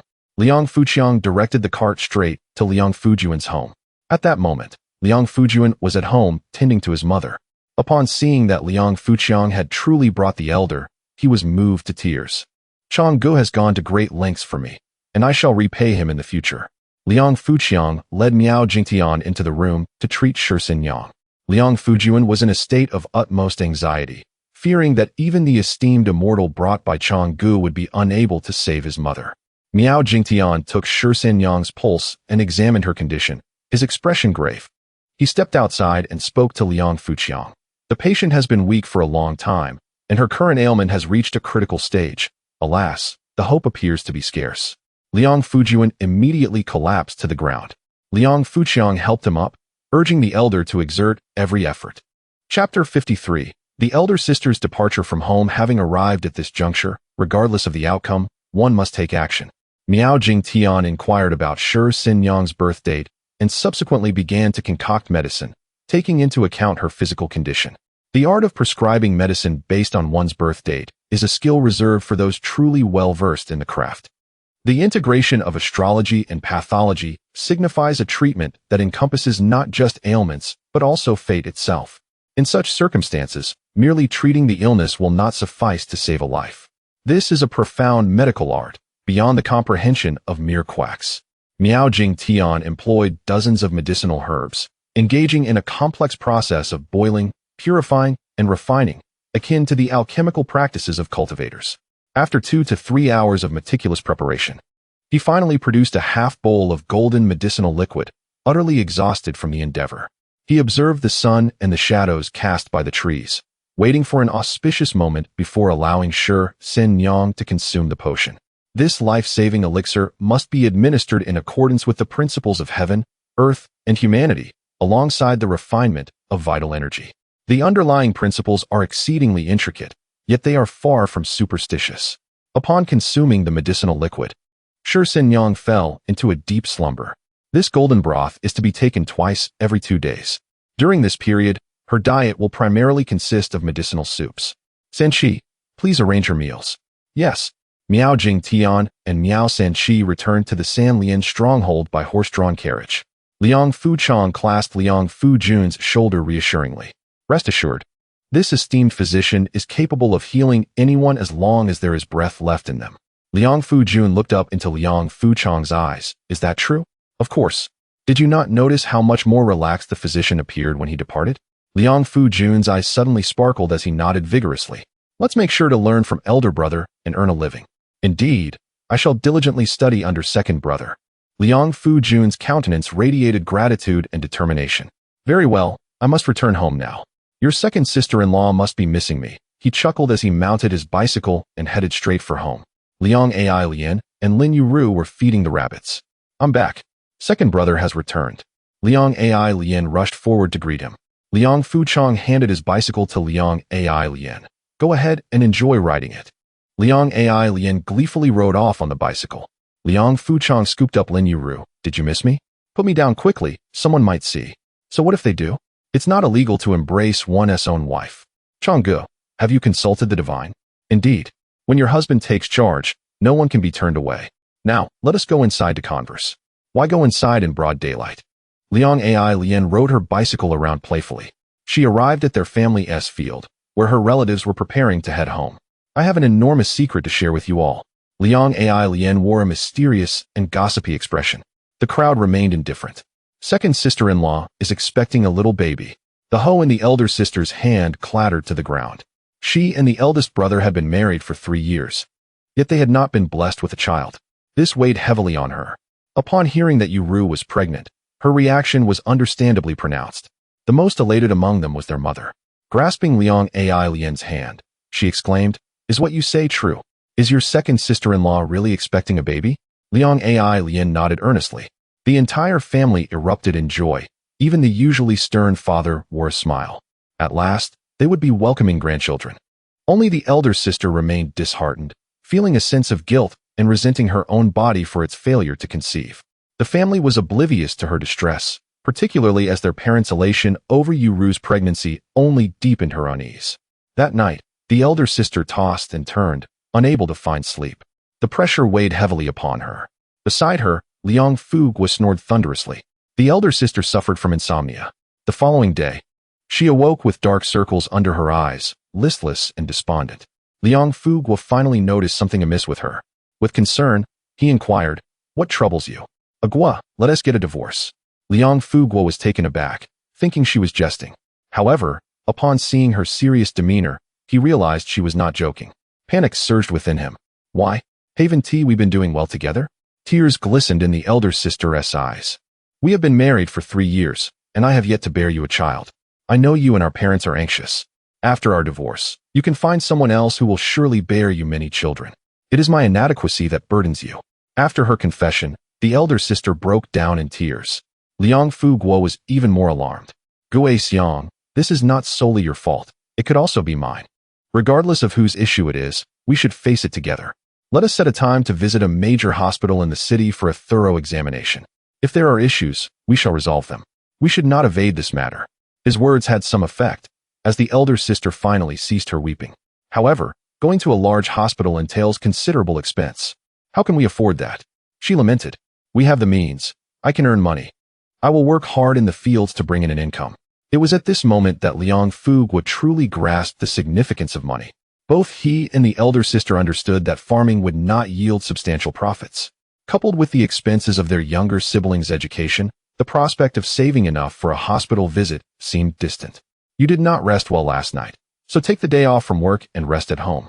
Liang Fugua truly cared for his wife, proving to be a good husband. The elder sister had made up her mind and nodded, refraining from going into the fields. Once the entire family had departed to work, she gathered her few belongings and left the house. She had no destination in mind. Returning to her hometown was not an option, nor could she go to a place where Liang Fugua might find her. She simply chose a direction and walked towards Nanping City. She had never ventured into the city before. It was time for her to explore. As she wandered the streets, she observed families joyfully spending time together, and she felt a pang of envy. She adored children and dreamed of having one of her own, ideally many. Initially, she believed that leaving home would instill fear within her. Consequently, the vast and open world outside brought her a sense of ease. She had felt stifled within the confines of her home for far too long. Now, she could finally escape that place, though her heart was laden with an overwhelming sense of reluctance. "So be it. I wish him happiness." The eldest sister-in-law strolled through the market street, following the national road, making her way towards Nanping City. As night fell, Liang Fugua and his family returned home. Upon finding the door tightly shut, Liang Fugua was seized by an ominous premonition.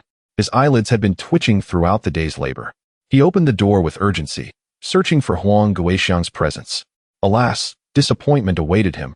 She was nowhere to be found. Could Guixiang have gone to the second brother's house? With this thought in mind, Liang Fugua hastened towards Liang Fuqiang's residence, followed closely by the third brother and younger sister. A look of concern also marred their parents' faces. Chapter 54. The elder sister-in-law's terrifying arrival in the city. Liang Fuqiang and Lin Yueru were indulging in a lavish feast when Liang Fugua suddenly burst in, breathless and alarmed, startling Jili. "Elder brother, what is the matter?" "Second brother, have you seen Guixiang?" Liang Fuqiang shook his head. "No, I haven't seen elder sister-in-law today at all." "What is wrong?" "She is missing. This morning she expressed her desire to divorce me, and I did not agree. Upon returning home from work, I found her gone. She must have run away." The elder brother could no longer contain his emotions and collapsed to the ground, weeping uncontrollably. The others were stunned by this shocking revelation. Wasn't the elder brother and elder sister-in-law usually harmonious? How could it suddenly escalate to divorce? This is simply unbelievable. "Elder brother, what exactly happened?" Liang Fuqiang and the third brother helped the elder brother to his feet. It took Liang Fugua a moment to compose himself. "Guixiang said that after 3 years of marriage, we have no children, and that it is a burden on me, hence her wish for a divorce." The group finally understood the gravity of the situation. "Our immediate priority is to locate elder sister-in-law," Liang Fuqiang declared, promptly retrieving his bicycle. This reminded him of the night Lin Yueru contemplated leaving home. How terrifying. It was perilous for elder sister-in-law to be alone outside at night. However, she had already been gone for a day, making her search quite challenging, especially without any leads. "Elder brother, you know her best. Where do you think she would go?" I do not know. Could she have returned to her family home? I shall head to my mother-in-law's house to search," the elder brother announced as he made his way to Huangjia village. The third brother and younger sister began searching within the village. Liang Fuqiang sensed that if elder sister-in-law had chosen to leave, she would not be easily found. "Jili, let us go and search." "Woof woof. All right, it is time to showcase my true skills." Liang Fuqiang took Jili to the village entrance. "Can you smell elder sister-in-law's scent?" "I can." "Forward." Jili commanded from the back of the bicycle. This would be a tale to tell for a lifetime. While Liang Fuqiang possessed exceptional tracking skills, he was still no match for a dog, especially without the aid of secret methods. He pedaled through the streets and onto the national highway. Meanwhile, Huang Guixiang was beginning to panic. Darkness had fallen, obscuring the path ahead. The surroundings were desolate, filled with strange sounds echoing in the night. Even the sudden scurrying of a mouse would send her heart racing. The uncertainty of the road ahead felt endless. with the city lights nowhere in sight. How far was Nanping City? Upon reaching Nanping, would there be a place for her to reside? What should she do? Huang Guixiang felt lost and frightened. She was merely a simple and honest woman, unversed in the ways of survival outside. Exhausted and famished, her legs felt heavy, yet she dared not stop. She sensed something lurking behind her, fearing that if she halted, that terrifying thing would seize her. Thus, Huang Guixiang quickened her pace. Suddenly, a bus passed by, its yellow headlights dazzling. It was filled with people, likely heading to Nanping. How fortunate they were. The bus sped past, oblivious to Huang Guixiang walking by the roadside. She desperately tried to catch up, but could not reach the bus in time. Its taillights quickly vanished from her view. Huang Guixiang continued to run, burdened by a small bundle. Suddenly, after rounding a large bend, she spotted lights, warm orange lights, so beautiful. She also saw several cars. I have arrived at Nanping City. I have made it to Nanping City. It turned out that Nanping City was not so far after all. After a day of walking, Huang Guixiang finally reached the streets of Nanping City, over 50 kilometers away. She felt a mix of excitement and fear as she approached the illuminated area. It was a state-run small restaurant, bustling with diners. The aroma of food wafting outside. Huang Guixiang swallowed hard. After a day without food, she was famished. Unfortunately, she had no money or ration tickets. Even if she were to starve, she would have no food to eat. She had no choice but to keep walking, seeking a well-lit place to rest, hoping to sleep until dawn before making further plans. Eventually, Huang Guixiang found a stone bench beneath the streetlight. If I sit here, will anyone come to chase me away? She felt anxious, curiously observing her surroundings. Wow, that person's clothes are so vibrant and beautiful. So many bicycles. It seems everyone owns one. The novelty of her surroundings gradually distracted Huang Guixiang from her fears. She boldly took in everything around her. At that moment, two idle men strolled by and noticed the rustic newcomer in the city. They decided to have some fun. Hey there, all alone. Upon the sudden approach of the two strangers, Huang Guixiang was filled with fear and caution. She did not understand their Mandarin and was unaware of their intentions. All she wished was for these two men to leave her be. She chose to ignore them, yet they did not depart. Instead, they began to act inappropriately. Frightened, Huang Guixiang sprang to her feet and fled. To her dismay, the two men pursued her. In full view of the public, they cornered Huang Guixiang and began to manhandle her. Bystanders paused to watch the commotion, while others, unfazed, hurriedly walked away. The crackdown that year was not without reason. Things were indeed chaotic at that time. Huang Guixiang struggled desperately, but her strength was no match for the two larger men. The two ruffians, feeling unsatisfied, conspired to drag Huang Guixiang away to a secluded area. She cried out for help, but no one came to her aid. Some, unable to bear the sight, simply shook their heads and left. At that moment, Huang Guixiang was engulfed by fear, facing what felt like a matter of life and death. Let go of that woman. A sudden voice, filled with anger, pierced the air. The vernacular spoken indicated that the speaker was an authentic resident of Nanping City. The two ruffians turned to glance back, only to find an elderly woman, and they immediately expressed their disdain, even bursting into boisterous laughter. The old auntie strode forward to grasp Huang Guixiang's hand, but was met with a brutal shove, sending her crashing to the ground. Enraged, she hurled insults at the ruffians, exclaiming, "You all stand by and watch as the wicked prey upon the innocent. Do you not possess a shred of compassion?" The onlookers, however, swiftly dispersed, leaving only the four of them behind. In that moment, the old auntie's heart was heavy with disappointment regarding the moral climate of the area. Suddenly, a patrolling officer passed by.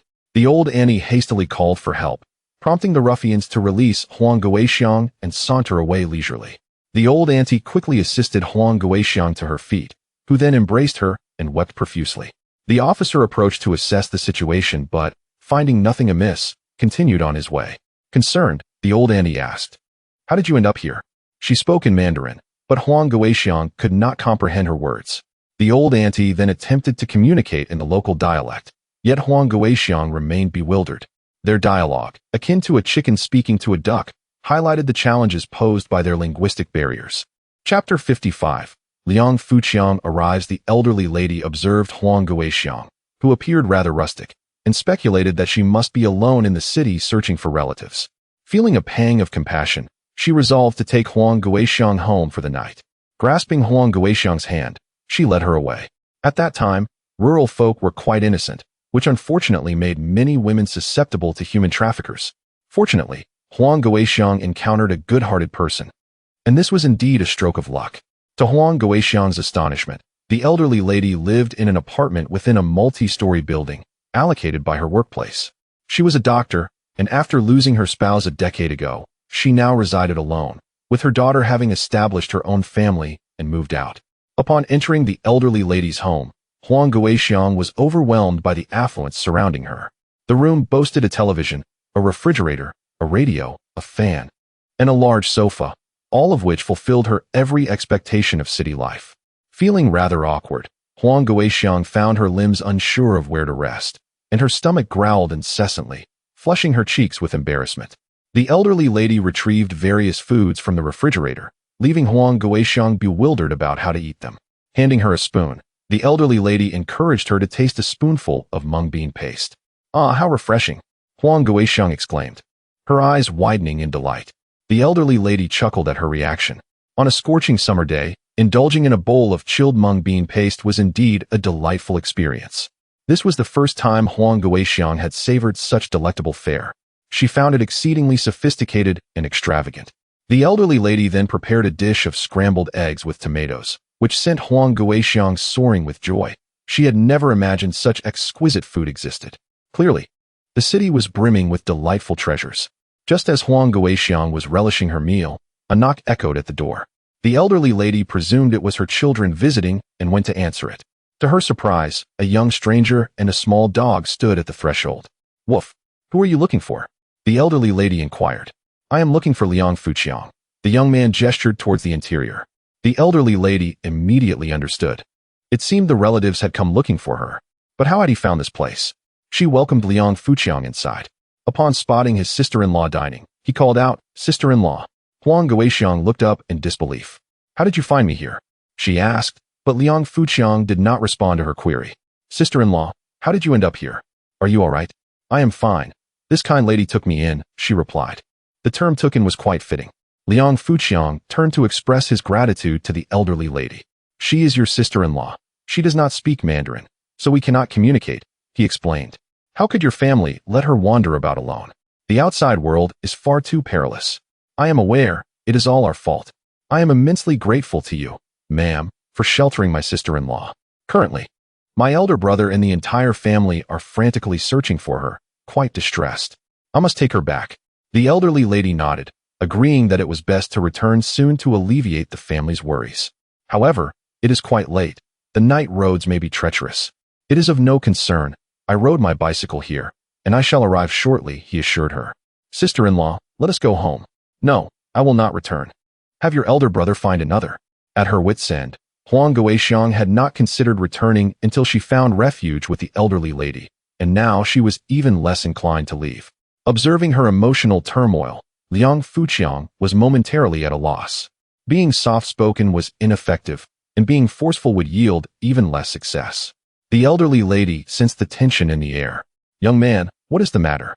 It appears your sister-in-law is reluctant to return with you." Sighing, Lin Yueru explained, "My sister-in-law has been away from home. Naturally, she would not easily agree to go back. You see, she walked over 50 kilometers to reach here today, which speaks volumes about her determination." The elderly lady was taken aback. Walking over 50 kilometers in a single day. This young lady was quite stubborn. The elderly lady's gaze toward Huang Guixiang shifted. "May I inquire what prompted her to leave home?"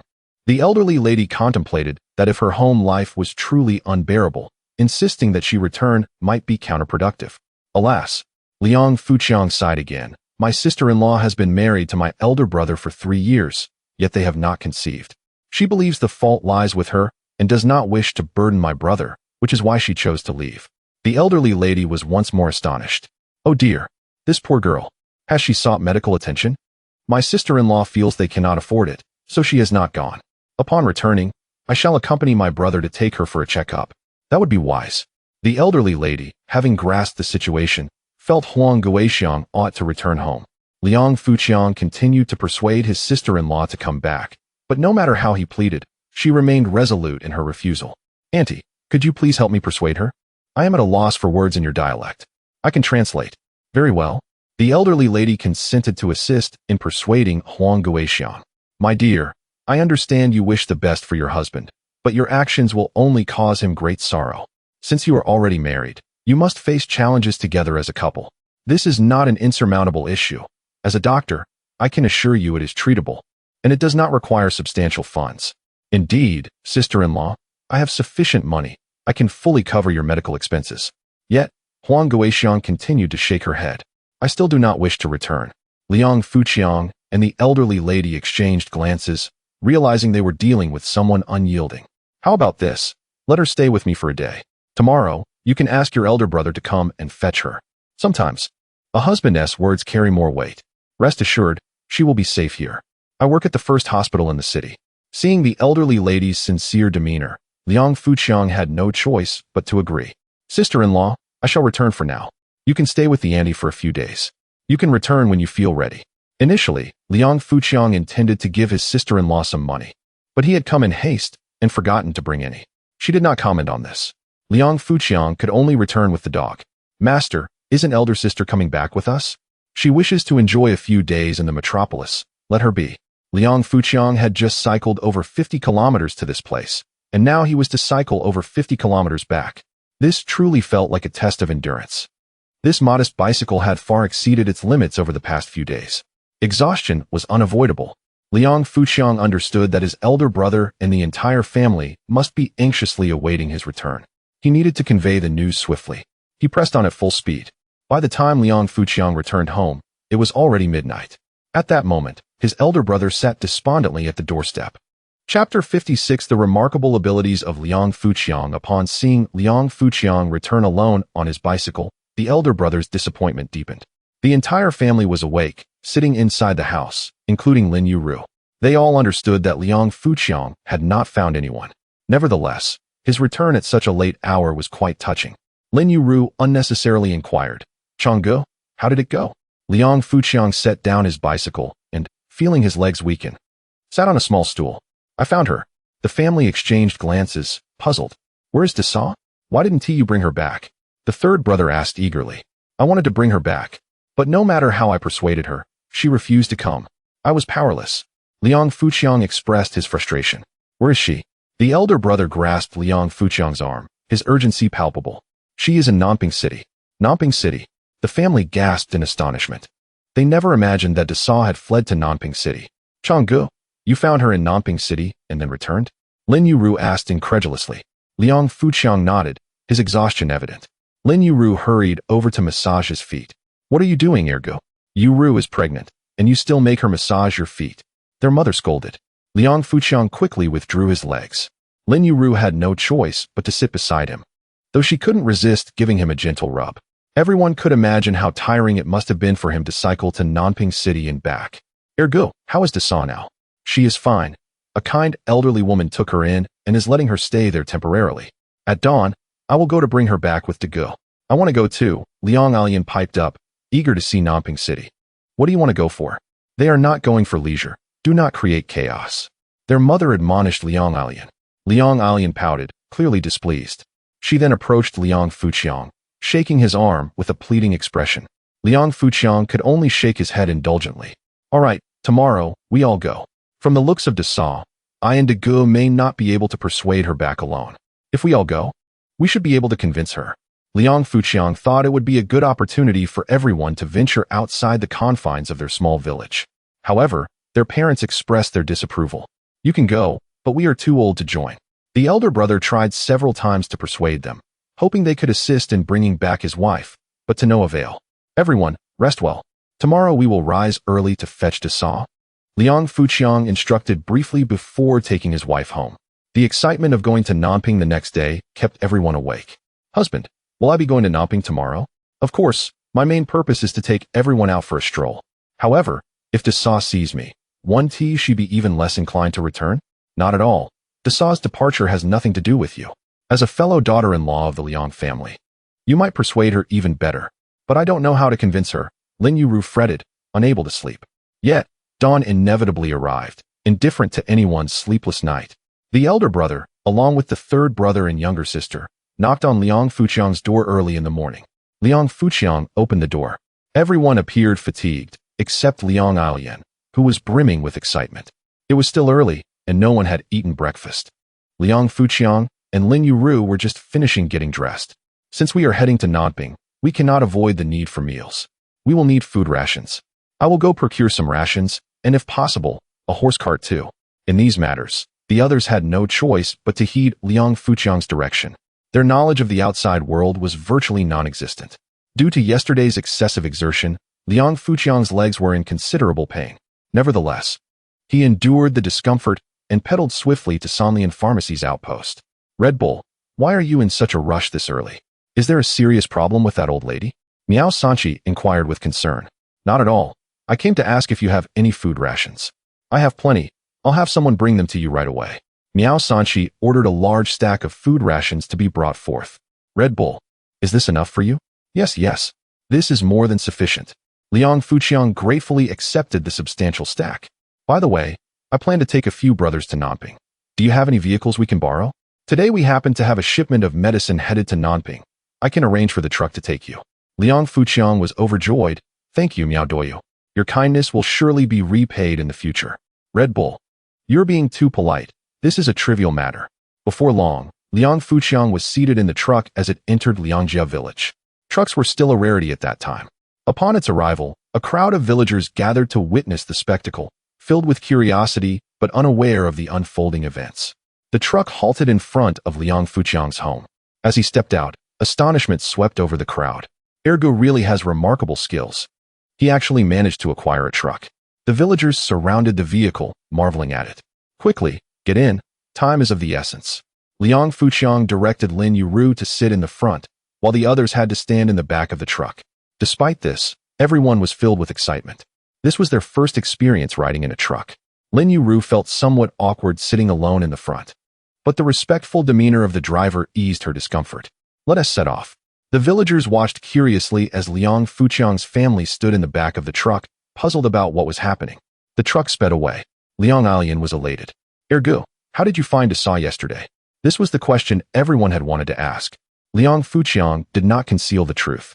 My little dog is quite remarkable. It has a keen sense of smell and led me to Asa. How miraculous. Ergu, you actually relied on a little dog to guide you all the way to Nanping to find Asa.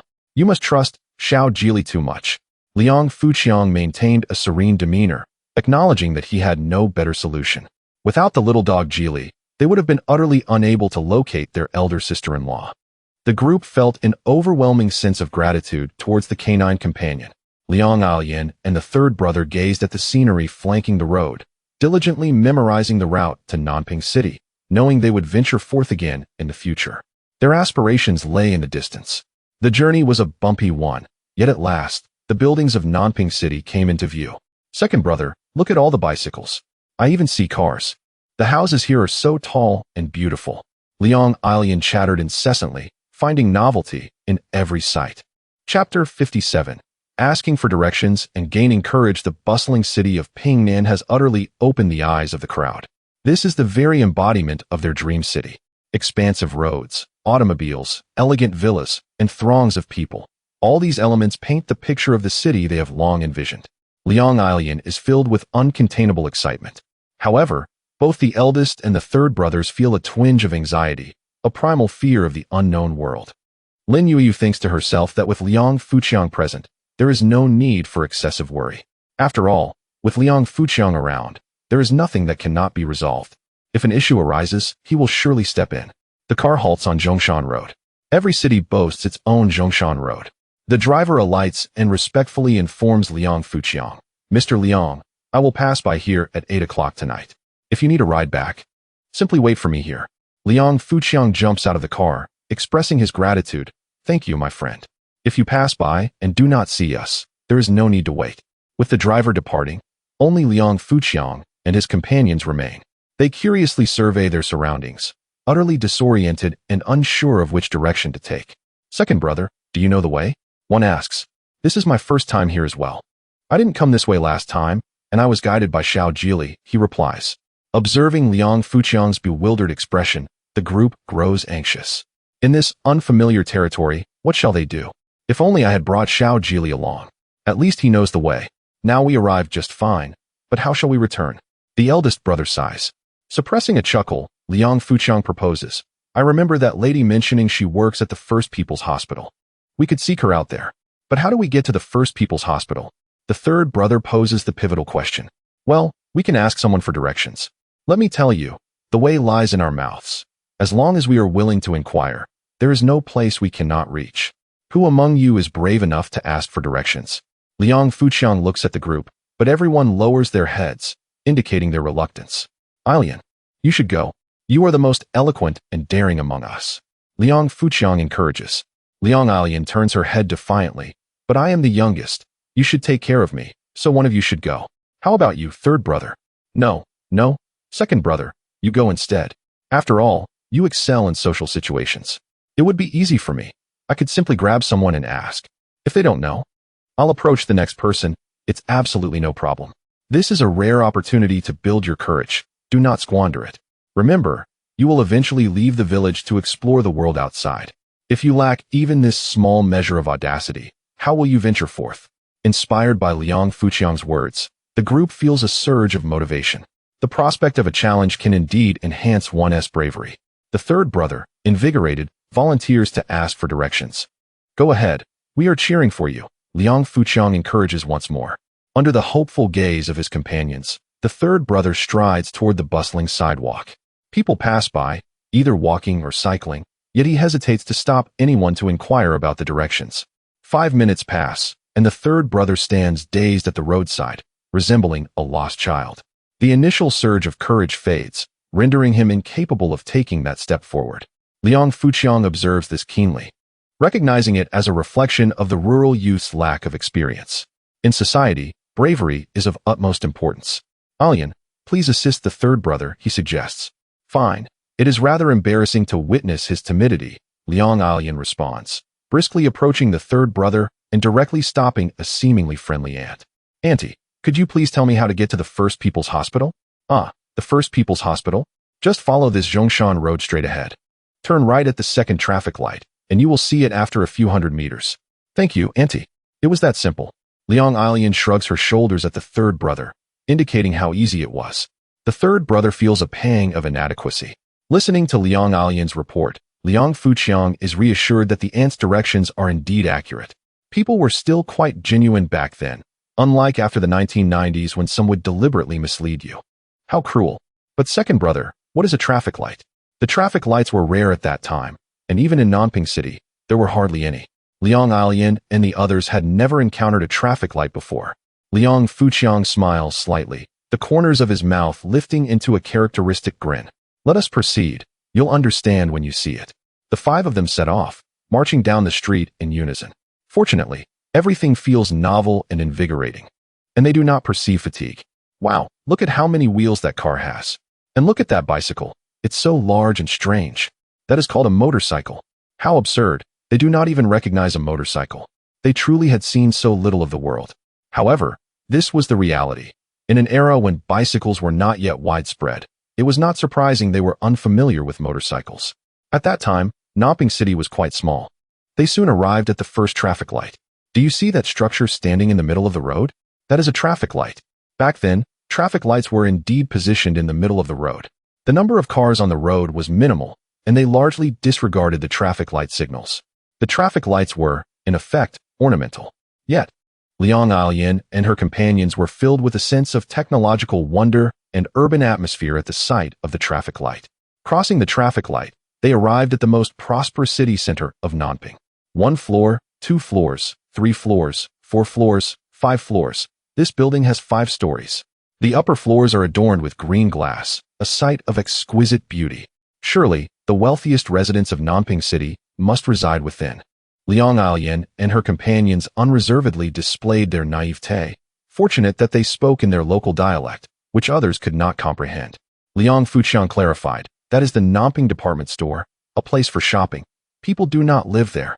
We must visit it sometime. Absolutely. Let us go right now, Liang Alian exclaimed, eagerly pulling her sister-in-law towards the department store, completely forgetting their original purpose for being there. Little sister, wait a moment. We are here to find Asa. The eldest brother hurriedly intervened to halt Liang Alian's impulsive actions. Until they recovered Asa, he would remain unable to find joy in his heart. Reluctantly, Liang Alian acquiesced, but continued to dwell on the thought. Brother 2, does the Baihuodasha house numerous high-end goods for sale? I'm not certain. I've never entered it.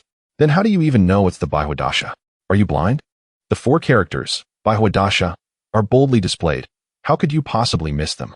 Yet how do you know it's a commercial establishment, not a residential one? It's self-evident from the literal meaning. As your experience broadens, such comprehension will come naturally. Truly, their limited exposure constrained their grasp of even the most apparent truths. The 4 unmistakable characters, Baihuodasha, stood in plain sight, yet even the astute Liang Alian failed to decipher their meaning instantly. Proof, indeed, of how profoundly one's horizons shape one's understanding. They passed the second traffic light intersection and turned right, where a towering edifice rose before them, bearing the inscription, Dai Renmin Yuan. Brother 2, once we arrive at the hospital, how shall we locate that auntie? Do you know her name? That Liang Fuqiang, in truth, had no idea. Chapter 58. I know a divine doctor. As the group arrived at the base of the hospital, they were taken aback by its sheer size, far exceeding their expectations. The throngs of people were equally astonishing. They held tightly to one another, fearful of becoming separated in such a vast place. If one were to get lost here, it would indeed be a grave inconvenience. Brother, in such a large area, how are we to find her? Perhaps we should wait at her home instead. Fear not. We shall search each department one by one. Liang Fuqiang reassured them as he led the group into the hospital. The daytime lights illuminated the building, a rather extravagant waste of electricity. A pungent odor of medicinal solutions wafted through the air. Oh, that person has a severed hand. How horrifying. Liang Fuqiang listened to their panicked exclamations, his head throbbing with irritation. They traversed several departments, only to find male doctors in each. It dawned on him that the elderly aunt must be a gynecologist. He promptly guided the group toward the gynecology department. Ascending to the 3rd floor and turning a corner, they arrived at the gynecology clinic. There, they immediately spotted their sister-in-law sitting outside, seemingly bored as she scanned her surroundings. Upon seeing them, she froze in disbelief. How could they be here? How did they find this place? The awkwardness overwhelmed her, leaving her uncertain of how to face them. Liang Fuqiang encouraged his elder brother to approach her. After 3 years of marriage, they were well acquainted with each other's feelings. The elder brother understood his wife's current turmoil. He squatted beside her. Guixiang, how are you? I'm fine. What brings you here? We've come to take you home. Will you return with us? The sister-in-law was momentarily at a loss for words. Facing Liang Fuqiang, she could not bring herself to refuse. She was aware of his kindness towards her and wished not to cause him sorrow. Yet, she truly did not want to return. Her initial departure stemmed from a desire not to burden him, and now, her reluctance to return was fueled by her enchantment with this beautiful city. Everything in this urban landscape captivated her. She could not bear the thought of returning to a life of toil in the countryside. Come, let's go home, Liang Fuqiang urged, grasping his wife's hand. Guixiang remained still. I do not wish to return just yet. Why not? Wouldn't it be nice to go back and live well? Liang Fuqiang's voice grew louder, drawing the attention of many onlookers. Dr. Zhang, the elderly aunt, turned her gaze upon hearing the commotion. Noticing someone pressuring Guixiang, she approached them. Liang Fuqiang stepped forward. Auntie, this is my elder brother, the husband of my sister-in-law. Seeing the number of people assembled to take Guixiang home, Dr. Zhang felt their sincerity. She began to persuade Guixiang, you should return. It would be good for you. They seem to care for you deeply. Guixiang shook her head in defiance. Liang Fuqiang suggested, since we are here, why not both of you undergo a health check and begin treatment? Dr. Zhang agreed with Liang Fuqiang's proposal, though the elder brother and sister-in-law hesitated. With a sigh, the elder brother said, alas, I did not bring any money. Liang Fuqiang patted his shoulder. Money is not an issue. I have brought sufficient funds. Yes, we have the money, so you need not worry about treatment, Lin Yueru chimed in eagerly. Liang Fuqiang took charge, guiding them toward the examination area. The elder brother and sister-in-law reluctantly acquiesced, eager to resolve the matter. Given the medical conditions of that era, treating infertility was nearly impossible. However, examinations were still feasible. After a series of tests, the conclusion was reached. Guixiang had blocked fallopian tubes. This was a dire revelation. In a small city like Nanping, such procedures were not feasible. The result struck Guixiang like a bolt from the blue, leaving her despondent. Now, she was even less inclined to return. Yet, Liang Fuqiang remained composed.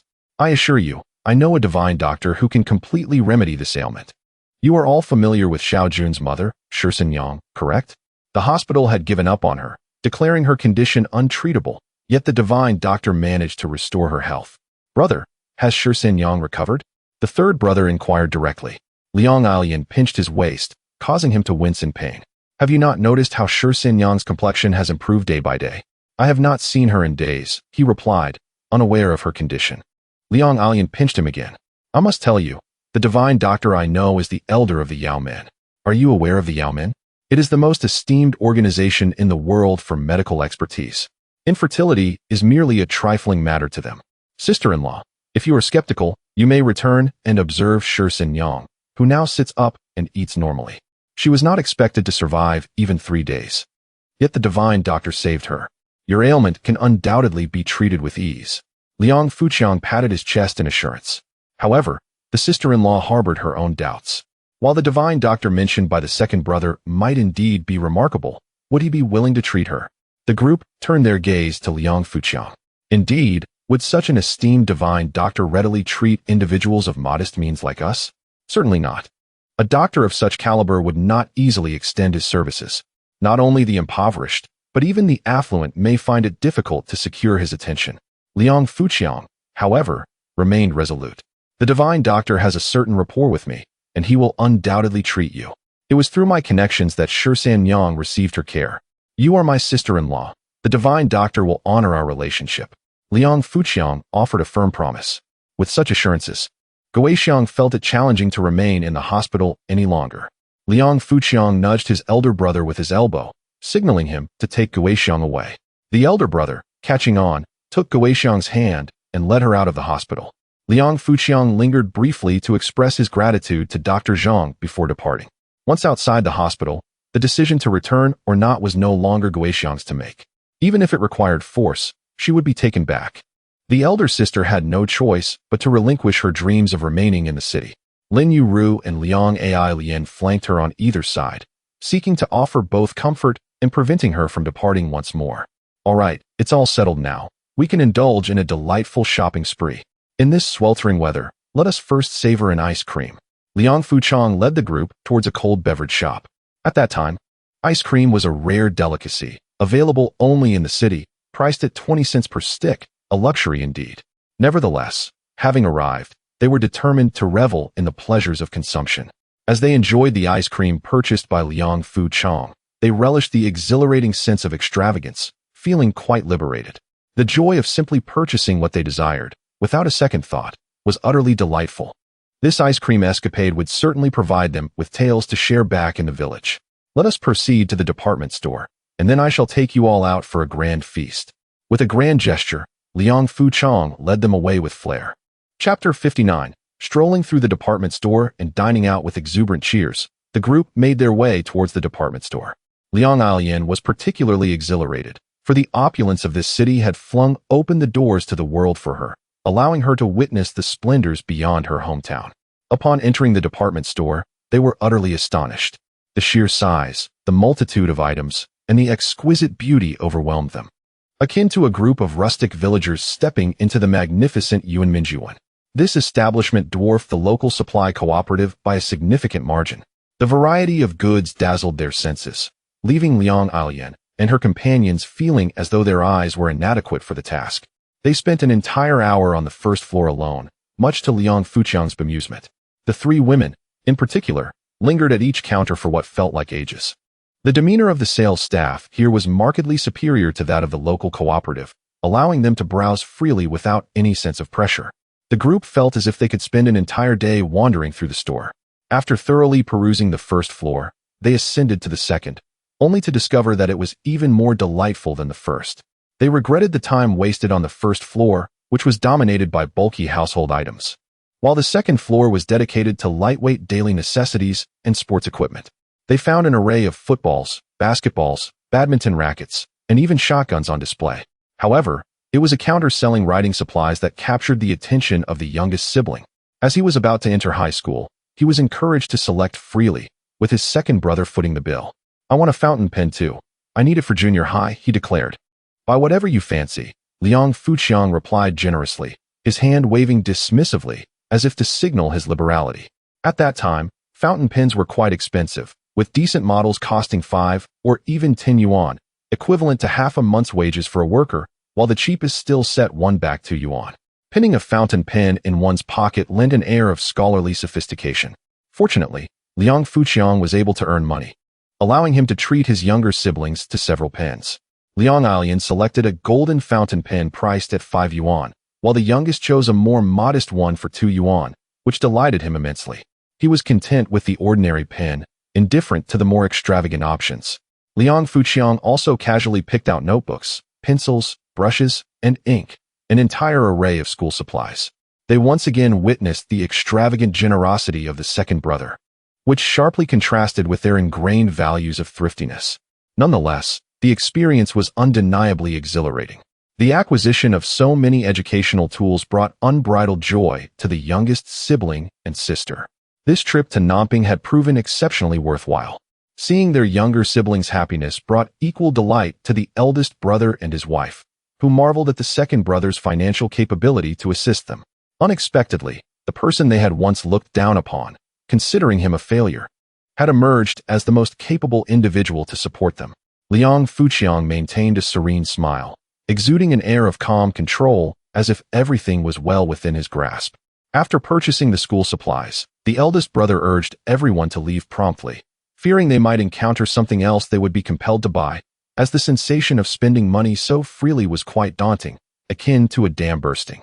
When they ventured to the upper floors, the eldest brother kept a vigilant watch over the group, ensuring they did not indulge in unnecessary purchases, particularly Liang Alian, whose extravagant tendencies mirrored those of the second brother. After several hours of exploration, they finally concluded their visit to the department store, now exhausted and hungry. "Let us go eat," Liang Alian exclaimed, devoid of any guilt, knowing she could enjoy a sumptuous meal thanks to her second brother. However, the eldest brother and the youngest remained anxious, for they had never dined out before. To them, only the wealthy and the influential dined at restaurants. The eldest brother recalled the discomfort he had felt upon arriving in Nanping, observing the patrons of the state-run restaurant who seemed so elevated, while he felt like a homeless beggar. Now, were they truly going to eat at such a place?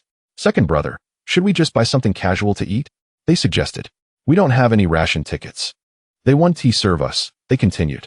"Let us endure a bit longer and cook at home tonight," the eldest brother and the youngest insisted, adhering to their principles of frugality. Dining out was an extravagant notion far beyond their consideration. "Rest assured, my brothers, how could I let you go hungry? I guarantee you'll enjoy fine food and drink with me. Let us go feast," Liang Fuqiang declared, leading them to the Yangwang restaurant, a state-run establishment. As private eateries were still not permitted at that time, having arrived after lunchtime, the restaurant was relatively quiet. Upon reaching the entrance, the eldest brother hesitated, expressing his concern. "Second brother, are we really going to eat at such an upscale place? We don't have ration tickets. Will we be thrown out?" The group turned their eyes towards Liang Fuqiang, who smiled as he produced a thick stack of ration tickets. "How much can you eat?" he jested. "Where did you acquire so many ration tickets?" "Hand me a few," Liang Alian said, marveling at the bundle in her second brother's hands. Liang Fuqiang confidently entered the restaurant and seated himself at a large table, while the others cautiously followed suit, feeling somewhat apprehensive. The server regarded the group of poorly dressed individuals with evident disdain, acting as though they were of a higher status. Conflicts between servers and customers were not uncommon at that time. Liang Fuqiang had come to dine, not to engage in disputes. It was unwise to provoke the restaurant staff, as they could retaliate by contaminating the food. Thus, it was best to avoid any arguments with the servers until the dishes had been served. Noticing the server's contemptuous demeanor, Liang Fuqiang placed a stack of ration tickets and cash on the table, prompting a marked shift in the server's attitude to one of deference. This illustrated how many unpleasant situations could be avoided preemptively.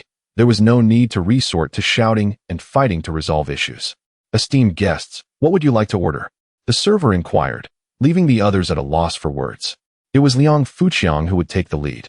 "Order a plate of 5-spice pig head meat, a stir-fried fish head with bean sprouts, a sautéed pig intestine, a spicy stir-fried meat dish, and a bowl of conch soup.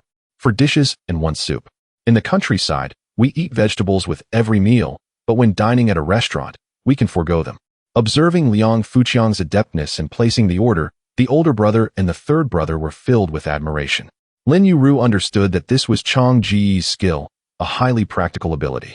Without such a skill, one could hardly navigate the bustling metropolis. Meanwhile, Liang Ai Lian quietly noted down and learned from it. The dishes arrived promptly, served in generous portions, abundant and hearty, a stark contrast to the frugality often seen in later times. Gazing at the lavish spread of meat dishes, the group felt it was an extravagant feast. They feared that by following the second brother, they too would become spendthrifts. The transition from frugality to extravagance is all too easy. Let's eat. Finish these dishes. And I will take you to Renmin Gonyuan, he announced. Going to the park sounds wonderful. I have never been to a park. Liang Ai Lian was the first to cheer. Everyone else secretly shared her excitement. They had all heard tales of Renmin Gonyuan in Nanping, reputed to be a delightful place, yet none had ever visited. It was said that one had truly experienced Nanping only after visiting the People's Park. Second brother, have you been to Renmin Gonyuan? No, I haven't. Do you know the way? I do not. Then how shall we go? We will take the bus. Do you think we can walk to Renmin Gonyuan? There is a bus that goes directly to the park. Taking the bus was a notion that had never crossed their minds. Chapter 60. The bookworms enter the bookstore. This pig head meat is truly delectable. A large platter of pig head meat was swiftly devoured, leaving only 2 pieces for Liang Fuqiang. The flavor paled in comparison to his own culinary creations.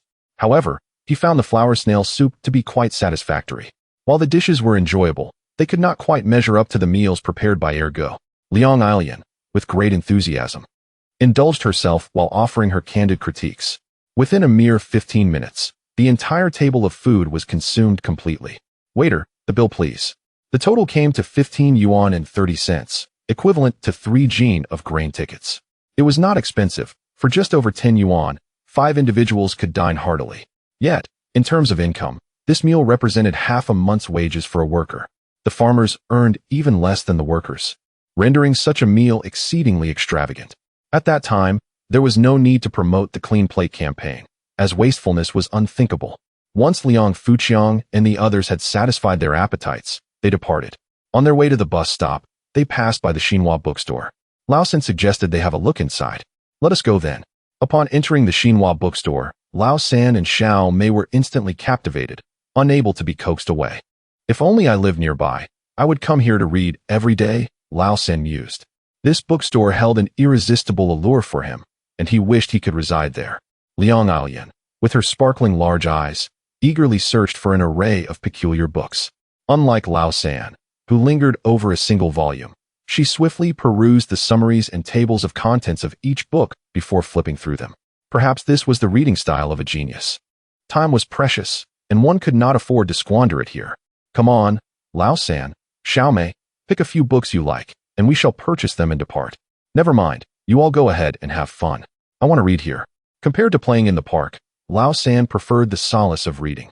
Meanwhile, Liang Ailian had selected 3 thick books. Sengu, it is much more enjoyable when the whole family plays together. If you stay here alone, we will worry about you while we play, and it won't be as much fun. Liang Ailian, with the wisdom of a young adult, urged Lao San. Lao San observed the 3 books Xiao Mei had chosen: Hong Lu Meng, Menglong Poetry Collection, and War and Peace. Xiao Mei, the Menglong Poetry Collection is of little use. You might as well buy Tang Shi San by Shou. I simply adore the Menglong Poetry Collection. If you like Tang Shi San by Shou, you can buy it yourself. Liang Ailian clutched her selected books tightly. Lao San shook his head, asserting that purchasing books was too extravagant. Merely looking was sufficient. What are you worried about? You're a student and shouldn't fret over money. Hurry up and choose a few more books, and we shall leave. In the end, Lao San settled on a copy of Physics Competition Problem Solutions. Liang Fuqiang took it upon himself to select several good books for them. Ergo, why are you buying the I Ching? That book is utterly unappealing and incomprehensible. Do not underestimate the I Ching. It is the cornerstone of our Huaxia civilization, encompassing a vast array of profound knowledge. If you cannot comprehend it, I can teach you. Ergo, do you even recognize half the characters in it? How will you teach us? I have attended primary school, you know. Liang Fuqiang opened the I Ching and began to read aloud several obscure characters. Even Lao San struggled to recognize them. They suspected that was merely bluffing to impress them. Isn't there a dictionary for sale? Let us purchase one, and I will look it up for you. This is read as Guai, fourth tone, correct? This character is pronounced Tuan, fourth tone. Is that right? Liang Fuqiang consulted the dictionary, confirming each obscure character he had just pronounced. Everyone was astonished. Ergo is quite the cultured person. When did he secretly attend tutoring classes? Generously, Liang Fuqiang purchased over 10 books for them, bringing immense joy to Liang Alian. Lao San felt a twinge of happiness as well, though he was concerned about the expense. Such was the plight of children from impoverished families. Over 10 books were indeed heavy, but neither Lao San nor Xiao Mei complained. They joyfully split the load. As they strolled through the park with their hefty books, a fragrant aroma of literature surrounded them. At that moment, they were not inclined to admire the scenery, their minds preoccupied with the desire to peruse their newly acquired volumes. They were two promising scholars. Upon returning with so many good books, Liang Tingjia will be envious to tears. Ha! Liang Alian exclaimed, her spirits lifted as she held her books close. They arrived at the bus stop, where Liang Fuqiang began imparting knowledge once more. Look, there is an arrow on this bus stop sign, right? The direction of the arrow indicates where the bus is headed.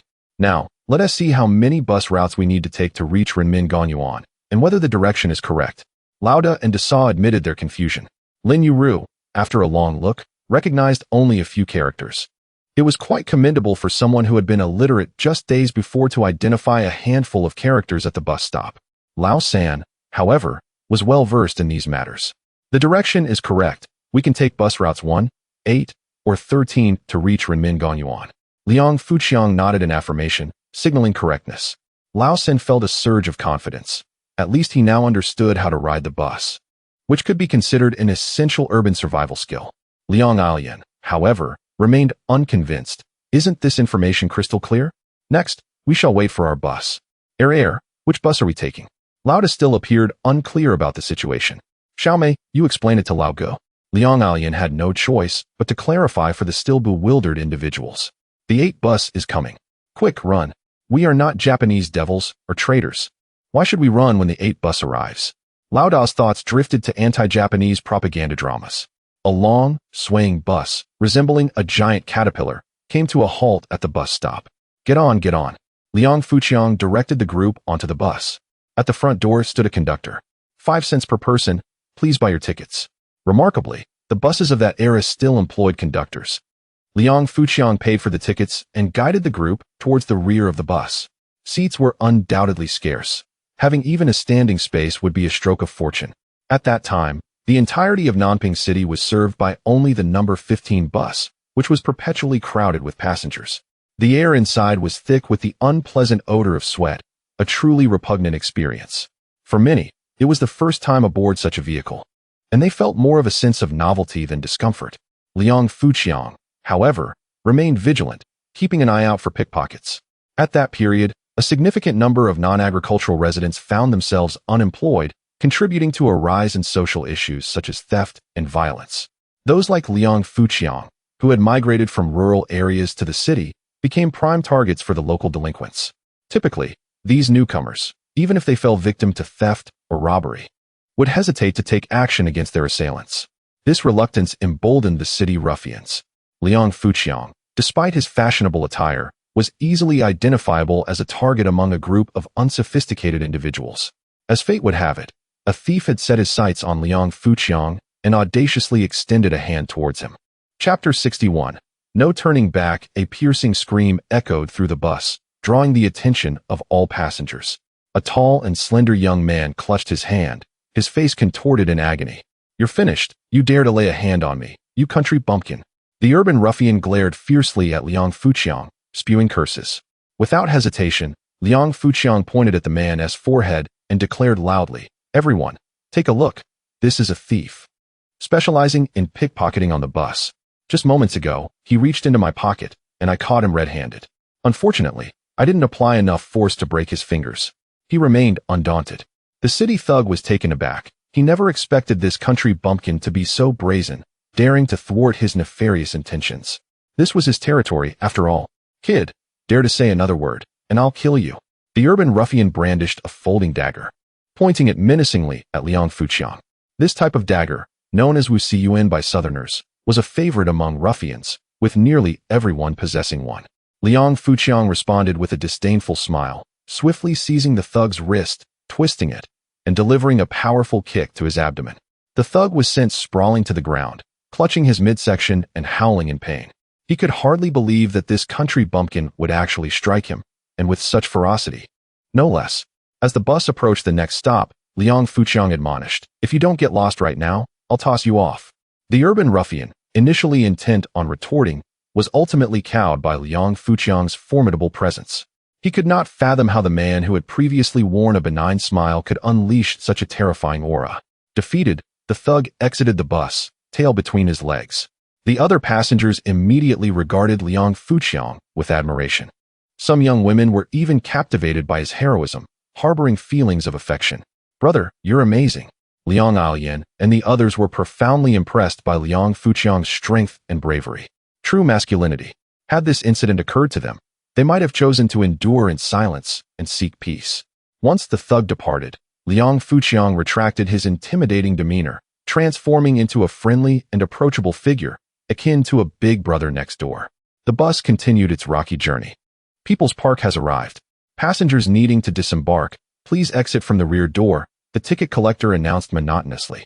At that time, bus conductors were still announcing the stops, believing their positions were secure. However, it was only a few years later that electronic stop announcements and coin boxes replaced conductors, leaving them unemployed. Bai Liming and the others disembarked in front of People's Park.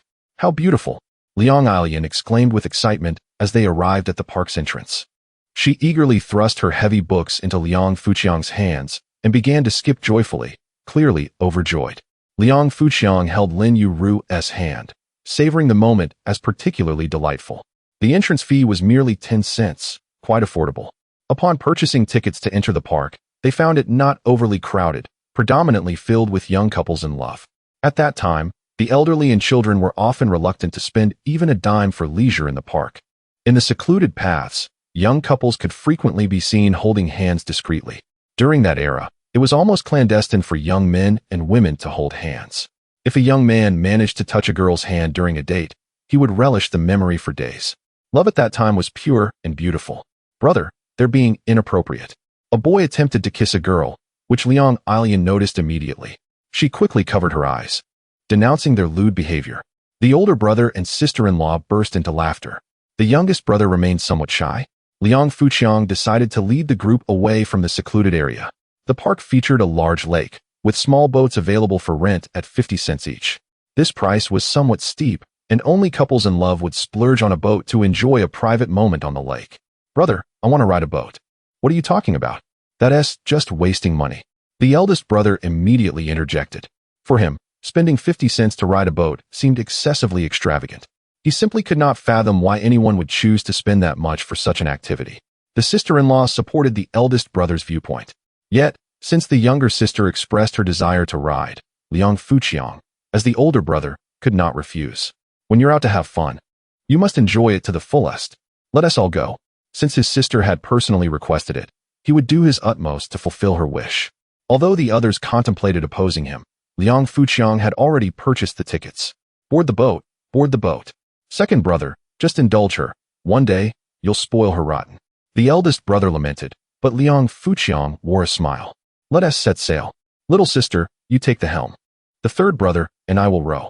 "Okay, Captain Alian is at your service." This voyage departs from Tianjin Port to San Francisco, USA.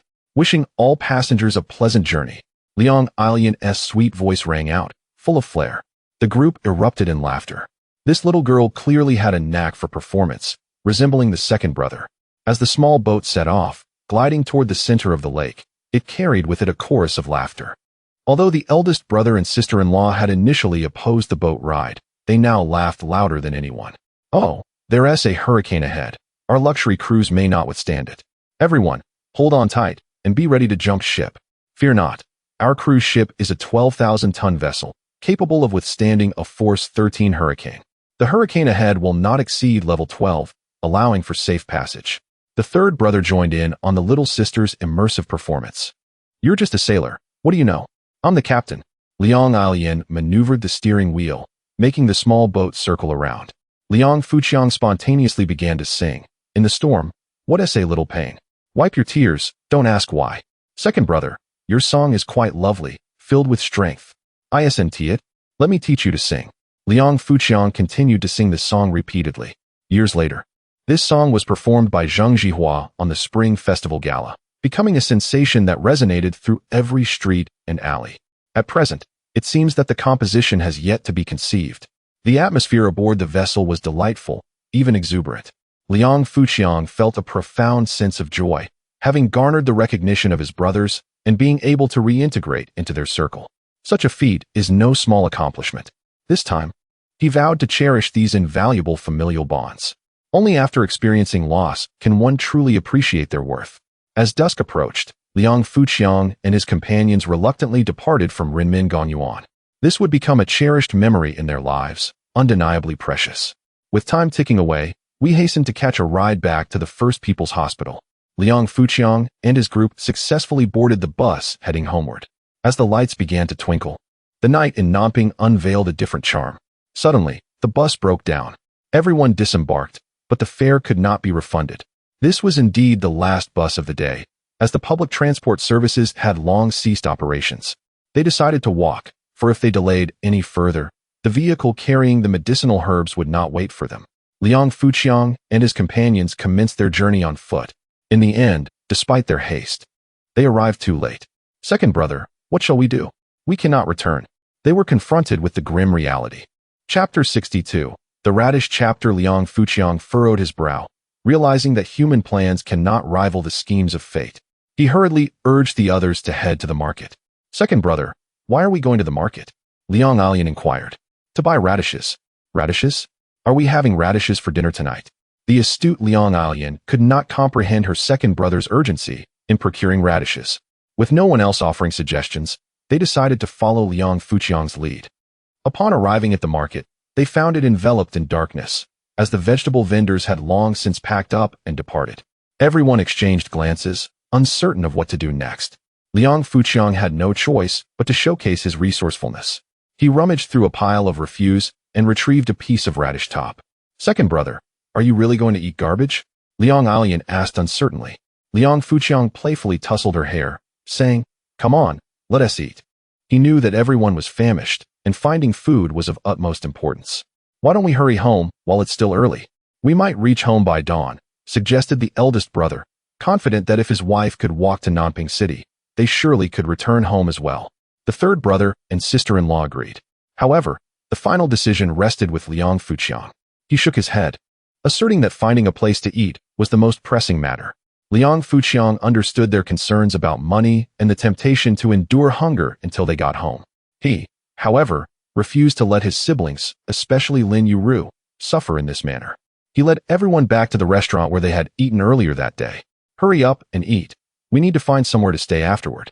If we can't find a place, we might end up sleeping on the streets. Second brother, can't we just walk home after dinner? If we don't return tonight, Mom and Dad will be worried sick, one of them protested. Even if we rushed back now, we wouldn't make it home until dawn, and they would still worry. Besides, Yueru is pregnant and can't walk that far. And our little sister is too young to walk 50 or 60 kilometers. We should stay here for the night and figure out how to return tomorrow. Liang Fuqiang was resolute. He would never choose to walk home at night, especially not a distance of nearly 60 kilometers. Even a mere 6 kilometers at this hour would be exhausting for Liang Alian and Lin Yueru. The third brother, remaining composed, remarked that staying at an inn required a letter of introduction, which they lacked. We can't really sleep on the streets. Can we? He questioned. The eldest brother saw no issue with sleeping outdoors.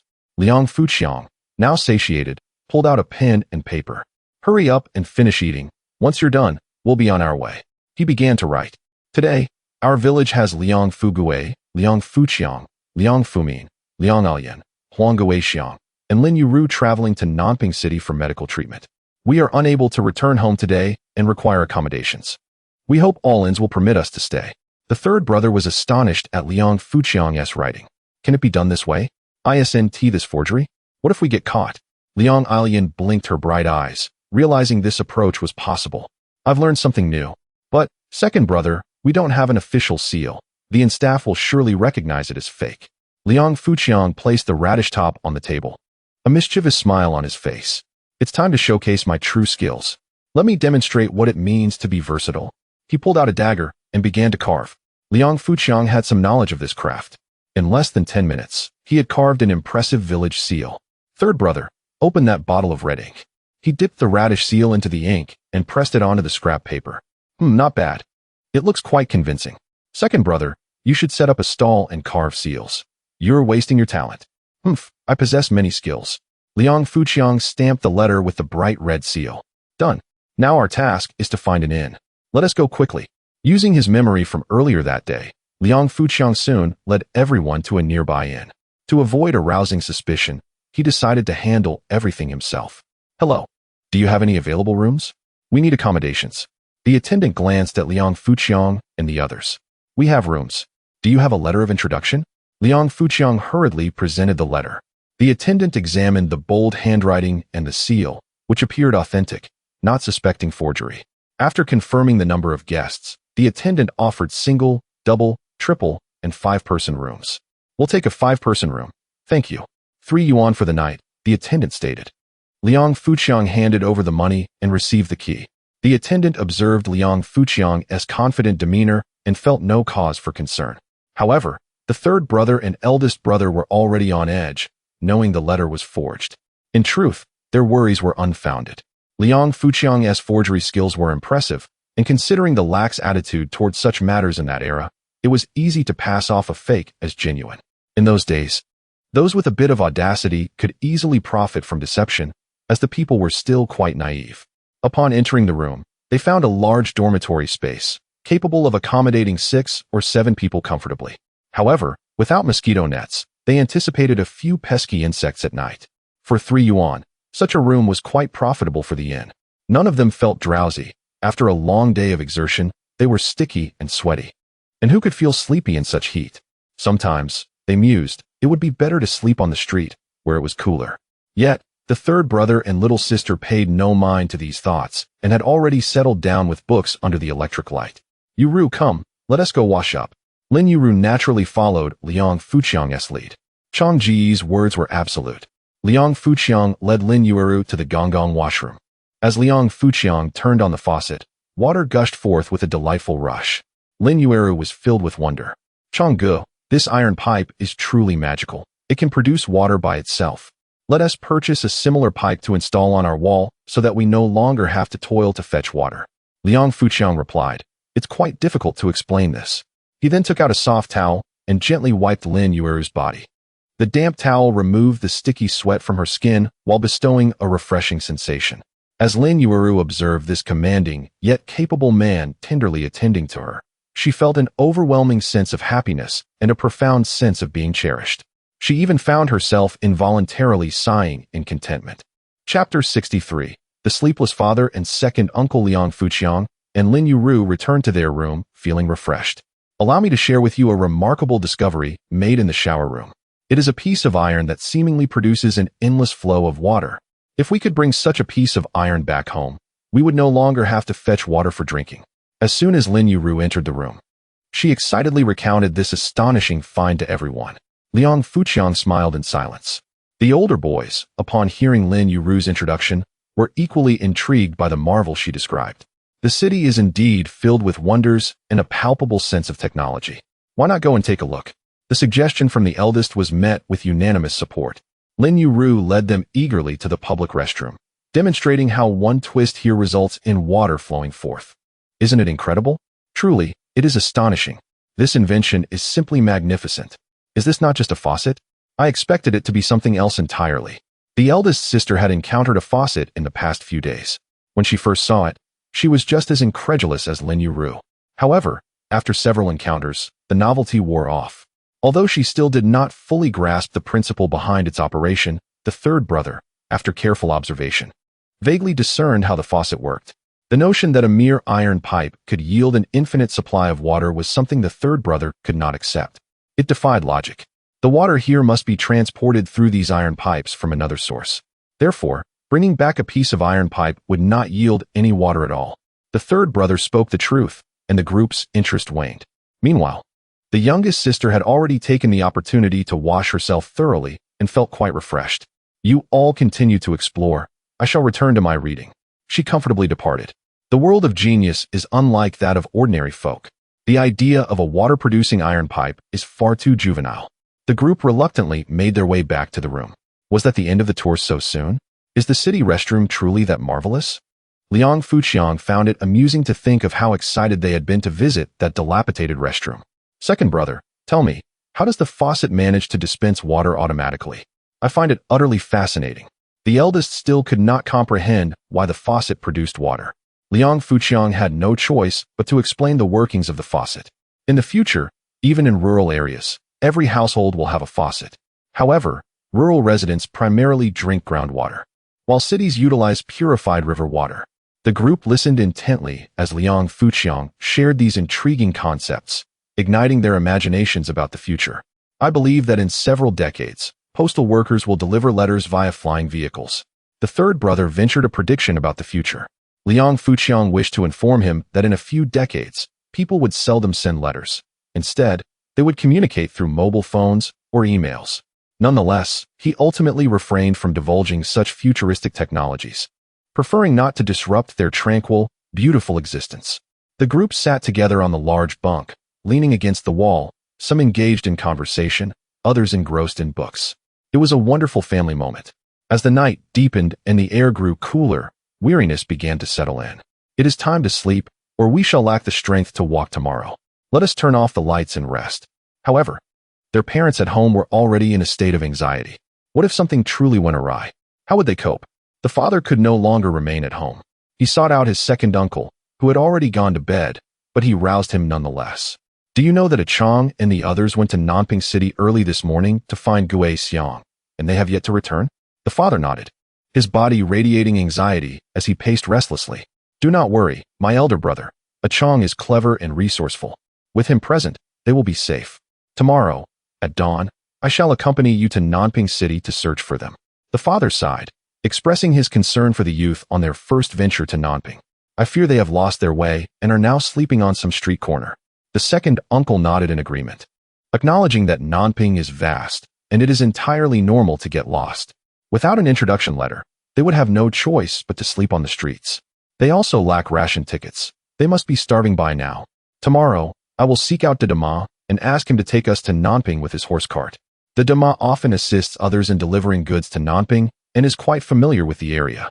I will have him guide us street by street to surely find Chang and the others. The father nodded, acknowledging that it was the only course of action.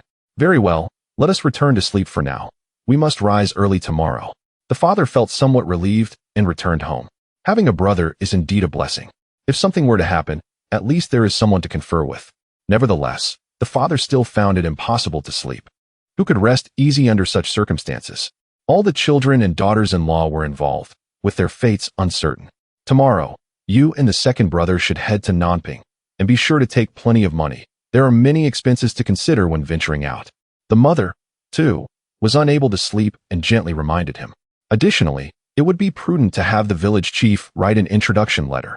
If they cannot locate them within a day, they may need to stay overnight in Nanping. The father responded softly, his heart yearning for dawn to arrive swiftly. In truth, he felt quite uncertain about their journey to Nanping. Neither he nor the second uncle had ever been there, and they were entirely unfamiliar with the city. Their only hope rested with Dama. Dama, whose real name is Liang Qingda, owns a horse cart and frequently helps villagers deliver goods to the market. Occasionally, he would journey to Nanping, effectively turning his cart into a side business. Thus, people affectionately dubbed him Dama, a nickname he readily embraced. Dama is a good fellow, which is why the father naturally placed considerable hope in him. The waiting was unbearable, prompting the father to rise and prepare for the following day. It was only then that he realized he had no suitable clothing. Although he was indifferent to such superficial matters, going to the city of Nanping attired in tattered garments felt inappropriate. The father could hardly recall the last time he had acquired new clothing. All household expenses had been devoted to the upbringing of the children. Liang Fuqiang's reckless spending had exacerbated their already dire financial situation. A series of sighs rendered the father even more aged. Amidst the arduous wait, the morning star ascended in the east, illuminating the darkest hour before dawn. It was then that the father commenced cooking porridge. Why not prepare rice instead? The rice sustains longer, suggested the mother, her concern evident. The father pondered this, realizing that a hearty meal at home would alleviate the need to dine out, thus conserving a substantial sum. Moreover, they lacked ration tickets, rendering outside meals impossible. The father devoured 3 large bowls of rice, filling himself to the brim. The sky began to brighten imperceptibly. Uncle Air had already arrived, seated in a horse-drawn cart, knocking on the father's door. Known for his warm-heartedness towards acquaintances, he was particularly fond of his own nieces and nephews. Having a good rapport with the horse-drawn cart, he roused him before dawn to set out. "Have you had breakfast yet?" he inquired. "Not yet. We'll grab a few steamed buns on the way," came the reply. "Let me tell you, when you reach Nanping, it's best to buy a bag of buns, so you won't need to dine at a restaurant there." "Oh, Dama, you are clever indeed. Is there no place to buy buns in Nanping?" Uncle Air retorted, a sign of their close relationship. "Brother, I think we should ask the village chief for a letter of introduction, just in case we can't find them today. We can stay overnight and continue our search tomorrow." "No need for that. We can simply sleep in the cart tonight without spending any extra money." The Dama was already well acquainted with such matters. For them, spending a night in the cart was perfectly normal. The cart, carrying the 3, set off towards Nanping. The mother stood at the doorway, watching them depart, her heart filled with silent prayers. Chapter 64. Liang Fuqiang teaches them how to earn money in the Heping guest house of Nanping City. Liang Fuqiang urged everyone to rise early. "We must hurry home, otherwise, our parents will be frantic with worry." He understood all too well the anxious feelings that would arise if their parents were to wait in vain. Without even brushing their teeth or washing their faces, they hurriedly left the guest house, their hair disheveled. The group found a bun shop and purchased a large quantity of buns and steamed bread. The wholesale goods department. "Second brother, it seems they sell goods in bulk. Let us take a look." Liang Alian, still not ready to leave, had not yet had her fill of fun. Suddenly, an idea sparked in Liang Fuqiang's mind. "Let us go. I will take you to explore." Surprisingly, no one objected. The wholesale department opened early and was already bustling with activity as vendors gathered from all directions. "Brother Chong, is this the place you mentioned where we can buy 100 hairbands and make a profit of 20 yuan? Lin Yueru recalled Liang Fuqiang's casual remarks to street vendors some time ago. At that moment, Liang Fuqiang had merely been speaking off the cuff. In later years, the small commodity market would not be found here, nor would it resemble this. "Since we are here, let us purchase some goods to take back and earn a little money. We won't have made the trip in vain." Liang Fuqiang resolved to teach them some methods of making money, for they could not rely solely on farming for their livelihoods. He led them to a counter selling women's hair accessories. "Boss, how much are these hairbands?" "We only sell wholesale, not retail. We're here to purchase. We intend to buy 100. You need proof to take goods. Without it, I cannot sell to you." "Proof? We have it," Liang Fuqiang exclaimed. "Little sister, bring out the proof." Liang Alian was bewildered.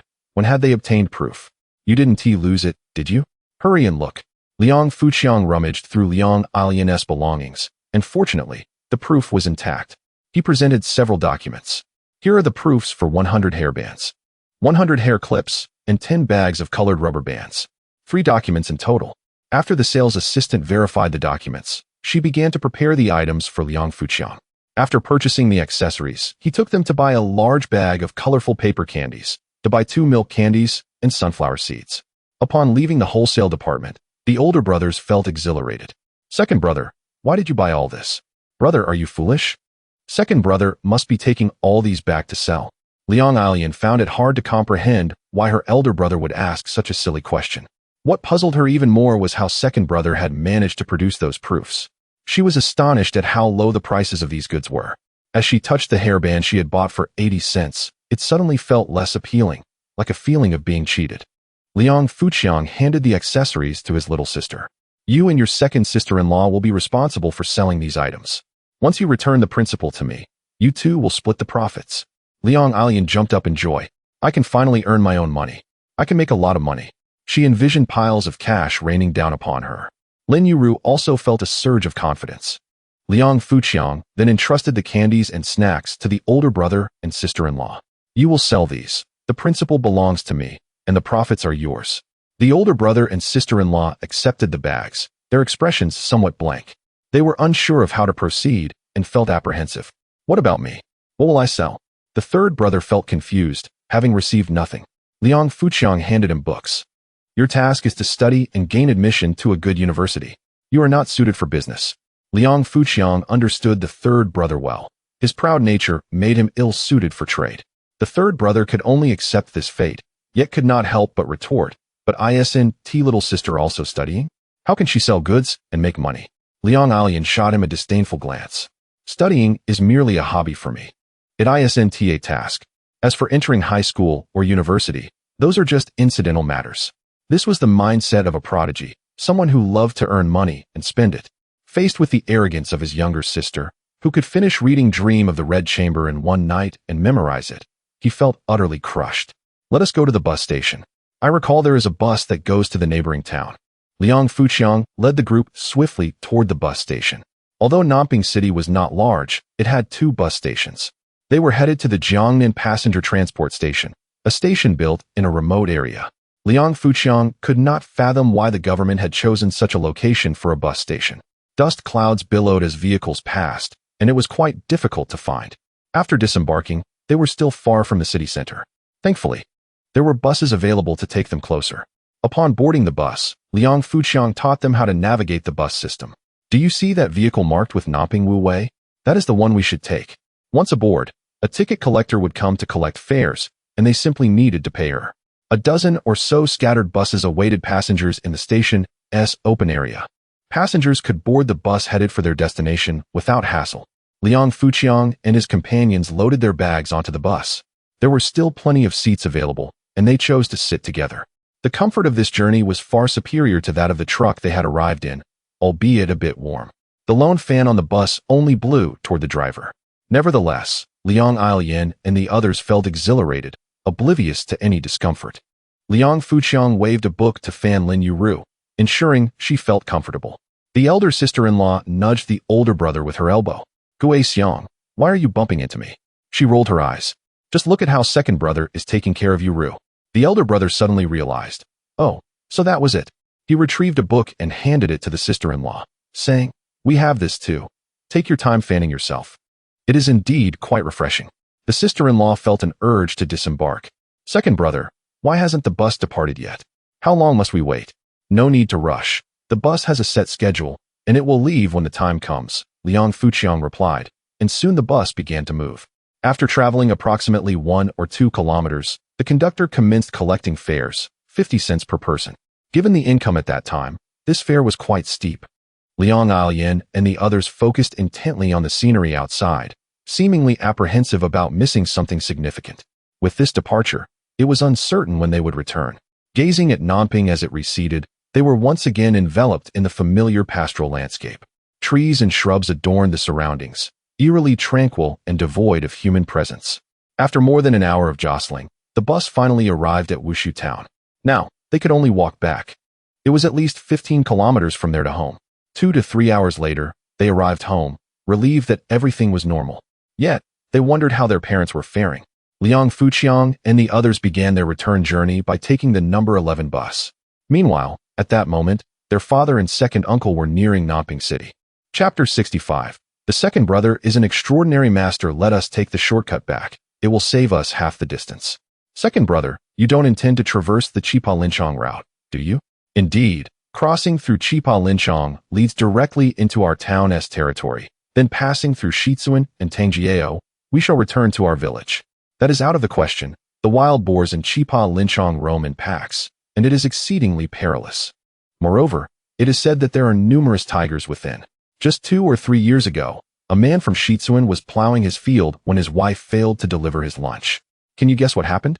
He returned home along the path, only to discover that his wife had been devoured, leaving behind only her head. Eldest brother vividly recounted the terrors of Chipa Linchong. Liang Fuqiang and others were already aware of its dreadful reputation. The dangers were no mere exaggeration. However, such perils held no significance for Liang Fuqiang. Come, with me around, there is no danger. Liang Fuqiang insisted, and they had no choice but to acquiesce. As they entered Chipa Linchong, a refreshing coolness enveloped them. Towering trees loomed overhead, with gnarled vines and ancient trees reminiscent of a primeval forest. Due to the multitude of ferocious beasts and the plethora of eerie tales associated with it, the area remained largely untouched by human presence. Liang Fuqiang deftly employed his skills of sensing the wind and listening to the mountains, guiding the group to avoid the beasts. Ah, a snake, a snake. Liang Alian, who harbored a profound fear of snakes, spotted a large one basking in the sun. Liang Fuqiang hurled a sharpened branch, pinning the serpent to the ground. Lin Yueru swallowed hard. Second sister-in-law, why are you gulping? Liang Alian inquired curiously. Liang Fuqiang burst into hearty laughter. Indeed, it has been quite some time since I prepared snake meat for your sister-in-law. Look how it has made her salivate. Perfect, this snake will make a delicious meat vermicelli. With deftness, Liang Fuqiang severed the snake's head, extracted its entrails, cleaned it thoroughly, and bound the meat with a strip of tree bark. Can we consume venomous snakes? We won't be poisoned, will we? The group raised serious doubts. The flesh of the snake is non-toxic. The poison resides in the head. There are records of snake consumption from ancient times. Liang Alian began to educate everyone, but could not resist adding. Yet, I find snakes utterly revolting and have no desire to eat snake meat. Eldest brother's focus was elsewhere. He suddenly asked, Second brother, speak honestly. Have you encountered some extraordinary master that has enabled you to become so formidable? That move you just executed was infused with inner strength, was it not? Which school of martial arts have you trained in? Seeing eldest brother's earnest demeanor, third brother and the younger sister erupted in laughter. Eldest brother, you should watch less martial arts. This world does not harbor a martial realm, nor does it possess the legendary 18 dragon-subduing palms. Third brother found himself at a loss with eldest brother's obsession with martial arts. I have mentioned it countless times. Those tales are mere fabrications by authors like Jin Yong, Gulong, and Liang Yuxing. Where in the world could there be extraordinary masters? Liang Fuqiang laughed heartily and handed a branch to eldest brother. Focus on the target and throw it with force. It is not difficult. You see, you have learned it already. Though your aim may need refinement, with practice, you can match my skill. Eldest brother felt that second brother was merely brushing him off. He believed his throw was entirely different from second brother's. Liang Fuqiang had even prepared several more branches to bring back some game. Eldest brother, do you see that wild chicken in the tree? Use the technique I just taught you to shoot it down. Can I really? Second brother, why don't you do it instead? We shouldn't waste a wild chicken. Eldest brother lacked confidence. Have faith in your shot. Are you worried there are no chickens in Chipa Linchong? In the end, eldest brother took aim and shot. The branch flew far off the mark. The wild chicken squawked in alarm. Gawk, gawk, gawk. Liang Fugue wore a displeased expression while the others broke into laughter. They continued their journey, collecting lingji mushrooms and wild fruits, their burdens becoming heavier, yet feeling no fatigue. Compared to returning along the road, this was infinitely more enjoyable. Liang Fuqiang was reluctant to carry too many items, so he refrained from hunting until they were ready to exit Chipa Linchong. Sensing a distinct aroma, Liang Fuqiang discovered a 20-kilogram civet cat, a true delicacy among mountain treasures. He signaled for everyone to remain still. Unaware of the situation, they feared danger and dared not move. Liang Fuqiang, with 3 branches in hand and a smile on his face, exclaimed, Here we go. The branches flew swiftly, producing only a singular sound as they darted toward the civet cat. The civet let out a frantic cry, its body pinned to the ground by the 3 branches. As the group turned toward the commotion, their expressions reflected astonishment. Didn't you say there were no extraordinary masters in this world?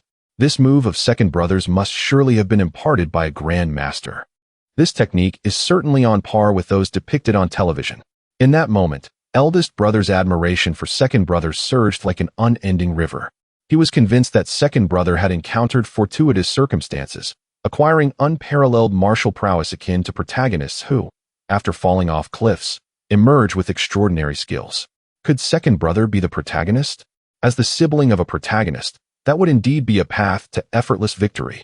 Eldest brother suddenly entertained this audacious thought. Thus, they were all astounded by Liang Fuqiang's extraordinary skill. Previously, when he pinned the large snake, they attributed it to luck.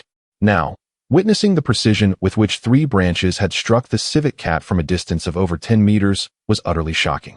Such a feat could not be achieved solely by good fortune. It was true mastery. Second brother, when did you acquire such a splendid technique with hidden weapons? How come it is only permissible for you to be a learning prodigy, while I cannot be a martial arts genius? I may not excel in academics, but when it comes to learning such things, I grasp them at a glance.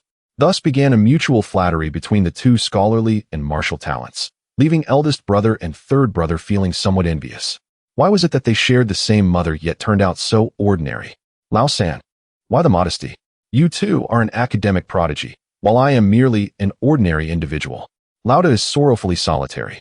This is profoundly disheartening. A mother has given birth to 4 children.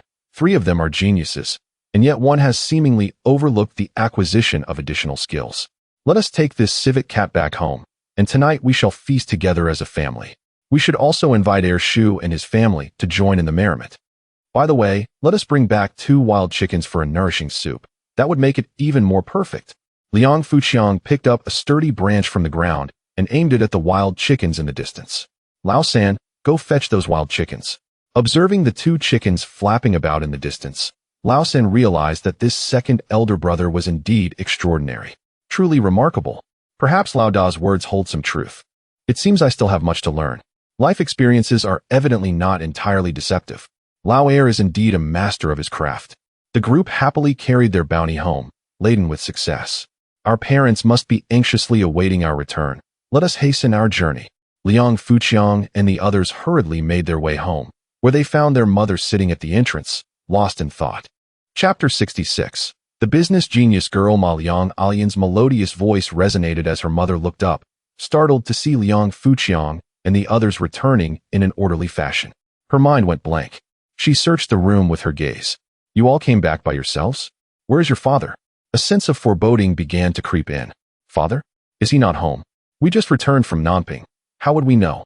Liang Alian and the others felt utterly bewildered. The mother's head buzzed as she exclaimed, Your father and your second uncle went to Nanping to find you this morning. In a state of panic, the mother sighed deeply. Now it was Liang Alian and the others who were dumbfounded. They never anticipated their father would be so unable to contain his anger. What are we to do now? At this moment, they had to rely on Liang Fuqiang. Everyone, let us remain calm. Dad and uncle are adults. They will be fine. I will ride to Nanping to look for them. I can make it back in time for dinner tonight. He instructed his eldest sibling, eldest brother, prepare the meal for when we return. Liang Fuqiang set down the civet cat and wild chicken he was carrying and hurried home. The mother, noticing that each of them was laden with numerous items, felt perplexed. Where did you acquire all these things? Liang Alian promptly opened the bag, revealing a plethora of hairbands and clips. Mother, isn't it astonishing? Were you shocked? Shocked. What is so shocking about it? You must have spent a fortune on these. What a waste. Liang Alian pushed her third brother forward. Third brother, tell her loudly that we are making money, not wasting it. The third brother could only nod in agreement. The mother then turned her gaze to the eldest brother, who cheerfully opened the bag to display an array of snacks. We are also doing this for profit. The mother was utterly bewildered. It seemed that after their trip to Nanping, her children had transformed. Third brother, what about you? Mother, the second brother replied, my task is to focus on my studies. I was not assigned to make money. So all of this was arranged by him. You all are just following his lead and squandering money. You will end up regretting it. For their mother, tending to the fields was the proper path, and learning from Liang Fuqiang's dubious methods was not the way. Liang Alian, however, paid no heed to her mother's concerns. She stashed the goods away in her room and ran outside with a few accessories, eager to promote her wares. While others were still skeptical and dismissive, she had already achieved success. Arriving at her good friend Xiaomei's home, she sold a hairband at the friendly price of 50 cents without any difficulty. Subsequently, Liang Alian and Xiaomei went from one friend's house to another, successfully selling all the accessories in her possession. On her very first business venture, Liang Alian was thriving, earning 2 yuan in a short span of time. So making money is not that difficult. She playfully waved the money she earned in front of her mother. Mother, guess how much I made in such a short time? 2 yuan. In just a little while, I earned the equivalent of 2 days' wages for a laborer. Am I impressive, or what? The mother was left speechless. Is money truly this easy to earn? Alian, you are indeed deceiving them, are you? Be careful. Their parents might come to complain. Liang Alian stuck out her tongue. I didn't deceive them. I offered them substantial discounts. These hairbands sell for 1 yuan each on the street, but I sold them for just 50 cents. The mother could hardly fathom that Liang Alian sold the items at half price. Selling like this will lead to losses. Liang Alian waved the money in her hand. Losses? I have already made 2 yuan. At this point, the mother was completely confused. Alian, Chunwa wants to buy a hairband. Xiaomei rushed in to report. It turned out that Liang Alian had promised her friends that if they could sell the accessories, they would receive a commission. The hairbands were priced at 70 cents each, with Liang Alian taking 60 cents, meaning they earned a 10-cent commission for each sold. Her friends readily agreed to become Liang Alian's sales representatives and diligently promoted the items. It was no wonder they called her a genius. In the rural society of that era, possessing such a business acumen was undoubtedly exceptional. Soon, the number of customers seeking to purchase accessories surged. The word had spread widely. Liang Alian decided to display the accessories outside her home. The income was simply astounding. The eldest and third brothers looked on, envious, for they understood the wholesale prices of those accessories. However, they kept it strictly confidential. With the enthusiastic promotion from the sales representatives, customers from neighboring villages began to arrive to purchase accessories. Sister-in-law, you should bring out your goods to sell as well. Liang Alian couldn't help but suggest, as she had successfully advertised. The eldest brother could easily capitalize on this influx of customers. However, the sister-in-law felt hesitant. Agua, you should go instead. We are all from the same village. I feel awkward selling to them. Isn't that so? It feels rather embarrassing. Third brother, why don't you lend a hand? If I help, I want half the profits. Fine, you can have half the profits. We are family. After all, the eldest brother generously replied. We are family, so there's no need to be so precise about it.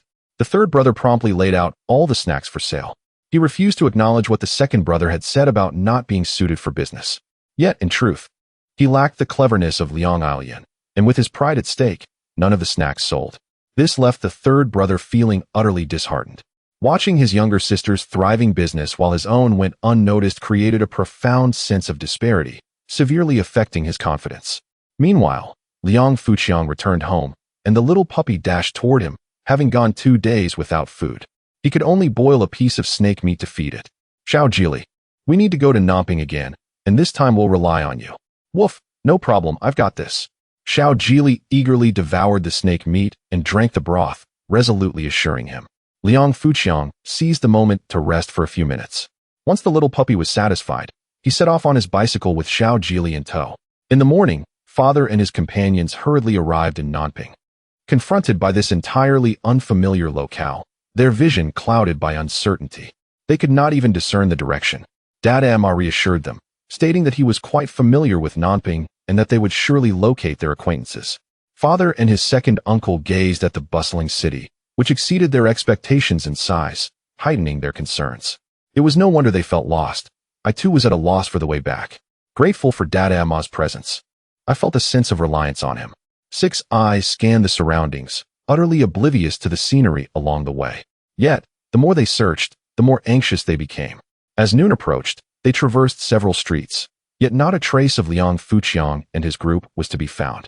How could they possibly catch sight of Liang Fuqiang? At that moment, Liang Fuqiang had already returned home. They decided to allow the horse a moment's respite. As it was utterly exhausted, Dada Ma guided the cart to an open area, letting the horse graze there. Father and his second uncle wore expressions of despondence. They had initially believed that Nanping was merely a larger town with a few more streets, and that they would easily find their companions. Little did they realize the vastness of Nanping and the multitude of its inhabitants. Their confidence was waning. After resting for an hour, they pondered whether to search in a more distant area. There was no other option but to agree. However, in the more remote vicinity, Dada Ma was entirely unfamiliar with the path and soon lost his way, straying further and further. Fortunately, at this moment, Liang Fuqiang also arrived in Nanping. Chapter 67. All thanks to Jili Dog Jili. How do you fare? Can you detect the scent of that mare? Liang Fuqiang, in pursuit of his father's whereabouts, specifically brought little Jili to the horse stable of Dada Ma for a thorough sniffing. Woof woof woof. Do not worry, master. That little mare cannot escape from the grasp of this dog. Forward, continue forward. The scent of the mare grows ever stronger. Liang Fuqiang affectionately ruffled the little dog's head. Oh, Jili, with your meager frame, you could scarcely suffice for a single meal. Liang Fuqiang pedaled his bicycle until his legs felt as though they might break. Ultimately, under the guidance of little Jili, he stumbled upon a pile of horse dung, surrounded by desolation, barren and empty. Master, this is a misunderstanding. I can truly explain. That little mare indeed passed through here and left behind this dung. Observing his master's expression, which suggested a desire for dog meat, little Jili hurriedly clarified. It was quite perplexing for him as well. How could the mare venture to such a remote locality? Let us continue the search. Master, forward, keep going. Liang Fuqiang pedaled vigorously, drenched in sweat, continuing the hunt. They truly could cover ground. If they continued, they would be out of Nanping City. Even Dada Ma was bewildered. I have no recollection of this place whatsoever. This is a serious predicament. Even Dada Ma could not discern the direction, and his father and second uncle were thrown into a panic. They had never anticipated losing themselves before they even found anyone. Would they never return home again? A wave of unprecedented fear enveloped father and second uncle. They had not expected Nanping City to be so daunting, so easily navigable. Perhaps we should ask someone. But how should we inquire? Just ask how to get to the city center. Once we reach the city center, I will recognize the way. Ultimately, it was second uncle who approached someone for directions. None of the three could speak Mandarin, but fortunately, during their previous experiences in the countryside, they had learned some colloquial expressions. Excuse me, could you tell me how to get to the city center? Second uncle inquired in a somewhat broken dialect to a young man. The young man glanced at him, bewildered. What? Dada Ma, he mentioned something about a hen. Dada Ma shook his head vigorously, insisting that they needed to ask someone older. Second uncle then approached a middle-aged man who appeared more approachable. Excuse me, could you tell me how to get to the city center? The city center? It's quite far. Just follow this road straight and keep asking along the way. What other choice do we have? They could only walk while inquiring. After several attempts, second uncle's dialect improved significantly. This also greatly bolstered his confidence. He discovered that the people in the city were quite amiable. Second uncle was even able to engage them in conversation. Meanwhile, father wore a frown. Their reliance on Dada Ma had faltered, leaving their future uncertain. Faced with this vast city, father had completely lost his confidence. He felt that he was only suited to remain within the confines of his own modest plot of land. Once they left that market town, everything spiraled out of control. Father felt that the hope of finding their children was growing increasingly dim. What should we do? Liang Fuqiang spotted the forlorn trio of his father. At last, I found you. I am utterly exhausted. Liang Fuqiang's voice echoed from behind, startling his father and the others. They turned to see Liang Fuqiang and were filled with astonishment. Hey Chong, how did you end up here? What about the others? Liang Fuqiang did not respond, but instead placed his bicycle onto the cart and collapsed onto it in exhaustion. We must return home quickly. We made it back by noon, and I had to ride my bicycle to find you. You truly can run. You have come all the way here, exhausting me in the process. Father and second uncle exchanged glances. They had returned, while they had ventured out in solitude. Hey Chong, how did you manage to return? We took a ride to Wusu town and then walked back. Why didn't you return last night? It was too late. There were no vehicles. Where did you sleep last night? We did not sleep in the streets. We stayed at the Hepping guest house. That's impossible. Without an introduction letter. How could you stay at a guest house? It's not impossible. Such trivial matters can easily be resolved. You can ask Lauda and the others if you don't believe me. Even if you managed to stay at the guest house, you wouldn't have food coupons and would likely starve. Liang Fuqiang promptly produced a substantial stack of food coupons. We had 2 meals at a restaurant and bought bread and steamed buns in the morning. We were not hungry. Everyone stared at the large pile of food coupons in Liang Fuqiang's hands, their breaths quickening. Others had only a few coupons, but this was an entire stack. How extravagant. Hey Chong, where did you acquire so many food coupons? Surely, you didn't steal them? Father immediately assumed the worst. Father, even if I wanted to steal, I doubt anyone would have so many food coupons to give me. Have you eaten yet? Let me take you to a restaurant. I am quite hungry myself. No need. There will be food at home. Why waste that money? Here is a bun. You can have it. Father handed Liang Fuqiang the last remaining bun. Liang Fuqiang felt a surge of joy. At last, his father no longer regarded him as a worthless person. He was at least willing to converse with him amicably. Hey Chong, how did you find us? Dada Ma still could not find his way back, relying solely on Liang Fuqiang for hope. Liang Fuqiang patted the little puppy's head. This little fellow guided the way. Its nose is quite keen. It followed the scent of the mare all the way here. The others regarded little Geely with newfound admiration. It seemed to be a divine dog. At that time, people often attributed a sense of divinity to objects. They felt the world was infused with mysterious powers. The divine seemed to be nearby, very close. No, this dog's tail is white. It raises a white flag, which is ominous. Father cautiously scrutinized Geely. Second uncle and Dada Ma nodded in agreement. Father, such superstitions are unwarranted. It was Geely who led me to find Saw, and it was Geely who led me to find you. Just consider how much merit this little dog has accrued. If even such a splendid dog is deemed inauspicious, then which dog in the world could possibly be auspicious? Its name is Geely, hence it is a fortunate dog, embodying great auspiciousness. Woof woof, I truly feel fortunate. Little Geely perceiving the disdainful gazes of the crowd, fervently wagged its tail in an attempt to please. However, in the eyes of the onlookers, this was merely a sign of surrender, a harbinger of misfortune. Although they could not harbor any ill will towards the valiant little Ji Li, they simply could not bring themselves to like it. To them, despite its merits, little Ji Li seemed likely to usher in various ominous occurrences in the future. Liang Fuqiang was well aware of their sentiments, yet he would never disdain little Ji Li. "Ah Chang, do you still remember the way back?" "I do not know. I paid no attention to the road on my journey here and have completely forgotten it. In any case, with little Ji Li by my side, there is no need to expend energy remembering the path. You say little Ji Li is unlucky, do you? Now, allow me to show you what a fortunate dog truly is. If you wish to return home, you shall have to rely on little Ji Li. It is time to let them witness the prowess of little Ji Li." Chapter 68. The navigational dog. The crowd gazed at Xiao Ji Li with uncertainty. Could they truly rely on a little dog to find their way home? Liang Fuqiang noticed their skeptical expressions. "Xiao Ji Li, lead the way. Woof woof. Forward, onward." Xiao Ji Li pointed ahead with its paw. "Deshu, let's go. Move forward." The Dama found it somewhat amusing. Are we really going to follow a little pup's directions? After traveling 500 meters, Xiao Ji Li barked again. Woof, woof, to the right, as it gestured towards a right turn. This was indeed a fully automated navigational dog, adorably efficient and constantly updating in real time. Seeing that it could assist everyone, Xiao Ji Li became increasingly enthusiastic. It understood that being useful was the way to endear itself to the group.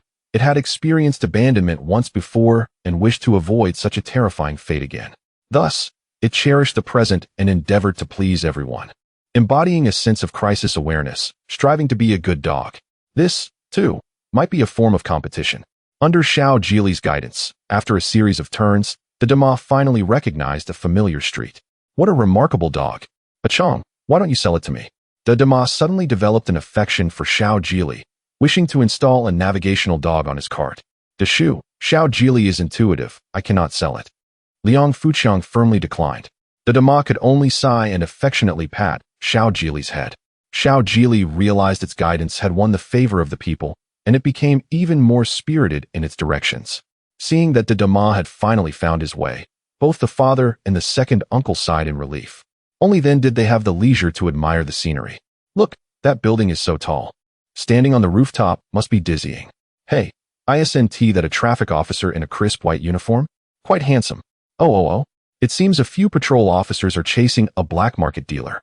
Back then, patrol teams operated similarly to urban management, targeting small, unlicensed vendors who were often deemed opportunistic. Thankfully, such small towns like this did not have patrol teams. "Second uncle, would you like to buy something for Liangting and Fukong?" Upon mentioning gifts for the two children at home, the second uncle felt a sudden urge. Since they were here, it was only right to bring something back. "I can't return empty-handed. Achong, what do you think I should buy for them?" "Second uncle, Liangting loves reading. Why not get her some books and study supplies? School starts in a few days, and it would be practical to buy them now. But I don't know what to buy. That's where I come in. Deshu, let us head to the Xinhua bookstore." The second uncle, along with a few rough men, felt timid as it was their first visit to a bookstore, unsure of where to go. Liang Fuqiang helped select some books and study supplies and paid for them. "How can I let you pay?" The second uncle was flustered. "Second uncle, it's not much. I should thank you for accompanying my father to find us. Liangting is my sister. It is only right for me to buy her some books." The second uncle could not argue further. "Achong has grown up," the father observed, feeling that Achong had indeed matured. "Second uncle, Fukong doesn't enjoy reading, so perhaps you should buy him a toy. Toys are harmful. I want to buy him a toy. What book should I get him?" In that era, children's toys were typically handmade. Spending money on toys was regarded as a waste. If a child possessed a small airplane or robot toy, they would become the center of attention among their peers. However, clearly, the second uncle's mindset aligned with that of most people. He would not squander money on toys. With no other option, Liang Fuqiang settled on a copy of 100,000 Ys. This time, the second uncle insisted on paying. The father pondered, should I also buy a few books for the third child and younger sister? He was reluctant to spend money, yet felt compelled to purchase a few items since they were already there. Especially since the second uncle bought for Liangting, he did not want the third child to feel left out. This was yet another instance of competition. "Father, I brought them here yesterday, and they chose many books to take home. Perhaps you need not buy more." "Bought already? Then that is fine." The father, who was already hesitant to spend, was relieved not to have to deliberate further. After acquiring the books, Liang Fuqiang turned to the neighboring street stall and purchased several large bags of fruit, leaving the father and the others astonished. The father thought Liang Fuqiang had changed for the better, only to find that he was still a spendthrift. The second uncle felt Liang Fuqiang was being excessively extravagant. Achong, spending money so freely, even a mountain of gold wouldn't suffice. That's enough. If I had a mountain of gold, it would certainly be sufficient. Liang Fuqiang was unfazed, placing the bags of fruit on the cart and heading off to buy 2 large watermelons, infuriating both the father and the second uncle. Seeing their angry expressions, Liang Fuqiang pulled out a knife, startling everyone. Had he reverted to his delinquent self? Would he resort to violence against his family? Amidst the uncertainty, Liang Fuqiang swiftly sliced the watermelon open. He was merely using the knife to cut the watermelon. On such a hot day, indulging in a large watermelon was indeed a great pleasure. Liang Fuqiang distributed slices to everyone. Second uncle, is the watermelon sweet? Sweet, truly sweet. Fragrant, isn't it? Indeed. Very fragrant. That is splendid. Once we finish, we can feed the rind to the horse. Otherwise, this poor creature will likely perish from thirst before we reach home. As the master of the herding gate, Liang Fuqiang naturally understood that the horse was both weary and parched. Everyone devoured the watermelon eagerly. They had never considered spending money to buy a watermelon to eat. Such a thought had never crossed their minds. It felt utterly bourgeois, an indulgence to be avoided. Yet, the enjoyment was undeniable. It seemed that the life of the bourgeoisie was quite comfortable. For them, spending money on a watermelon was a taste of that lifestyle. They discovered that following Liang Fuqiang made life exceedingly comfortable and everything seemed to proceed smoothly. Could this be the power of wealth? Uncle Air, savoring a slice of watermelon, suddenly inquired, Chong, how much did you spend on your trip to Namping yesterday? Liang Fuqiang tossed the watermelon rind to the little mare and replied nonchalantly, not much, really, just under 100 kwai. Observing Liang Fuqiang's carefree demeanor, the others were once again reminded of what it meant to be a spendthrift. In some families within the village, it would take an entire year to save a mere 100 kwai, yet he had casually spent that amount in a single day. What did you purchase to warrant such an expenditure? We hardly bought anything. We dined out twice, stayed at a hotel, enjoyed the park, bought some books and snacks, and took a few rides. It wasn't much at all. Besides, with so many of us having fun, spending 100 kwai hardly seems excessive. Father and Uncle Air exchanged glances. You were out playing yesterday? At the park? After all these years, we still don't know what a park looks like. You have no idea how worried we were. Losing sleep over your well-being. We were just fretting for nothing. Last night, Father and Uncle Air had been concerned about Liang Fuqiang and the others sleeping on the streets and going hungry. It turns out they were living quite well. I told you, without Chong around, how could they possibly suffer from hunger or sleep rough? Those who are capable of enjoying 2 large watermelons certainly wouldn't let them endure hardship. Meanwhile, we toiled all day and only had 2 steamed buns. Now that is what you call hardship. But you weren't saying that last night. Oh, it's about the same. Father and Uncle Air suddenly felt their age, realizing they could no longer keep up with the times. They grumbled as the horse cart hurried back home, where the eldest was already busy preparing a grand feast. Chapter 69. A change of heart in Father. It was not until 7:30 in the evening that Liang Fuqiang and his companions returned to the village. Deshu, come to my house for dinner tonight. I've asked Lauda to prepare a meal, he suggested. Yes, Dama, let us dine at my elder brother's home, echoed Air Shu. In those rural days, it was customary for the host to invite helpers for a meal after they had lent a hand. Dama remained non-committal, indicating he would assess the situation before deciding. If a special feast had indeed been prepared, it would certainly be worth indulging in. However, if it were merely a bowl of boiled greens, it would hardly suffice. The horse-drawn cart arrived at Father S' home, where a lively atmosphere greeted them. To their surprise, Airshu's family was also present. They're back. Father is home. Liang Fuqiang was the first to spot the returning cart and exclaimed loudly. Everyone turned to look, finally exhaling in relief. Liang Fuqiang joyfully ran toward the cart. With a mysterious smile, Airshu asked, Shao Kong, can you guess what I bought for you? Liang Fuqiang's eyes sparkled. Is it a transformer? Airshu shook his head. Is it a toy truck or a small airplane? Again, Airshu shook his head and produced a copy of 100,000 Ys. The light in Liang Fuqiang's eyes abruptly dimmed. This was not a desirable gift. Receiving the book, his mind swirled with 100,000 questions. Why a worn book instead of a transformer? Why did father buy a book for him while in Nanping? Ting Ting, come here. I also have a gift for you.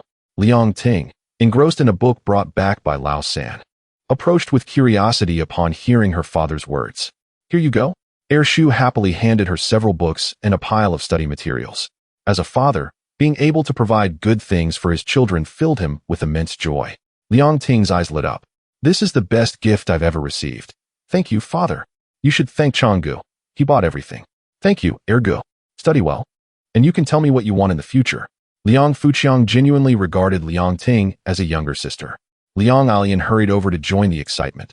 Ting Ting, what books did you get? Let me see. Little sister, stop looking and take these fruits back, Liang Fuqiang urged. Wow, so much fruit, and a big watermelon. Ergu, you've splurged again. Liang Alian exclaimed in delight, quickly carrying several large bags of fruit home. The Dama caught a whiff of the enticing aroma of meat and decided to stay for dinner. Let us eat, let us eat. Lauda called out. Everyone gathered around. There were 2 large tables laden with dishes, most of which were meat. Such a lavish spread was rarely seen, even during the New Year. Father was puzzled. With Liang Fuqiang absent, who could be so extravagant? However, it seemed inappropriate to inquire while hosting. He noticed that even his typically frugal wife appeared unfazed, which only deepened his curiosity. The women and children sat at one table, while the men occupied another. As they began to eat, the Dama inquired, "What kind of meat is this? It tastes exquisite. And there's chicken soup." He was astonished by the sumptuous fare at Liang Qingqiu's home. Seizing the opportunity, father asked, "Agua, did you prepare all this?" Lauda, with his mouth full, mumbled, "The civet and wild chicken were caught by air. I just cooked them as he instructed." Everyone inwardly acknowledged the truth. Indeed, where Liang Fuqiang was present, a life of bourgeois indulgence could be enjoyed. Father thought that such a large civet could have been sold for half its value or preserved for future meals, but seeing everyone so delighted, he refrained from voicing his concerns. He genuinely feared that everyone might be led astray by Liang Fuqiang's extravagant ways. The teachings of frugality could not be forgotten. Nonetheless, the meat was undeniably delicious. As the thought of wanting to eat such fare daily crossed his mind, it was promptly quelled by a sense of danger. Such thoughts could lead him into the trap of bourgeois decadence. How could one eat meat every day? Only emperors could indulge in such luxury. While dining, father found himself overwhelmed with thoughts, especially after encountering so many new experiences that day. Shu, on the other hand, did not dwell on such matters. He simply enjoyed the meal. The women at their table chatted animatedly, particularly Liang Alian.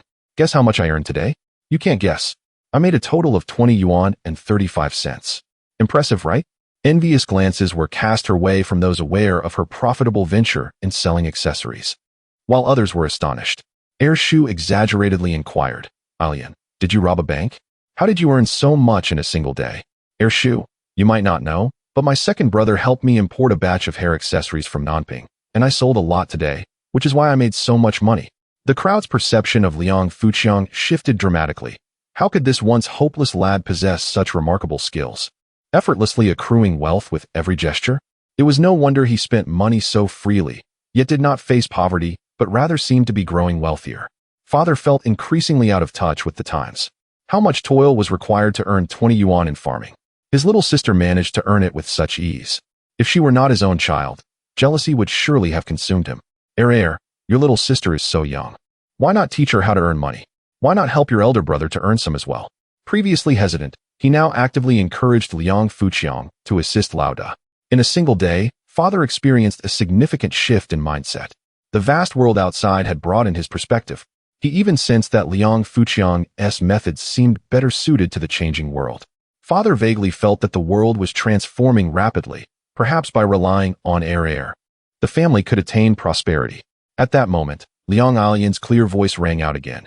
Ergu also helped Degu with the inventory, but today, Degu didn't sell a single penny's worth. Lauda and Lao San suddenly felt embarrassed. 2 grown men could not compare to the success of a young girl. Agua, what did you bring in? How could you not sell anything at all? Lauda sighed, little sister's items are certainly popular. Hordes of girls are eager to buy them. But mine are snacks. Who would buy those? If they want snacks, they can just go to the store. The shop did not possess the trinkets that those women desired, yet the younger sister sold them at a remarkably low price, making them naturally popular. The elder brother attributed the issue to this factor. Liang Alian, with her eyes gleaming with wisdom, proposed, "Brother, how about I assist you in selling snacks? And we shall divide the profits equally?" "That sounds good, but even with your help, these items are simply not marketable." He readily acquiesced to his sister's suggestion. However, their mother disagreed, exclaiming, "Younger sister, what are you thinking? Assisting your elder brother while claiming half the profits? Is this how siblings should behave?" "Ah, but I am unable to sell them either, brother." "You might as well prepare to take a loss," she retorted. "Just think of a way to recoup the capital for Ergo." Liang Alian produced 26 yuan and handed it to Liang Fuqiang. "Ergo, this is your capital, for you. The remaining goods, however, shall belong solely to me. Whatever I sell will be mine." The elder brother felt a pang of jealousy. "Sister, please do help me. I shall share half the profits with you." "Oh, mother, this is my brother's request. I did not ask him for anything," she replied. Their mother felt a surge of frustration, yet found herself unable to counter. The family relished their meal, akin to a grand feast. In an era where vegetarian dishes predominated, enjoying such a delectable banquet was a rare delight.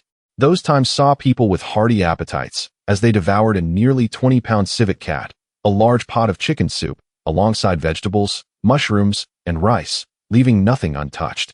It was indeed a feast surpassing even the grandest of celebrations. Some individuals even managed to indulge in 1 or 2 fruits. Xiajili, as the esteemed guest, savored all the bones. Sated and content, no one was willing to depart, for it had been ages since both families gathered so harmoniously for such joyous revelry. Chapter 70. Traditional Chinese medicine and Western medicine. The group gathered in the courtyard, engaged in lively conversation, naturally revolving around experiences in Nanping City. Liang Ting and Liang Fukong listened with envious hearts. "Father, I too wish to visit Nanping and take a boat ride in the Renmin Park," Liang Fukong playfully pleaded with his father. However, Uncle was filled with apprehension at the mere thought of getting lost in Nanping. Having asked for directions for ages without finding his way, and he shook his head in refusal. "Achong, after this, Liang Ting will be attending school in Nanping. I will trouble you to escort her," he said. "That will pose no issue. Liang Ting and Lao San attend the same school, so I shall take them together," Uncle replied, feeling reassured. It was indeed a convenience to have someone capable managing affairs outside the home. Otherwise, Liang Ting might have struggled to locate her school. As the conversation flowed, it naturally drifted towards the topic of the elder brother's inability to conceive. After all, the departure of the elder sister-in-law was the underlying reason for the journey to Nanping, an unavoidable subject. In those times, infertility was a matter shrouded in shame, leaving the elder sister-in-law utterly mortified. Yet, some issues must be confronted. "Elder sister-in-law, tomorrow you shall accompany me to Xiao Jun's home to see if Shi Sin Yang has improved significantly, and, while we are at it, let the divine physician examine you. I assure you, this minor ailment of yours can be easily resolved by the divine physician." What could the elder sister-in-law say but to nod in agreement? People perceived that Liang Fuqiang's divine physician was merely a local healer, and they were willing to give it a try, not placing much importance on it. After all, Liang Fujian's family was impoverished. It was implausible for a genuine divine physician to treat their ailments. As the coolness of the night enveloped them, fatigue set in, and the group dispersed. Liang Fuqiang held Lin Yueru's hand as they made their way home, with Xiao Jili following closely behind. Thus, a delightful gathering came to an end. Lin Yueru lay in bed, feeling that no matter how delightful the outside world was, her little nest was the most comfortable and secure. Liang Fuqiang was utterly exhausted and had no desire to work overtime. The bed finally offered respite. A quiet night passed, and with the dawn of a new day, Liang Fuqiang was rejuvenated and ready to embrace the day. Early in the morning, Liang Fuqiang set off with his elder brother and sister-in-law to Liang Fujian's home. "Changgu, you have finally returned. I heard you went to Nanping," Liang Fujian exclaimed with joy upon seeing Liang Fuqiang. He held immense gratitude towards him. Had it not been for Liang Fuqiang, he would have lost his mother. This was a kindness Liang Fujian would cherish for a lifetime. "Xiao Jun, how is your mother faring?" Liang Fuqiang inquired sincerely. "Much better. Thank you for inviting the divine physician to treat her," Liang Fujian replied, leading everyone to visit his mother. At that moment, Shi Sin Yang was reclining on her bed. Her complexion improved considerably. "Shi Sin Yang, how do you feel?" "Much more comfortable. Thank you." Achong, she expressed her heartfelt gratitude to Liang Fuqiang. Her previous prejudices against him evaporated, leaving her with a sense of guilt. She truly could not bear to part with her children. in her darkest hour. It was Liang Fuqiang who had brought the divine physician to her, providing her with precious medicinal herbs that restored her health. She knew her body well and recognized that the divine physician had indeed pulled her back from the brink of death. This was undoubtedly a life-saving grace. The elder brother and sister-in-law, witnessing Shi Sanyang's vitality, felt a spark of hope ignite within them. A person capable of resurrecting someone deemed terminal by the hospital must indeed be a divine physician. Surely, the divine physician could assist with infertility as well. Liang Fuqiang and the others exited the room. As the clock approached 9, the old divine physician and Miao Sanchi arrived. The old divine physician examined Shi Sanyang's condition. The treatment is progressing excellently. With continued medication for another month, she shall fully recover. I shall not return. Sanchi can handle it from here. Thank you, divine physician. Thank you. Shi Sanyang and Liang Fujian expressed their gratitude hastily. The group gathered outside the room. Liang Fuqiang spoke up. Miao Shini, I have another request. Miao Jingtian's eyes flickered with caution. Young friend, you do not intend to ask me to treat yet another ailment, do you? You must be aware that by agreeing to this treatment, I missed a significant gathering. Your kindness, divine physician. I shall remember. This time, I seek your assistance for a minor ailment. If you can heal this small ailment, I shall owe you a favor, Liang Fuqiang replied, promptly pushing his sister-in-law before Miao Jingtian. My sister-in-law has been unable to conceive. The hospital diagnosed her with blocked fallopian tubes, and they are at a loss. Therefore, I beseech the divine physician to intervene, allowing my sister-in-law to enjoy familial bliss. Miao Jingtian breathed a sigh of relief, realizing it was indeed a minor ailment. To treat such a trivial matter in exchange for a favor from Liang Fuqiang was certainly worthwhile. Is this truly your sister-in-law? She is certainly your sister-in-law. This is my biological brother, Liang Fuqiang introduced, pushing his elder brother forward to stand beside his sister-in-law.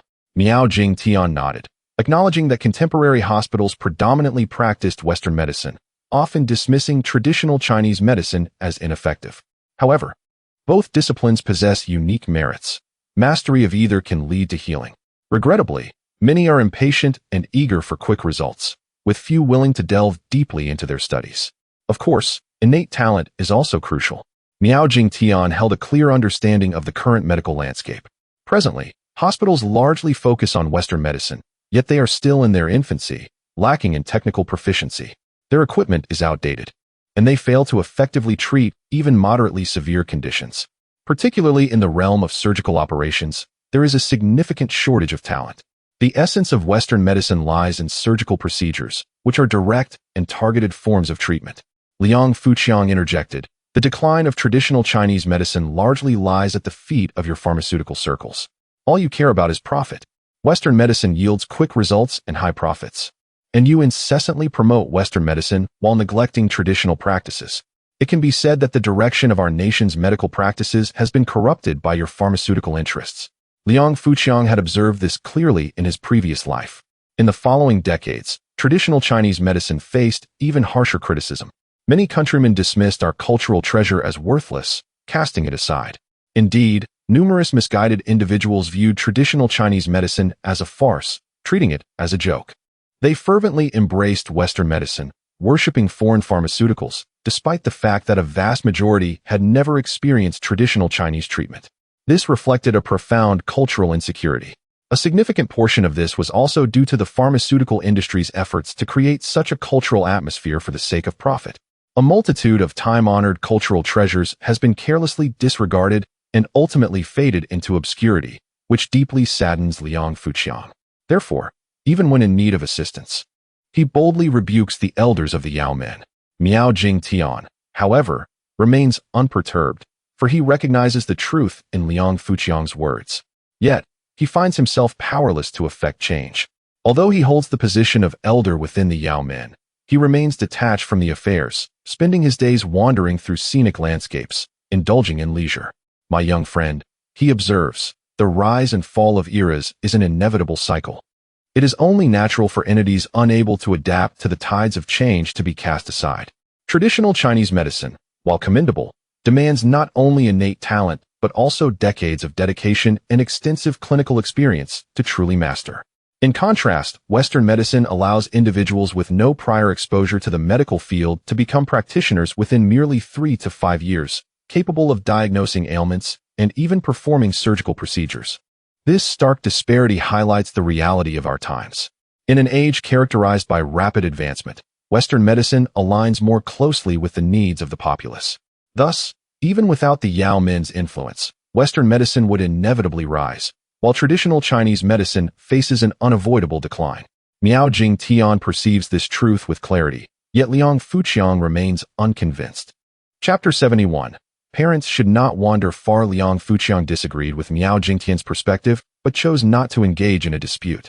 As the leader of the Mu Min and a custodian of the profound heritage of Huaxia civilization, he was determined to protect the invaluable national treasures. He was acutely aware that one day, the quintessence of Huaxia would indeed save the world. At that time, everyone would recognize that the treasures of Huaxia, refined over millennia, were the most precious of all. Those who sought only ephemeral gains were mere illusions, destined to be swept away by the relentless river of history, with few enduring through the passage of time. That which has withstood the test of history for thousands of years must be treasured, aligning with the natural order of the universe. All of this was firmly etched in Liang Fuqiang's heart. At present, the foremost concern was to remedy his sister-in-law's infertility. Miao Shini examined her pulse. The yin channels were obstructed, and cold energy was accumulating. With acupuncture and a few prescriptions, it could be resolved, although saffron was necessary, which posed a challenge. Saffron was exclusive to Tibet, separated by thousands of miles, making it difficult to procure. At that time, Tibet was perceived as a different world from the mainland, with impassable roads and rampant banditry. Is there no alternative medicine, Miao Shini? Liang Fuqiang inquired. Saffron is the main ingredient. There is no substitute, Miao Shini replied. However, rest assured, I will leverage my connections to have some sent from the headquarters. Upon hearing this, Liang Fuqiang understood that Miao Shini likely viewed him as someone easy to please and deliberately framed the situation as more challenging to enhance the significance of the favor. This was a common practice among doctors. They could easily heal with a single prescription, yet preferred to prescribe several to ensure a gradual recovery. If the healing were too swift, it would seem trivial. Doctors possess an acute understanding of human nature. That day, Miao Shini administered acupuncture to the sister-in-law. In an era marked by conservative beliefs, the idea of disrobing for a doctor's needles was still rather daunting. Liang Fuqiang arranged for his mother and Lin Yueru to accompany her for support. Fortunately, Miao Shini was an elderly man with a head of white hair. Had he been a young man, it would have been even more difficult to manage. If, like in later generations, young males ventured into gynecology, the people of that time would undoubtedly have found it unacceptable. Thankfully, after the 1980s, the economy and mindsets had opened up. Miao Shini's acupuncture skills were truly remarkable. His hands moved with such speed that they seemed to vanish. Accurately locating each acupoint, silver needles appeared to grow from the sister-in-law's body, densely yet orderly arranged. Her mother and Lin Yueru watched in wide-eyed astonishment, firmly believing that this old man was indeed a miraculous doctor. The sister-in-law began to feel warmth throughout her body and started to sweat. Remarkably, she felt no pain, only a comforting warmth. Initially, upon seeing Miao Shini produce a large box of long silver needles, she had anticipated great discomfort. True to his title, the doctor proved adept, as the lengthy needles penetrated her flesh without causing pain. She was instructed to remain in position for 2 hours. After this duration, he would return to remove the needles, at which point the blockage in her yin channels would begin to clear, and the cold energy would be significantly dispelled. With the aid of medication, her health would be restored. After imparting his instructions, Miao Shini exited the room. Doctor, how is my wife? The elder brother inquired with concern from outside the door. Miao Shini patted his shoulder, assuring him, everything is normal. If you work hard, you will soon hold a healthy, plump child. Thank you, doctor. I will certainly put in my best effort. The elder brother finally broke into a smile. Liang Fuqiang found the situation somewhat peculiar. Young friend, let us take a walk. Miao Shini invited Liang Fuqiang, who naturally could not decline. They made their way to the wooded area behind the mountain where they had first met. Red Bull, when you left, you deliberately showcased the Pan Mountain steps of my medicinal lineage, hoping to impress me, I presume.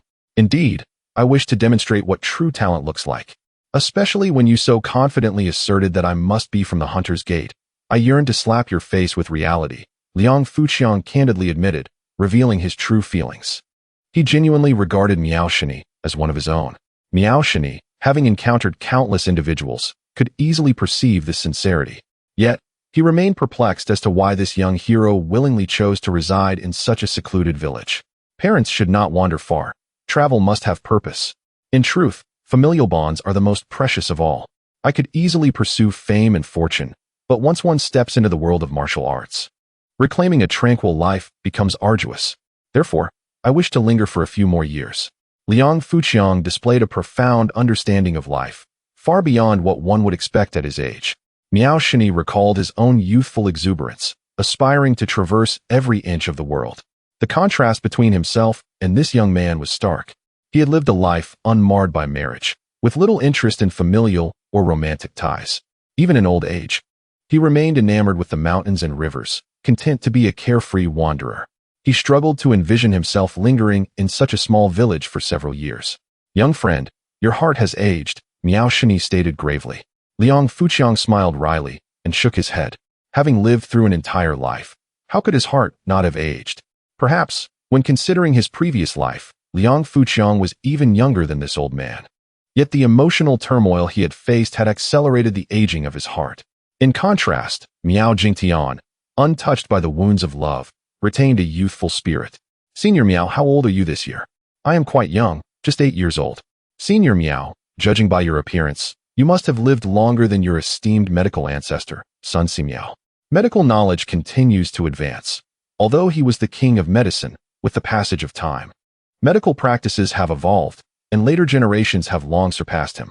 In his prime, the Sun family thrived, but fortune inevitably shifts, and it is now our Miao family's turn. Miao Changqing from our lineage lived for 228 years. As Miao Shini spoke, he inadvertently felt a surge of pride. Liang Fuqiang had heard many of these secrets, as the inner workings of the sect were unknown to outsiders. Miao Shini returned to gather the silver needles, departing the market town to continue his affinity for the mountains and rivers. The subsequent treatment would be overseen by Miao Sanqi, a capable leader within the medicinal sect, whose medical skills were equally exceptional. With Miao Sanqi personally in charge, Liang Fuqiang felt reassured. Liang Fuqiang and Lin Yueru returned to their home, where life resumed its tranquil course of daily necessities. For now, a simple existence was what Liang Fuqiang sought. Liang Fuqiang was teaching Lin Yueru to recognize characters beneath the tree.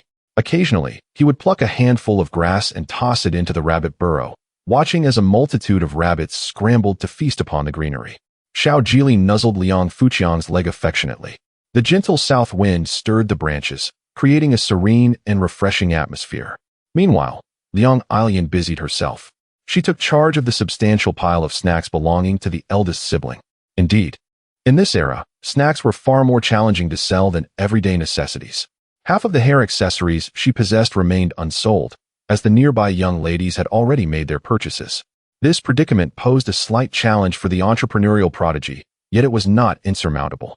By chance, she overheard some news indicating that Liang Funing in the village was to be married. This seemingly commonplace information sparked a glimmer of opportunity in Liang Alian's mind. Chapter 72. The little money lover Liang Alian hurriedly brought her samples to Liang Funing's home. This young lady possesses both wisdom and courage. She is not shy at all and proceeds directly. Brother Funing, I heard you were getting married. Congratulations. Is there something you need, Alian? Not much. I just heard about your wedding. I happen to have a batch of snacks and candies. You will certainly need to purchase some sweets for your wedding. And buying directly from me will be considerably cheaper than going to the market.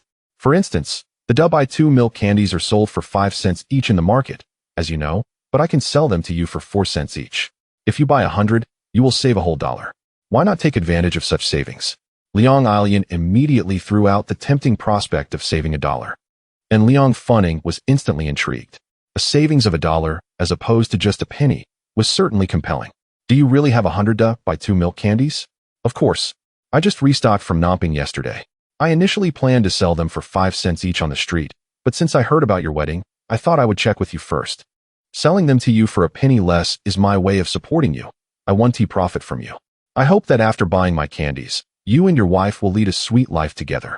With such sweet words, Liang Alian made it impossible for Liang Funing to refuse. All right then, I will buy 100 da by 2 milk candies. He placed his order without hesitation. Liang Alian then proceeded to promote her other products. A colorful candy wrapped in vibrant paper became her centerpiece. Brother Funning, just the da by 2 milk candies are certainly not enough. Look at these colorful candies. They are so beautiful. If you buy some to display at your wedding, it will elevate the entire occasion and bring you much honor. This colorful candy is unique in the entire market. You would be the first in the town, and people would be thrilled to receive one. Her words ignited Liang Funeng's vanity, and he found himself compelled to buy. How much are these colorful candies? These are high-end products. I want to charge you extra.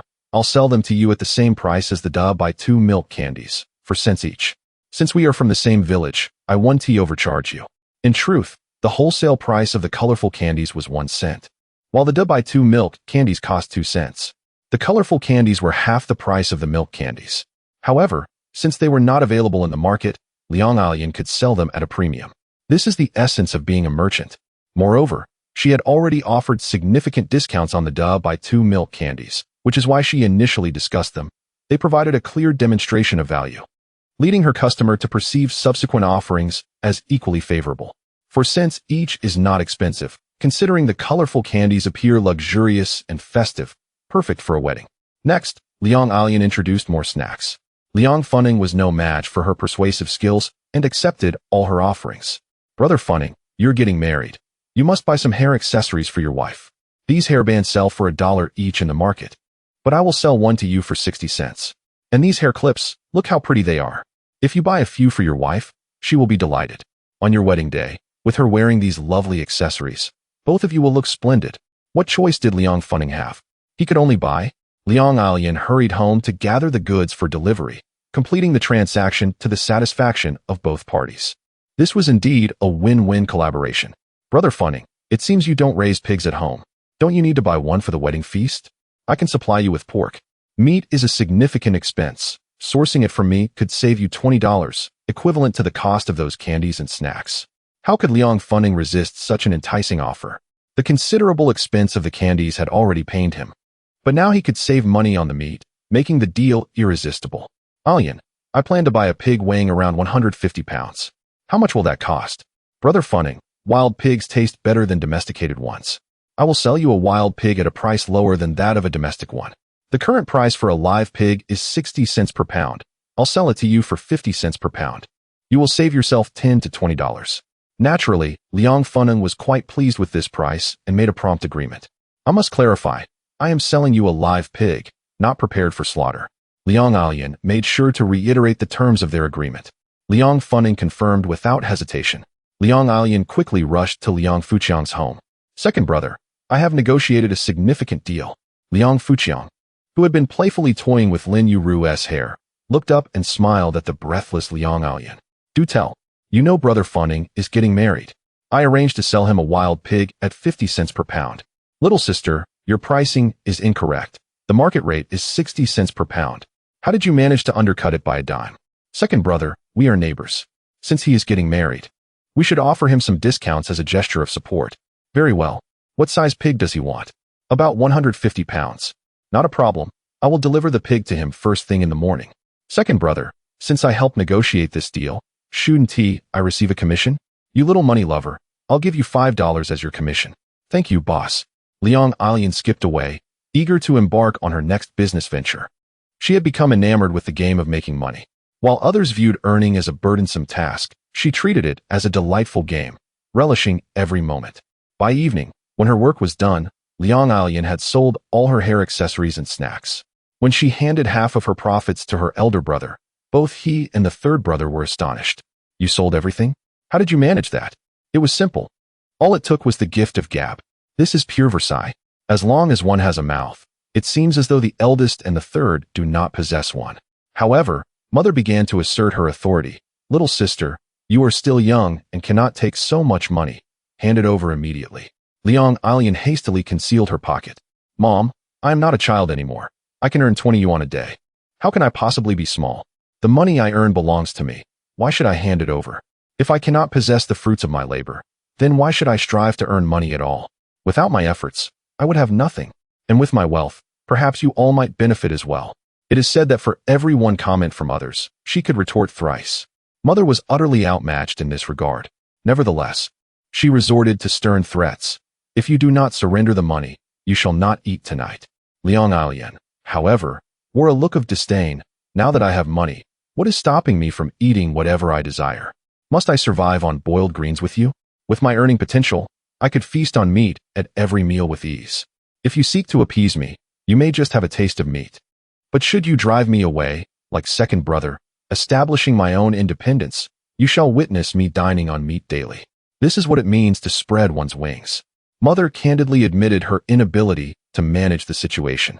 Observing her mother's displeasure, Liang Alian took out a yuan and pressed it into her hand, saying, "Here, consider it a tax. The money I earn is rightfully mine to command.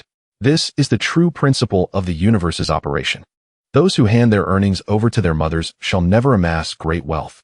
Chapter 73. The Feast of the Pig. Mother regarded Liang Alian's remarks as mere fallacies, feeling somewhat indignant. "I returned the principal to my second brother." Liang Alian found an excuse to leave. The third brother speculated that the younger sister must have seized the opportunity to visit the second brother's home for a meal. As anticipated, Liang Alian arrived at Liang Fuqiang's house and promptly seated herself at the dining table. The braised rabbit was exceptionally delicious. Liang Alian savored it with great delight. During dinner, the old bachelor and Liang Fujian came over. "Changgu, are we slaughtering the pig tomorrow?" They had not had any income for several days and were quite anxious. "Uncle Zhu, Xiaojun, please join us for dinner. We won't eat, we just came to ask. Since you wish to butcher a pig, let us proceed as usual tomorrow." Receiving an affirmative response, Liang Fujian and the others left happily. In the following days, Liang Fuqiang continued to catch and slaughter pigs, and the income began to increase. Meanwhile, Liang Alian persisted in urging him to assist her in procuring a batch of goods from Nanping. Liang Alian had developed an obsession with making money, aspiring to become one of the first individual business owners. Liang Fuqiang, feeling pressured, had no choice but to procure a substantial shipment for her, stipulating that she must always bring Lin Yueru along when selling. Besides selling goods, she was also to teach Lin Yueru literacy and Mandarin. Liang Fuqiang insisted that Liang Alian should impart some skills to Lin Yueru. Moreover, Liang Fuqiang mandated that Liang Alian must sell products at higher prices, forbidding any low-price promotional tactics. In this era of scarcity, such practices were not savvy business strategies. As a prodigy, she should not set her standards so low. Liang Alian readily agreed. This time, she intended to adopt a different approach to maximize profits. 2 more days passed. This morning, just as dawn broke, Liang Fuqiang captured a wild boar weighing nearly 200 pounds. "Xiaojun, take the wild boar to Fu Nang's house using the unicycle. As this deal was struck by Alian, she should see it through. The wild boar could be accounted for at 150 pounds. The excess would be considered my support. Today, you will not sell meat. Instead, go help Uncle Zhu with Fu Nan. Changgu, are you not coming? I will arrive a bit later." "All right, I shall deliver the pig then." Liang Fujian nodded with a smile in agreement. In the village, when someone was getting married, the young people would voluntarily come to lend a hand. There was no need for individual notifications. The youth of the village spontaneously arrived at Liang Fu Nang's home. At this point, the atmosphere at Liang Fu Nang's house had already become lively. "Goodness, why have you only just brought the pig? By the time it's slaughtered, it will be noon." Liang Fu Nang's father scolded anxiously. With his son's wedding, he was understandably anxious. However, Liang Fujian maintained a cheerful demeanor. "Uncle Kong, there is no delay. Shortly, with Uncle Zhu's assistance, we will have the pig slaughtered within an hour." Liang Qingkong remained visibly anxious. "You speak so easily. I doubt you can finish slaughtering the pig in an hour. I believe even in an hour, you won't even have cleaned the pig's hair." Nevertheless, Liang Qingkong retrieved the scales. "Uncle Kong, no need for weighing. This pig is at least 200 pounds. Changgu said to calculate at 150 pounds. Liang Fujian placed the pig generously on the ground. Unexpectedly, Liang Qingkong's expression turned skeptical. Lan Zichang could not possibly be so kind-hearted. If it were anyone else, I might believe it, but Lan Zichang is utterly untrustworthy. He is filled with malice. Liang Qingkong insisted on weighing it. Liang Alian became displeased. "Uncle Kong, my second brother kindly offered you extra meat, and you respond with such an attitude. What if the scale shows more than 150 pounds?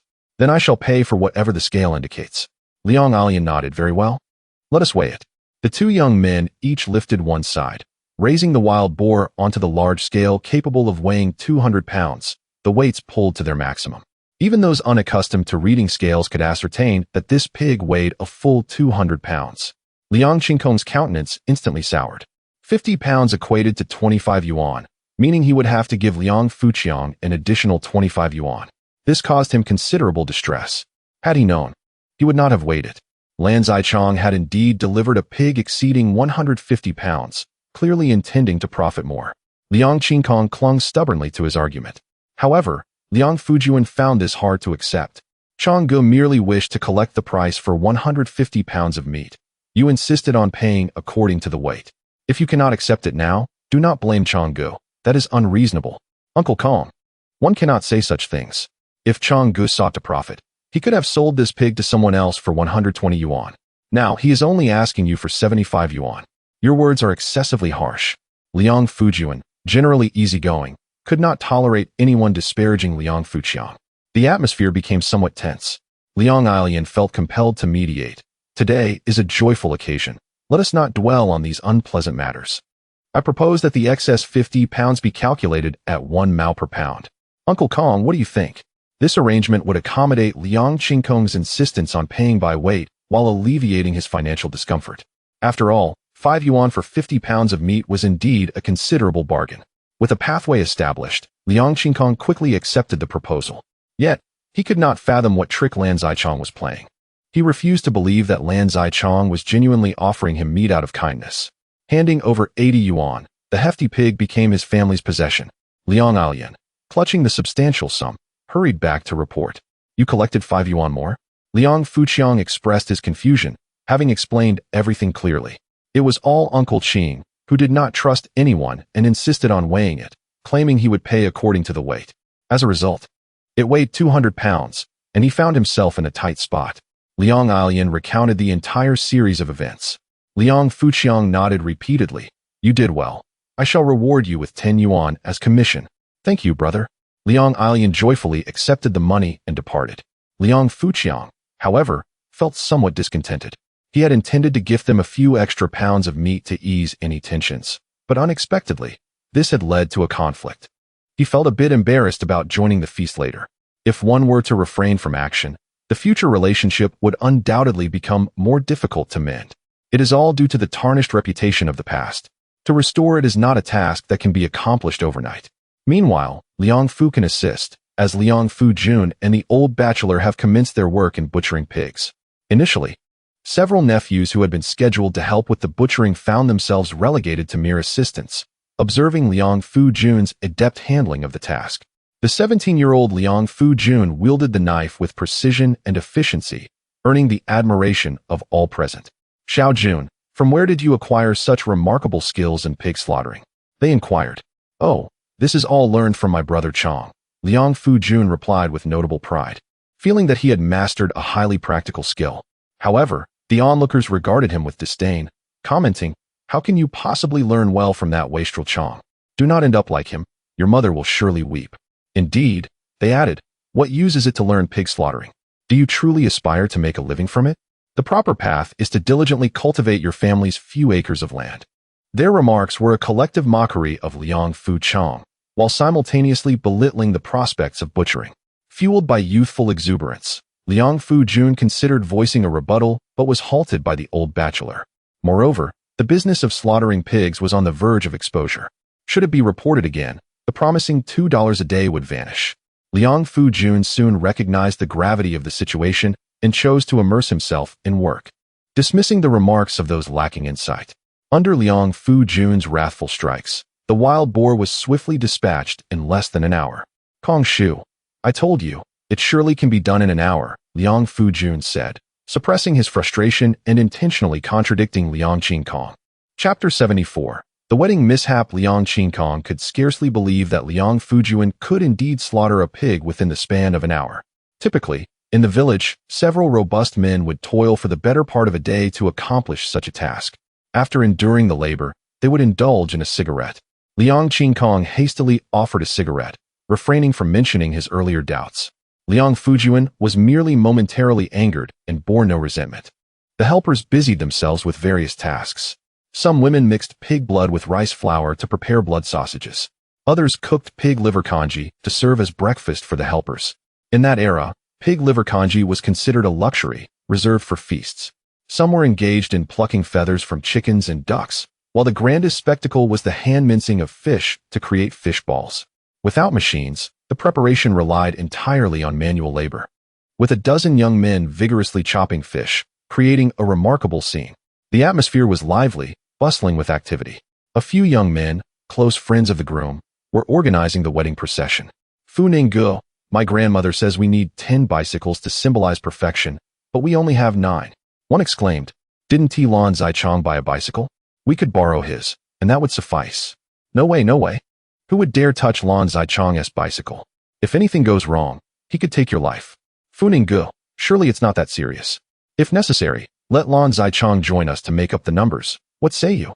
I cannot possibly allow Lan Zichong to accompany us to the wedding. It would be utterly embarrassing, making us seem like a group of rascals. Liang Fujian was most unwilling to have his wedding associated with Lan Zichong, feeling it would bring misfortune. Others agreed wholeheartedly. Ultimately, they had no choice but to borrow bicycles from the village chief. After much persuasion, they secured the bicycles. The bride's family resided in Luojia village, which was quite distant, necessitating an early departure. A hand-pulled tractor accompanied by 10 bicycles set off in high spirits. The tractor was laden with rice, pork, zongzi, chickens, ducks, and other wedding gifts. In those days, such gifts were indeed tangible, not merely monetary. The tractor also carried several individuals, including the matchmaker and bridesmaids. Their sole mission was to safely bring the bride back, thus fulfilling their duty. Typically, there would be no significant issues. However, an unexpected incident occurred. As the wedding procession passed through Linjia village, they were halted. "Your tractor has crushed my hen. You owe us compensation." 5 rascals from Linjia village shouted brazenly. The onlookers had no choice but to stop and negotiate, hoping to resolve the matter amicably.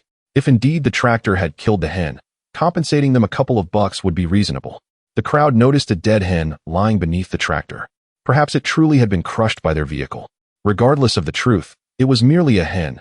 They should quickly pay and move on. Liang Fujian thought to himself, resolving to pay $1, saying, "Here is $1. Take the hen and have it for dinner." He expected a prompt agreement, but instead, he was met with disdain. "Is this how you treat me?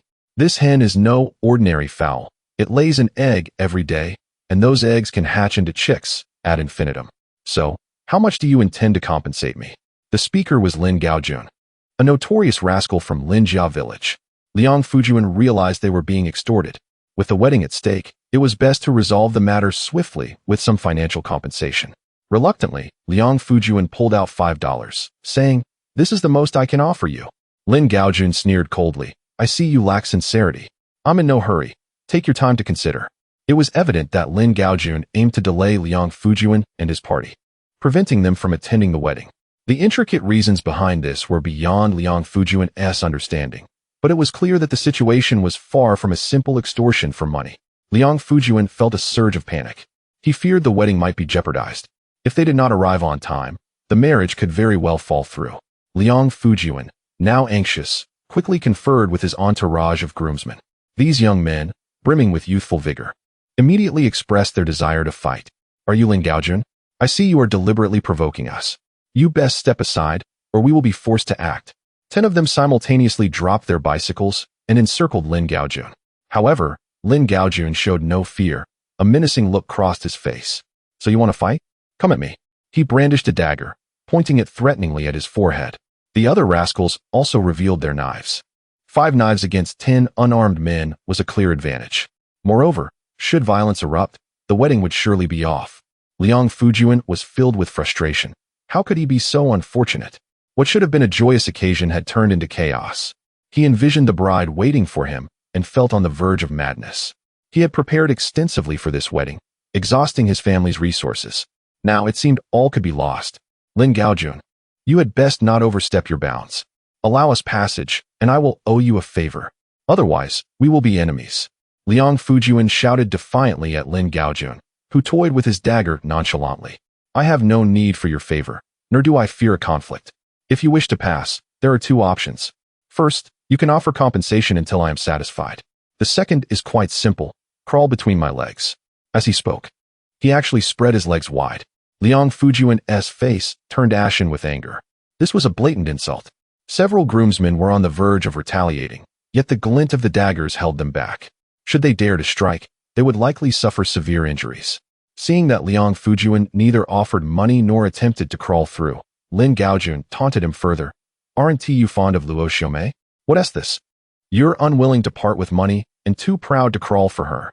Liang Fujian suddenly grasped the implication. You know I am to marry Luo Xiaomei. What do you mean by this?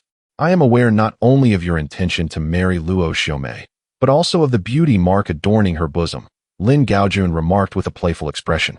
Liang Funing, nearly fainting with rage, exclaimed, How dare you spy on my wife while she bathes? This constitutes a criminal offense. I shall report you to the authorities. Observing Liang Funing's fury, Lin Gaojun felt a sense of delight. Let me clarify, I did not intend to watch her bathe. She insisted on showing me, and I had no desire for it. However, I must admit, the experience was rather pleasant. What do you say to that? Liang Funing felt as though he might bleed from the indignation. This was truly infuriating. The groomsmen, sensing the escalating tension, hastily sent someone back to the village to fetch reinforcements. Linjia village is in close proximity to Liangjia village, sharing adjacent fields. The groomsmen quickly returned to Liang Funing's home and recounted the unfolding events. It was as if water had been poured into a hot pan, resulting in an explosive reaction. Chapter 75. Please, La Zichong, take action. Lin Gaojun. This scoundrel is truly courting disaster. Brothers, grab the kitchen knives and let us go deal with him. A few young men, filled with indignation, armed themselves and prepared to charge forward. However, an elderly man swiftly intervened to restrain these impulsive youths. On such a joyous occasion as a wedding, how could there be violence? You all stay here and assist with the preparations. I, along with a few elders, will go take a look. The respected elder of the village stabilized the situation and took a few seniors to reason with the young men. After a while, Liang Funing assumed that a group of young men would come charging in with weapons. Instead, only a few elderly men arrived. At this moment, Liang Funing felt utterly despondent. The elder approached Liang Funing, trembling slightly, and patted him on the shoulder, signaling him to relax. Lin Gaojun, your father is Lin Tianlong, correct? When your father sees me, he must call me uncle, for we are all family. So, do not make things difficult for Funing. Funing, present Gaojun with a red envelope. The elder thought that such words would suffice to resolve the matter. Unexpectedly, Lin Gaojun showed him no respect whatsoever. Elder, do not flatter yourself. Who considers you family? If you want to give a red envelope, then bring me 1,000 yuan, and I will leave immediately. He blatantly demanded, clearly uninterested in resolving the issue. The elder was so infuriated that he nearly spat blood. This scoundrel displayed a complete lack of respect for his elders, offering no face whatsoever. Several elders took turns to impart wisdom to Lin Gaojun. One should leave a line for others. It makes future encounters easier. When the heavens are furious, rain will surely follow. When a person is reckless, disaster will ensue. It is better to resolve grievances than to deepen them. Lay down the sword and become a Buddha right away. The elders articulated every piece of wisdom they could muster, only to be met with Lin Gaojun's retort. I enjoy it this way. I am just having fun. He rebuffed them with sheer obstinacy, impervious to reason. The best man, sensing the situation was deteriorating, hurried back to summon reinforcements. The young men of the village could no longer contain themselves and began to arm themselves. Who could endure this? The chickens, ducks, fish, and meat were all prepared, eagerly awaiting the feast. If this wedding fell through, would the banquet even proceed? They usually refrained from buying meat, saving it for this celebratory meal. Whoever dared to obstruct the banquet would be the enemy of the people. Liang Funing's parents were increasingly anxious, for this was a momentous occasion for which they had depleted their savings. Their son's lifelong happiness could not be jeopardized. Liang Qingkong, his father, forced himself to remain calm and restrain the impulsive youths. Listen to me, fighting will not resolve the issue. If this escalates, we might not be able to hold the wedding. Uncle Kong, do not worry. We will pull those rascals apart and let the wedding procession through. Liang Qingkong shook his head in resignation. Our village already has many grievances with Lin's village. If you all go overarmed, the young men there will surely think you are provoking a fight. It could escalate into a full-blown conflict between the two villages. At that point, the wedding will definitely not happen. Liang Qingkong's brow was beaded with sweat from anxiety, yet he maintained his composure. Uncle Kong, what do we do then? Liang Qingkong himself was uncertain. Scoundrels, despicable scoundrels. They have their rascals in Lin's village, and we have ours in Liang's village. Suddenly, Liang Qingkong thought of La Zichang. La Zichang was the premier rascal of Liang's village, long notorious, his reputation far exceeding that of Lin Gaojun, who only gained notoriety after the four great kings were apprehended. La Zichang was renowned alongside the four great kings as one of the 5 overlords of the spring and autumn period. When dealing with rascals, it was best for another rascal to intervene.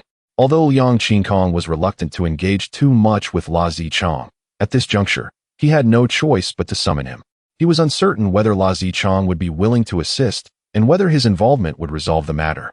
Nevertheless, there was truly no better course of action available. Liang Qingkong steeled himself and headed towards Liang Fuqiang's home. Liang Fuqiang was contemplating how to enjoy the feast when the head of the household arrived. Uncle Kong, what brings you here? Liang Fuqiang greeted him politely, which surprised Liang Qingkong. He had not anticipated La Zichang would suddenly be so courteous. Ah Chong, today Funing is getting married. Remember to come and enjoy the feast. Liang Qingkong, unsure how to broach the subject of seeking La Fuqiang's help, casually mentioned this, as though he were personally extending an invitation. Receiving a personal invitation from the head of the household was a tremendous honor, typically reserved for the most respected elders and village leaders. Liang Fuqiang sensed something was amiss. Uncle Kong, I will go help immediately, Liang Fuqiang said, closing the door and heading out. Ultimately, Liang Qingkong mustered the courage to say, Ah Chong, Funing's wedding procession is being blocked by Lin Gaojun and his group of rascals. They refuse to let them pass. Do you think you could? Liang Fuqiang's heart leapt with joy. This was a splendid opportunity to restore his reputation and a chance to partake in the feast. He did not want to find himself at the banquet, only to have no one willing to sit with him. How awkward that would be. Do not worry, Uncle Kong. I will personally handle this. Those little rascals from Lin's village will not stand up to me. They will surely yield. Liang Fuqiang hurriedly turned around to fetch his bicycle. Uncle Kong, we cannot delay the wedding procession. I am heading over right now to resolve this. In that moment, Liang Qingkong felt a warmth akin to spring. It was quite comforting to have a rascal on their side. Watching Liang Fuqiang hastily ride off, Liang Qingkong suddenly felt a great sense of relief. It was wonderful to have a rascal willing to run around for their family's affairs. Upon returning home, Liang Qingkong recounted his request for Liang Fuqiang to handle the interruption of the wedding procession, which immediately caused an uproar. What? Uncle Kong, this is a case of desperate measures. Involving La Zichang will only complicate matters further. Indeed, La Zichang will only resort to violence and will not resolve the issue. Uncle Kong, let us handle it. We can surely manage it better than La Zichang. Liang Qingkong felt his resolve wavering. The arguments of the others seemed quite persuasive. At that moment, a distinct voice emerged.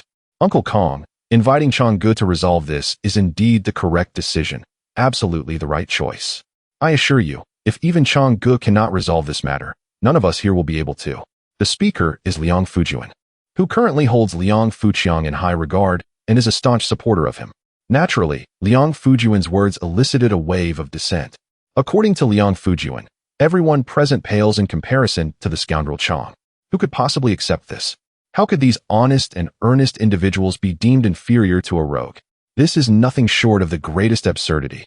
Xiaojun, it seems you have been severely poisoned by the influence of the scoundrel Chang. Alas, such a promising young man has been ruined. This scoundrel Chang truly brings harm to others. The crowd, weary of the debate, merely shook their heads and sighed. To argue that one is better than a rogue is to diminish one's own stature. They held the topic in utter disdain, refusing to engage in any discourse. Liang Fujian, too, had no desire to argue with this foolish crowd. He firmly believed that Brother Chang would soon have them eating their words. Meanwhile, Liang Fuqiang had already arrived on his bicycle, seeking the wedding procession. Chapter 76. The outrageous Chang Jinxing. As the wedding procession beheld the so-called savior, Chang Jinxing, a wave of incredulity washed over them. What sort of brain hemorrhage would lead one to summon Chang Jinxing as a hero? Who concocted such a ludicrous idea? The elders shook their heads in dismay, unable to convince the rascals that inviting Chang Jinxing was utterly futile. A gathering of scoundrels. Was this a contest of incompetence? If it were indeed a competition of ineptitude, Chang Jinxing might emerge victorious. The crowd sighed, concerned that Chang Jinxing would only complicate matters further. Liang Fuqiang, unfazed by the surrounding chaos, abruptly halted his vehicle before Lin Gaojun, startling him back a step. "I've heard you're quite formidable. I came to see for myself," Liang Fuqiang declared, remaining seated on his bicycle, his tone icy. This was quintessentially outrageous. In terms of presence, Liang Fuqiang clearly held the upper hand. Lin Gaojun did not anticipate Chang Jinxing's involvement. Despite being a rascal himself, he felt a trace of trepidation towards Chang Jinxing. "Chang Jinxing, this matter does not concern you. It would be wise for you to stay out of it." "Not concern me? You obstruct my brother's path to the wedding, and you dare say it does not concern me? Have you drunk too much fake liquor? Or has a donkey kicked your head? Step aside immediately, or I shall strike you." Liang Fuqiang offered Lin Gaojun no semblance of respect, exuding an air of superiority. Lin Gaojun, eager to establish his reputation, resolved not to back down at this moment. "Chang Jinxing, you are determined to be the scapegoat, aren't you? Let me tell you, even if the King of Heaven himself were to come today, I would not relent." Lin Gaojun braced himself, attempting to bolster his confidence. However, Liang Fuqiang interrupted. "If you dare utter another word of defiance, I shall strike you. Take your people and leave." Simple and brutal, that was the modus operandi of a rascal. This was indeed typical of Chang Jinxing. Everyone anticipated such an outcome. Resolving problems in a straightforward manner was precisely how a rascal operated. Yet, should a fight ensue, it would be difficult to manage. The onlookers genuinely worried that Chang Jinxing would only escalate the situation. The elders hastily urged Liang Fuqiang, "Ah Chang, do not act impulsively. Let us discuss this calmly." "Discuss calmly? What is there to discuss with these buffoons? A fight will suffice." Liang Fuqiang understood how to navigate this situation. In the face of such rascals, one must out-rascal them, act even more audaciously, or resolution would remain elusive. Lin Gaojun was not easily intimidated. Brandishing a dagger before Liang Fuqiang, he taunted, "Chang Jinxing, you're unafraid of death, I see. Allow me to draw some blood." This was a blatant challenge. Liang Fuqiang lifted the front of his bicycle and crashed it into Lin Gaojun's chest, sending him sprawling. The suddenness of the attack startled everyone. The rascals from Linjiakan were momentarily flummoxed, at a loss for how to react. "Take him down," Lin Gaojun shouted as he struggled to rise. The other rascals, regaining their composure, charged at Liang Fuqiang with their daggers drawn. Liang Fuqiang wielded his bicycle with ease, knocking several of them aside. He then placed the bicycle in front of Lin Gaojun and resumed his seat, as if it were all a casual affair. The wedding party, aware of Chang Jinxing's prowess, capable of defeating a 500-pound wild boar, were now witnesses to his formidable capabilities, leaving them in awe. As they watched Chang Jinxing send the troublemakers flying, an inexplicable sense of satisfaction washed over them. Perhaps Chang Jinxing could indeed resolve this predicament. "You all proceed with the wedding. I shall handle them. Anyone who dares obstruct me shall suffer the consequences." Liang Fuqiang's commanding words brought joy to the wedding party, prompting them to advance cautiously.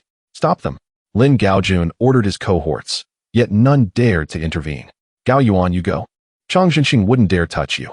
Gao Yuan, Lin Yueru's brother and Liang Fuqiang's brother-in-law, did possess a semblance of protection due to his status.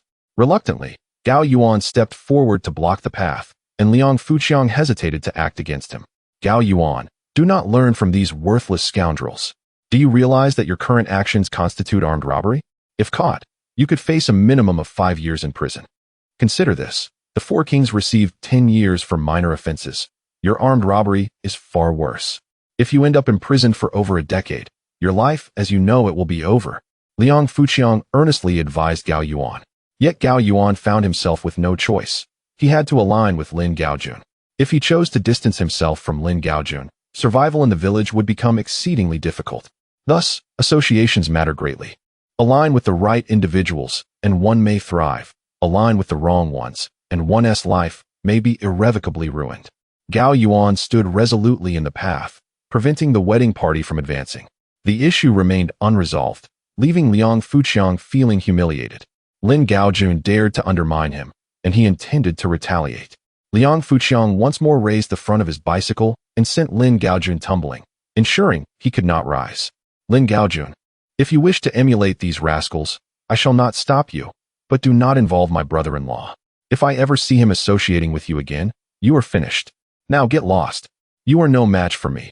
The gap is insurmountable. Lin Gaojun, trapped beneath the bicycle, struggled to speak defiantly. Chang Zhenxing, you either kill me or leave me be. I will not yield my path today, even if it costs me my life. Liang Fuqiang did not expect Lin Gaojun to be so stubborn. Was it truly necessary to kill him? This matter was proving to be quite troublesome. Liang Fuqiang seized Lin Gaojun's dagger, his face contorted with rage. You seek death, do you?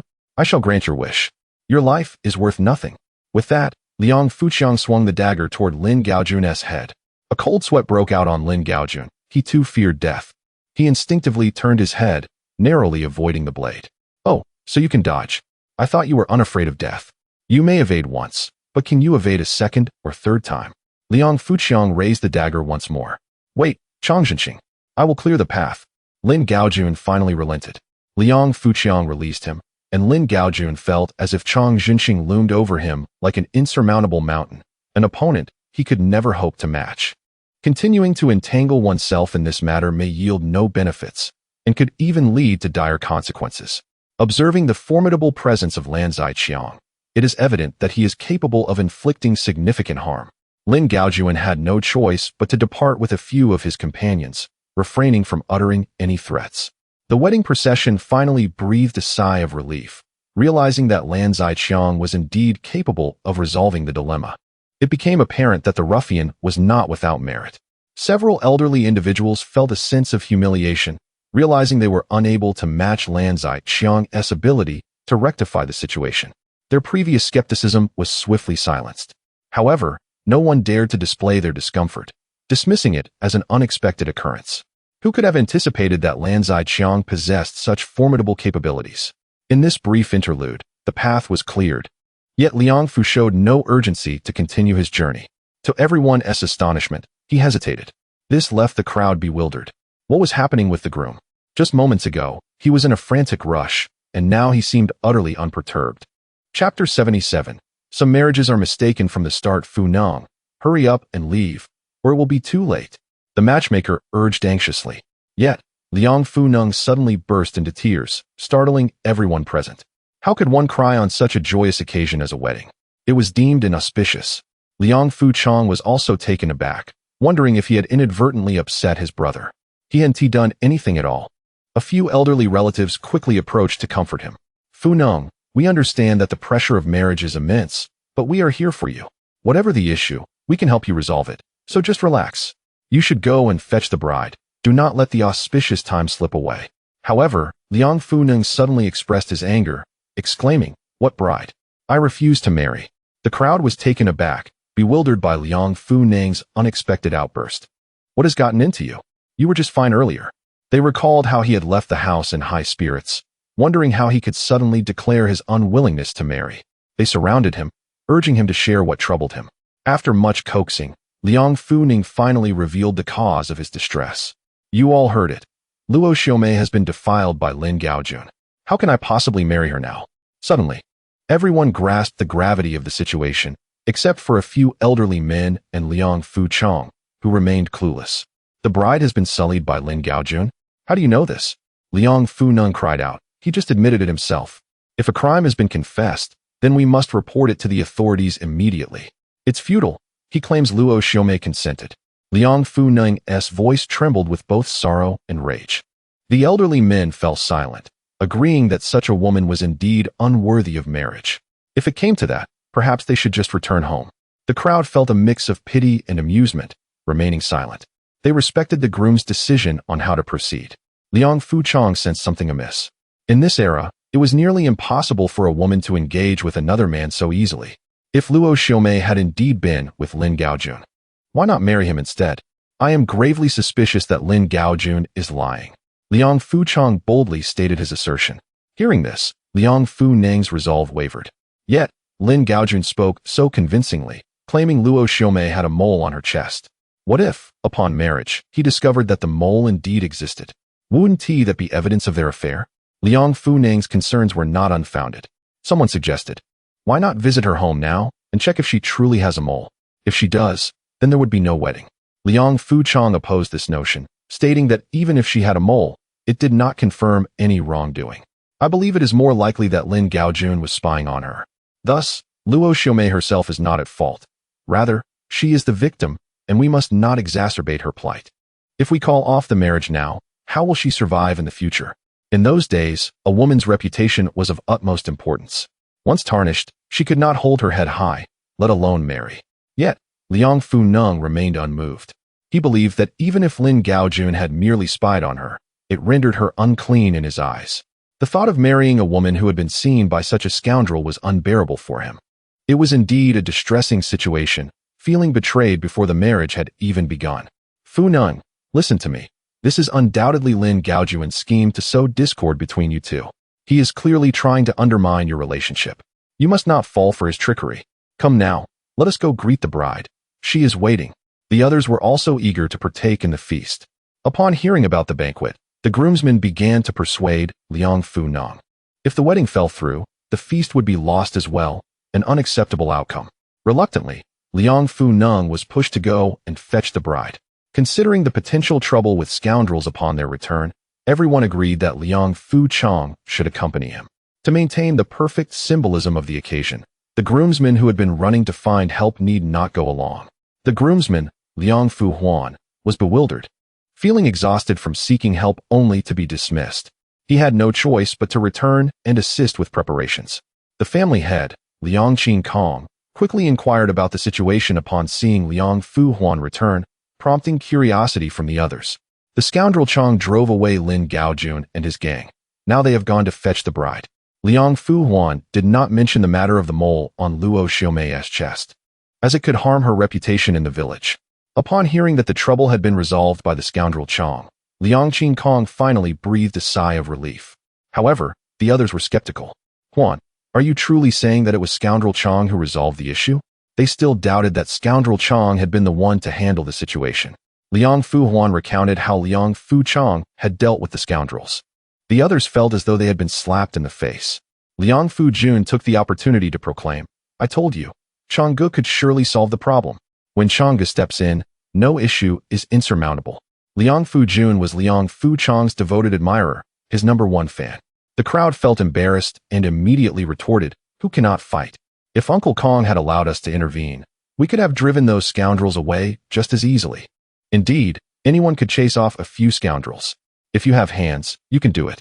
However, Liang Fu-huan spoke the truth, asserting, you might not succeed. The presence of scoundrel Chang is something you cannot replicate. He drove Lin Gaojun and his gang away with sheer force. You would only engage in mutual brawling. In the end, there would be injuries on both sides, complicating matters further. Therefore, it would be unwise for you to intervene. If it were as simple as just fighting, then what would be the worth of their 10 groomsmen? Liang Fu-huan did not believe that these individuals were superior to their groomsmen group. Furthermore, he recognized that scoundrel Chang had genuinely intimidated Lin Gaojun through his commanding presence, rather than through mere brawling. Although the others felt unconvinced, they could not argue further, for scoundrel Chang had indeed resolved the issue. Liang Fu-jun felt triumphant.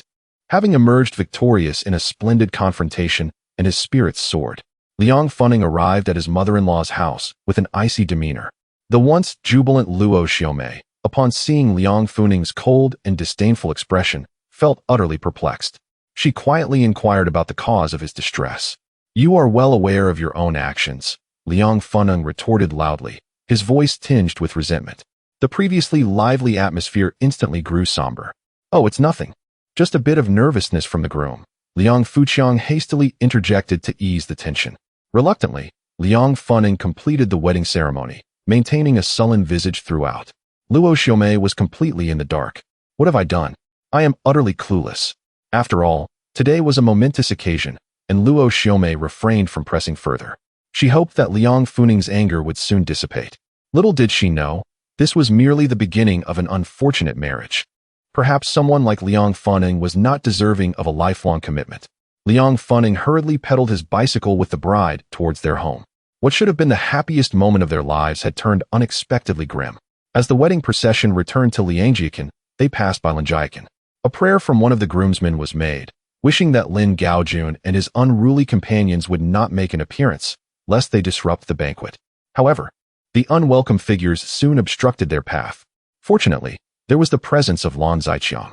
At that moment, people realized just how vital Lan Ziqiang was, perhaps even more so than the bride herself. This was due to Lin Gaojun wielding a shotgun, a formidable weapon capable of inflicting significant harm. Should he fire, the entire wedding procession would be at risk. The procession immediately came to a halt. Liang Fuqiang maneuvered his bicycle to the side, creating distance from the wedding party.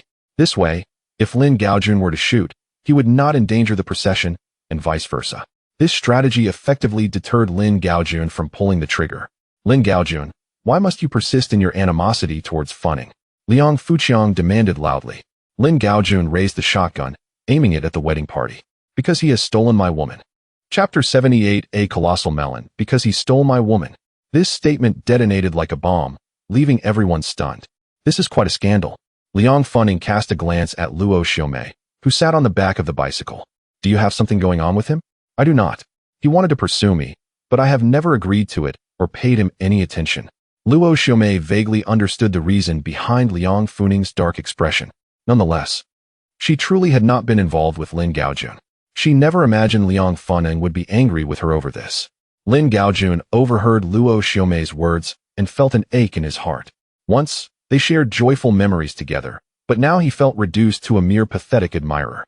Luo Xiaomei, you used to call him Junge so affectionately. Now you say such things. To marry this foolish lad, you would resort to lies. Lin Gaojun was emotionally charged. How could he not be stirred when witnessing the woman he cherished marrying another? He could not let go of the feelings of betrayal and abandonment. He wished to eliminate this couple. Luo Xiaomei was on the verge of tears.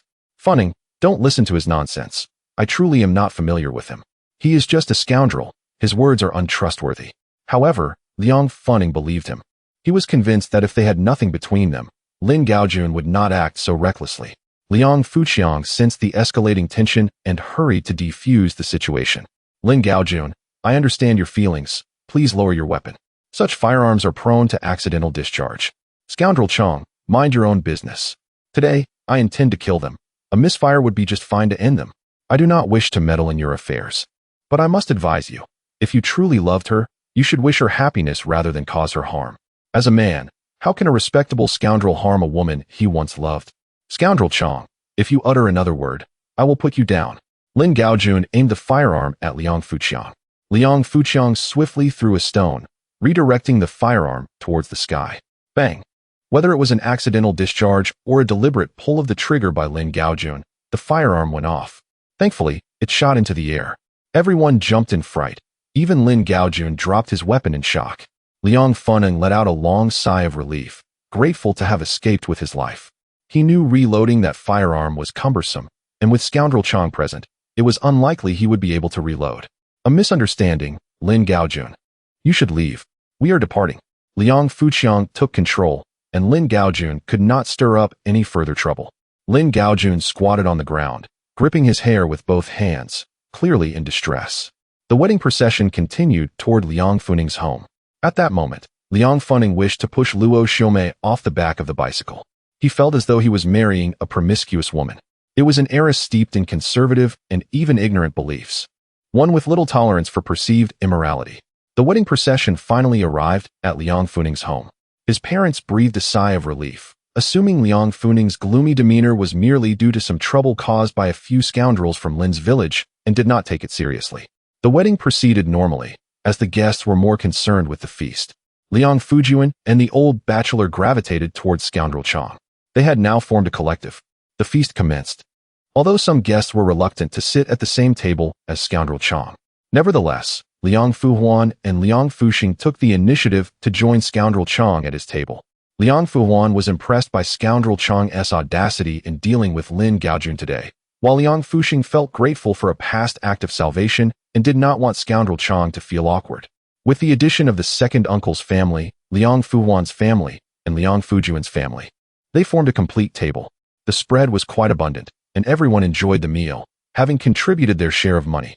Each family contributed $1, symbolizing mutual assistance. The banquet concluded, and they proceeded to the bridal chamber. In that town, the custom of raucous celebrations was unheard of, and indeed, the southern regions lacked such traditions. Liang Funning could hardly wait to undress the bride. A prominent birthmark appeared before his eyes, piercing his heart like a steel blade. It struck him like a bolt from the blue, causing Liang Funning to collapse onto the floor. A second-hand item. This is a second-hand item. Liang Funing went into a frenzy. The bride felt deeply insulted, tears streaming down her face. This should have been a moment of great joy, yet it turned into this dismal situation. Just the day before, they had been filled with excitement and beautiful expectations. They remained silent for over an hour. Ultimately, Liang Funing resolved to consummate the marriage. His actions were rough, fueled by immense resentment. The bride felt unjustly wronged, having done nothing amiss. In the end, it was proven that the bride was indeed untouched. This revelation did little to alter Liang Funing's perception. He still regarded Luo Xiaomei as tainted. The birthmark on her chest, like a stain, could never be cleansed. Every family has its own struggles. Liang Fuqiang did not wish to involve himself further, nor could he. Yet, Lin Gaojun, this dangerous element, had to be dealt with.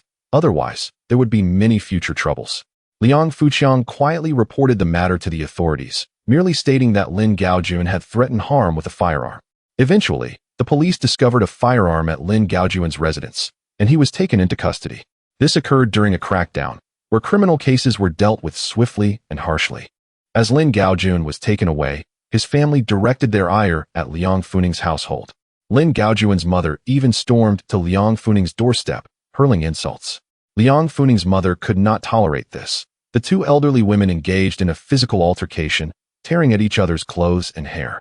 Lin Gaojun's mother, intruding onto another's territory to brawl, naturally found herself at a disadvantage. Crying and wailing, she returned home to seek reinforcements. Upon witnessing their mother being assaulted, Lin Gaojun's brother, Lin Gaojing, and his younger brother, Lin Gaobing, could not remain passive.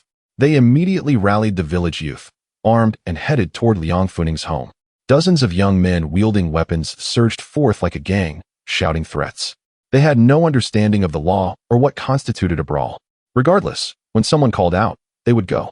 If anyone refused to go, they risked being abandoned in times of trouble, and during that era, every village stood united. A large group of young individuals, wielding various implements, marched into Liangjia village, naturally perceived as an act of provocation that could not be tolerated. The youth of Liangjia village immediately rallied together, seizing kitchen knives and iron rods, swiftly assembling for confrontation. The battleground was set before Liang Funing's residence, where two factions stood at odds, on the brink of an impending village conflict. In those days, brawls typically involved entire villages clashing against one another. Meanwhile, the news reached Liangjia village, and its inhabitants continued to arrive in droves. The youth of Liangjia village, likewise, kept gathering, as the specter of a great battle loomed ever closer. Liang Fujuan hurriedly rushed to inform Liang Fuqiang, "Brother Chong, the people from Liangjia village are advancing. We should hasten to see what's unfolding." Liang Fuqiang furrowed his brow, recognizing the potential for a large-scale bloodbath. Young individuals are often impulsive, and a single misstep could lead to considerable casualties. Xiao Jun promptly set off to notify the village chief, urging him to prevent any escalation into violence. "I will go and assess the situation," Liang Fuqiang declared, grasping a long bamboo pole as he made his way toward Liang Funing's home. Chapter 79. The reckless rascals demand the return of the culprit. The inhabitants of Liangjia village brandished their weapons, vociferously proclaiming their demands. Their fervor was palpable, even though many among them were uncertain of the specifics of the situation, merely following the crowd's lead in their shouts. Fortunately, both sides exhibited restraint, refraining from engaging in physical confrontation. Liangjia village, being larger and more populous than Liangjia village, had triumphed in numerous confrontations over the years, emboldening them to intrude upon Liangjia village's territory with impunity. This time, they felt confident of their impending victory, prepared to ravage Liangjia village, armed with an overwhelming number of people and a dozen firearms, poised to crush their adversaries at any moment. As tensions escalated, Liang Fuqiang interjected, brandishing a long bamboo pole as he stepped between the factions. "Everyone, please step back. Let us discuss this civilly. Violence is not the answer." He positioned the pole to maintain a barrier, aware that even a minor provocation could ignite a significant conflict. Liang Fuqiang understood the importance of preventing either side from breaching this critical line. His presence bolstered the spirits of Liangjia village's residents, who were well aware of his formidable prowess in combat. He had single-handedly dispatched a 500-pound wild boar and had previously faced off against 5 ruffians from Liangjia village, emerging victorious in both encounters. However, Linjia village regarded Liang Fuqiang with disdain. They dismissed the prowess of the so-called rascal Chong, believing their numerical superiority and firearms would prevail. We cannot allow him to escape punishment for his actions against Gao Jun and Gao Yuan. Yes, let us eliminate him. Several individuals, who had been assaulted the previous day, now clamored for retribution, emboldened by their numbers. Liang Fuqiang, originally intending to mediate, found himself the target of hostility. Yet, he remained composed. You lot, having attempted robbery yesterday without consequence, are feeling emboldened, are you? If a fight breaks out today, the police will undoubtedly intervene. When they inquire about the situation, you will find yourselves unable to evade the consequences. Thus, it would be wise for you to hope that violence does not ensue. Otherwise, imprisonment for 3 to 5 years will be inevitable. And for those of you wielding firearms, should a confrontation arise, you face an even graver penalty, 10 years in prison without possibility of parole. Liang Fuqiang aimed to intimidate them until their respective village leaders arrived, believing that a discussion led by authoritative figures would yield results. After a short while, both village leaders arrived on the scene. Village Chief Lin, what is the meaning of your people storming into our village armed with weapons? Are you attempting to incite war between our villages? War is brutal. We should cherish peace. Village Chief Liang Qinghe publicly admonished Village Chief Lin. Unfazed, Village Chief Lin retorted, the origins of this conflict lie with you, Liangjia Village. Your people are responsible for the capture and assault of our residents. Liang Fuqiang interjected, Gao Jun was apprehended because he broke the law, attempting to harm our villagers with a firearm. To blame us for his predicament is absurd.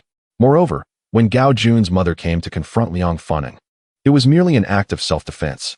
Just as you now confront us with weapons, we are justified in our defense. I am innocent. For every injury inflicted upon us, you shall face imprisonment exceeding 5 years. A death will warrant a death sentence. So ponder your choices carefully. Rascal Chong, when did it become your place to speak?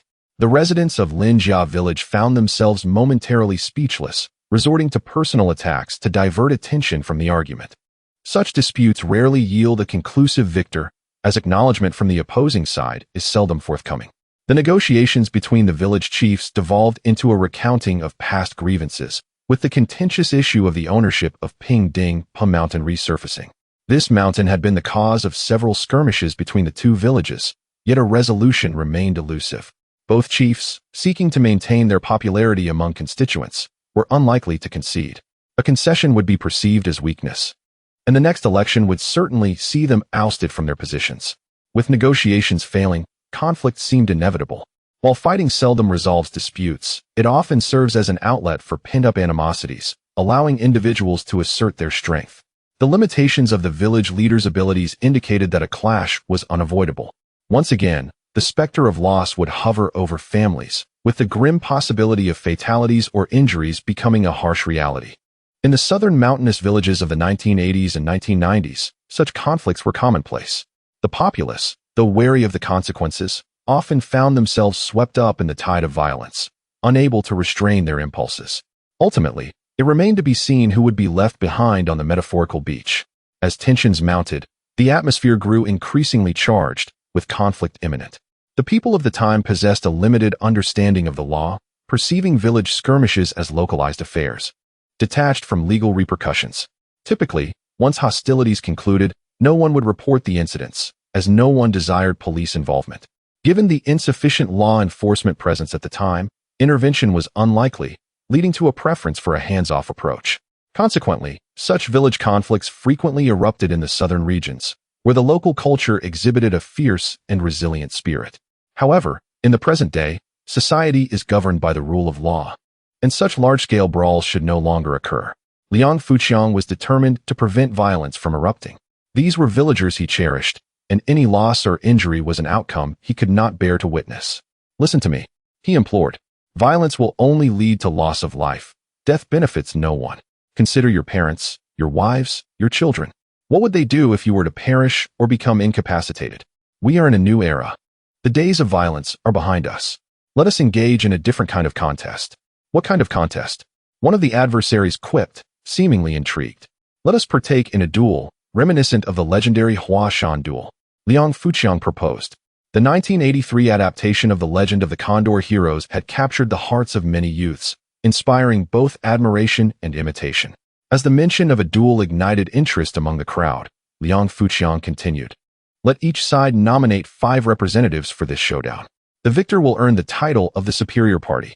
There are no prizes at stake, merely the honor of claiming superiority, which in itself is a significant accolade. Originally, Liang Fuqiang intended to treat Ping Dingpo as a prize, but after much contemplation, he decided against it. Regardless of which village it may be, none would truly wish to part with Ping Dingpo. Inevitably, after the contest, village conflicts would arise once more. This competition is merely a means to alleviate the existing animosities. Thus, it is inappropriate to present overly substantial stakes. When victory or defeat holds little significance, acceptance becomes much easier for all parties involved. The crowd swiftly concurred with Liang Fuqiang's suggestion. The youth from both sides were utterly thrilled. They were about to host a martial arts assembly, witnessing legends unfold, akin to a television spectacle. Next came the selection of warriors. Who shall we send into battle? Let us send the 5 absolutes: Dong Xie, Shidu, Nan Di, Bei Gai, and Zhong Shintong. Our village's Ouyang Feng appears to lack martial prowess, while their village's Master Long seems to master the 18 dragons subduing palms. Surely, he cannot be Guo Jing's disciple. Fear not, for our village has the old mischief maker. Surely, you are not referring to our foolish Jin Jin. He is but a simpleton. The young warriors from both sides set aside their weapons and engaged in fervent discussion. Friends, I propose you return and finalize your candidates. Let us convene for the Huashan duel this evening. No, it will be too dark to see tonight. We must witness the Huashan duel now. The crowd was impatient to behold this monumental battle. However, the selection of contenders was protracted, and disagreements over candidates led to tensions rising even among villagers. At this point, no one cared about the troubles of the Lin family. All were eager to witness the live martial arts showdown. In those days, entertainment options were still rather scarce. With an abundance of rice, one could easily overindulge and feel bloated. Chapter 80. Liang Fuqiang strikes with alacrity. The villagers of Liangjia village approached the martial arts competition with utmost seriousness, as it directly pertained to the reputation of their community. They could not afford to be overshadowed by Liangjia village. Historically, they had always succumbed to defeats, being thoroughly dominated by Linjia village. This time, they were determined to reclaim their honor through this contest. Selecting the representatives was straightforward. Liang Qinglong, the esteemed Master Long, was undoubtedly a candidate. Although he was nearing 70 years of age, his prowess remained undiminished, and he was still capable of fighting. The remaining contenders were the villagers who trained under Master Long during the evenings. Among them, Liang Fuwu, designated as the eldest disciple, was a clear choice. Standing at an impressive height of 1.8 meters, with long limbs, he was hailed by Master Long as a prodigy due to his extraordinary physique. Liang Fuwu himself was passionate about martial arts, training tirelessly throughout the seasons, embracing rigorous exercises like the plum blossom stance, wooden man drills, and leg weights, which laid a solid foundation for his skills. However, his techniques were somewhat lacking, for Master Long, being merely a minor bodyguard, had not imparted any profound martial arts knowledge. The villagers believed that Liang Fuwu had likely surpassed Master Long and become the village's foremost martial artist. In contrast, Liang Fuwen, Liang Fuwu's younger brother, was a discontented youth. Lacking martial skills, he carried a poetry collection, lamenting the injustices of the world and vocally expressing his grievances. It was he who raised the loudest clamor for the upcoming brawl. As for the other candidates from Liangjia village, the second, third, and fourth disciples were notably inferior in skill compared to the eldest disciple. It was believed that the eldest alone could easily overcome all 3 of them. Nevertheless, they represented the strongest fighters Liangjia village could muster, and the selections were made without hesitation, with most villagers confident in the outcome. At this juncture, Liang Fujian voiced his dissent. My brother Chang is the mightiest. He should take the lead. He asserted boldly. If Chang does not participate, our village is bound to lose. His conviction prompted the villagers to realize that they had overlooked the formidable Liang Zaiqiang.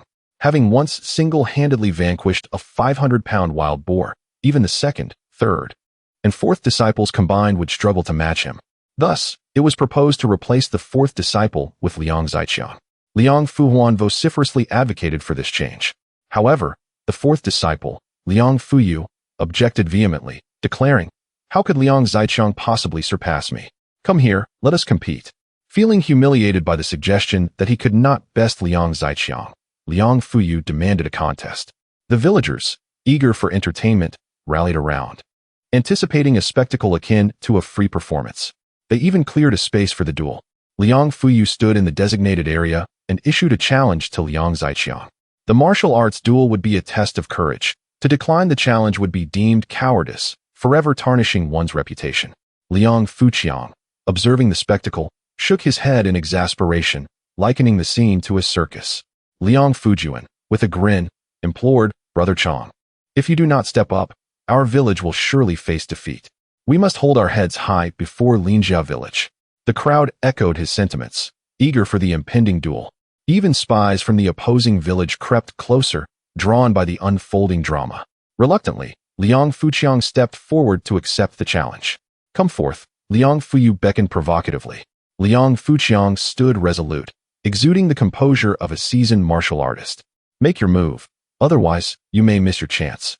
As the villagers eagerly anticipated the clash, Liang Fuqiang embraced his role, and the spectators were thrilled. The scene mirrored their expectations of a cinematic showdown, though they found it perplexing that Liang Zichang, typically cast as a villain, appeared to embody the heroic protagonist. Liang Fuyu, unaware of his role as the supporting character, launched himself into action. He executed a double flying kick aimed at Liang Fuqiang's chest, a signature technique of Master Long that had once astonished the villagers by toppling a mud wall. As Liang Fuyu performed the move with fervor, the crowd marveled at his apparent mastery, believing he had inherited Master Long's true teachings. Some villagers even began to worry for Liang Fuqiang, fearing he might suffer a similar fate as the wall. As the double flying kick approached, Liang Fuqiang remained motionless, leading the crowd to assume he was paralyzed with fear.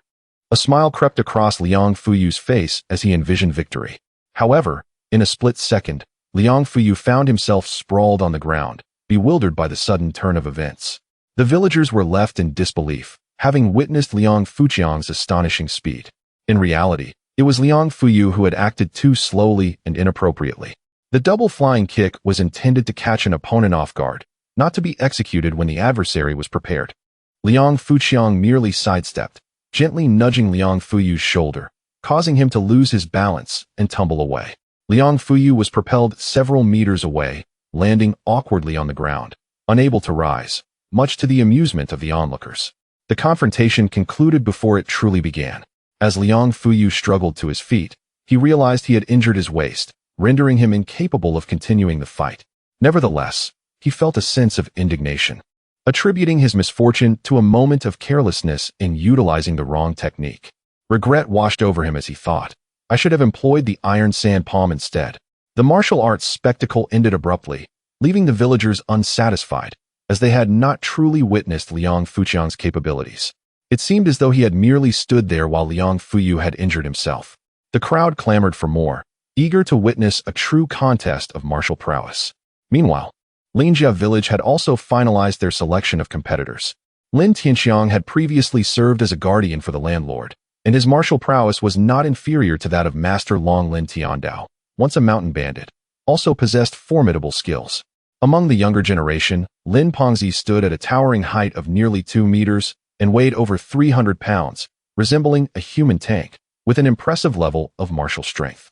With these 3 formidable adversaries, it would be no easy feat for Liangjia village to secure victory. Although the remaining 2 contenders were less skilled, they were evenly matched against the second and third brothers. The outcome of the competition remained highly uncertain, and the crowd was filled with anticipation. I propose that we hold the duel at Pingdingpo. Liang Fuqiang reiterated his suggestion. Pingdingpo was the hillside that had long been a battleground for the 2 villages, serving as the root of their animosity. Setting the venue for the duel there was most fitting. Furthermore, the ground was soft and the grass thick, minimizing the risk of injury. More importantly, leaving Liang Funning's doorstep meant that this gathering for a brawl would be averted. Everyone supported Liang Fuqiang's proposal. Indeed, holding the duel at the hilltop evoked a sense of the legendary Huashan Swordsmanship Conference. With unanimous agreement, the people of both villages made their way to Pingdingpo in a grand procession, which included not only the young but also the elderly, women, and children, who would not enjoy a free martial arts spectacle. Among them was Lin Yueru, who felt a deep concern for Liang Fuqiang. Life had finally begun to show a glimmer of hope, but if something were to go awry, what would become of it? Her anxiety heightened, especially upon hearing the villagers of Linjia discussing plans to take advantage of the situation to eliminate Lan Zaiqiang. Chapter 81. Still the despicable prevail. The Pingdingpo soon became a bustling hub, teeming with people.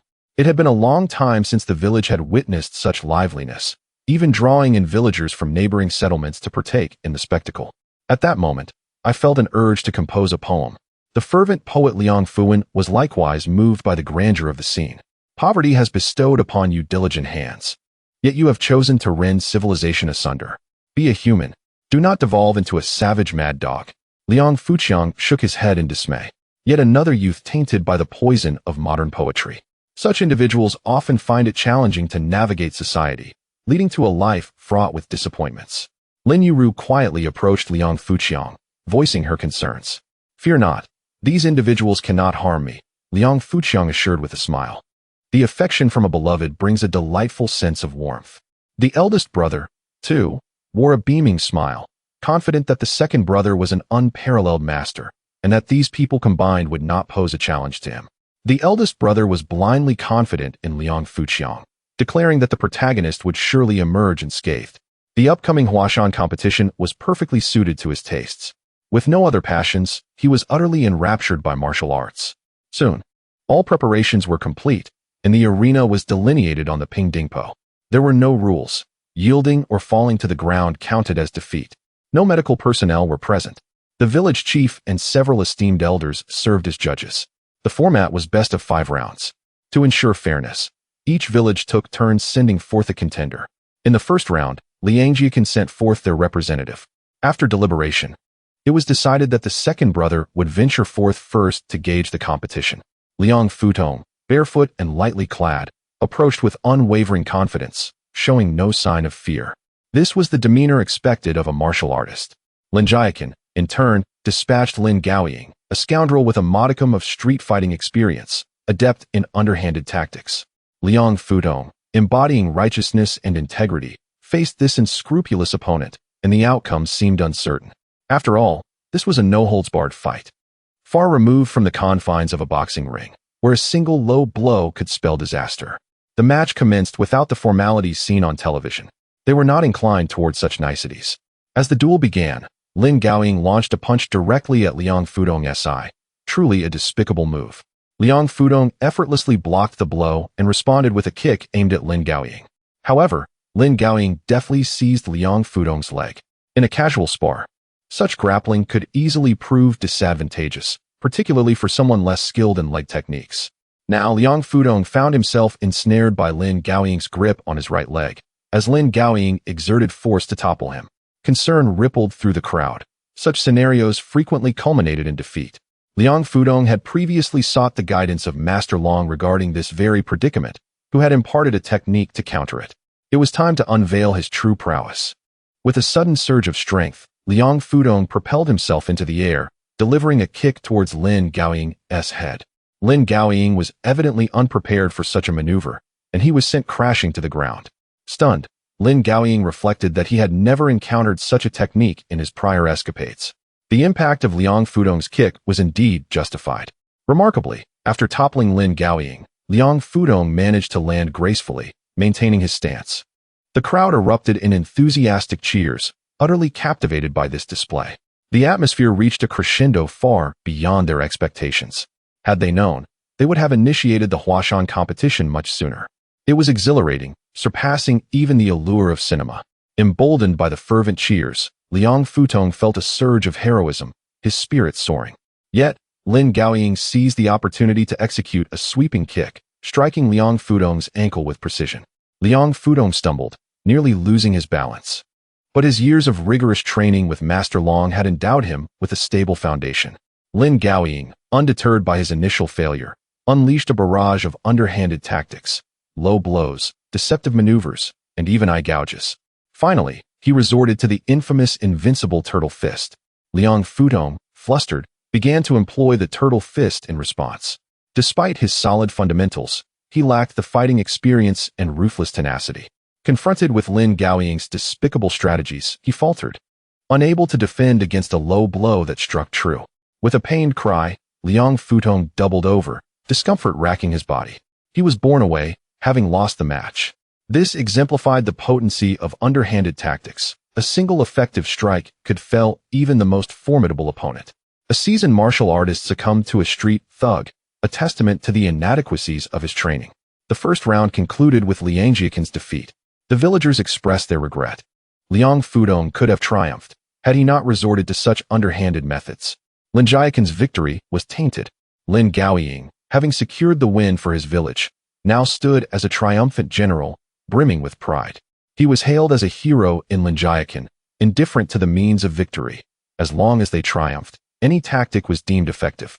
As the second round commenced, Lin Jiakin sent forth their next contender, Lin Tiandao. Once a notorious bandit leader, he was a formidable figure, renowned for his ruthless strikes and mastery of lethal techniques. Though he was now in his 60s, his vitality remained, with a vibrant complexion and sharp gaze that should not be underestimated. Liang Jiakin convened a discussion. Perhaps I should step forward. I believe I can handle him, one of them proposed. Master Long intervened. No, that man is ruthless and lacks martial ethics. If he employs his devious tricks against you, it could lead to dire consequences. Allow me to take the lead. The eldest brother asserted, and the others concurred. At this moment, only Master Long and the eldest brother possessed the capability to restrain this old scoundrel. Once again, I feel inclined to compose a poem. The fervent poet rose once more. Ah, when the beast is unleashed, it roars like thunder, and the old dog resembles a foul pest. We are not of the same ilk, yet we contend for the refuse of a single mouthful. The crowd shook their heads, indicating their inability to comprehend. After all, his poetry never possessed any beauty. With the eldest brother stepping into the fray, a cheer erupted from the onlookers. Bishing Bishing, the villagers of Liangjia village are filled with unwavering confidence in Dashi Xiong. Lin Tiandao's expression is grave. He is well aware of Liang Fuwu's prowess, a martial arts prodigy endowed with brute strength and a temperament that is neither hasty nor impatient, making him a formidable opponent. He would prefer to face Master Long rather than this young man. However, since the confrontation is inevitable, he will not back down. Lin Tiandao harbors significant confidence in his martial skills. Master Lin, I humbly seek your guidance. Dashi Xiong salutes Lin Tiandao with a fist clasp. The atmosphere is charged with anticipation, resembling a genuine martial arts duel. The previous bout resembled a street brawl. This is a gathering of heroes, a competition on Mount Hua, where skilled warriors clash. Let the duel commence. The match has begun, yet neither side rushes to attack. Both combatants continuously shift their stances and change positions, seeking the optimal moment to strike. It remains to be seen who will falter first. 3 minutes pass, then 5, then 10. Will they continue to fight or not? If not, they should step down and allow the next pair to take the stage. The onlookers are growing restless, eager to change the channel. Chapter 82. Liang Fuqiang takes the stage at last. The senior brother made the first move, initiating the encounter with a sweeping leg kick to test the waters. Lin Tiandao chose to retreat, evading the challenge. Seizing the moment, the senior brother thrust forward with a palm strike, and the battle commenced. Lin Tiandao was constantly on the defensive, seeking an opportunity to deliver a decisive blow. However, the senior brother's solid foundational skills rendered him nearly invulnerable. Each of his attacks was measured and left no openings. As Lin Tiandao was forced to dodge repeatedly, his urgency began to escalate. With a swift scorpion tail maneuver, the senior brother's thigh grazed Lin Tiandao's chest. Lin Tiandao leaned back with all his might, narrowly avoiding this strike. Taking advantage of Lin Tiandao's unsteady stance, the senior brother executed the Taiji Bagua pushing hands technique, sending Lin Tiandao flying 3 to 4 meters before he landed heavily on the ground. Before Lin Tiandao could rise, the senior brother's fist was already poised between his brows. I concede. Lin Tiandao admitted defeat with remarkable candor. The senior brother helped him to his feet, exemplifying the virtues of a true martial artist. The younger generation is formidable. Lin Tiandao sincerely praised his opponent. Thank you for the match. The round concluded with Liangjia village emerging victorious. An outcome anticipated by the villagers, for the senior brother was indeed unbeatable. In the third round, it was Liangjia village's turn to send forth a fighter. Without hesitation, they dispatched the third senior brother. Unfortunately, he fell to defeat against the opponent's Wang Baquan technique, bringing the score to 1 win for Linjia Village and 2 for Liangjia Village. Should Linjia Village claim another victory, they would triumph overall. The next match was crucial for Liangjia Village. This time, Linjia Village opted to send their strongest contender, Lin Tianxiang. Once the captain of a wealthy family's security team, he was renowned for his formidable hard qigong, capable of splitting stones. Legends spoke of his ability to wield a heavy broadsword with great dexterity.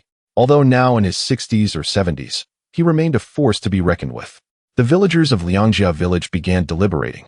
Their options narrowed down to 2, Master Long and Liang Fuqiang. It was imperative that Liangjia Village secured a win in this round, allowing them to lose gracefully in the subsequent match if necessary. Thus, the villagers unanimously nominated Master Long to compete, expressing their confidence in his abilities. Master Long himself felt compelled to rise to the occasion. The 2 elderly masters faced off, each exuding the essence of seasoned warriors. As they engaged, the crowd was quick to recognize their prowess. 18 dragon-subduing palms, they exclaimed. For years, it had been rumored that Master Long could wield this technique, and today, they finally witnessed it in action.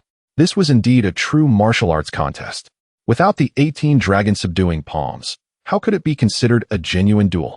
Master Long, akin to the legendary beggar Su, faced Lin Tianxiang, who resembled a fearsome bear.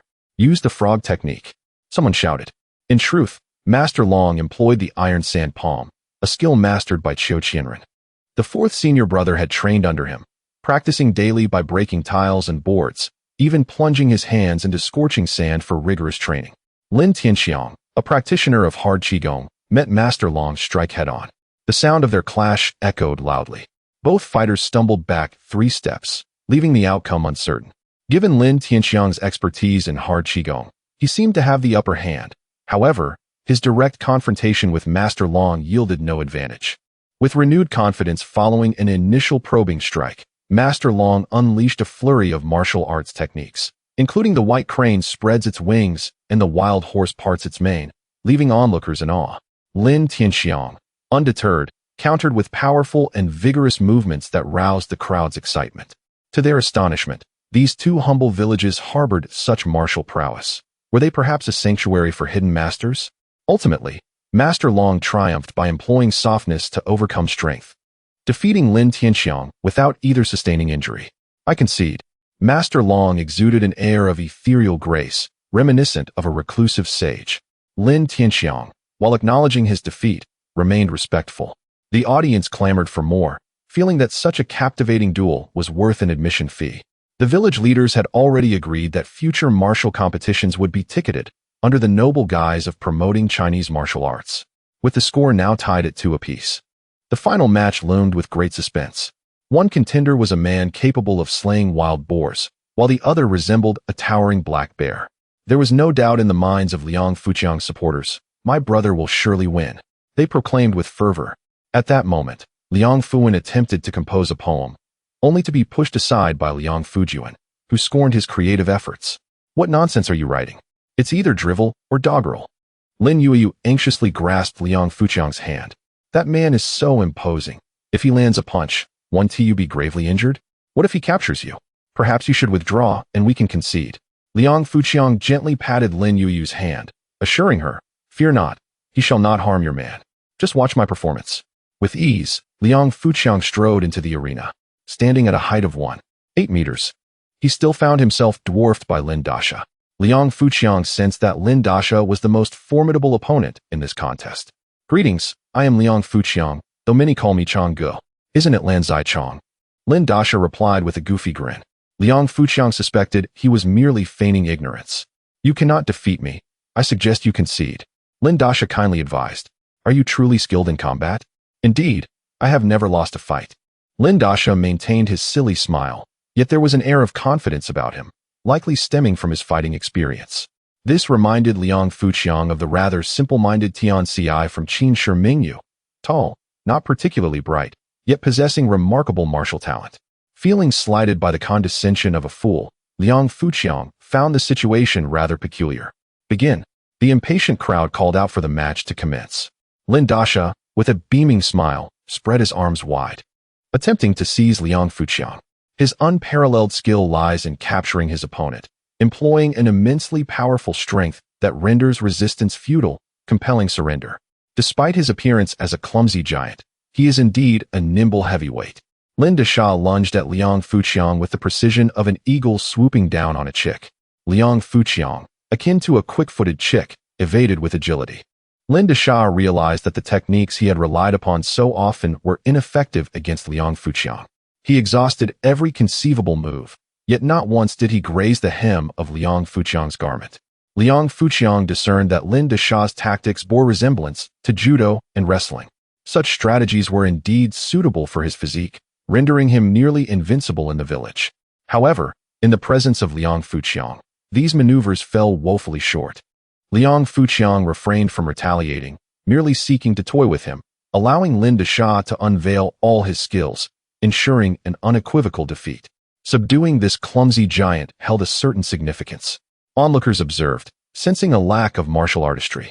This resembled nothing of the chivalric spirit. It was more akin to children engaging in a playful scuffle. Before long, Lin Desha began to pant heavily. Is this truly your only capability?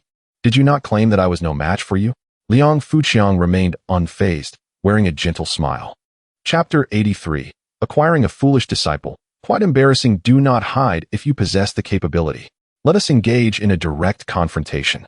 Lin Desha, feeling somewhat irate, had never been in such a frustrating fight before. If you desire a face-off, I shall oblige. Are you prepared for defeat? Once ready, I shall commence. Liang Fuqiang struck Lin Desha's face with a powerful punch, but Lin Desha managed to block it. This, however, was merely a feint. Liang Fuqiang seized Lin Desha's hand, advanced upon him, and executed a shoulder throw.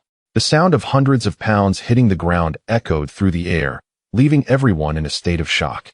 What kind of move was this? It was unprecedented. Who knew that fighting could be so direct and brutal?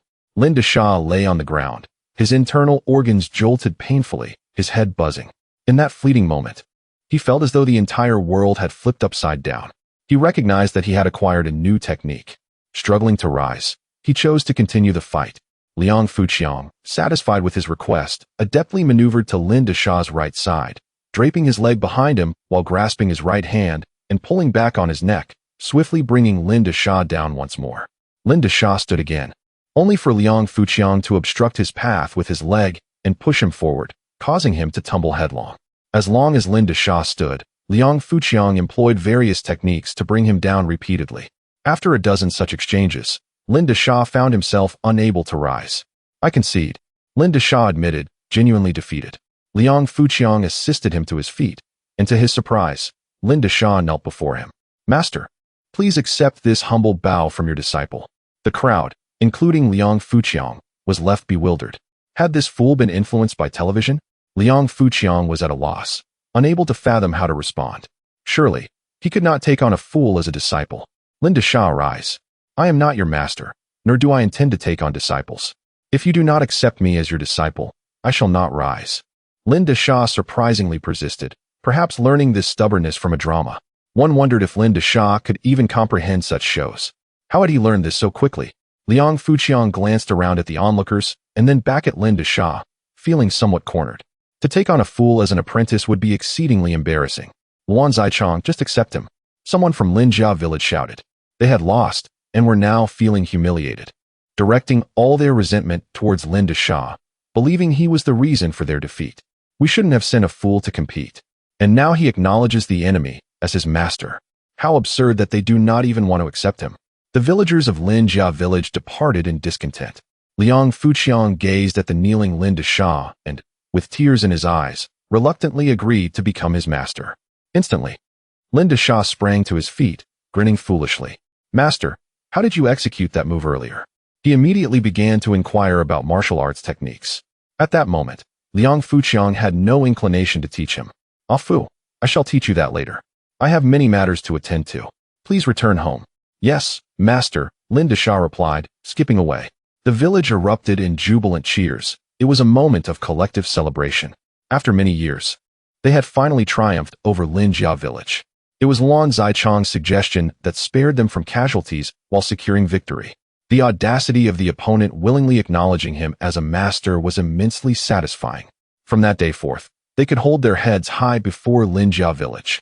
This battle had significantly altered the villagers' perception of Luan Zichang. Most importantly, they recognized him as a true master. Furthermore, having such a skilled yet seemingly foolish ally was indeed advantageous for their village. Some observant villagers noticed that Luan Zichang seemed transformed. His demeanor had evolved, especially during his duel with the fourth senior brother, where he appeared as an unparalleled master. The aura he exuded bore no resemblance to that of a mere fool. Could it be that Luan Zichang had genuinely changed for the better? Doubts began to stir in some hearts. The villagers of Lin Jia village lingered, primarily seeking an excuse to avoid work. They excitedly discussed the recent martial arts competition. At this moment, Liang Fu felt inspired to compose a poem. The great waves cleanse the heroes, the clouds roll over the peak. The wilderness meets the sea, do not mock the white-haired elder. The crowd shook their heads, a scholar and a fool combined into one. This mountain poet always concocted peculiar verses, sometimes more nonsensical than the village's foolish guardian. At least the guardian's words often bore truth, while Liang Fu's musings seemed ethereal. Was he insinuating that Master Long was aging? Meanwhile, Lin Gaojun and the eldest, Lin Yueru, approached Liang Fuqiang. "Changgu, why not take me on as a disciple too?" Lin Gaojun suggested. Liang Fuqiang promptly gave him a light tap on the back of the head. "Have you taken after Linda Xia? Did I not teach you to butcher pigs? Master that skill first, and you shall earn money from it. That is far more valuable than martial arts. What use is martial prowess if one resorts to robbery?" Lin Gaojun, stung by this, lost interest immediately. However, the eldest disagreed. "I have heard that masters can dodge bullets. The Jinzhong Zhao and Tai Bushan can deflect them." Liang Fuqiang shook his head. "Even wild boar skin is tough enough, yet it cannot withstand bullets. No matter how one trains, they cannot surpass the hardness of a wild boar's hide. A gun can pierce steel, no form of defense can withstand it." Lin Yueru, relieved to see Liang Fuqiang unharmed, gazed at him with admiration. Her man was truly formidable, excelling not only in bed but also in combat. She loves him, he loves her. Let us depart for home. Liang Fuqiang was the first to leave. With the matter concluded, he brushed off his garments, concealing his merits and reputation. On the journey home, Liang Fuqiang observed ants relocating. A multitude of ants was indeed moving, ascending to a notably high earthen slope. This was unusual. As the leader of Mu Men, Liang Fuqiang possessed a keen sensitivity to the aberrant behaviors of animals. Given the magnitude of the occurrence, he feared that a great deluge was imminent. Liang Fuqiang was filled with apprehension. Although his humble abode had been reinforced, it might not withstand such a torrential downpour. A storm capable of inducing floods would likely overwhelm many houses in the village. "Brother Chong, what is there to observe about these ants?" inquired Xiao Jun. "I fear that within the next couple of days, a torrential rainstorm will strike. It would be prudent for you to inspect your home and reinforce any vulnerabilities," Liang Fuqiang advised. "Brother Chong, surely you jest. Look at the clear sky. A downpour would bring relief from the heat." Liang Fuqiang dismissed the concern. He had witnessed heavy rains before. Yet, Liang Fuqiang remained troubled, continuously monitoring the responses of other creatures. Ultimately, all signs indicated the impending arrival of an extraordinary storm. Chapter 84. The villagers began to panic. Liang Fuqiang hurried back home, burdened with an array of tasks. He first surveyed his humble earthen dwelling, apprehensive that it would not withstand the impending deluge. It was imperative to take precautions. Should a flood occur, the rabbit burrow would be the first to suffer. Although the burrow was situated on elevated ground, it resembled a large pit that would inevitably fill with water, leading to the demise of all its inhabitants. To avert this disaster, Liang Fuqiang constructed a refuge for the rabbits on a nearby earthen slope. Additionally, he erected a simple shelter nearby in case his small abode became uninhabitable, providing a temporary haven. "Master." Lin Dashan appeared with a goofy grin. Liang Fuqiang felt a vain throb on his forehead. How did this simpleton find him? "What are you doing, master?" Lin Dashan asked, his innocent demeanor disarming. Liang Fuqiang found that Lin Dashan was not as bothersome as he initially perceived. "I'm planning to build a bamboo house." "Master, I'll help you," Lin Dashan exclaimed. "All right, go fetch some bamboo." "Sure thing." Lin Dashan cheerfully went off to chop bamboo. Upon hearing about Liang Fuqiang's bamboo house project, the old bachelor rushed over to assist. Liang Fuqiang's cousin soon joined them. The four of them worked together, and in no time, they had constructed a spacious and beautiful bamboo house. Originally, Liang Fuqiang had intended to build a modest shelter for emergencies, yet they ended up creating a stunning large bamboo dwelling. The rich aroma of bamboo wafted through the air inside, bestowing a refreshing and healthy ambience upon those within. Such a place was perfect for brewing a pot of tea, playing a tune on the guzheng, or inviting a few close friends to reminisce about the past and discuss heroes over wine. Liang Fuqiang was quite fond of this bamboo house. The bamboo floor felt cool and comfortable beneath his bare feet. The old bachelor even crafted a table and stools from bamboo, showcasing his remarkable craftsmanship and sincere effort. Liang Fuqiang held him in high regard. A person with such talent should not remain a bachelor for long. Observing the three perspiring yet cheerful individuals, Liang Fuqiang felt a surge of emotion. They were truly endearing. "You have helped me, and I shall return the favor. Do you trust me?" he declared suddenly. "We trust you," Liang Fuqiang's cousin and the others replied in unison. "Excellent. I will help you earn a little money. Let us quickly gather more bamboo to make some fishing tools. When the flood arrives in a day or two, we will catch a multitude of fish to sell later." "Brother Chong, will there really be a flood in a day or two?" "Indeed, we must prepare in advance," Liang Fuqiang affirmed, and the others believed him.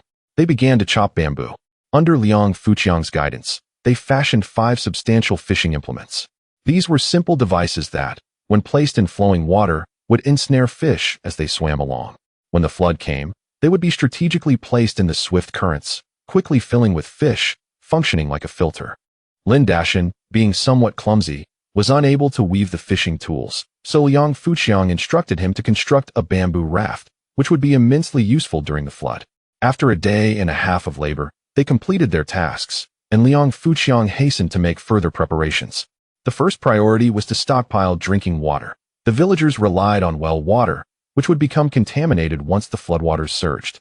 Liang Fuqiang also informed his eldest brother and second uncle to fill their water supplies. Anticipating power outages during the flood, provisions of kerosene and candles were essential. Seizing the remaining time, Liang Fuqiang gathered a large quantity of firewood. Some villagers found his meticulous preparations amusing, expressing disbelief at his warnings of impending floodwaters. They had never witnessed such a disaster in their lifetime, dismissing it as merely heavy rain, uncertain even if it would rain at all. Some villagers even carried buckets to water their vegetable patches. As night fell, the atmosphere grew oppressive, the world seemingly frozen, without a whisper of wind. Liang Fuqiang understood this to be the calm before the storm. His unease compelled him to carry several hundred pounds of supplies into the bamboo house, alleviating some of his anxiety. If no flood materialized, he would certainly be the subject of ridicule. "Brother Chong, are we perhaps overreacting?" Lin Yueru could no longer contain her thoughts. She, too, was skeptical of the flood. Liang Fuqiang remained silent, as he could sense the storm drawing near. In the dead of night, a thunderclap resonated through the heavens, illuminating the earth with flashes of lightning. The booming thunder grew louder, as if echoing from above. Lin Yueru, frightened, nestled into Liang Fuqiang's embrace. "The flood is about to begin. Let us rest quickly. The next few days may not afford us such luxury," he urged. The raindrops pounded relentlessly upon the tiles, urgent as 1,000 galloping steeds. All the villagers rejoiced, relishing the refreshing rain, oblivious to the brewing catastrophe. What was initially thought to be a passing shower persisted into the dawn. Women busily prepared snacks while men relished a rare day of rest. The harvest depended on the weather, as did their leisure. "Brother Chong, since it's raining today, shall we make some snacks at home? If you wish to make them, go ahead. I fully support you. I want to make rice cakes, but I don't know how." "I will teach you," Liang Fuqiang said, gently embracing Lin Yueru. This tranquil moment was truly delightful. Liang Fuqiang gathered the necessary ingredients for making rice cakes. This time, Lin Yueru confidently ventured alone to the village chief's house to grind the rice flour. No longer intimidated by her identity as the wife of such a prominent man who had contributed much to the village, Brother Chong was her pride, and she no longer feared her status. Lin Yueru boldly carried the soaked glutinous rice to the village chief's home. The women of the village no longer dared to underestimate her. After all, Lan Ziqiang was a martial arts master. Offending him could result in their husbands being tossed around like Lin Dashan. Lin Yueru sensed the shift in the women's attitudes towards her. In that era, a woman's reputation in society was significantly influenced by her husband. Lin Yueru felt fortunate to have a good partner. The various past grievances had gradually faded from her memory. The rain continued to pour, yet the women were immersed in the delight of preparing delectable dishes, entirely unconcerned by the downpour outside. In the southern regions, heavy rain was a commonplace occurrence, and people often wished for it to last a little longer. Once the rain ceased, they would have to return to their labor. Although participation was voluntary, the discomfort of remaining idle while others toiled was palpable. This was the nature of societal pressure. Only during rainfall could one rest with such a clear conscience. Liang Fuqiang assisted Lin Yueru in crafting an array of stuffed rice cakes. The enticing aromas drew Liang Lin near, for she knew that in such weather, delicious food would surely be prepared at Erji's home. Once the rice cakes were completed, they had their fill. However, the rain persisted, and the sky remained dark and foreboding, showing no signs of abating. Water began to accumulate on the ground, and the villagers sensed something was amiss. Could it be true, as Luan Zichang had suggested, that a flood was imminent? Panic began to spread among the villagers. Chapter 85. A bountiful harvest. The torrential rain continues unabated, and the accumulation of water on the land grows deeper. Many roads are inundated, with water rising above the knees. People can no longer remain calm or rest. The men in every household don their conical hats, don plastic coverings, and armed with iron shovels, they venture out. Their fields are beginning to flood, and it is imperative to drain the water as swiftly as possible. However, upon arriving at the fields, they discover a vast expanse of water, rendering any drainage efforts futile. Water is everywhere, and the drainage ditches have merged with the fields, while torrents from afar seem endless. Despair envelopes them as they suddenly realize their insignificance in the face of nature. Confronted by this relentless deluge, they find themselves powerless to effect any change. The men must relinquish their efforts, surrendering their hard work and hopes for survival. Yet, they have no choice but to abandon all they held dear, for they cannot alter their fate. This is disaster, and losses are inevitable. Fortunately, they can still preserve their lives, so returning home seems the wisest course. When they relay the situation to the women, the allure of their culinary creations dissipates in an instant. Now, all they can do is pray for the rain to cease, or at least diminish in intensity. The downpour persists, intensifying into a torrential cascade. Darkness descends. Some houses begin to leak, and the earthen walls become sodden, their surfaces softening. The electricity has long since gone out. Within Liang Fuqiang's abode, an oil lamp flickers dimly, casting shadows in the small earthen dwelling where two individuals huddle closely together. Lin Yueru feels an unsettling anxiety as she observes the walls around them, now excessively damp. "Changge, do you think our house will collapse?" she inquires. "It's hard to say. The rain shows no signs of stopping, and we cannot predict how high the water will rise. For safety's sake, let us move to the bamboo house," Liang Fuqiang deliberates, ultimately deciding to relocate that very night. "Yueru, you stay here while I transport the bedding and clothing to the bamboo house." "Changge, I'm scared," she protests. "How can a grown person like you be afraid of the dark?" He replies incredulously. "I just am." Facing her playful insistence, Liang Fuqiang can no longer resist. "All right then, you hold the umbrella and illuminate my path with the oil lamp." "Okay." Lin Yueru joyfully bestows a sweet, damp kiss upon him. Liang Fuqiang wraps the belongings in plastic and carries them toward the bamboo house, while Lin Yueru shields herself with the umbrella, carefully following beside him. Barking excitedly, Xiao Jili, the dog, was already settled in the bamboo house. Spotting Liang Fuqiang from afar, it joyfully barks in anticipation. Upon entering the bamboo house, Liang Fuqiang and Lin Yueru feel a wave of relief. This small hillside, elevated and sturdy, remains unaffected by the torrential downpour. Liang Fuqiang is grateful for his foresight in constructing the bamboo house. Without it, he cannot fathom how they would manage that night. Thunder and lightning continue to rend the darkened sky as the rain pours incessantly. People drift into uneasy slumber, with many destined for a sleepless night. Liang Fuqiang, however, falls into a deep sleep after his exertions. At dawn, the rain still falls, as if the heavens have opened wide. The bamboo raft, resting in a low-lying area, has begun to float. It is almost navigable. Liang Fujian and the old bachelor arrive together, while others fret over the flooding of their crops. They, however, are unusually exhilarated. "Changge, let us go fishing," Liang Fujian exclaims. They knock on Liang Fuqiang's house, but no one answers. Could it be that Changge has moved to the bamboo house? One speculates. It seems likely, another agrees. Changge truly has foresight, knowing to build a bamboo house in advance. Look, the water is already at the wall's base. It is about to flood inside. Their admiration for Liang Fuqiang grows. Meanwhile, Liang Fuqiang stands at the bamboo door, awaiting their arrival. Changgu, you really moved to the bamboo house. Liang Fujian and the old bachelor expressed their delight at being able to assist Liang Fuqiang in constructing the bamboo house. Have you all had breakfast? Let us go catch some fish. Liang Fuqiang leads the way, carrying fishing gear and large barrels as they set off on the bamboo raft. The fields are completely submerged, a vast expanse of white. Thankfully, some trees provide markers for navigation. Otherwise, they would be lost. The fields are devoid of people, and the deepest parts measure 2 meters. Without the bamboo raft, traversing this expanse would be impossible. The reservoirs and village ponds are flooded, and the fish have escaped with the rising waters. They paddle the bamboo raft toward a higher section of the river, which remains relatively unscathed, as the rushing floodwaters flow swiftly along the riverbed. Liang Fuqiang positions the large fishing gear at a steep bank, where the river's current rushes down with great force. The gear acts like a filter, preventing the fish from choosing their direction, forcing them into the trap. Within a minute of setting the gear, large fish are already being swept into it. Liang Fuqiang secures the gear with a prepared bamboo pole before moving on to other locations. The rain continues to fall.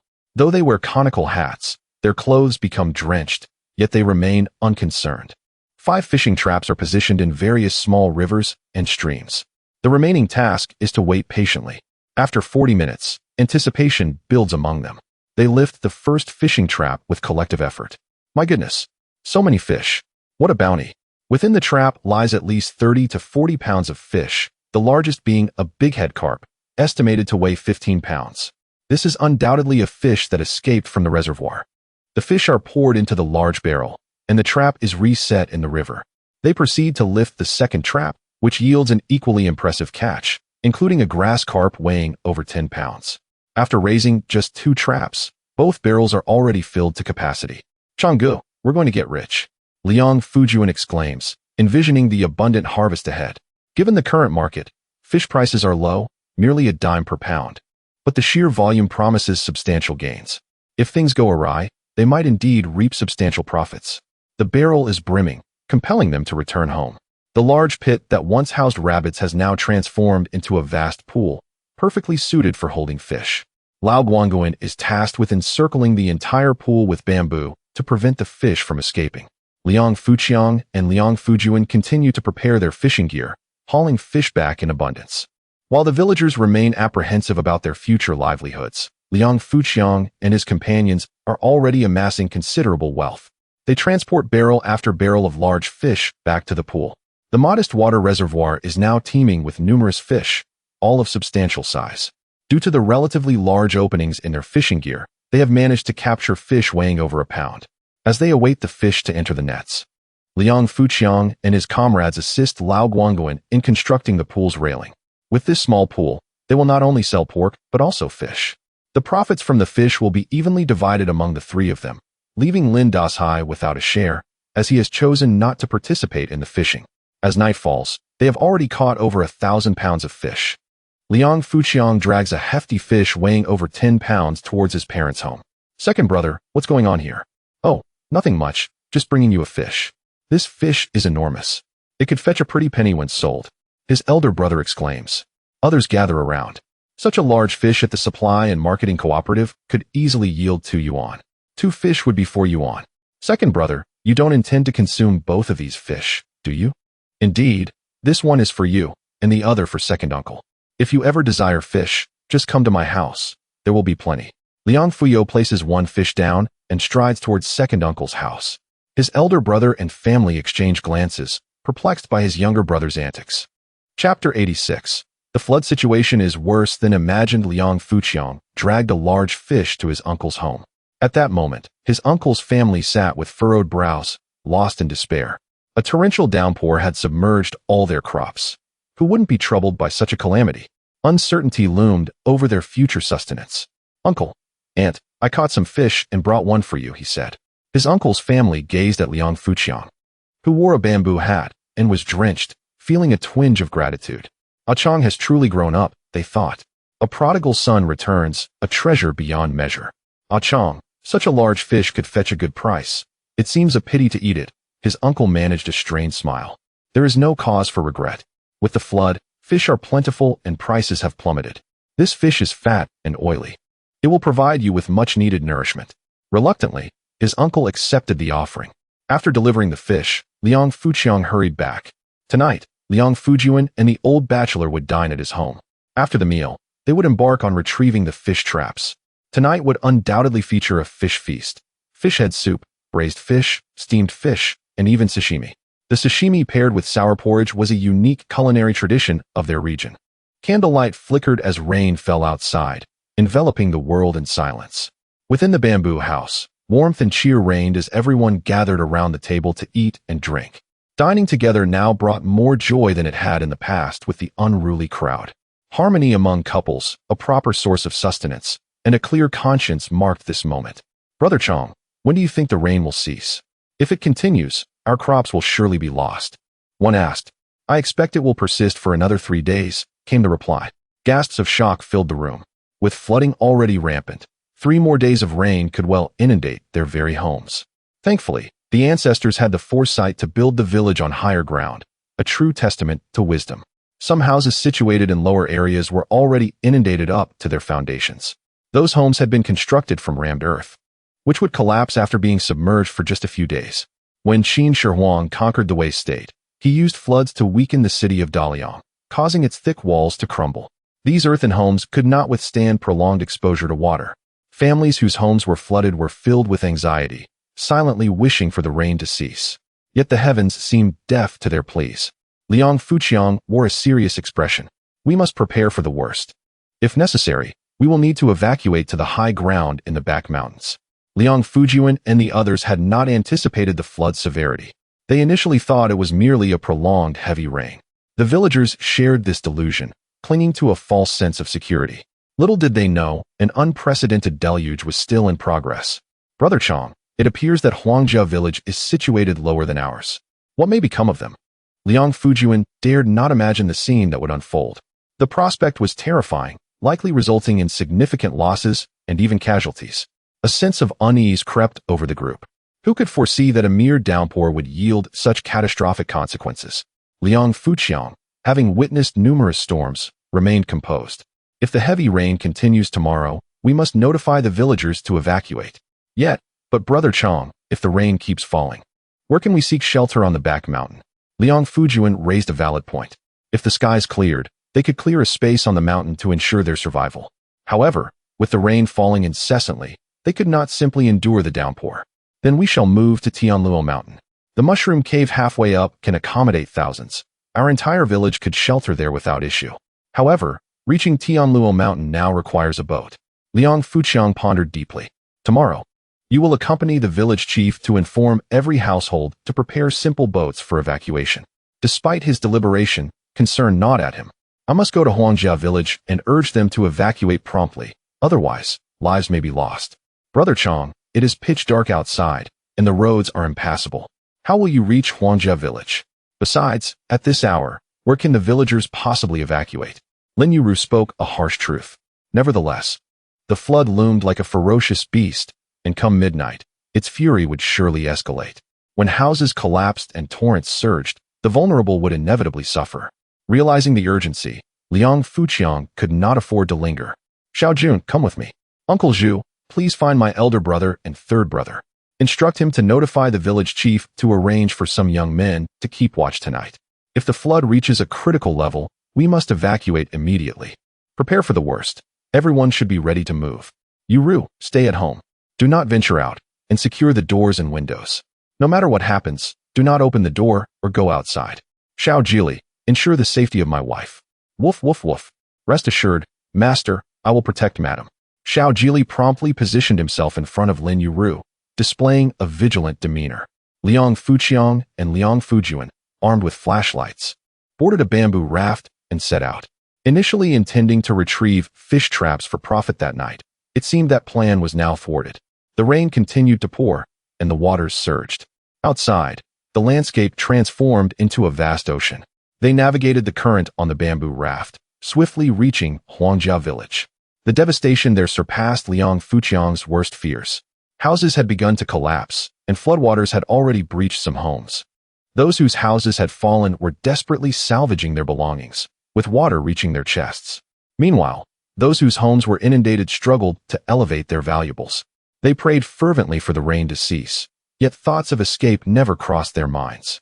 Their homes, which had once provided shelter from storms and disasters, now seemed to demand their loyalty in the face of calamity. It appeared foolish, yet it was a stark reality.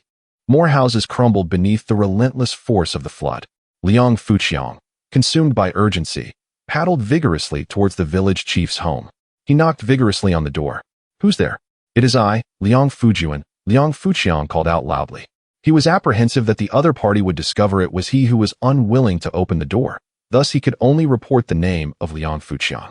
As the door creaked open, village chief Huang was met with the sight of the ruffian Chang and instinctively sought to slam the door shut, only to be thwarted by Liang Fuqiang's firm grip. "What do you intend to do, ruffian Chang?" "I harbor no intentions, but a deluge is upon us, and the situation is dire.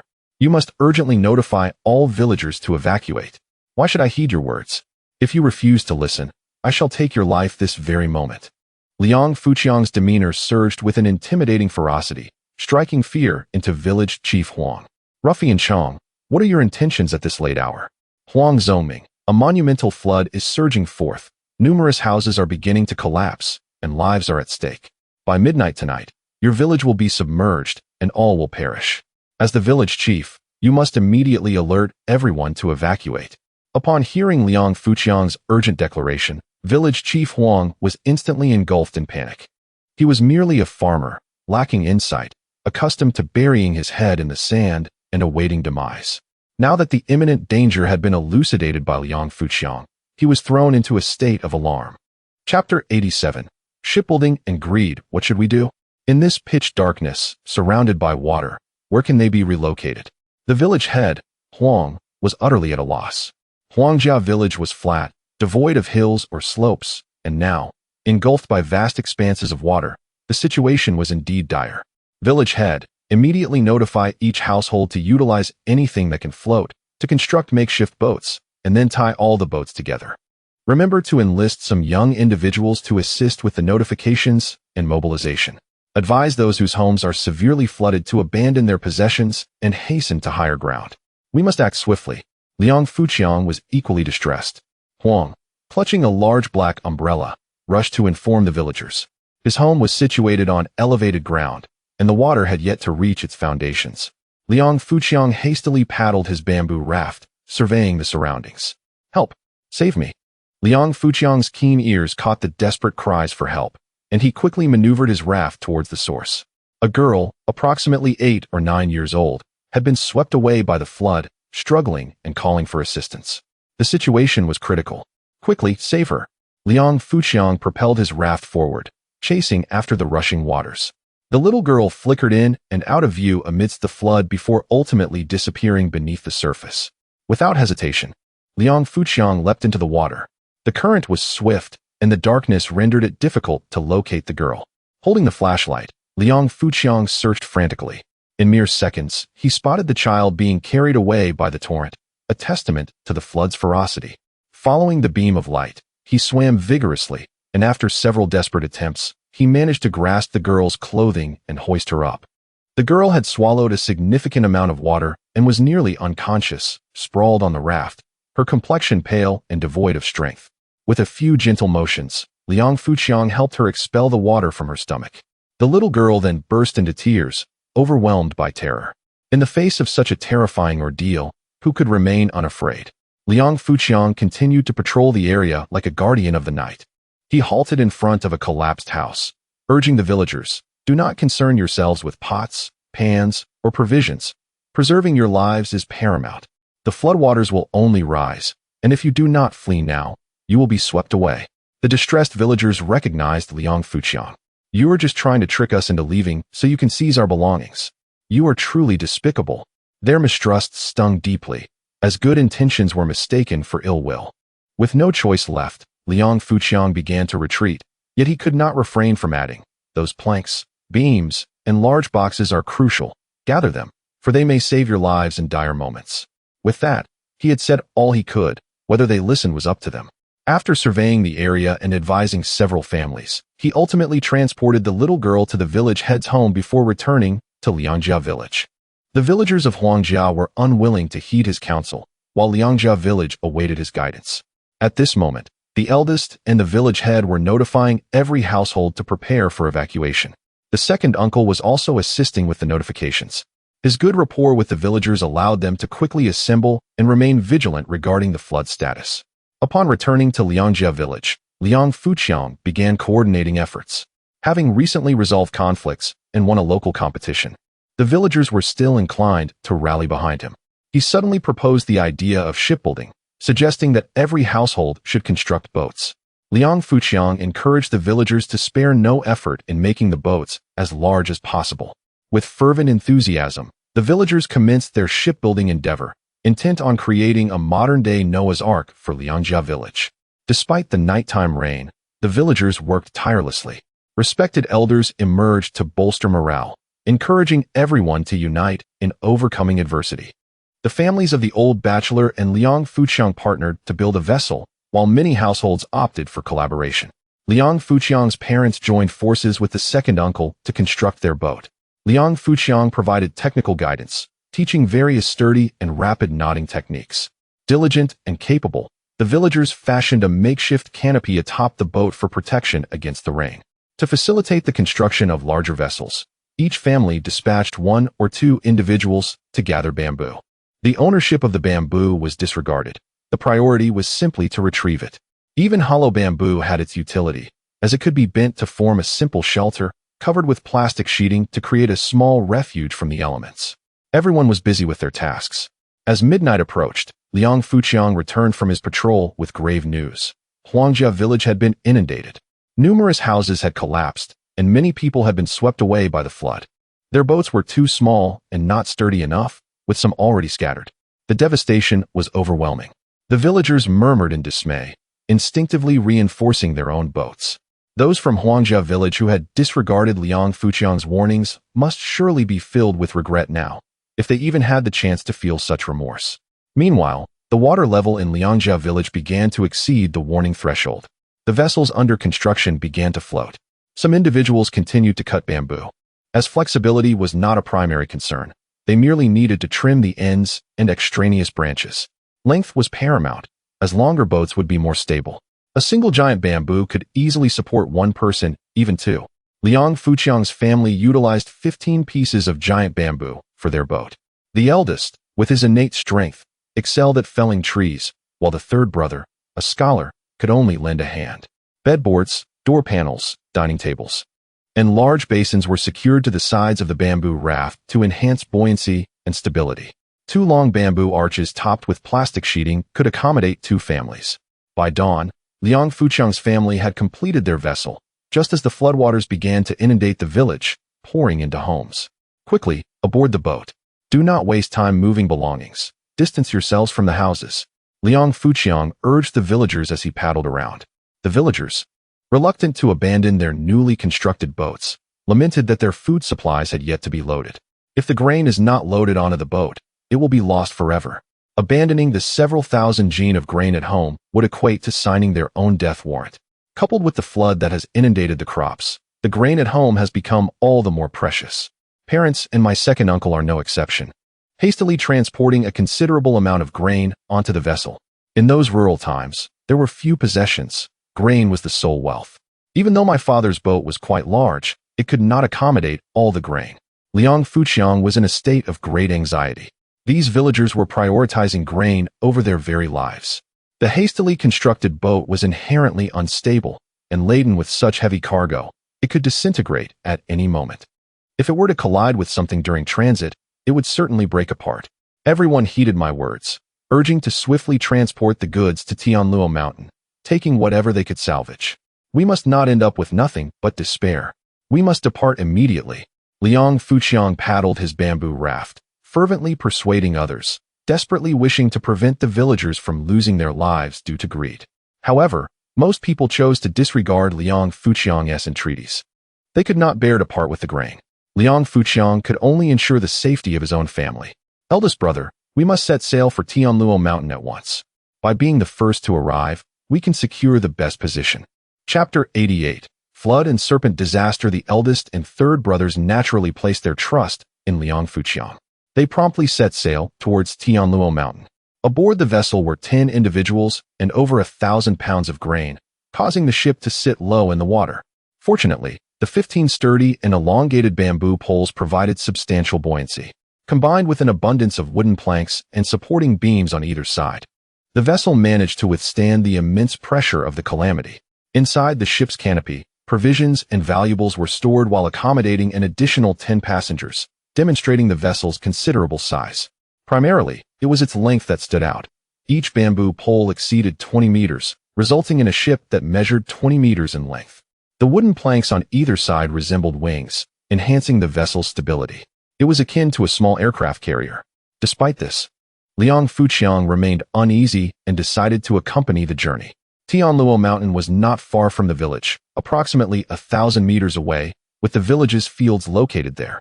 However, the family-crafted ship was designed for stability and sturdiness, making it laborious to paddle. Coupled with the upstream current, progress was painfully slow, leaving the two oarsmen exhausted. Second brother, why not go ahead and secure a favorable spot for us? The third brother was utterly fatigued, having toiled continuously since the previous evening.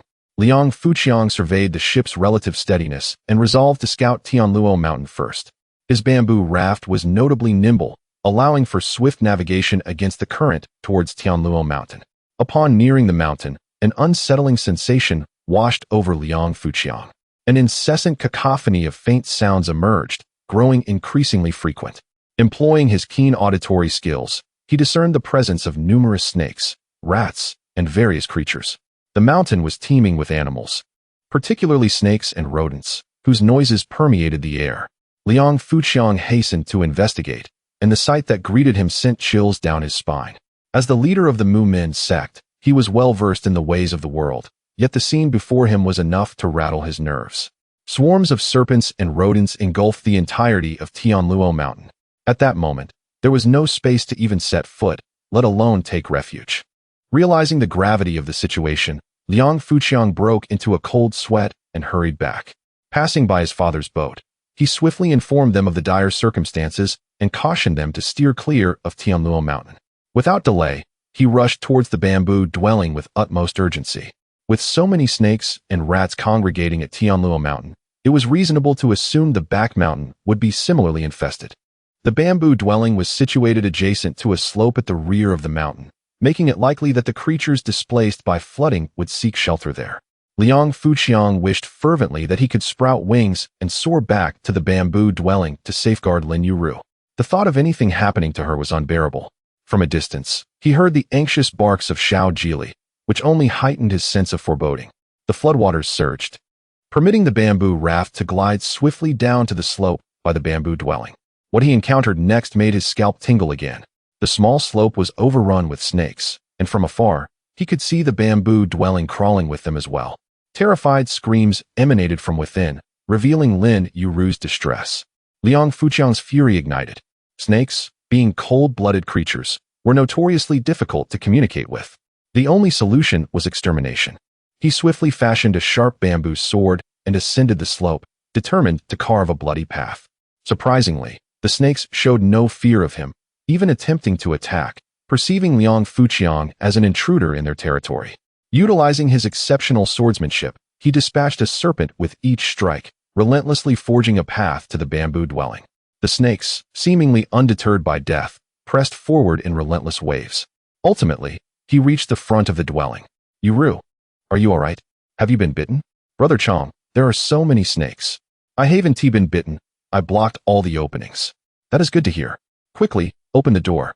As the bamboo door swung open, Liangfuqiang stepped inside, and Lin Yueru immediately embraced him, trembling in fear. It was evident that she was deeply shaken. In the dim candlelight of the room, Liangfuqiang observed multiple serpent carcasses scattered about. "Did you kill these snakes?" "No, they were all slain by Xiao Jili," Lin Yueru replied, still slightly shaken.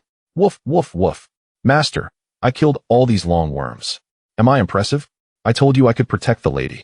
Xiao Jili, you did excellently." Liangfuqiang praised without reservation, causing Xiao Jili to leap for joy.